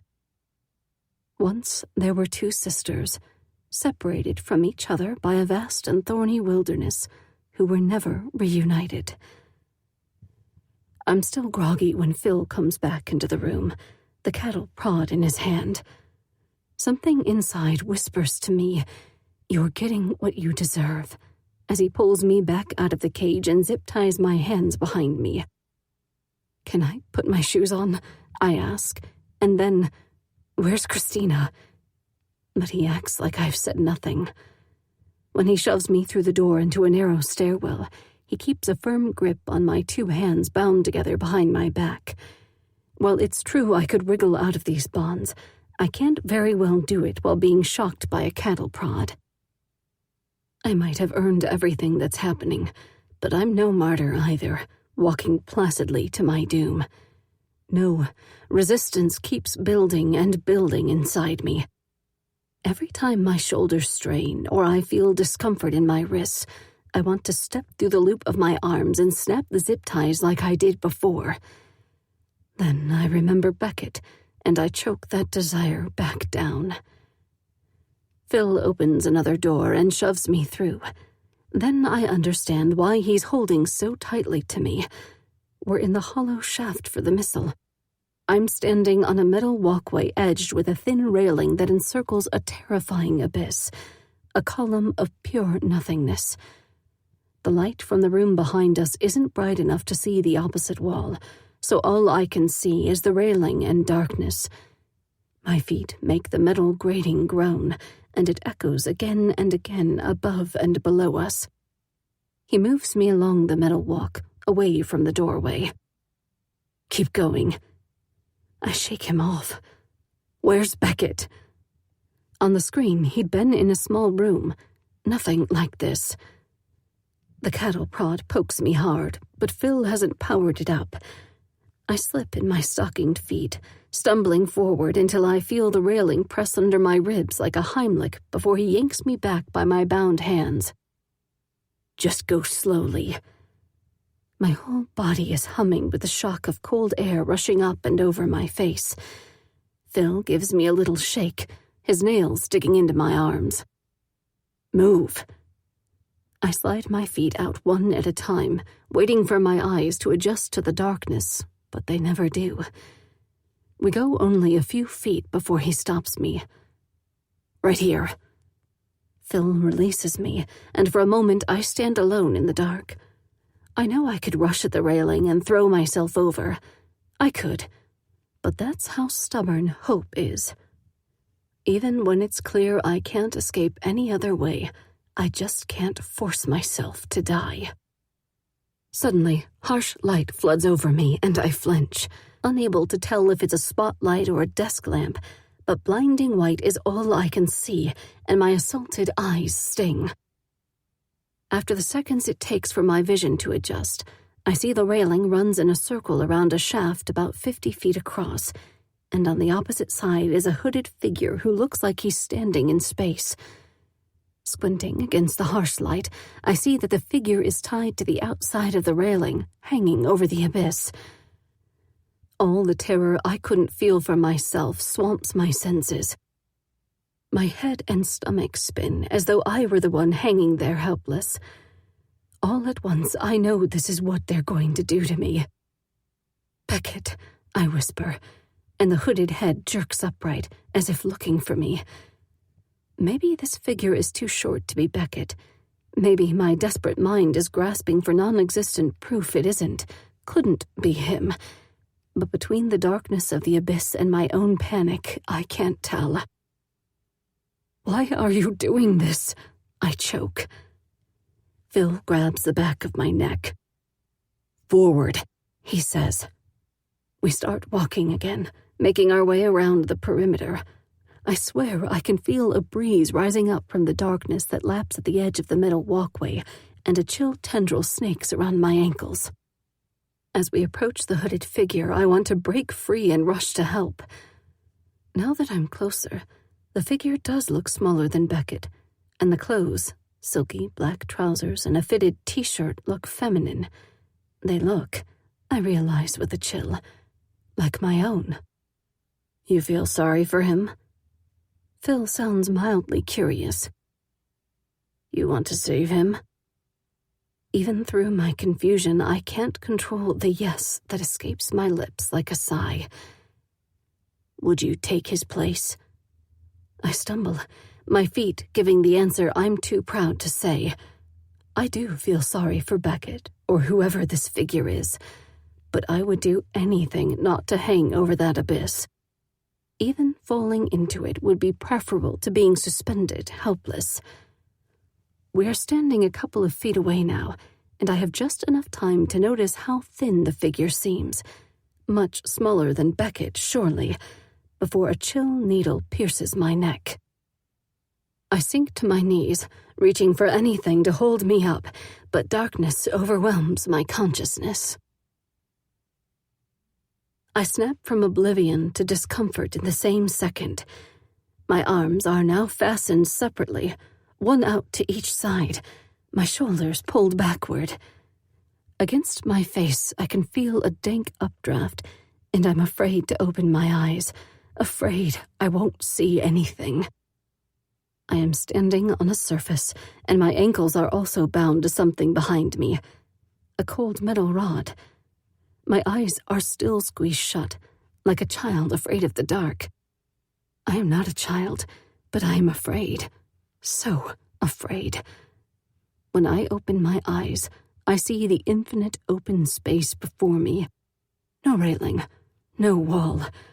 I try to back up, to scramble away from the edge, but I am bound too tightly. The same restraints that keep me from falling to my death also keep me from retreating to safety. The void below me fills my head with a rush of vertigo. I wish I were unconscious again. From behind me, Christina says, "I'm going to ask you some questions." "Why are you doing this?" I cry. There is a light shining on the opposite wall, like the light from a projector without film. Craning my neck, I can see the beam comes from somewhere above me, but I can't make out its point of origin. I catch Christina's movement in the edges of my vision, but I can't really see her either.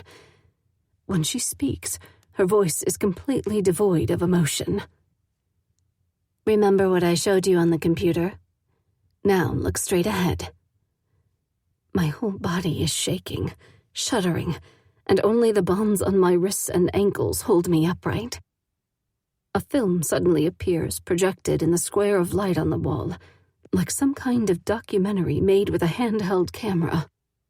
The image judders before settling down, so I can see Beckett sitting shirtless in a wooden chair, electrodes taped to his bare skin. The last time I resisted Christina, I saw Beckett get shocked.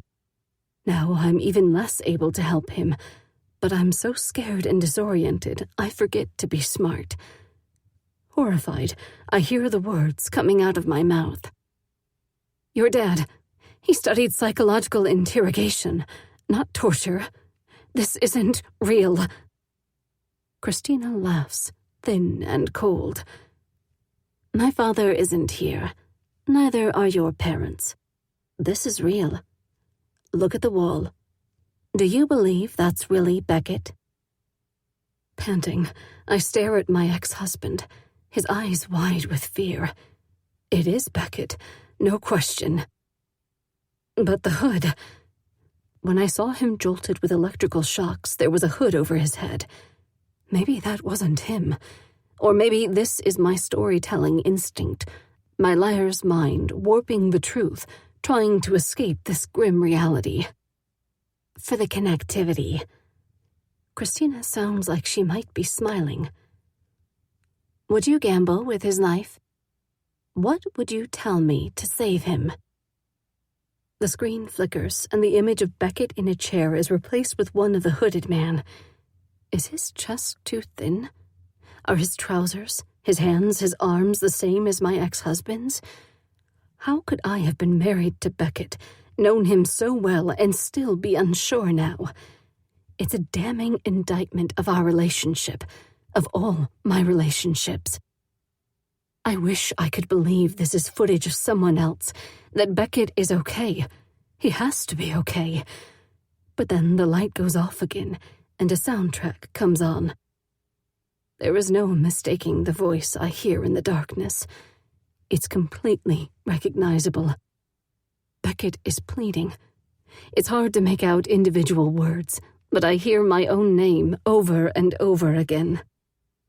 Christina says, "What would you tell me? What would you give to save him? Would you transfer your money? Give me all your passwords? Power of attorney?" If I give her that information, she'll clean out all my accounts and escape. Just leave us here forever. I know this. But nothing I know matters while Beckett's cries are ringing in my ears. Then they stop, abruptly cut short. Before I can draw a breath, Christina continues, almost like she's reading from a script. "To save him, would you tell me everything about your parents, your sister, her daughter? Her daughter, Emma, my niece. And that's the cost of compliance. Maybe I can spare Beckett pain, But there's nothing to stop Christina from coming after the rest of my family. Glenn, my parents, even Zoe and her new family, the one I've never even met. Her happy ending. I can't, I whisper.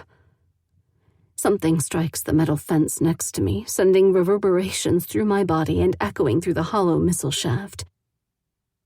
Don't be stupid. Now Christina's words are fluid, full of passion. Imagine a world without torture, the atrocities of Abu Ghraib never repeated, a library of images we could use, footage to get real answers. That's what I'm working toward. A secret only those in power will know. A tool to make the world safer. And you selfish bitch, you can make it happen. The key to the whole thing is belief. Do you believe I will hurt Beckett? The screen in front of me flips back to show my ex-husband tied to the chair. He's crying now, something I've only seen him do once when I told him I was leaving. Answering tears well in my own eyes.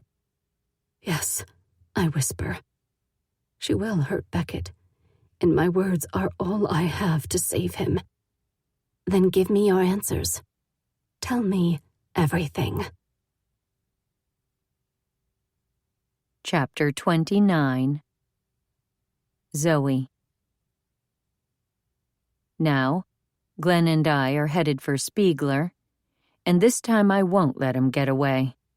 He took the picture that wrecked my marriage and made it look like I was plotting with Glenn, like we were guilty of murdering Ava. If his sister is our villain, he's definitely her accomplice. Our plan is simple. Find him, grab him, make him talk. The first part was easier than I thought, thanks to the internet. Spiegler's listed as a panelist for a cybersecurity workshop at a tech conference downtown. Cybersecurity. I think again about my hacked email. Asshole. I-66 is a river of red lights. Cars bumper to bumper. My body is full of adrenaline with nowhere to go. And my mind is still processing what just happened at my parents' house. They embraced me, like they were being directed in a play about loving parents. But those brief moments of physical closeness made my eyes sting with unshed tears. I will hug you 20 times a day, I promise Emma. My hugs will feel as familiar to her as her own skin, and she will never have to doubt for a moment the vastness of my love for her. And even though my parents' embraces were stiff, there wasn't anyone watching. There was no need for them at all. We could just call it quits and admit we're strangers to each other, but we aren't. We're family. Whatever they feel for me is the palest shadow of what I feel for Emma, and that makes me pity them. Outside the car window, the sky is turning the deep indigo that precedes sunset. Ava and I used to play in the front yard of our old house on evenings like this. Lying on our bellies, we created worlds for our dolls in the grass. And I remember looking up from a handful of sticks to see my mother watching us from the doorway. Maybe her expression wasn't clinical. Maybe she really did want to understand the feeling of connection. But she was always on the other side of the glass. Glenn and I are surrounded by cars all going home to neighborhoods, winding down, getting ready for evening. The air is cooler here than in Texas, but the sky Andrew and Emma are seeing from their car window on the drive home from the airport is the same. They'll see the same crescent moon, Saturn still shining brightly to one side, the star upon which Emma will make a wish. I squeeze my eyes shut and fiercely make my own. Home. Finally, we reach the exit for downtown Arlington, and it's lit up like Times Square. especially in the business district, where streetlights illuminate pedestrians, store windows, and upscale restaurants.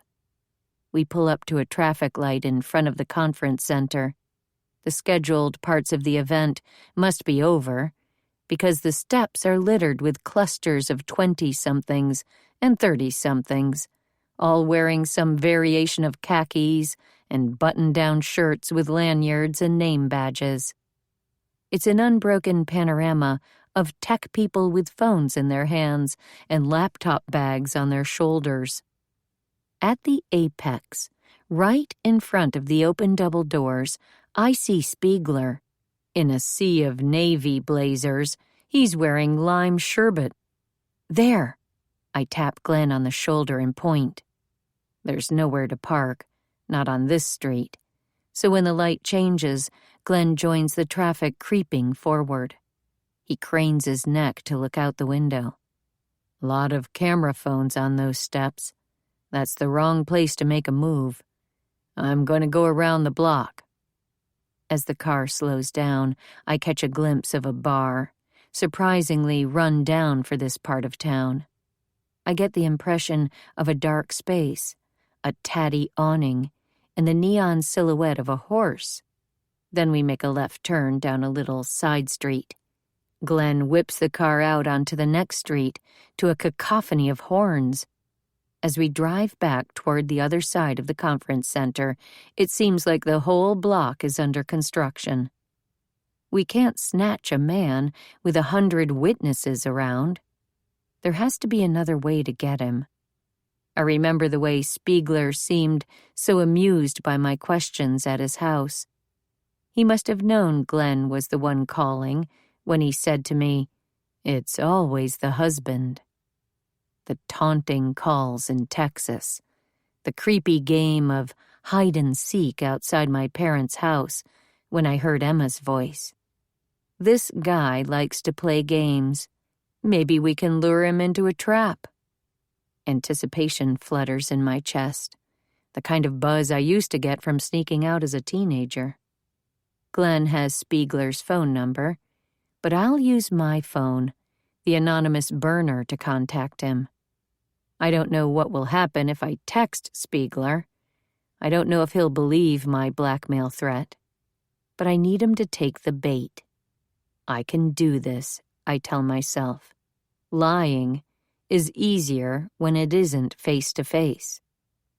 Quickly, before I can second-guess the plan, I compose a text message. I know about Christina and Ava. Do a job for me, and I won't tell. As we pull up to another red light, I turn the screen toward Glenn, and after a quick glance, he nods. If we can find out where the cabin is, if Ava's really there, I stand a chance of getting my life back. And it all comes down to Spiegler. Even if he knows this text is a trap, I just hope his arrogance makes him take the bait.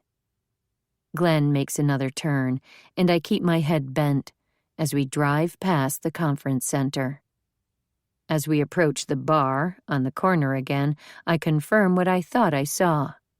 There's an alley beside it, the perfect place for an ambush. I compose a second text without waiting for Spiegler to respond. Pale Horse Bar in 20 min. I watch Glenn scan the text, and with his nod of approval I send this one too. As we drive past the tech conference, I risk looking out the window and catch a glimpse of the lime green jacket and Spiegler's head bent over his phone. Then it slides behind us again as my phone chimes with an incoming text. A thumbs-up emoji. That terseness makes my skin prickle with doubt. Everything seems to be going right, but I don't know what I'm doing, not really. Spiegler does. He knows not to waste time asking who I am or how I got his number, or any of the things that might prolong our interaction. He doesn't trust the person who sent the text, but I bet he thinks he understands. At least, he ought to understand the kind of person who would take advantage of criminal behavior to enact a little criminal behavior of his own. That's the kind of person I need to be, at least for now. He has to tell me where his father's old house is.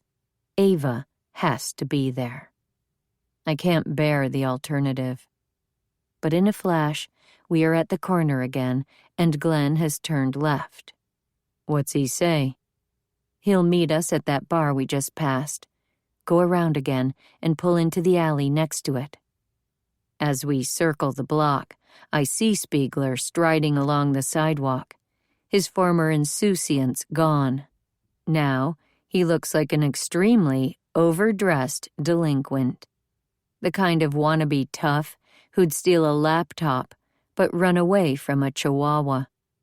He glances to the side, and I duck involuntarily. Did he recognize us? Then we pass him, and with a bump, Glenn drives up and into the alley, all the way to the dead end, where a dumpster sits. The brick walls of the two buildings on either side press in, framing a space so narrow I don't know if we'll be able to exit the car. Glenn rolls down his window, folds in the side mirror, and pulls almost flush to the wall. Then we squeeze out. We're standing on bricks covered with such a thick layer of dirt that you can't see the separation between them. On one side, the building has a low basement window with a grate over it, and then 3 more windows higher up, dark behind their wrought iron security bars. It's not hard to imagine this building as an old factory or warehouse, back when barges still traveled on the Washington City Canal. On our right is the bar room, also in an old brick building. There aren't any visible security bars, but the windows facing the alley are darkened. The only light is a dim yellow bulb next to a service door. And the end of the alley is blocked by a gate and the massive dumpster. Heat is rising in my body, a righteous thirst for revenge. I wish we had timed it to herd Spiegler into the alley in front of our car, to chase him to the end, pin him against the dumpster and make him scream.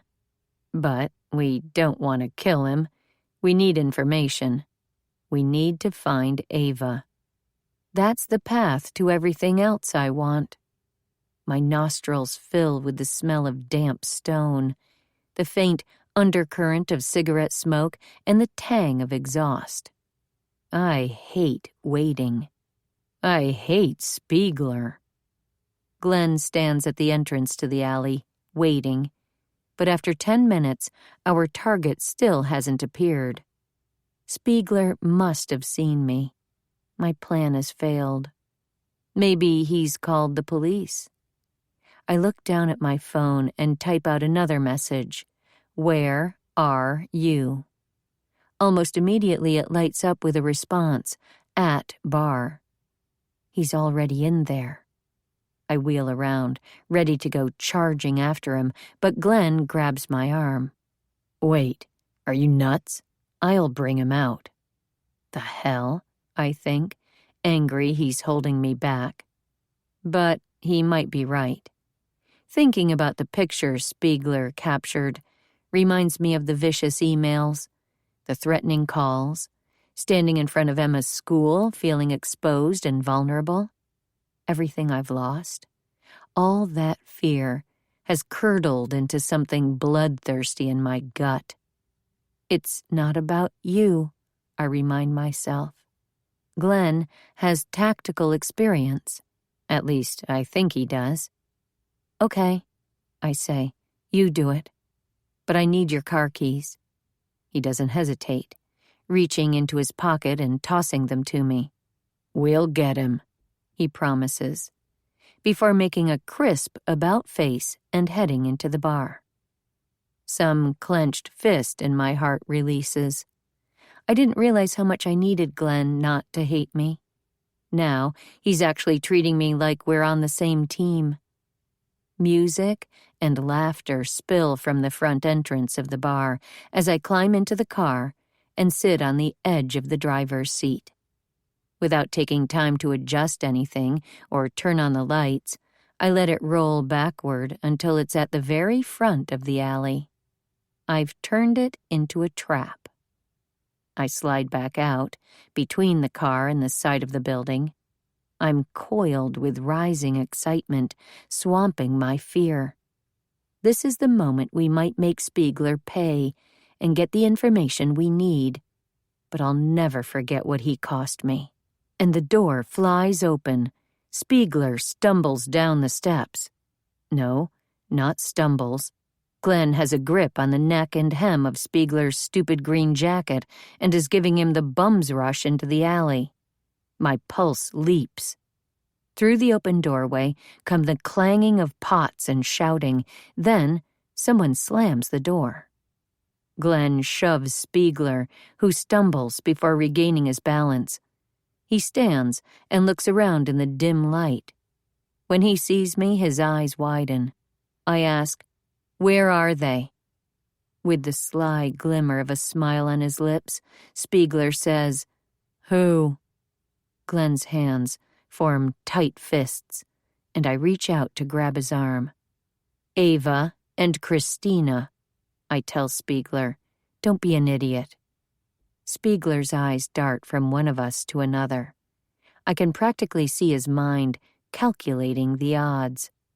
He thinks he's the smartest person here, but he's never imagined a scenario where he couldn't escape. If there are only two of them, and the car is there, and this is a dead-end alley... He answers mildly, but there's no color in his face. "I don't know. Haven't seen Chrissy in a couple of weeks." I can't hold Glenn back now. Maybe I don't want to. He grabs Spiegler by the already rumpled lapels of his blazer. "Where is she?" Spiegler's not strong enough to break free of Glenn's grip, but he draws himself as far back as his jacket will allow. "I don't know. Beat me up if you want to. Won't change my answer." "Then how have you been communicating with her?" I demand. His eyes crinkle, like he's amused at a precocious child. "That's a good question. She's been calling me from a burner, or so she says. The number changes every time, and there's usually no reception." "She has Ava." I'm not asking. Saying those words makes me realize the truth. Ava could be alone, scared, hungry, in pain. I feel the echo of those things in my own body, and I wrap my arms around myself as though I could give my sister, wherever she is, comfort too. "I thought she was going to take the husband," Spiegler says, arching an eyebrow at Glenn, who sets him down. Spiegler thinks he can finesse this, just like he's probably always talked or paid his way out of trouble. Imagine my surprise when she told me about the change in plans. He straightens the sleeves of his rumpled blazer. "Guess you were a little too hard to grab." "Are they in your dad's old cabin?" I ask again, trying to keep my voice as calm as his, trying not to show how angry he is making me. Spiegler shakes his head, his bright eyes on mine. With a chill, I remember the tapping on the door, Ava's broken wristwatch, the sound of Emma's voice outside my parents' house. He knows all my vulnerabilities, and he's used them against me. "Christina's too smart to tell me. This is her little game, not mine." "But you helped her. You framed me. What did you get out of it?" "She paid me." But that wasn't the only reason. It couldn't have been. If he had Ava's watch, he'd gotten it from Christina, or he'd helped her snatch my sister. And money wasn't motivation enough for the rest of it either. The photo, maybe. The emails. But the whispered threats? Recording Emma? Making me run out panicked in the night? These are the kinds of mind games you play for fun. You got off on harassing and stalking me. What kind of person does that? Did I scare you? He actually looks hopeful, and anger swamps me. I stomp on his foot hard. His gasp of pain is worth it. Glenn pulls me back and holds out the slip of paper with the blueprint of Spiegler's dad's house. "Tell us how to get to the cabin," he demands. "And then what? You'll turn me in? Beat me up? Pay me? I think not." Spiegler crosses his arms. He really doesn't believe he's in any danger. I pull the phone out of my pocket and hold it up. "Got your confession. Accomplice to kidnapping and accessory after the fact. And my parents, Christina's former employers, know everything too. If you don't help us, we're taking you straight to the police. Tell us where Christina and Ava are, and we'll let you go." "For how long?" Spiegler runs a hand over his hair, but it springs back into place as though untouched. He's considering it, though. I can almost see Spiegler's mind working, weighing his culpability and his chances of getting away scot-free. Now that we know what he did, the fun of tormenting me is over. He's the kind of guy who gets off on the anonymity, savoring his victim's fear and panic, and feeling superior, safe behind a wall of technology. And I bet he's got all kinds of money squirreled away. As long as he stays ahead of the police, this cockroach will survive. "Go on," I silently will him. "Take our offer." With a sigh, he says, "Fine, I'll give you directions to the cabin. And any security codes," Glenn adds.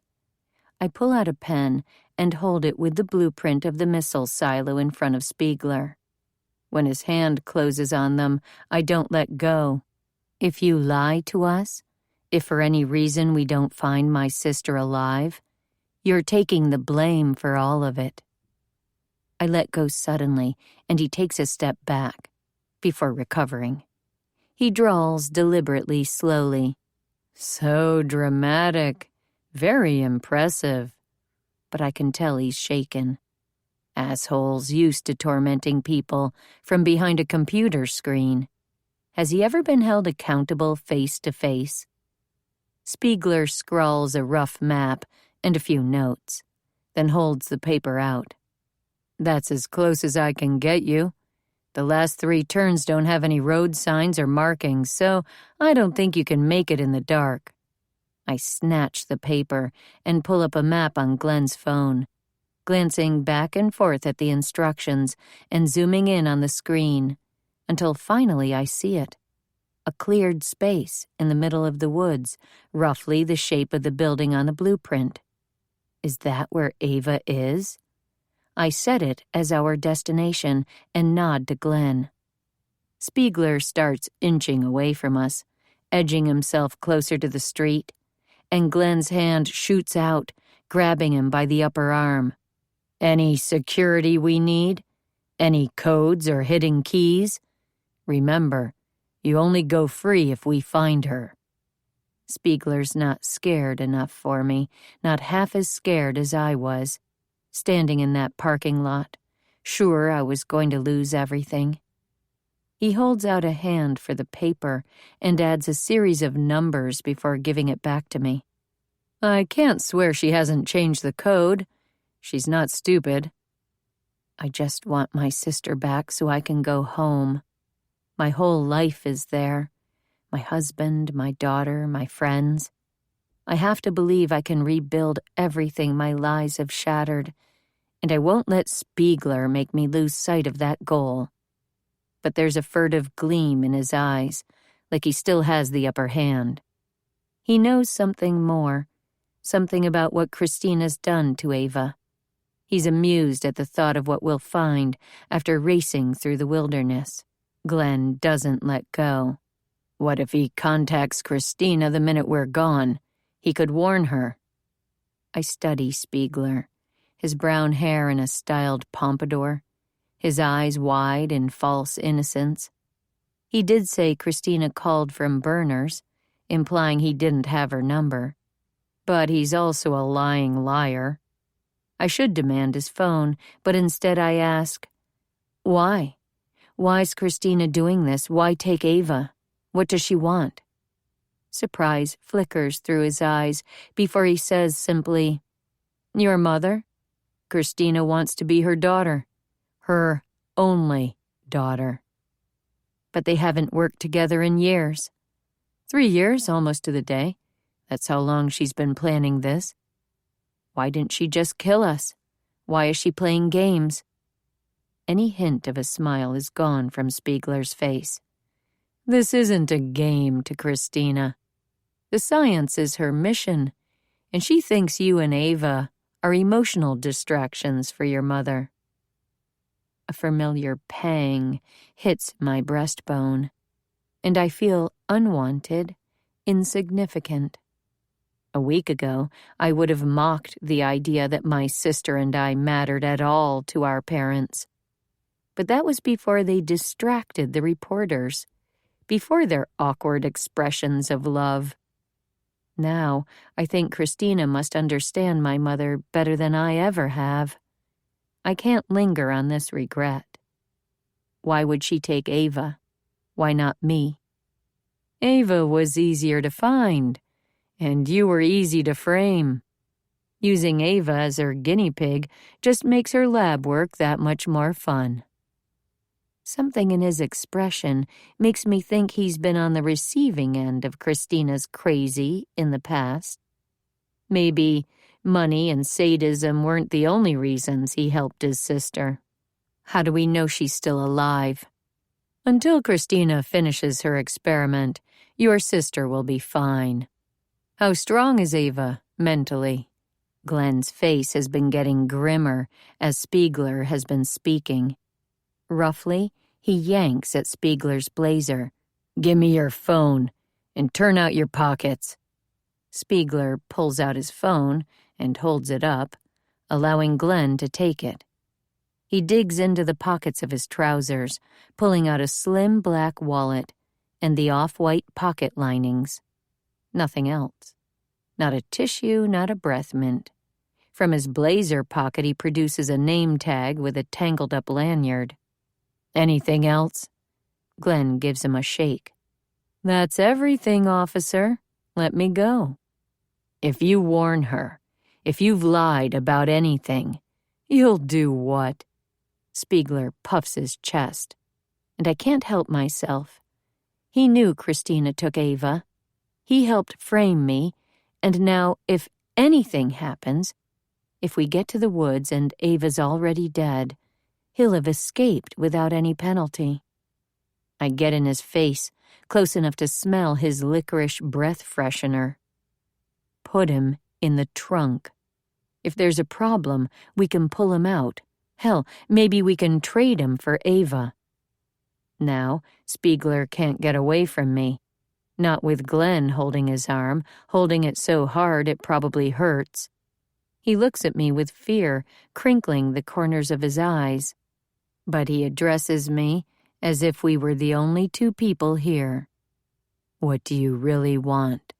Revenge on me? Or your bitch of a sister back? My hands draw into fists, my nails cutting into my palms. It's like he's in my head, calling Ava a bitch, like I have so many times before. But she's alone and afraid, and my anger at Spiegler almost made me forget how much she needs me. Let him go, Glenn, I say. He'll just slow us down. Glenn doesn't let go. I could knock him out, or we could tie him up, or... Then the door from the bar's kitchen opens, the light temporarily blinding in the dark alley. With a quick twist, Spiegler breaks free and is gone, leaving his empty blazer hanging from Glenn's fist. We can't stop him from warning Christina. We can't guarantee Ava will be at the cabin or that she'll even be alive. But I have to go after her and pray we're not too late. Chapter 30. Ava. I don't know how long I've been hanging over the edge of the abyss, my feet perched on a tiny platform, my head tied into one position, facing the place where the movie plays. My bound hands are now so numb I can't feel them at all. Layers of tears have dried on my cheeks and caked my eyelashes. Still, the cycle continues. A video of Beckett, bound and terrified. Then Christina reappears with new threats, demanding more answers.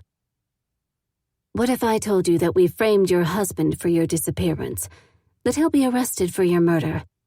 Now, will you tell me everything? Whenever I bulk, the screen shifts to show the hooded man, his body spasming with electric shocks. After the second time, I don't argue or resist. I tell her everything she asks, anything I can think of. My social security number, my kindergarten teacher's name, the alarm code to my house, my first memory of my mother, a stream of unconnected answers, every scrap of information I've ever known. Maybe a few days ago I would have lied, spun some kind of tale. But today I am powerless, physically and emotionally. I care about Beckett more than I care about my money, my information, my own pride.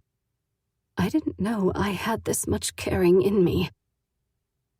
Only when Christina leaves and I'm alone in the vault am I free.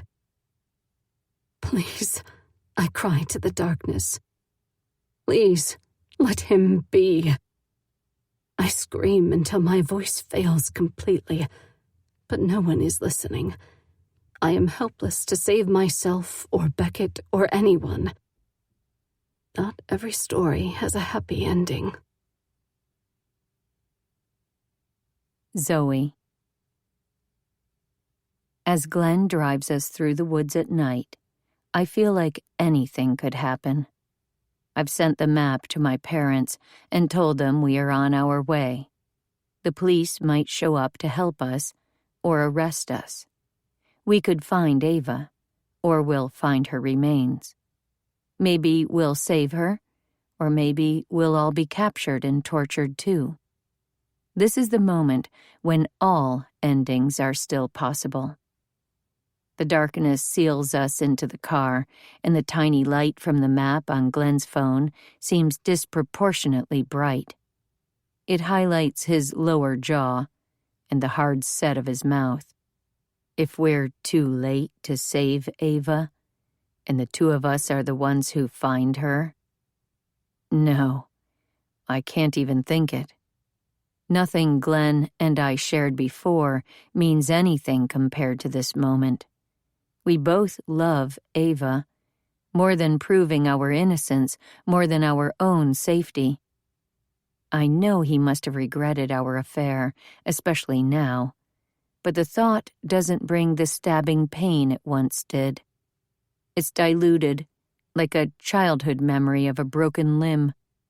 I remember the events leading up to our breakup. I remember the aftermath, but the poison has drained from it. But the memory of Andrew packing his bag, his hunched shoulders, his grim mouth is agony. I didn't know what loss was when Glenn left me. All I lost was him. Losing Andrew means losing an entire life. Taking Emma to her first day at kindergarten, 1,000 mornings kissing him as he leaves for work, making plans for our future. Year after year after year, watching Emma grow and loving Andrew more. When I threw that rock at Ava, I didn't know what losing was. 3 years won't be long enough to recover from this loss. 3 lifetimes won't heal me. I'd sell my soul for more time, but who knows if we'll even survive this night. I tilt my head back against the seat. This is my only shot at earning back everything I've lost, my family and my sister. We're hurtling along a road that's rutted and rough. The car bounces, almost skidding, and my breath catches.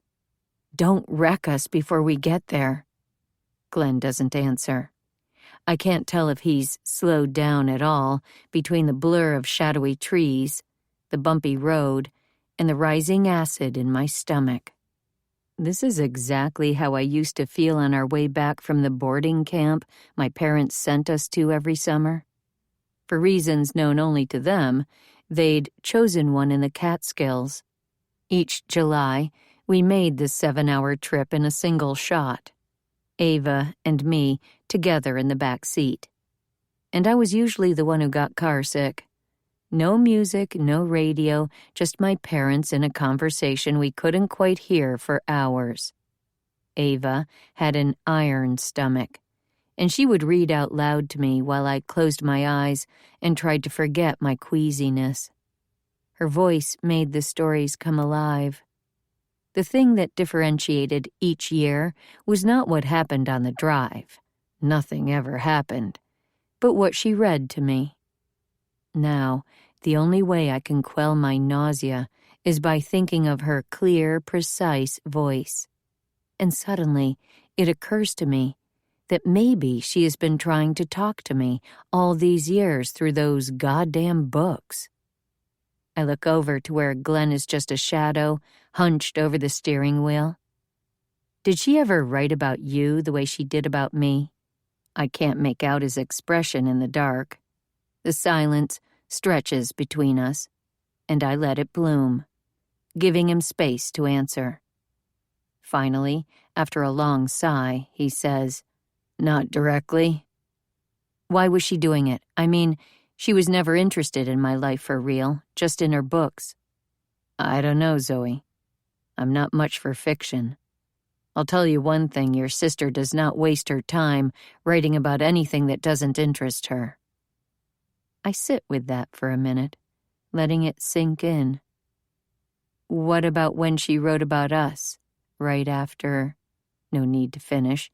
He knows which book I mean. The way I see it, writing is the way she works out how she feels. It's like putting the situation into bizarro world and running through her emotional options. I thought she was messing with me. When I was in culinary school, she wrote Santoku, about a serial killer who fillets her victims with a Santoku chef's knife.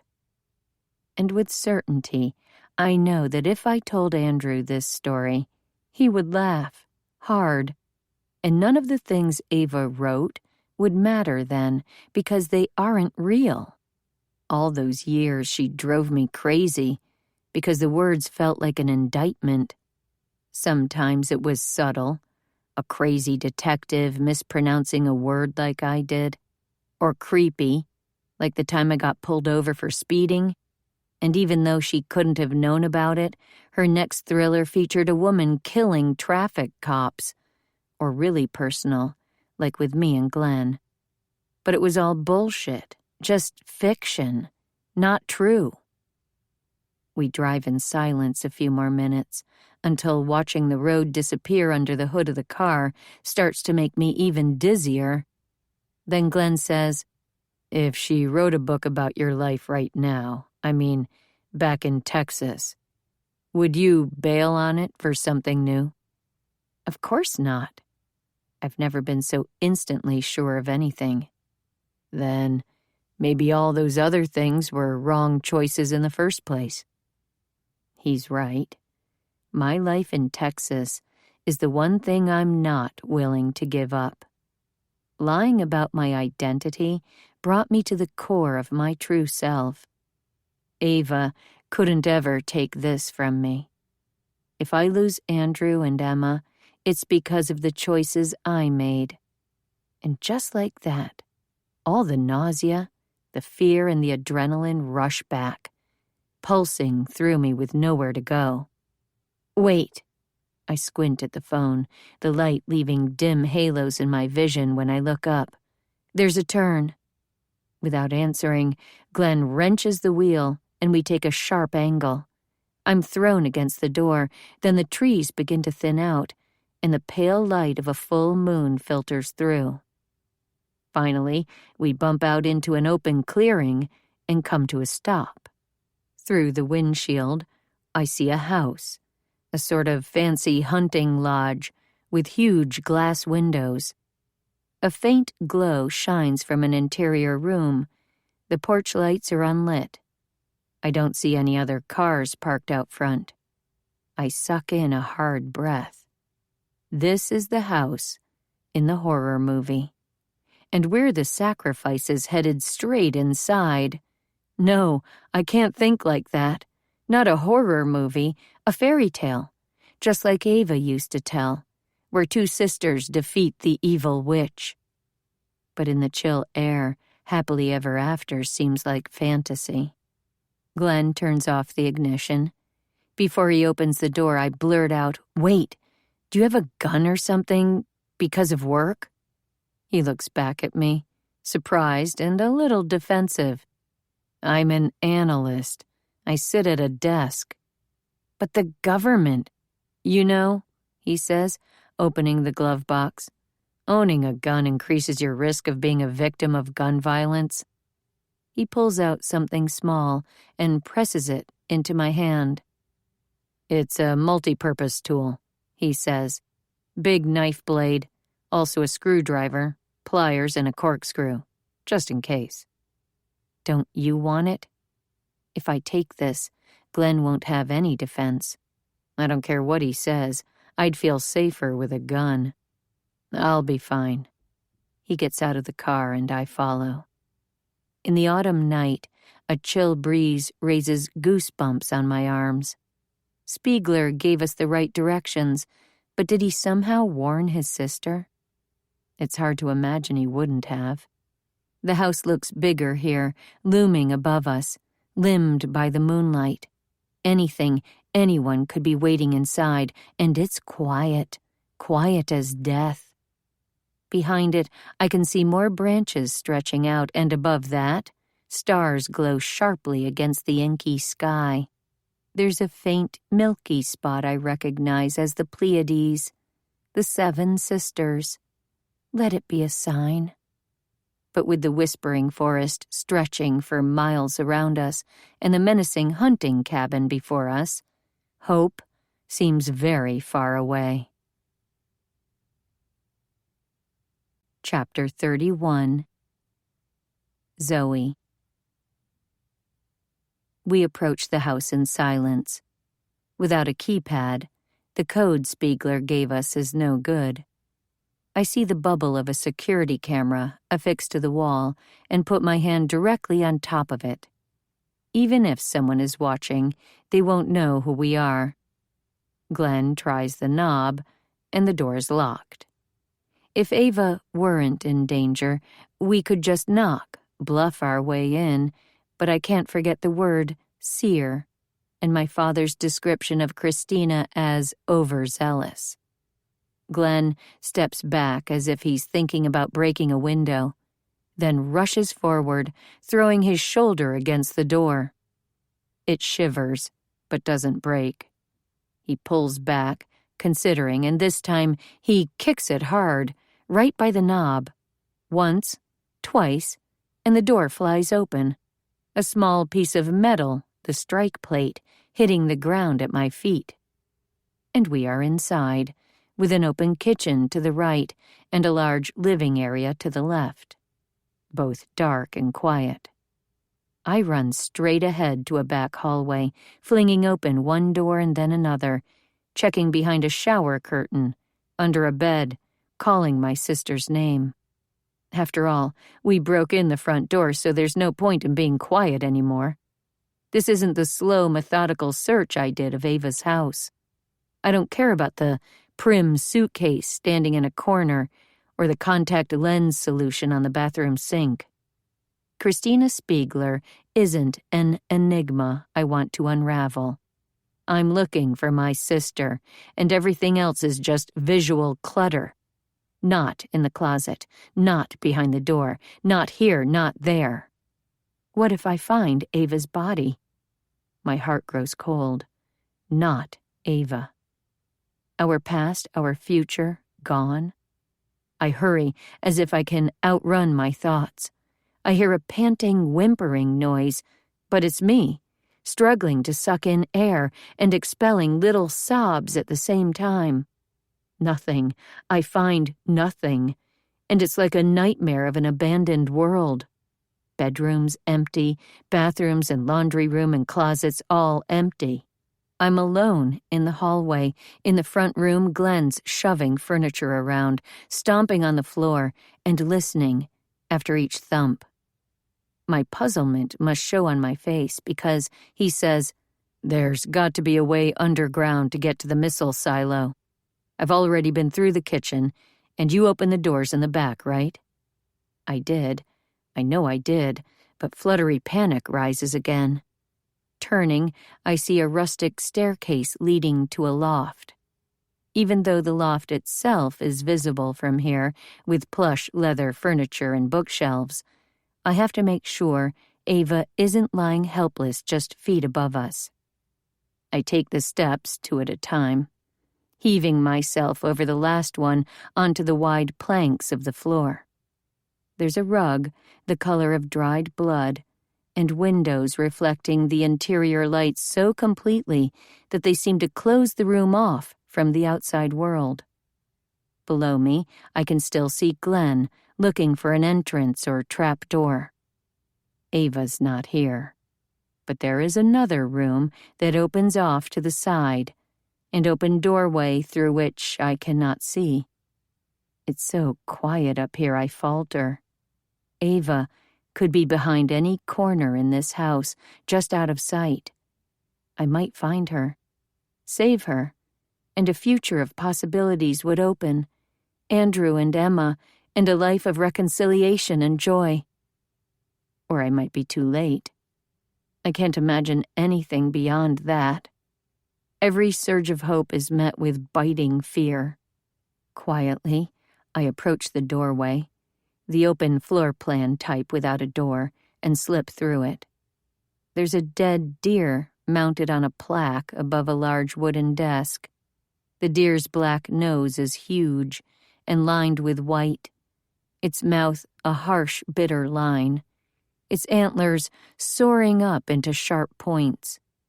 But the worst thing is the pair of glasses jauntily perched on its nose. They are grotesque, an insult. Stepping closer, I reach up to flick them off, and when they fall onto the desk, I see they are a woman's reading glasses. There's a tremor in my hand as I pick them up. Are they Ava's glasses? I can't tell because I haven't seen her in so long. The impassive glass eyes of the deer judge me. "This is how it is," they seem to say. "You ran away. You didn't want a sister. You don't deserve one." I slip the glasses into my pocket like a good luck charm. The surface of the desk is covered with papers. I pick up one packet, the manuscript of a book, and read the title.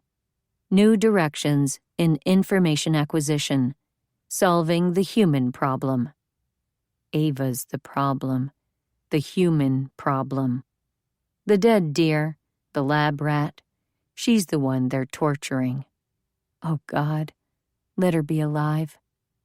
I turn, running out of the room, propelling myself down the stairs, promising I'll be a better sister, wife, mother, just better, if she's okay. I miss a step at the bottom and pitch forward, but Glenn catches me. His hands on my shoulders, he searches my face. "What happened? Are you all right?" My heart is pounding so hard, he must feel it shaking my body. "I'm fine." Behind him, I can see the room, its minimalist furniture scattered here and there. The black leather sofas askew, a metal lamp lying on the floor. But the lack of clutter makes even this disarray seem artistically arranged. "Where else can we look?" I ask. No unopened doors, no furniture against the walls, hiding a secret passage. The only items left untouched are a few framed photographs hanging on the living room walls. Pulling away, I run toward one, desperately hoping for a clue, a sign, anything. But it's only a black and white picture of this house. Behind me, I can hear Glenn flipping pictures over, even breaking the frames. This is our last chance. The light gleams off the glass over the photograph until all I can see is my own reflection. I yank it off the wall, but instead of smashing it on the ground, I let it fall. Behind it is a keypad. Glenn gives a whoop of triumph and pushes me aside, already holding up the scrap of paper with the security code Spiegler gave us. By the time he types it in, I am vibrating, full of fear-fueled adrenaline. Somewhere, in the depths below us, a piercing alarm sounds, then cuts off. We freeze, looking at each other. Uncertainty flickers across Glenn's face, softening the angles of his brows. Then it settles back into its familiar lines as what seemed to be a panel of the wall slides open. We're at the top of a staircase that leads down into darkness. Before Glenn can take that first step into this new doorway, a blur rushes past him and knocks me to the ground. Everything is fur and teeth. No growling, no warning bark. A dog is lunging at my face, snapping, held back only by my outstretched arms and my hands clenched in the fur of its neck and chest. Its hot, fetid breath fills my lungs. I hear Glenn cry out, but there's no way for him to help. Everything's too fast. After its initial lunge, I can tell the animal's smaller than it seems. My grip on its coat is deep, and I throw my body sideways and roll onto the dog, not away from it. Now, the dog is on its back, pedaling its legs in a futile attempt to dislodge me. It's making noises, panting little whines. Somewhere in the edges of my attention, Glenn is shouting, trying to get around me, but all my concentration is focused on making the attack stop. When Glenn disappears, I hardly notice. The dog and I are at a standoff. It cannot tear out my throat or escape me, but I can't let go or outrun it. My knees are pinning it down. I think I see fear in its flat blue eyes, and it isn't snapping anymore. It's just protecting the house. That's its job. I'm not going to hurt a dog. It's only what evil people, have made it. Then Glenn is back beside me. Let go. I push the dog to one side hard and roll away from it. Glenn lunges over me, cloth billowing in his hands. But the dog bursts up, attacking, and seizes him by the forearm, its teeth sinking deeply into his flesh. He's trying to hold it off with his other arm, and the curtain trapped between them is streaked with blood. Before I can think, I'm on my feet. Glenn staggers under the weight of the dog. He must have raised his arm just in time to keep it from ripping out his throat. Despite the low, desperate growling in its throat and the terror in its eyes, the dog hangs on. I try to grab the scruff of its neck, but Glenn shakes his head. "The sheet!" he shouts at me. "Wrap it!" I grip the end of the curtain, but before I can pull it up over the dog's head, the animal moves again, biting swiftly once, twice, 3 times, moving up Glenn's arm, sending him reeling back against the wall and pulling me with them. I'm too afraid to breathe, but I force my hands forward, lifting the cloth higher than the dog's head. Glenn uses his free hand to pull the wrapping tight. The dog thrashes under the curtain, and then the whole bundle falls to the floor. Glenn's arm is free, but his skin is torn and bloody. We have to get away before the dog untangles itself. Glenn is already moving through the open door and down the stairs. I follow, slamming the door behind us. The air temperature seems to drop 20 degrees as I descend. At the basement is another door with a keypad and a large wheel like a bank vault. Glenn is struggling to open it. His one good arm isn't enough. He calls to me. "Come on." "Wait. We have to stop the bleeding. There's no time." but he's pale, so pale, and his mouth is drawn with pain into a tight line like the deer in the study. If you pass out, you won't save her. Where can I find something to stop the bleeding? If I had been smarter or braver, I would have checked the kitchen before we came down the stairs. But I don't know how much time we have before the dog gets loose.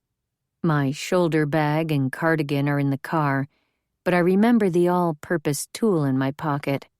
Quickly, before he can hurt himself any more, I pull it out. "Give me your socks." I cut a strip from the bottom of my t-shirt, cropping it, while Glenn slips his feet out of his shoes and struggles to remove his socks. Bracing himself against the door, he cradles his arm against his chest. I take the socks from him and ball them up, but a closer look at Glenn's arm stops me. The swollen skin is streaked with red and already darkening bruises, and the puncture wounds are still oozing.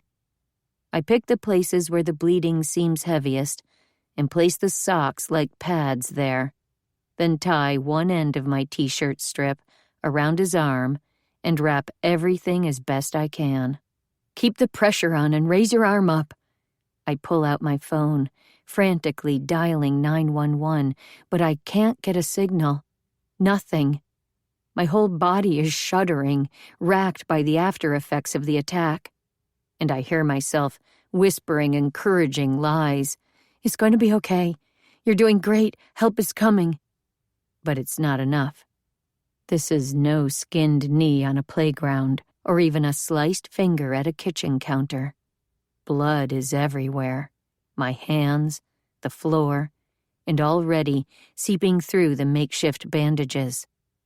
I don't know how to stop it. But the dog is at the top of the stairs, and Ava is somewhere ahead of us. We have to keep going. Together, Glenn and I crank the door open, revealing another stretch of stairs. How far under the earth will we have to go? We stagger to the bottom, and opening the next door, we find a large room with a concrete column in the center. No one's here. "Ava?" I call, but there's no answer. And then I see the two halves of an accordion fence splitting the room in two, creating a giant cage. 3 open padlocks dangle from the steel trellis. This cage wasn't for lab rats or even the attack dog. There are folding chairs and bottles of water. People were held here. The sight of a lone woman's shoe in the corner feeds my darkest fears. Ava's shoe. If Ava doesn't need her shoes anymore, if she's not in the cage being tested, we may be too late. My sister may be a bruised and barefoot corpse. Oh God, she has to be alive. Where is she? Then, from behind a desk, a man in a lab coat rushes at us, his head tucked low. I cry out, throwing my arms up to defend my face, but he's not attacking. He's trying to get around us to the stairs. Glenn grabs him by the sleeve and swings him away from the door.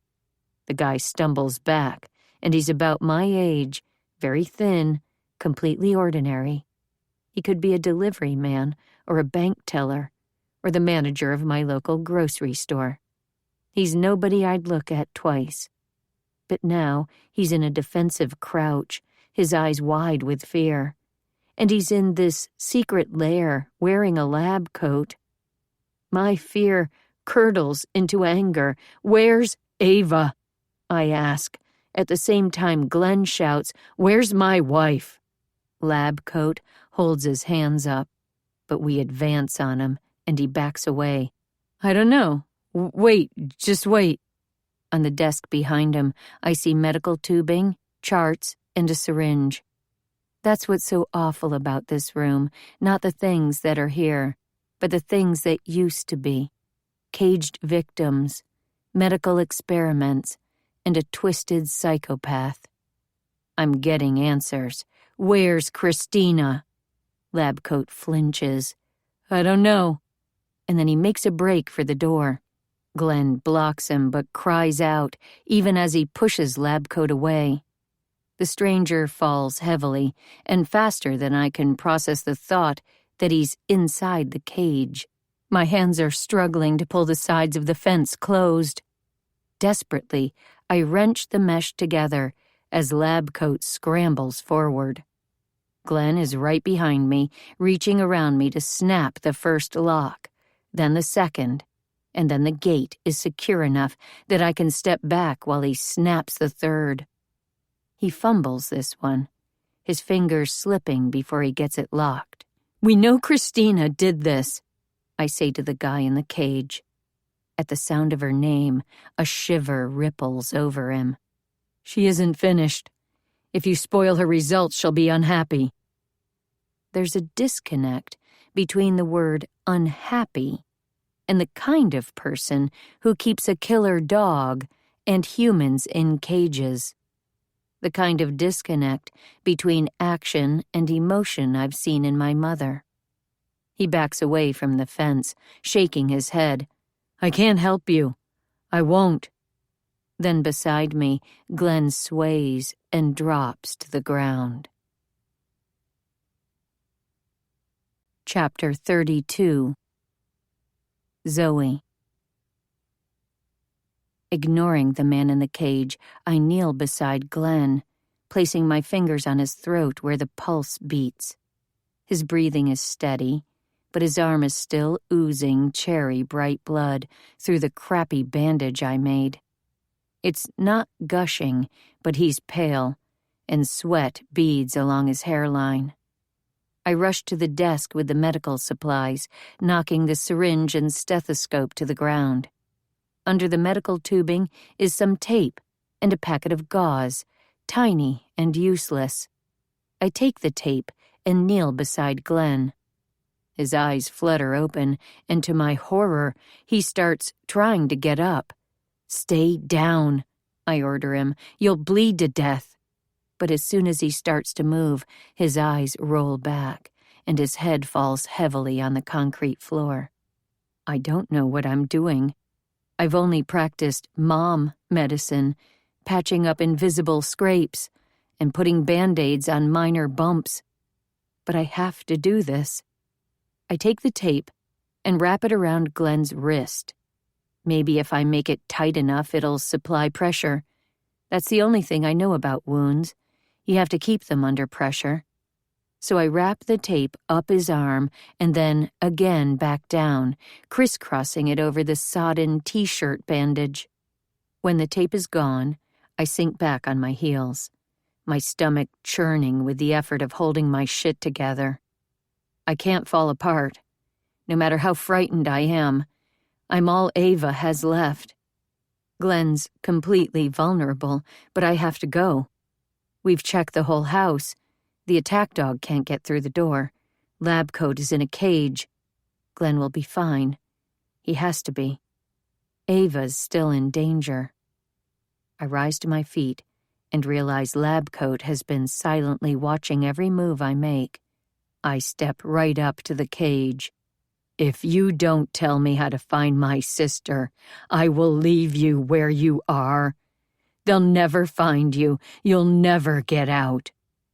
My voice is low and menacing, and I'm selling it with everything I have. His body collapses inward, just a little bit. He's not a psychopath. The things he was doing down here affected him, even if he didn't know it.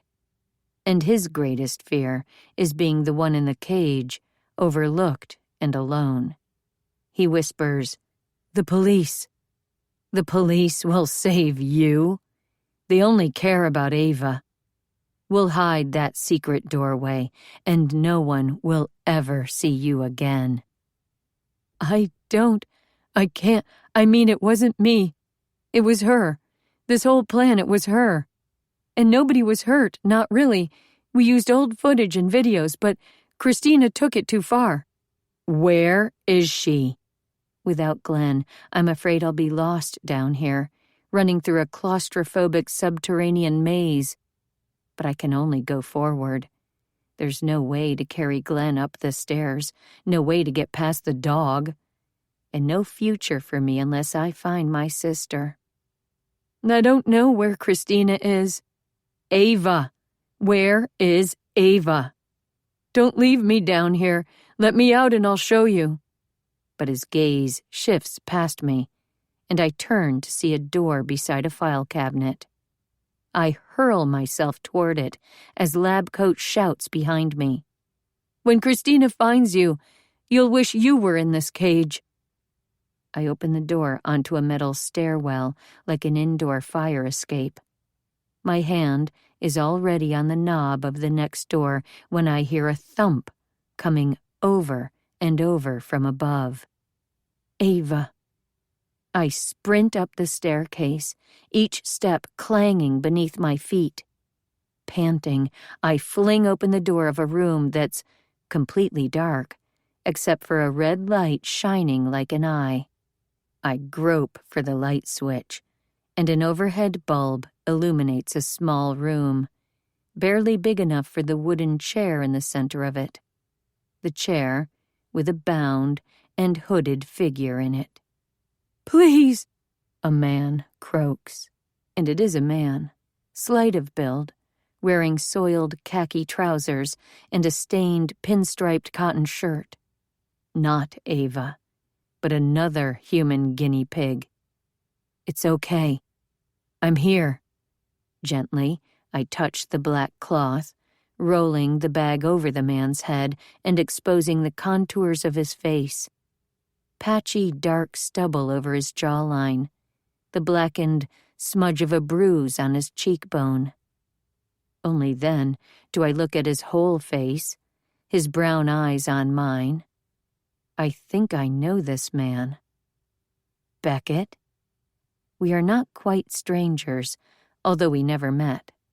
I've seen him in a photo from the wedding I didn't attend, and after the divorce I looked him up online.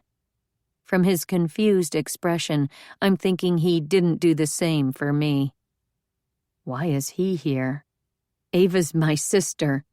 Clumsy with fear, I pull out the multi-tool and start clipping the duct tape binding his arms and legs to the chair. Zoe? So he does know my name. What did they do to you? I finish slicing his right arm free, but there's something hanging off the duct tape, some kind of wires.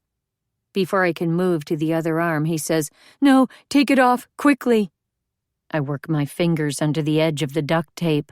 It's stuck directly to his arm, so I treat it like a Band-Aid and yank it as hard and fast as I can. I expose more than Beckett's bare arm. On the underside of the duct tape are electrodes, but the wires running from them are taped harmlessly to the back of the chair. Now that one hand is unbound, Beckett is scrabbling at the duct tape on his other arm, but it's wrapped more than once, and his hands are clumsy. This time, I cut the wires leading to his arm and legs, then hack through the tape. "Where is Ava?" I ask, afraid to hear the answer, as I work on his second leg. There's a stench that recalls the animal smell of the cage. "I don't know." His nerveless hands fumble to peel back the cut tape. "Christina might have seen us. We have to get out of here." "Not without my sister." The way he keeps looking behind me to check the door creeps me out. I'm finding it hard to concentrate on clipping the duct tape without hurting him because I feel like someone's hovering behind me. As soon as his legs are free from the chair, he stands, then staggers. I jump to my feet in time to keep him from falling. Beckett leans heavily on me, and he tries to steer us both to the door, saying, "We have to go before she comes back." How did Ava describe him after the divorce? Weak? I guess that was all it took for her to call it quits. I can't be weak, not now. I have to be strong enough to find her and bring her home. I'm not going anywhere without Ava. I speak sharply, but he doesn't even look at me, too lost in his own panic. "Ava's dead. She has to be. If you saw what I saw—" He pushes away from me, but I grab him, holding his arm as hard as I can. What happened? The torture was supposed to be faked, but Beckett's terror is real. I saw it on the screen. They crucified her. And if Christina finds us, she'll do it to you too. With desperate strength, he wrenches himself free and stumbles through the door. Stunned, I follow him down the stairs, unable to process the word. Crucifixion? Like on a cross? The word is so far from anything I expected that it reverberates in my mind. Beckett lurches down the stairs, faster and faster. Wait! I yell after him. He has to help me find Ava. He has to. But he barrels right through the door to the cage room, leaving me alone. I can't follow him. I can't run. Not yet. Ava's waiting. Chapter 33. Zoe. When the door shuts, the sounds of lab coat shouting and Beckett's retreating footsteps are cut off abruptly. I'm left at the base of the stairs, facing the other door in absolute silence. No keypad on this one. The knob turns easily, but the thick door is hard to push open. I rush through, so quickly I almost plunge head first over a metal railing.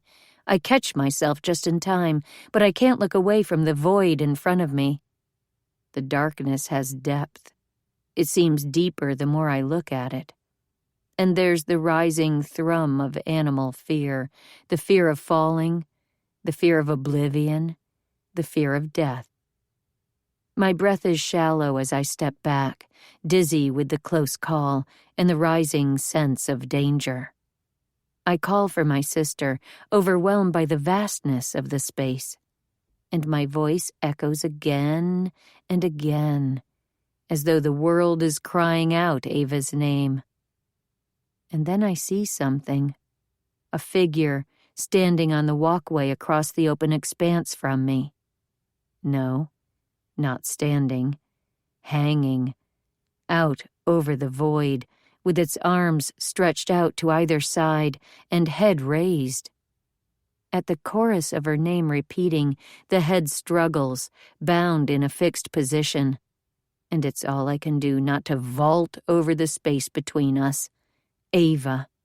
I'm coming, I shout, and take off running to the left. My footsteps fill the missile silo with sound. Ava is saying something, but her voice is weak, and I'm moving too quickly to hear her. I am running faster than I can control, all my fear and guilt and love, making my feet race so fast that when something trips me, I go flying. I skid along the metal walkway on my belly. One arm ends up underneath the railing, my hand clutching at empty space. Then a woman's voice cuts through the dark. Ava, this must be your little sister. Scrambling to my feet, I scan the silo. There by the door, backlit against it, is a slim figure. She pushes the door closed, and then with a clack that reverberates like a shot, she locks it. Christina. She flips a switch, and around the edge of the walkway a few bulbs turn on, driving back small patches of the darkness, but intensifying the shadows in the center. Now I can see a woman with short dark hair and a slight, wiry build, holding a stick or something in her hand. She doesn't look like a monster.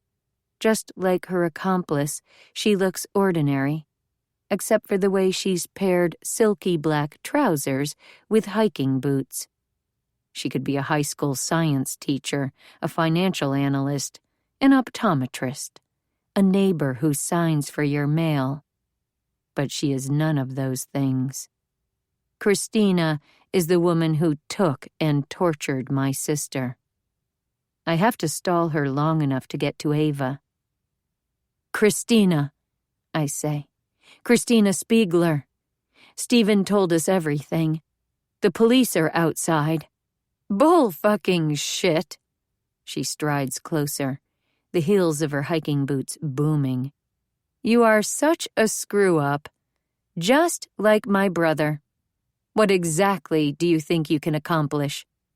I match her pace by backing up, a little closer to where Ava is perched, helpless and bound, over the space in the center of the missile silo. Only about 6 feet more. But Christina is also only 6 feet away from me, and I've seen how quickly she moves. She says, "Why are you even here?" All I can say is, "She's my sister." "What does that mean?" She scoffs. I could swear her eyes are glowing. This study was based on relationships, and I knew torturing her ex-husband would get better results than torturing you. What did you do to her? Christina ignores my question. We only needed you to take the fall.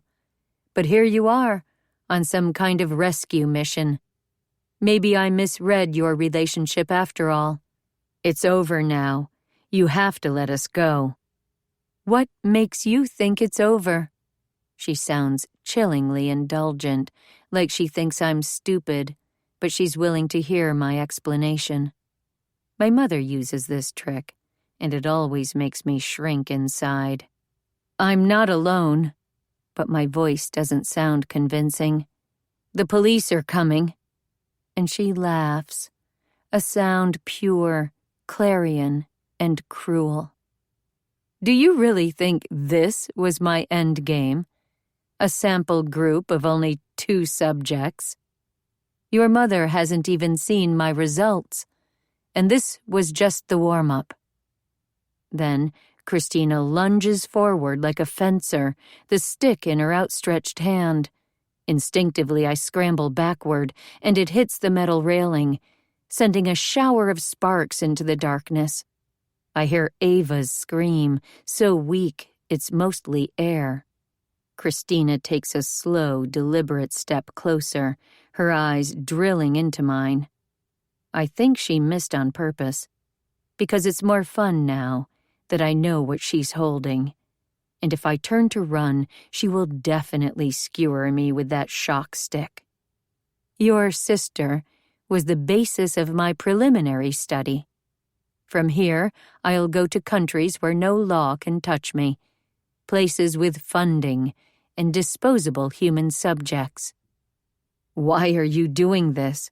I ask, not really caring, determined to creep another step closer to Ava. Something shifts in Christina's face, an idea coming to life, and she says, Now that you're here, it might be fun to run the experiment again, especially since you do seem to care about her. I can't help looking at Ava, and the minute I take my eyes off Christina, she strikes. I catch a glimpse of motion and throw myself forward closer to Ava, landing on my stomach on the metal railing, but I'm pinned, like an insect, with Christina's boot on my back. Poor little sister, she croons. The grating of the walkway is icy against my face. And then I hear Ava's voice again, calling my name. My love for Andrew and my loyalty to Ava give me strength. I'm not alone, not truly. Grabbing the railing for extra leverage, I twist out from under the foot holding me down, but it kicks, catching me under the ribs. I'm on my back looking up, so I see the clinical interest she takes as I gasp at the stabbing pain. If I let you go, would you leave Ava behind? She sounds only mildly interested, like this isn't a life or death offer. This question is clearly theoretical, and that's the insult. Fuck you. I kick hard at her legs, and when she flinches, I scramble to my feet. Now that I'm standing, she's no taller than I am. Maybe I could take her in a fair fight. But there's no fairness here, only survival. For me, and for Ava. Christina is stalking me now, with deliberate steps. Then she lunges again, and I backpedal, staying just out of reach of the electric stick. I need to slow Christina down, but how? I say, "Scientists are supposed to help people. What's the matter with you?" She smiles, thin and mean. I am helping people. People who want information. I'm right beside my sister now. The platform she's standing on is slightly lower than the walkway, so her head is about shoulder height, and she's facing the abyss. I can't go any farther around the walkway. I won't leave my sister exposed to this vicious woman. Ava is straining to move her head, trying to see what's happening. She's helpless, like I always wanted, but am I strong enough to save her? I think of that stone, throwing it through the window. This is my chance for redemption. My insides are shredded with terror. I fumble in my pocket for the multi-tool, but there isn't enough time. Before my fingers find it, Christina pounces again, the stick buzzing with power. My back is against the railing. I can't retreat, so I throw myself forward. The edge of the stick grazes me, searing my side. But through some miracle, my hands grab right below its handle and yank it forward. Christina's momentum from her lunge sends her past me, right up against the railing. She catches herself and spins to face me, her arm extending so the shock stick is pressed against Ava's neck. I pull up short. The voltage could hurt Ava, maybe kill her that close to her head. Panic rises like bile in my throat. My sister is so pale that the circles under her eyes turn them into hollows, and for the first time I realize that she and Christina are wearing the same clothes. Christina's panting, but her lips are curving into a smirk. She says, "Back up? Right now? Don't hurt her." I draw back, just a little. My big sister, who protected me from the dark and told me bedtime stories, looks like she's already dead. Then Ava's ashen lips part, and she whispers, "Run, Zoe." That's right, Zoe. Run. Christina raises the shock stick for a second and electrifies it, a blue light sparking at its end. "Take me. Let her go." I don't know where the words come from, but I've said them. Christina looks puzzled for a moment, then she laughs again. "You'd give me your life, but all I want is data. And you don't have any worth knowing." Then the smile leaves her lips and she says, "Climb over the railing." "What?" "You want to save your sister? Climb over the railing, or I'll finish her now." Her flinty eyes narrow as she holds the shock stick against Ava's throat. Behind her, on the other side of the missile shaft, the lab door is bolted shut. "Glenn!" I shout, but I don't know if he can even hear me. Christina smiles, and her hand on the shock stick is steady. "If you really want to save your sister, climb over the railing." As slowly as I dare, I inch closer to Christina, angling my body so I appear to be headed toward the railing. I could swear the abyss is growing darker, opening wider to swallow me up. When I reach it, the entire missile silo above and below us is silent. If I plunge into the depths, my own screams will be the last thing I ever hear. And my sister hanging there will be the last thing I ever see. I put my hands on the top bar. Christina watches me, her tongue flicking over her lips in anticipation.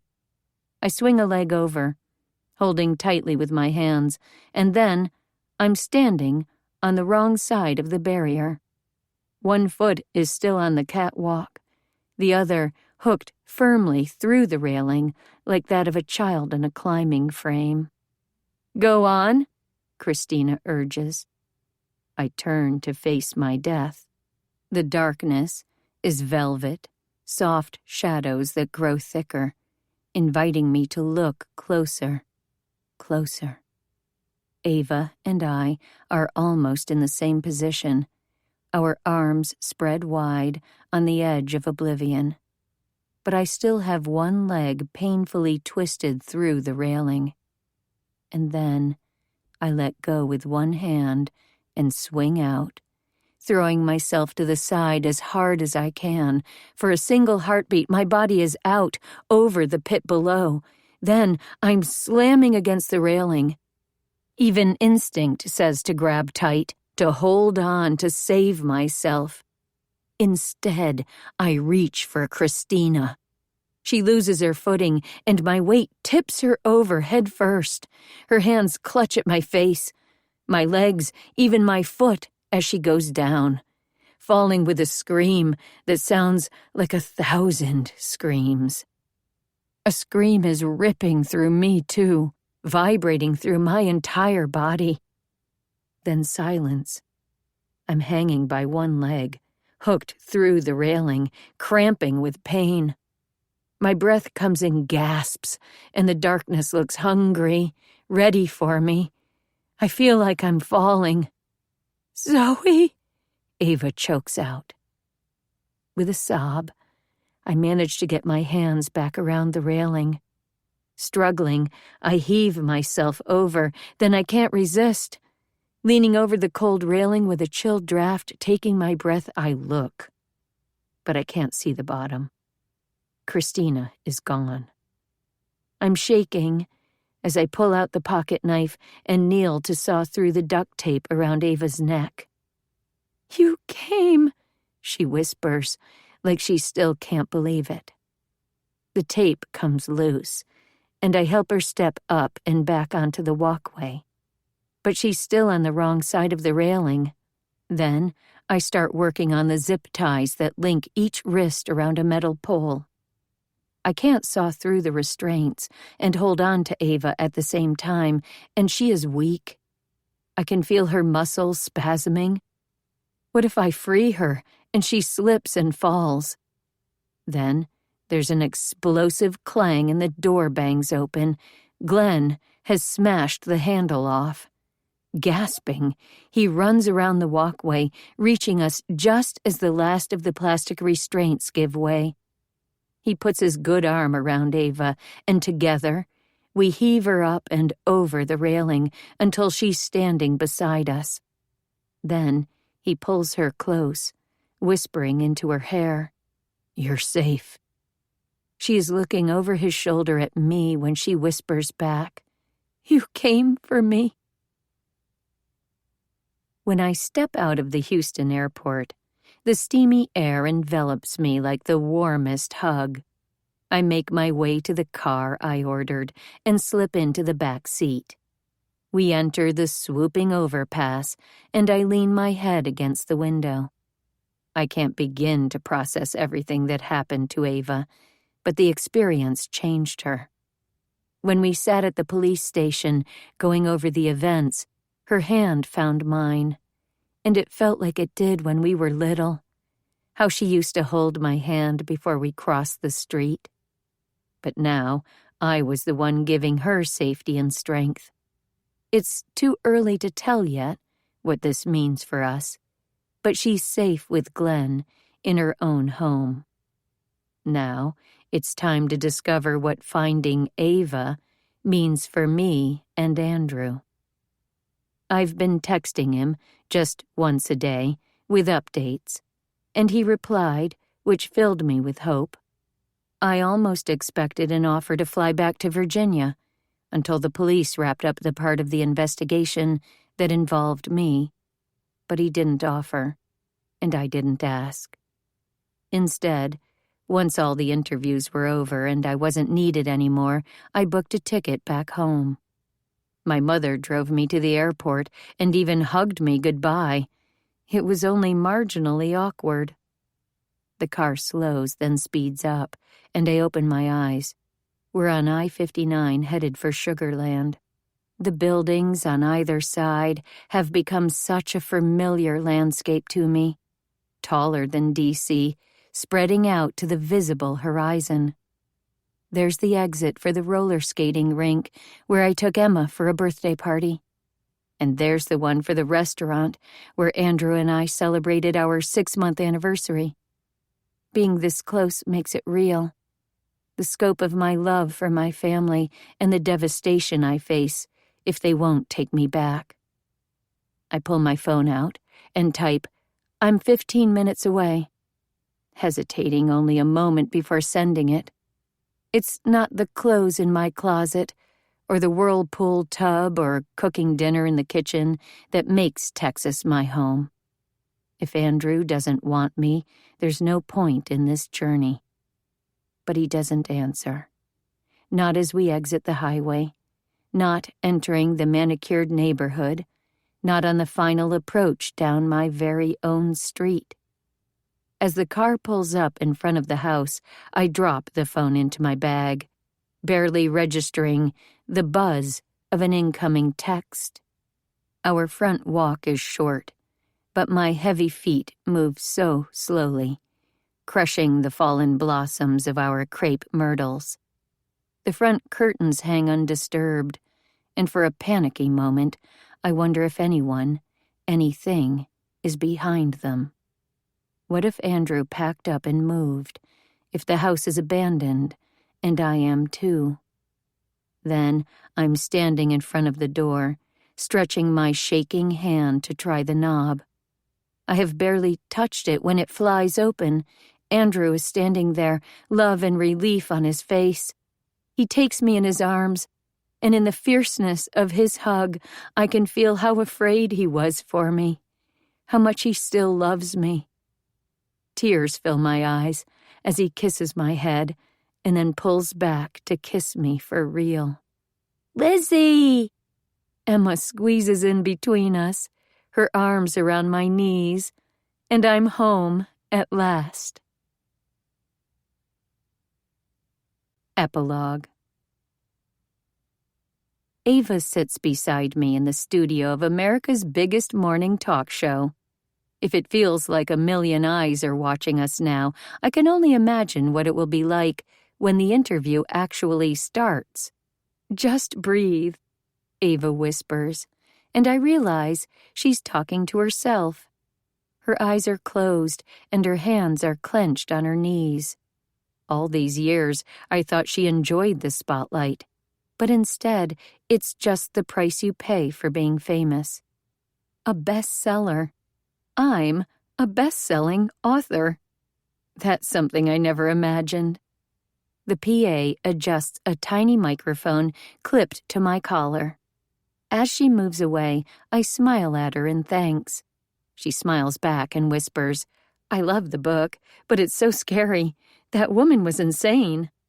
As the PA heads off to get her next round of instructions from the talk show host, Ava catches my eye and winces. I put my hand on her arm. It still feels awkward, but my sister seems to relax a little. I know we're both thinking about Christina. She had been obsessed with her father's research, and then with my mother's role in it. As a research assistant, she was helpful, creative, the perfect replacement daughter. But she clearly didn't realize that my mother has serious attachment issues. When the project was over, no matter how fond she may have been of Christina, my mother fired her. But when you've built your entire world on a delusion, there's nowhere else to go. Christina found a weak-willed guy who would follow her orders without question and set off to finish the research. What was the bedrock of her life's work? She believed relationships are torture, that a person who believes they are seeing and hearing a loved one in torment will tell you things no amount of personal pain could ever elicit. and the intel will be more accurate. After all, as my mother helpfully pointed out, information extracted by torture is notoriously unreliable.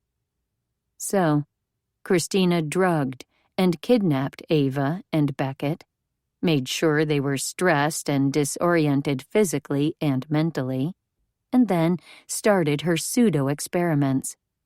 She and her accomplice starred in the torture videos, Phil playing Beckett and Christina playing Ava.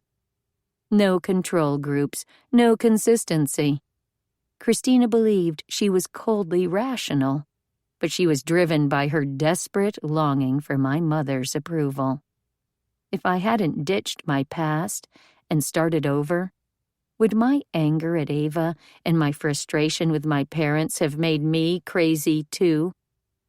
After Christina's death, Steven Spiegler fled the country. I hear there are numerous internet blogs devoted to tracking him down. I'm not giving him any more mental space. He was an enabler, but not the mastermind, and I have better things to think about now. Poor stupid Phil is the only one left to stand trial, but he pleaded guilty right away. And finally, I'm arguably as famous as my sister. I just wish I were back inside the four walls of my own home, now that I have it. Andrew is waiting just off camera. Beside him, Emma is watching Ava, her new favorite storyteller, with shining eyes. Whenever my sister and I find ourselves at a conversational dead end, Emma bridges the gap. Even in the makeup chair a few minutes ago, I heard Ava whispering, "Once upon a time," and I thrilled, just like I had when I was Emma's age. And we agreed to keep my family, the rest of it, out of the spotlight. There's no way either Andrew or I would show Emma to the world. He really does love me enough to take me back, although he insisted on counseling. We see a nice family counselor who is absolutely not a clinical psychiatrist. We're not back to where we were last year when I was lying about my past, my parents, even my name, and that's a blessing. Now that I'm not walking on eggshells, I'm not quite as careful about making the house perfect. And I disagree with Andrew sometimes, and I love him more than I ever thought possible. I think we're actually heading to a better, more authentic future. Bethany still looks at me like I'm an alien, but Felicia says I'm officially the most interesting person she knows. And she wants a picture, if I can get one, of me behind the news desk in one of the two anchor chairs. She'll Photoshop herself into the other. The host sits down, adjusting her skirt. She leans across me and addresses Ava. "So, they're probably going to ask about your next book, the novel. What are you going to say about your inspiration?" I exchange a wry glance with my sister. "It's me, isn't it?" I ask. "I'm your muse?" She grins, beautiful and brave and vibrant. "This one's about a total badass who saves the day. What do you think?" Emma waves, and I have the strangest feeling, one that might become familiar. I have a family I love and friends I trust. If things continue like this, if I don't screw anything up, I think I might be happy. This recording of Once Two Sisters was presented by Dreamscape Media LLC, narrated by Wendy Tremont King and Chelsea Stevens, and produced by Dreamscape Media LLC. Text copyright 2020 by Sarah Warburton. Sound recording copyright 2020 Dreamscape Media LLC. This recording was produced by arrangement with Crooked Lane. Thank you for listening. Please check dreamscapepublishing.com for Dreamscape's latest releases.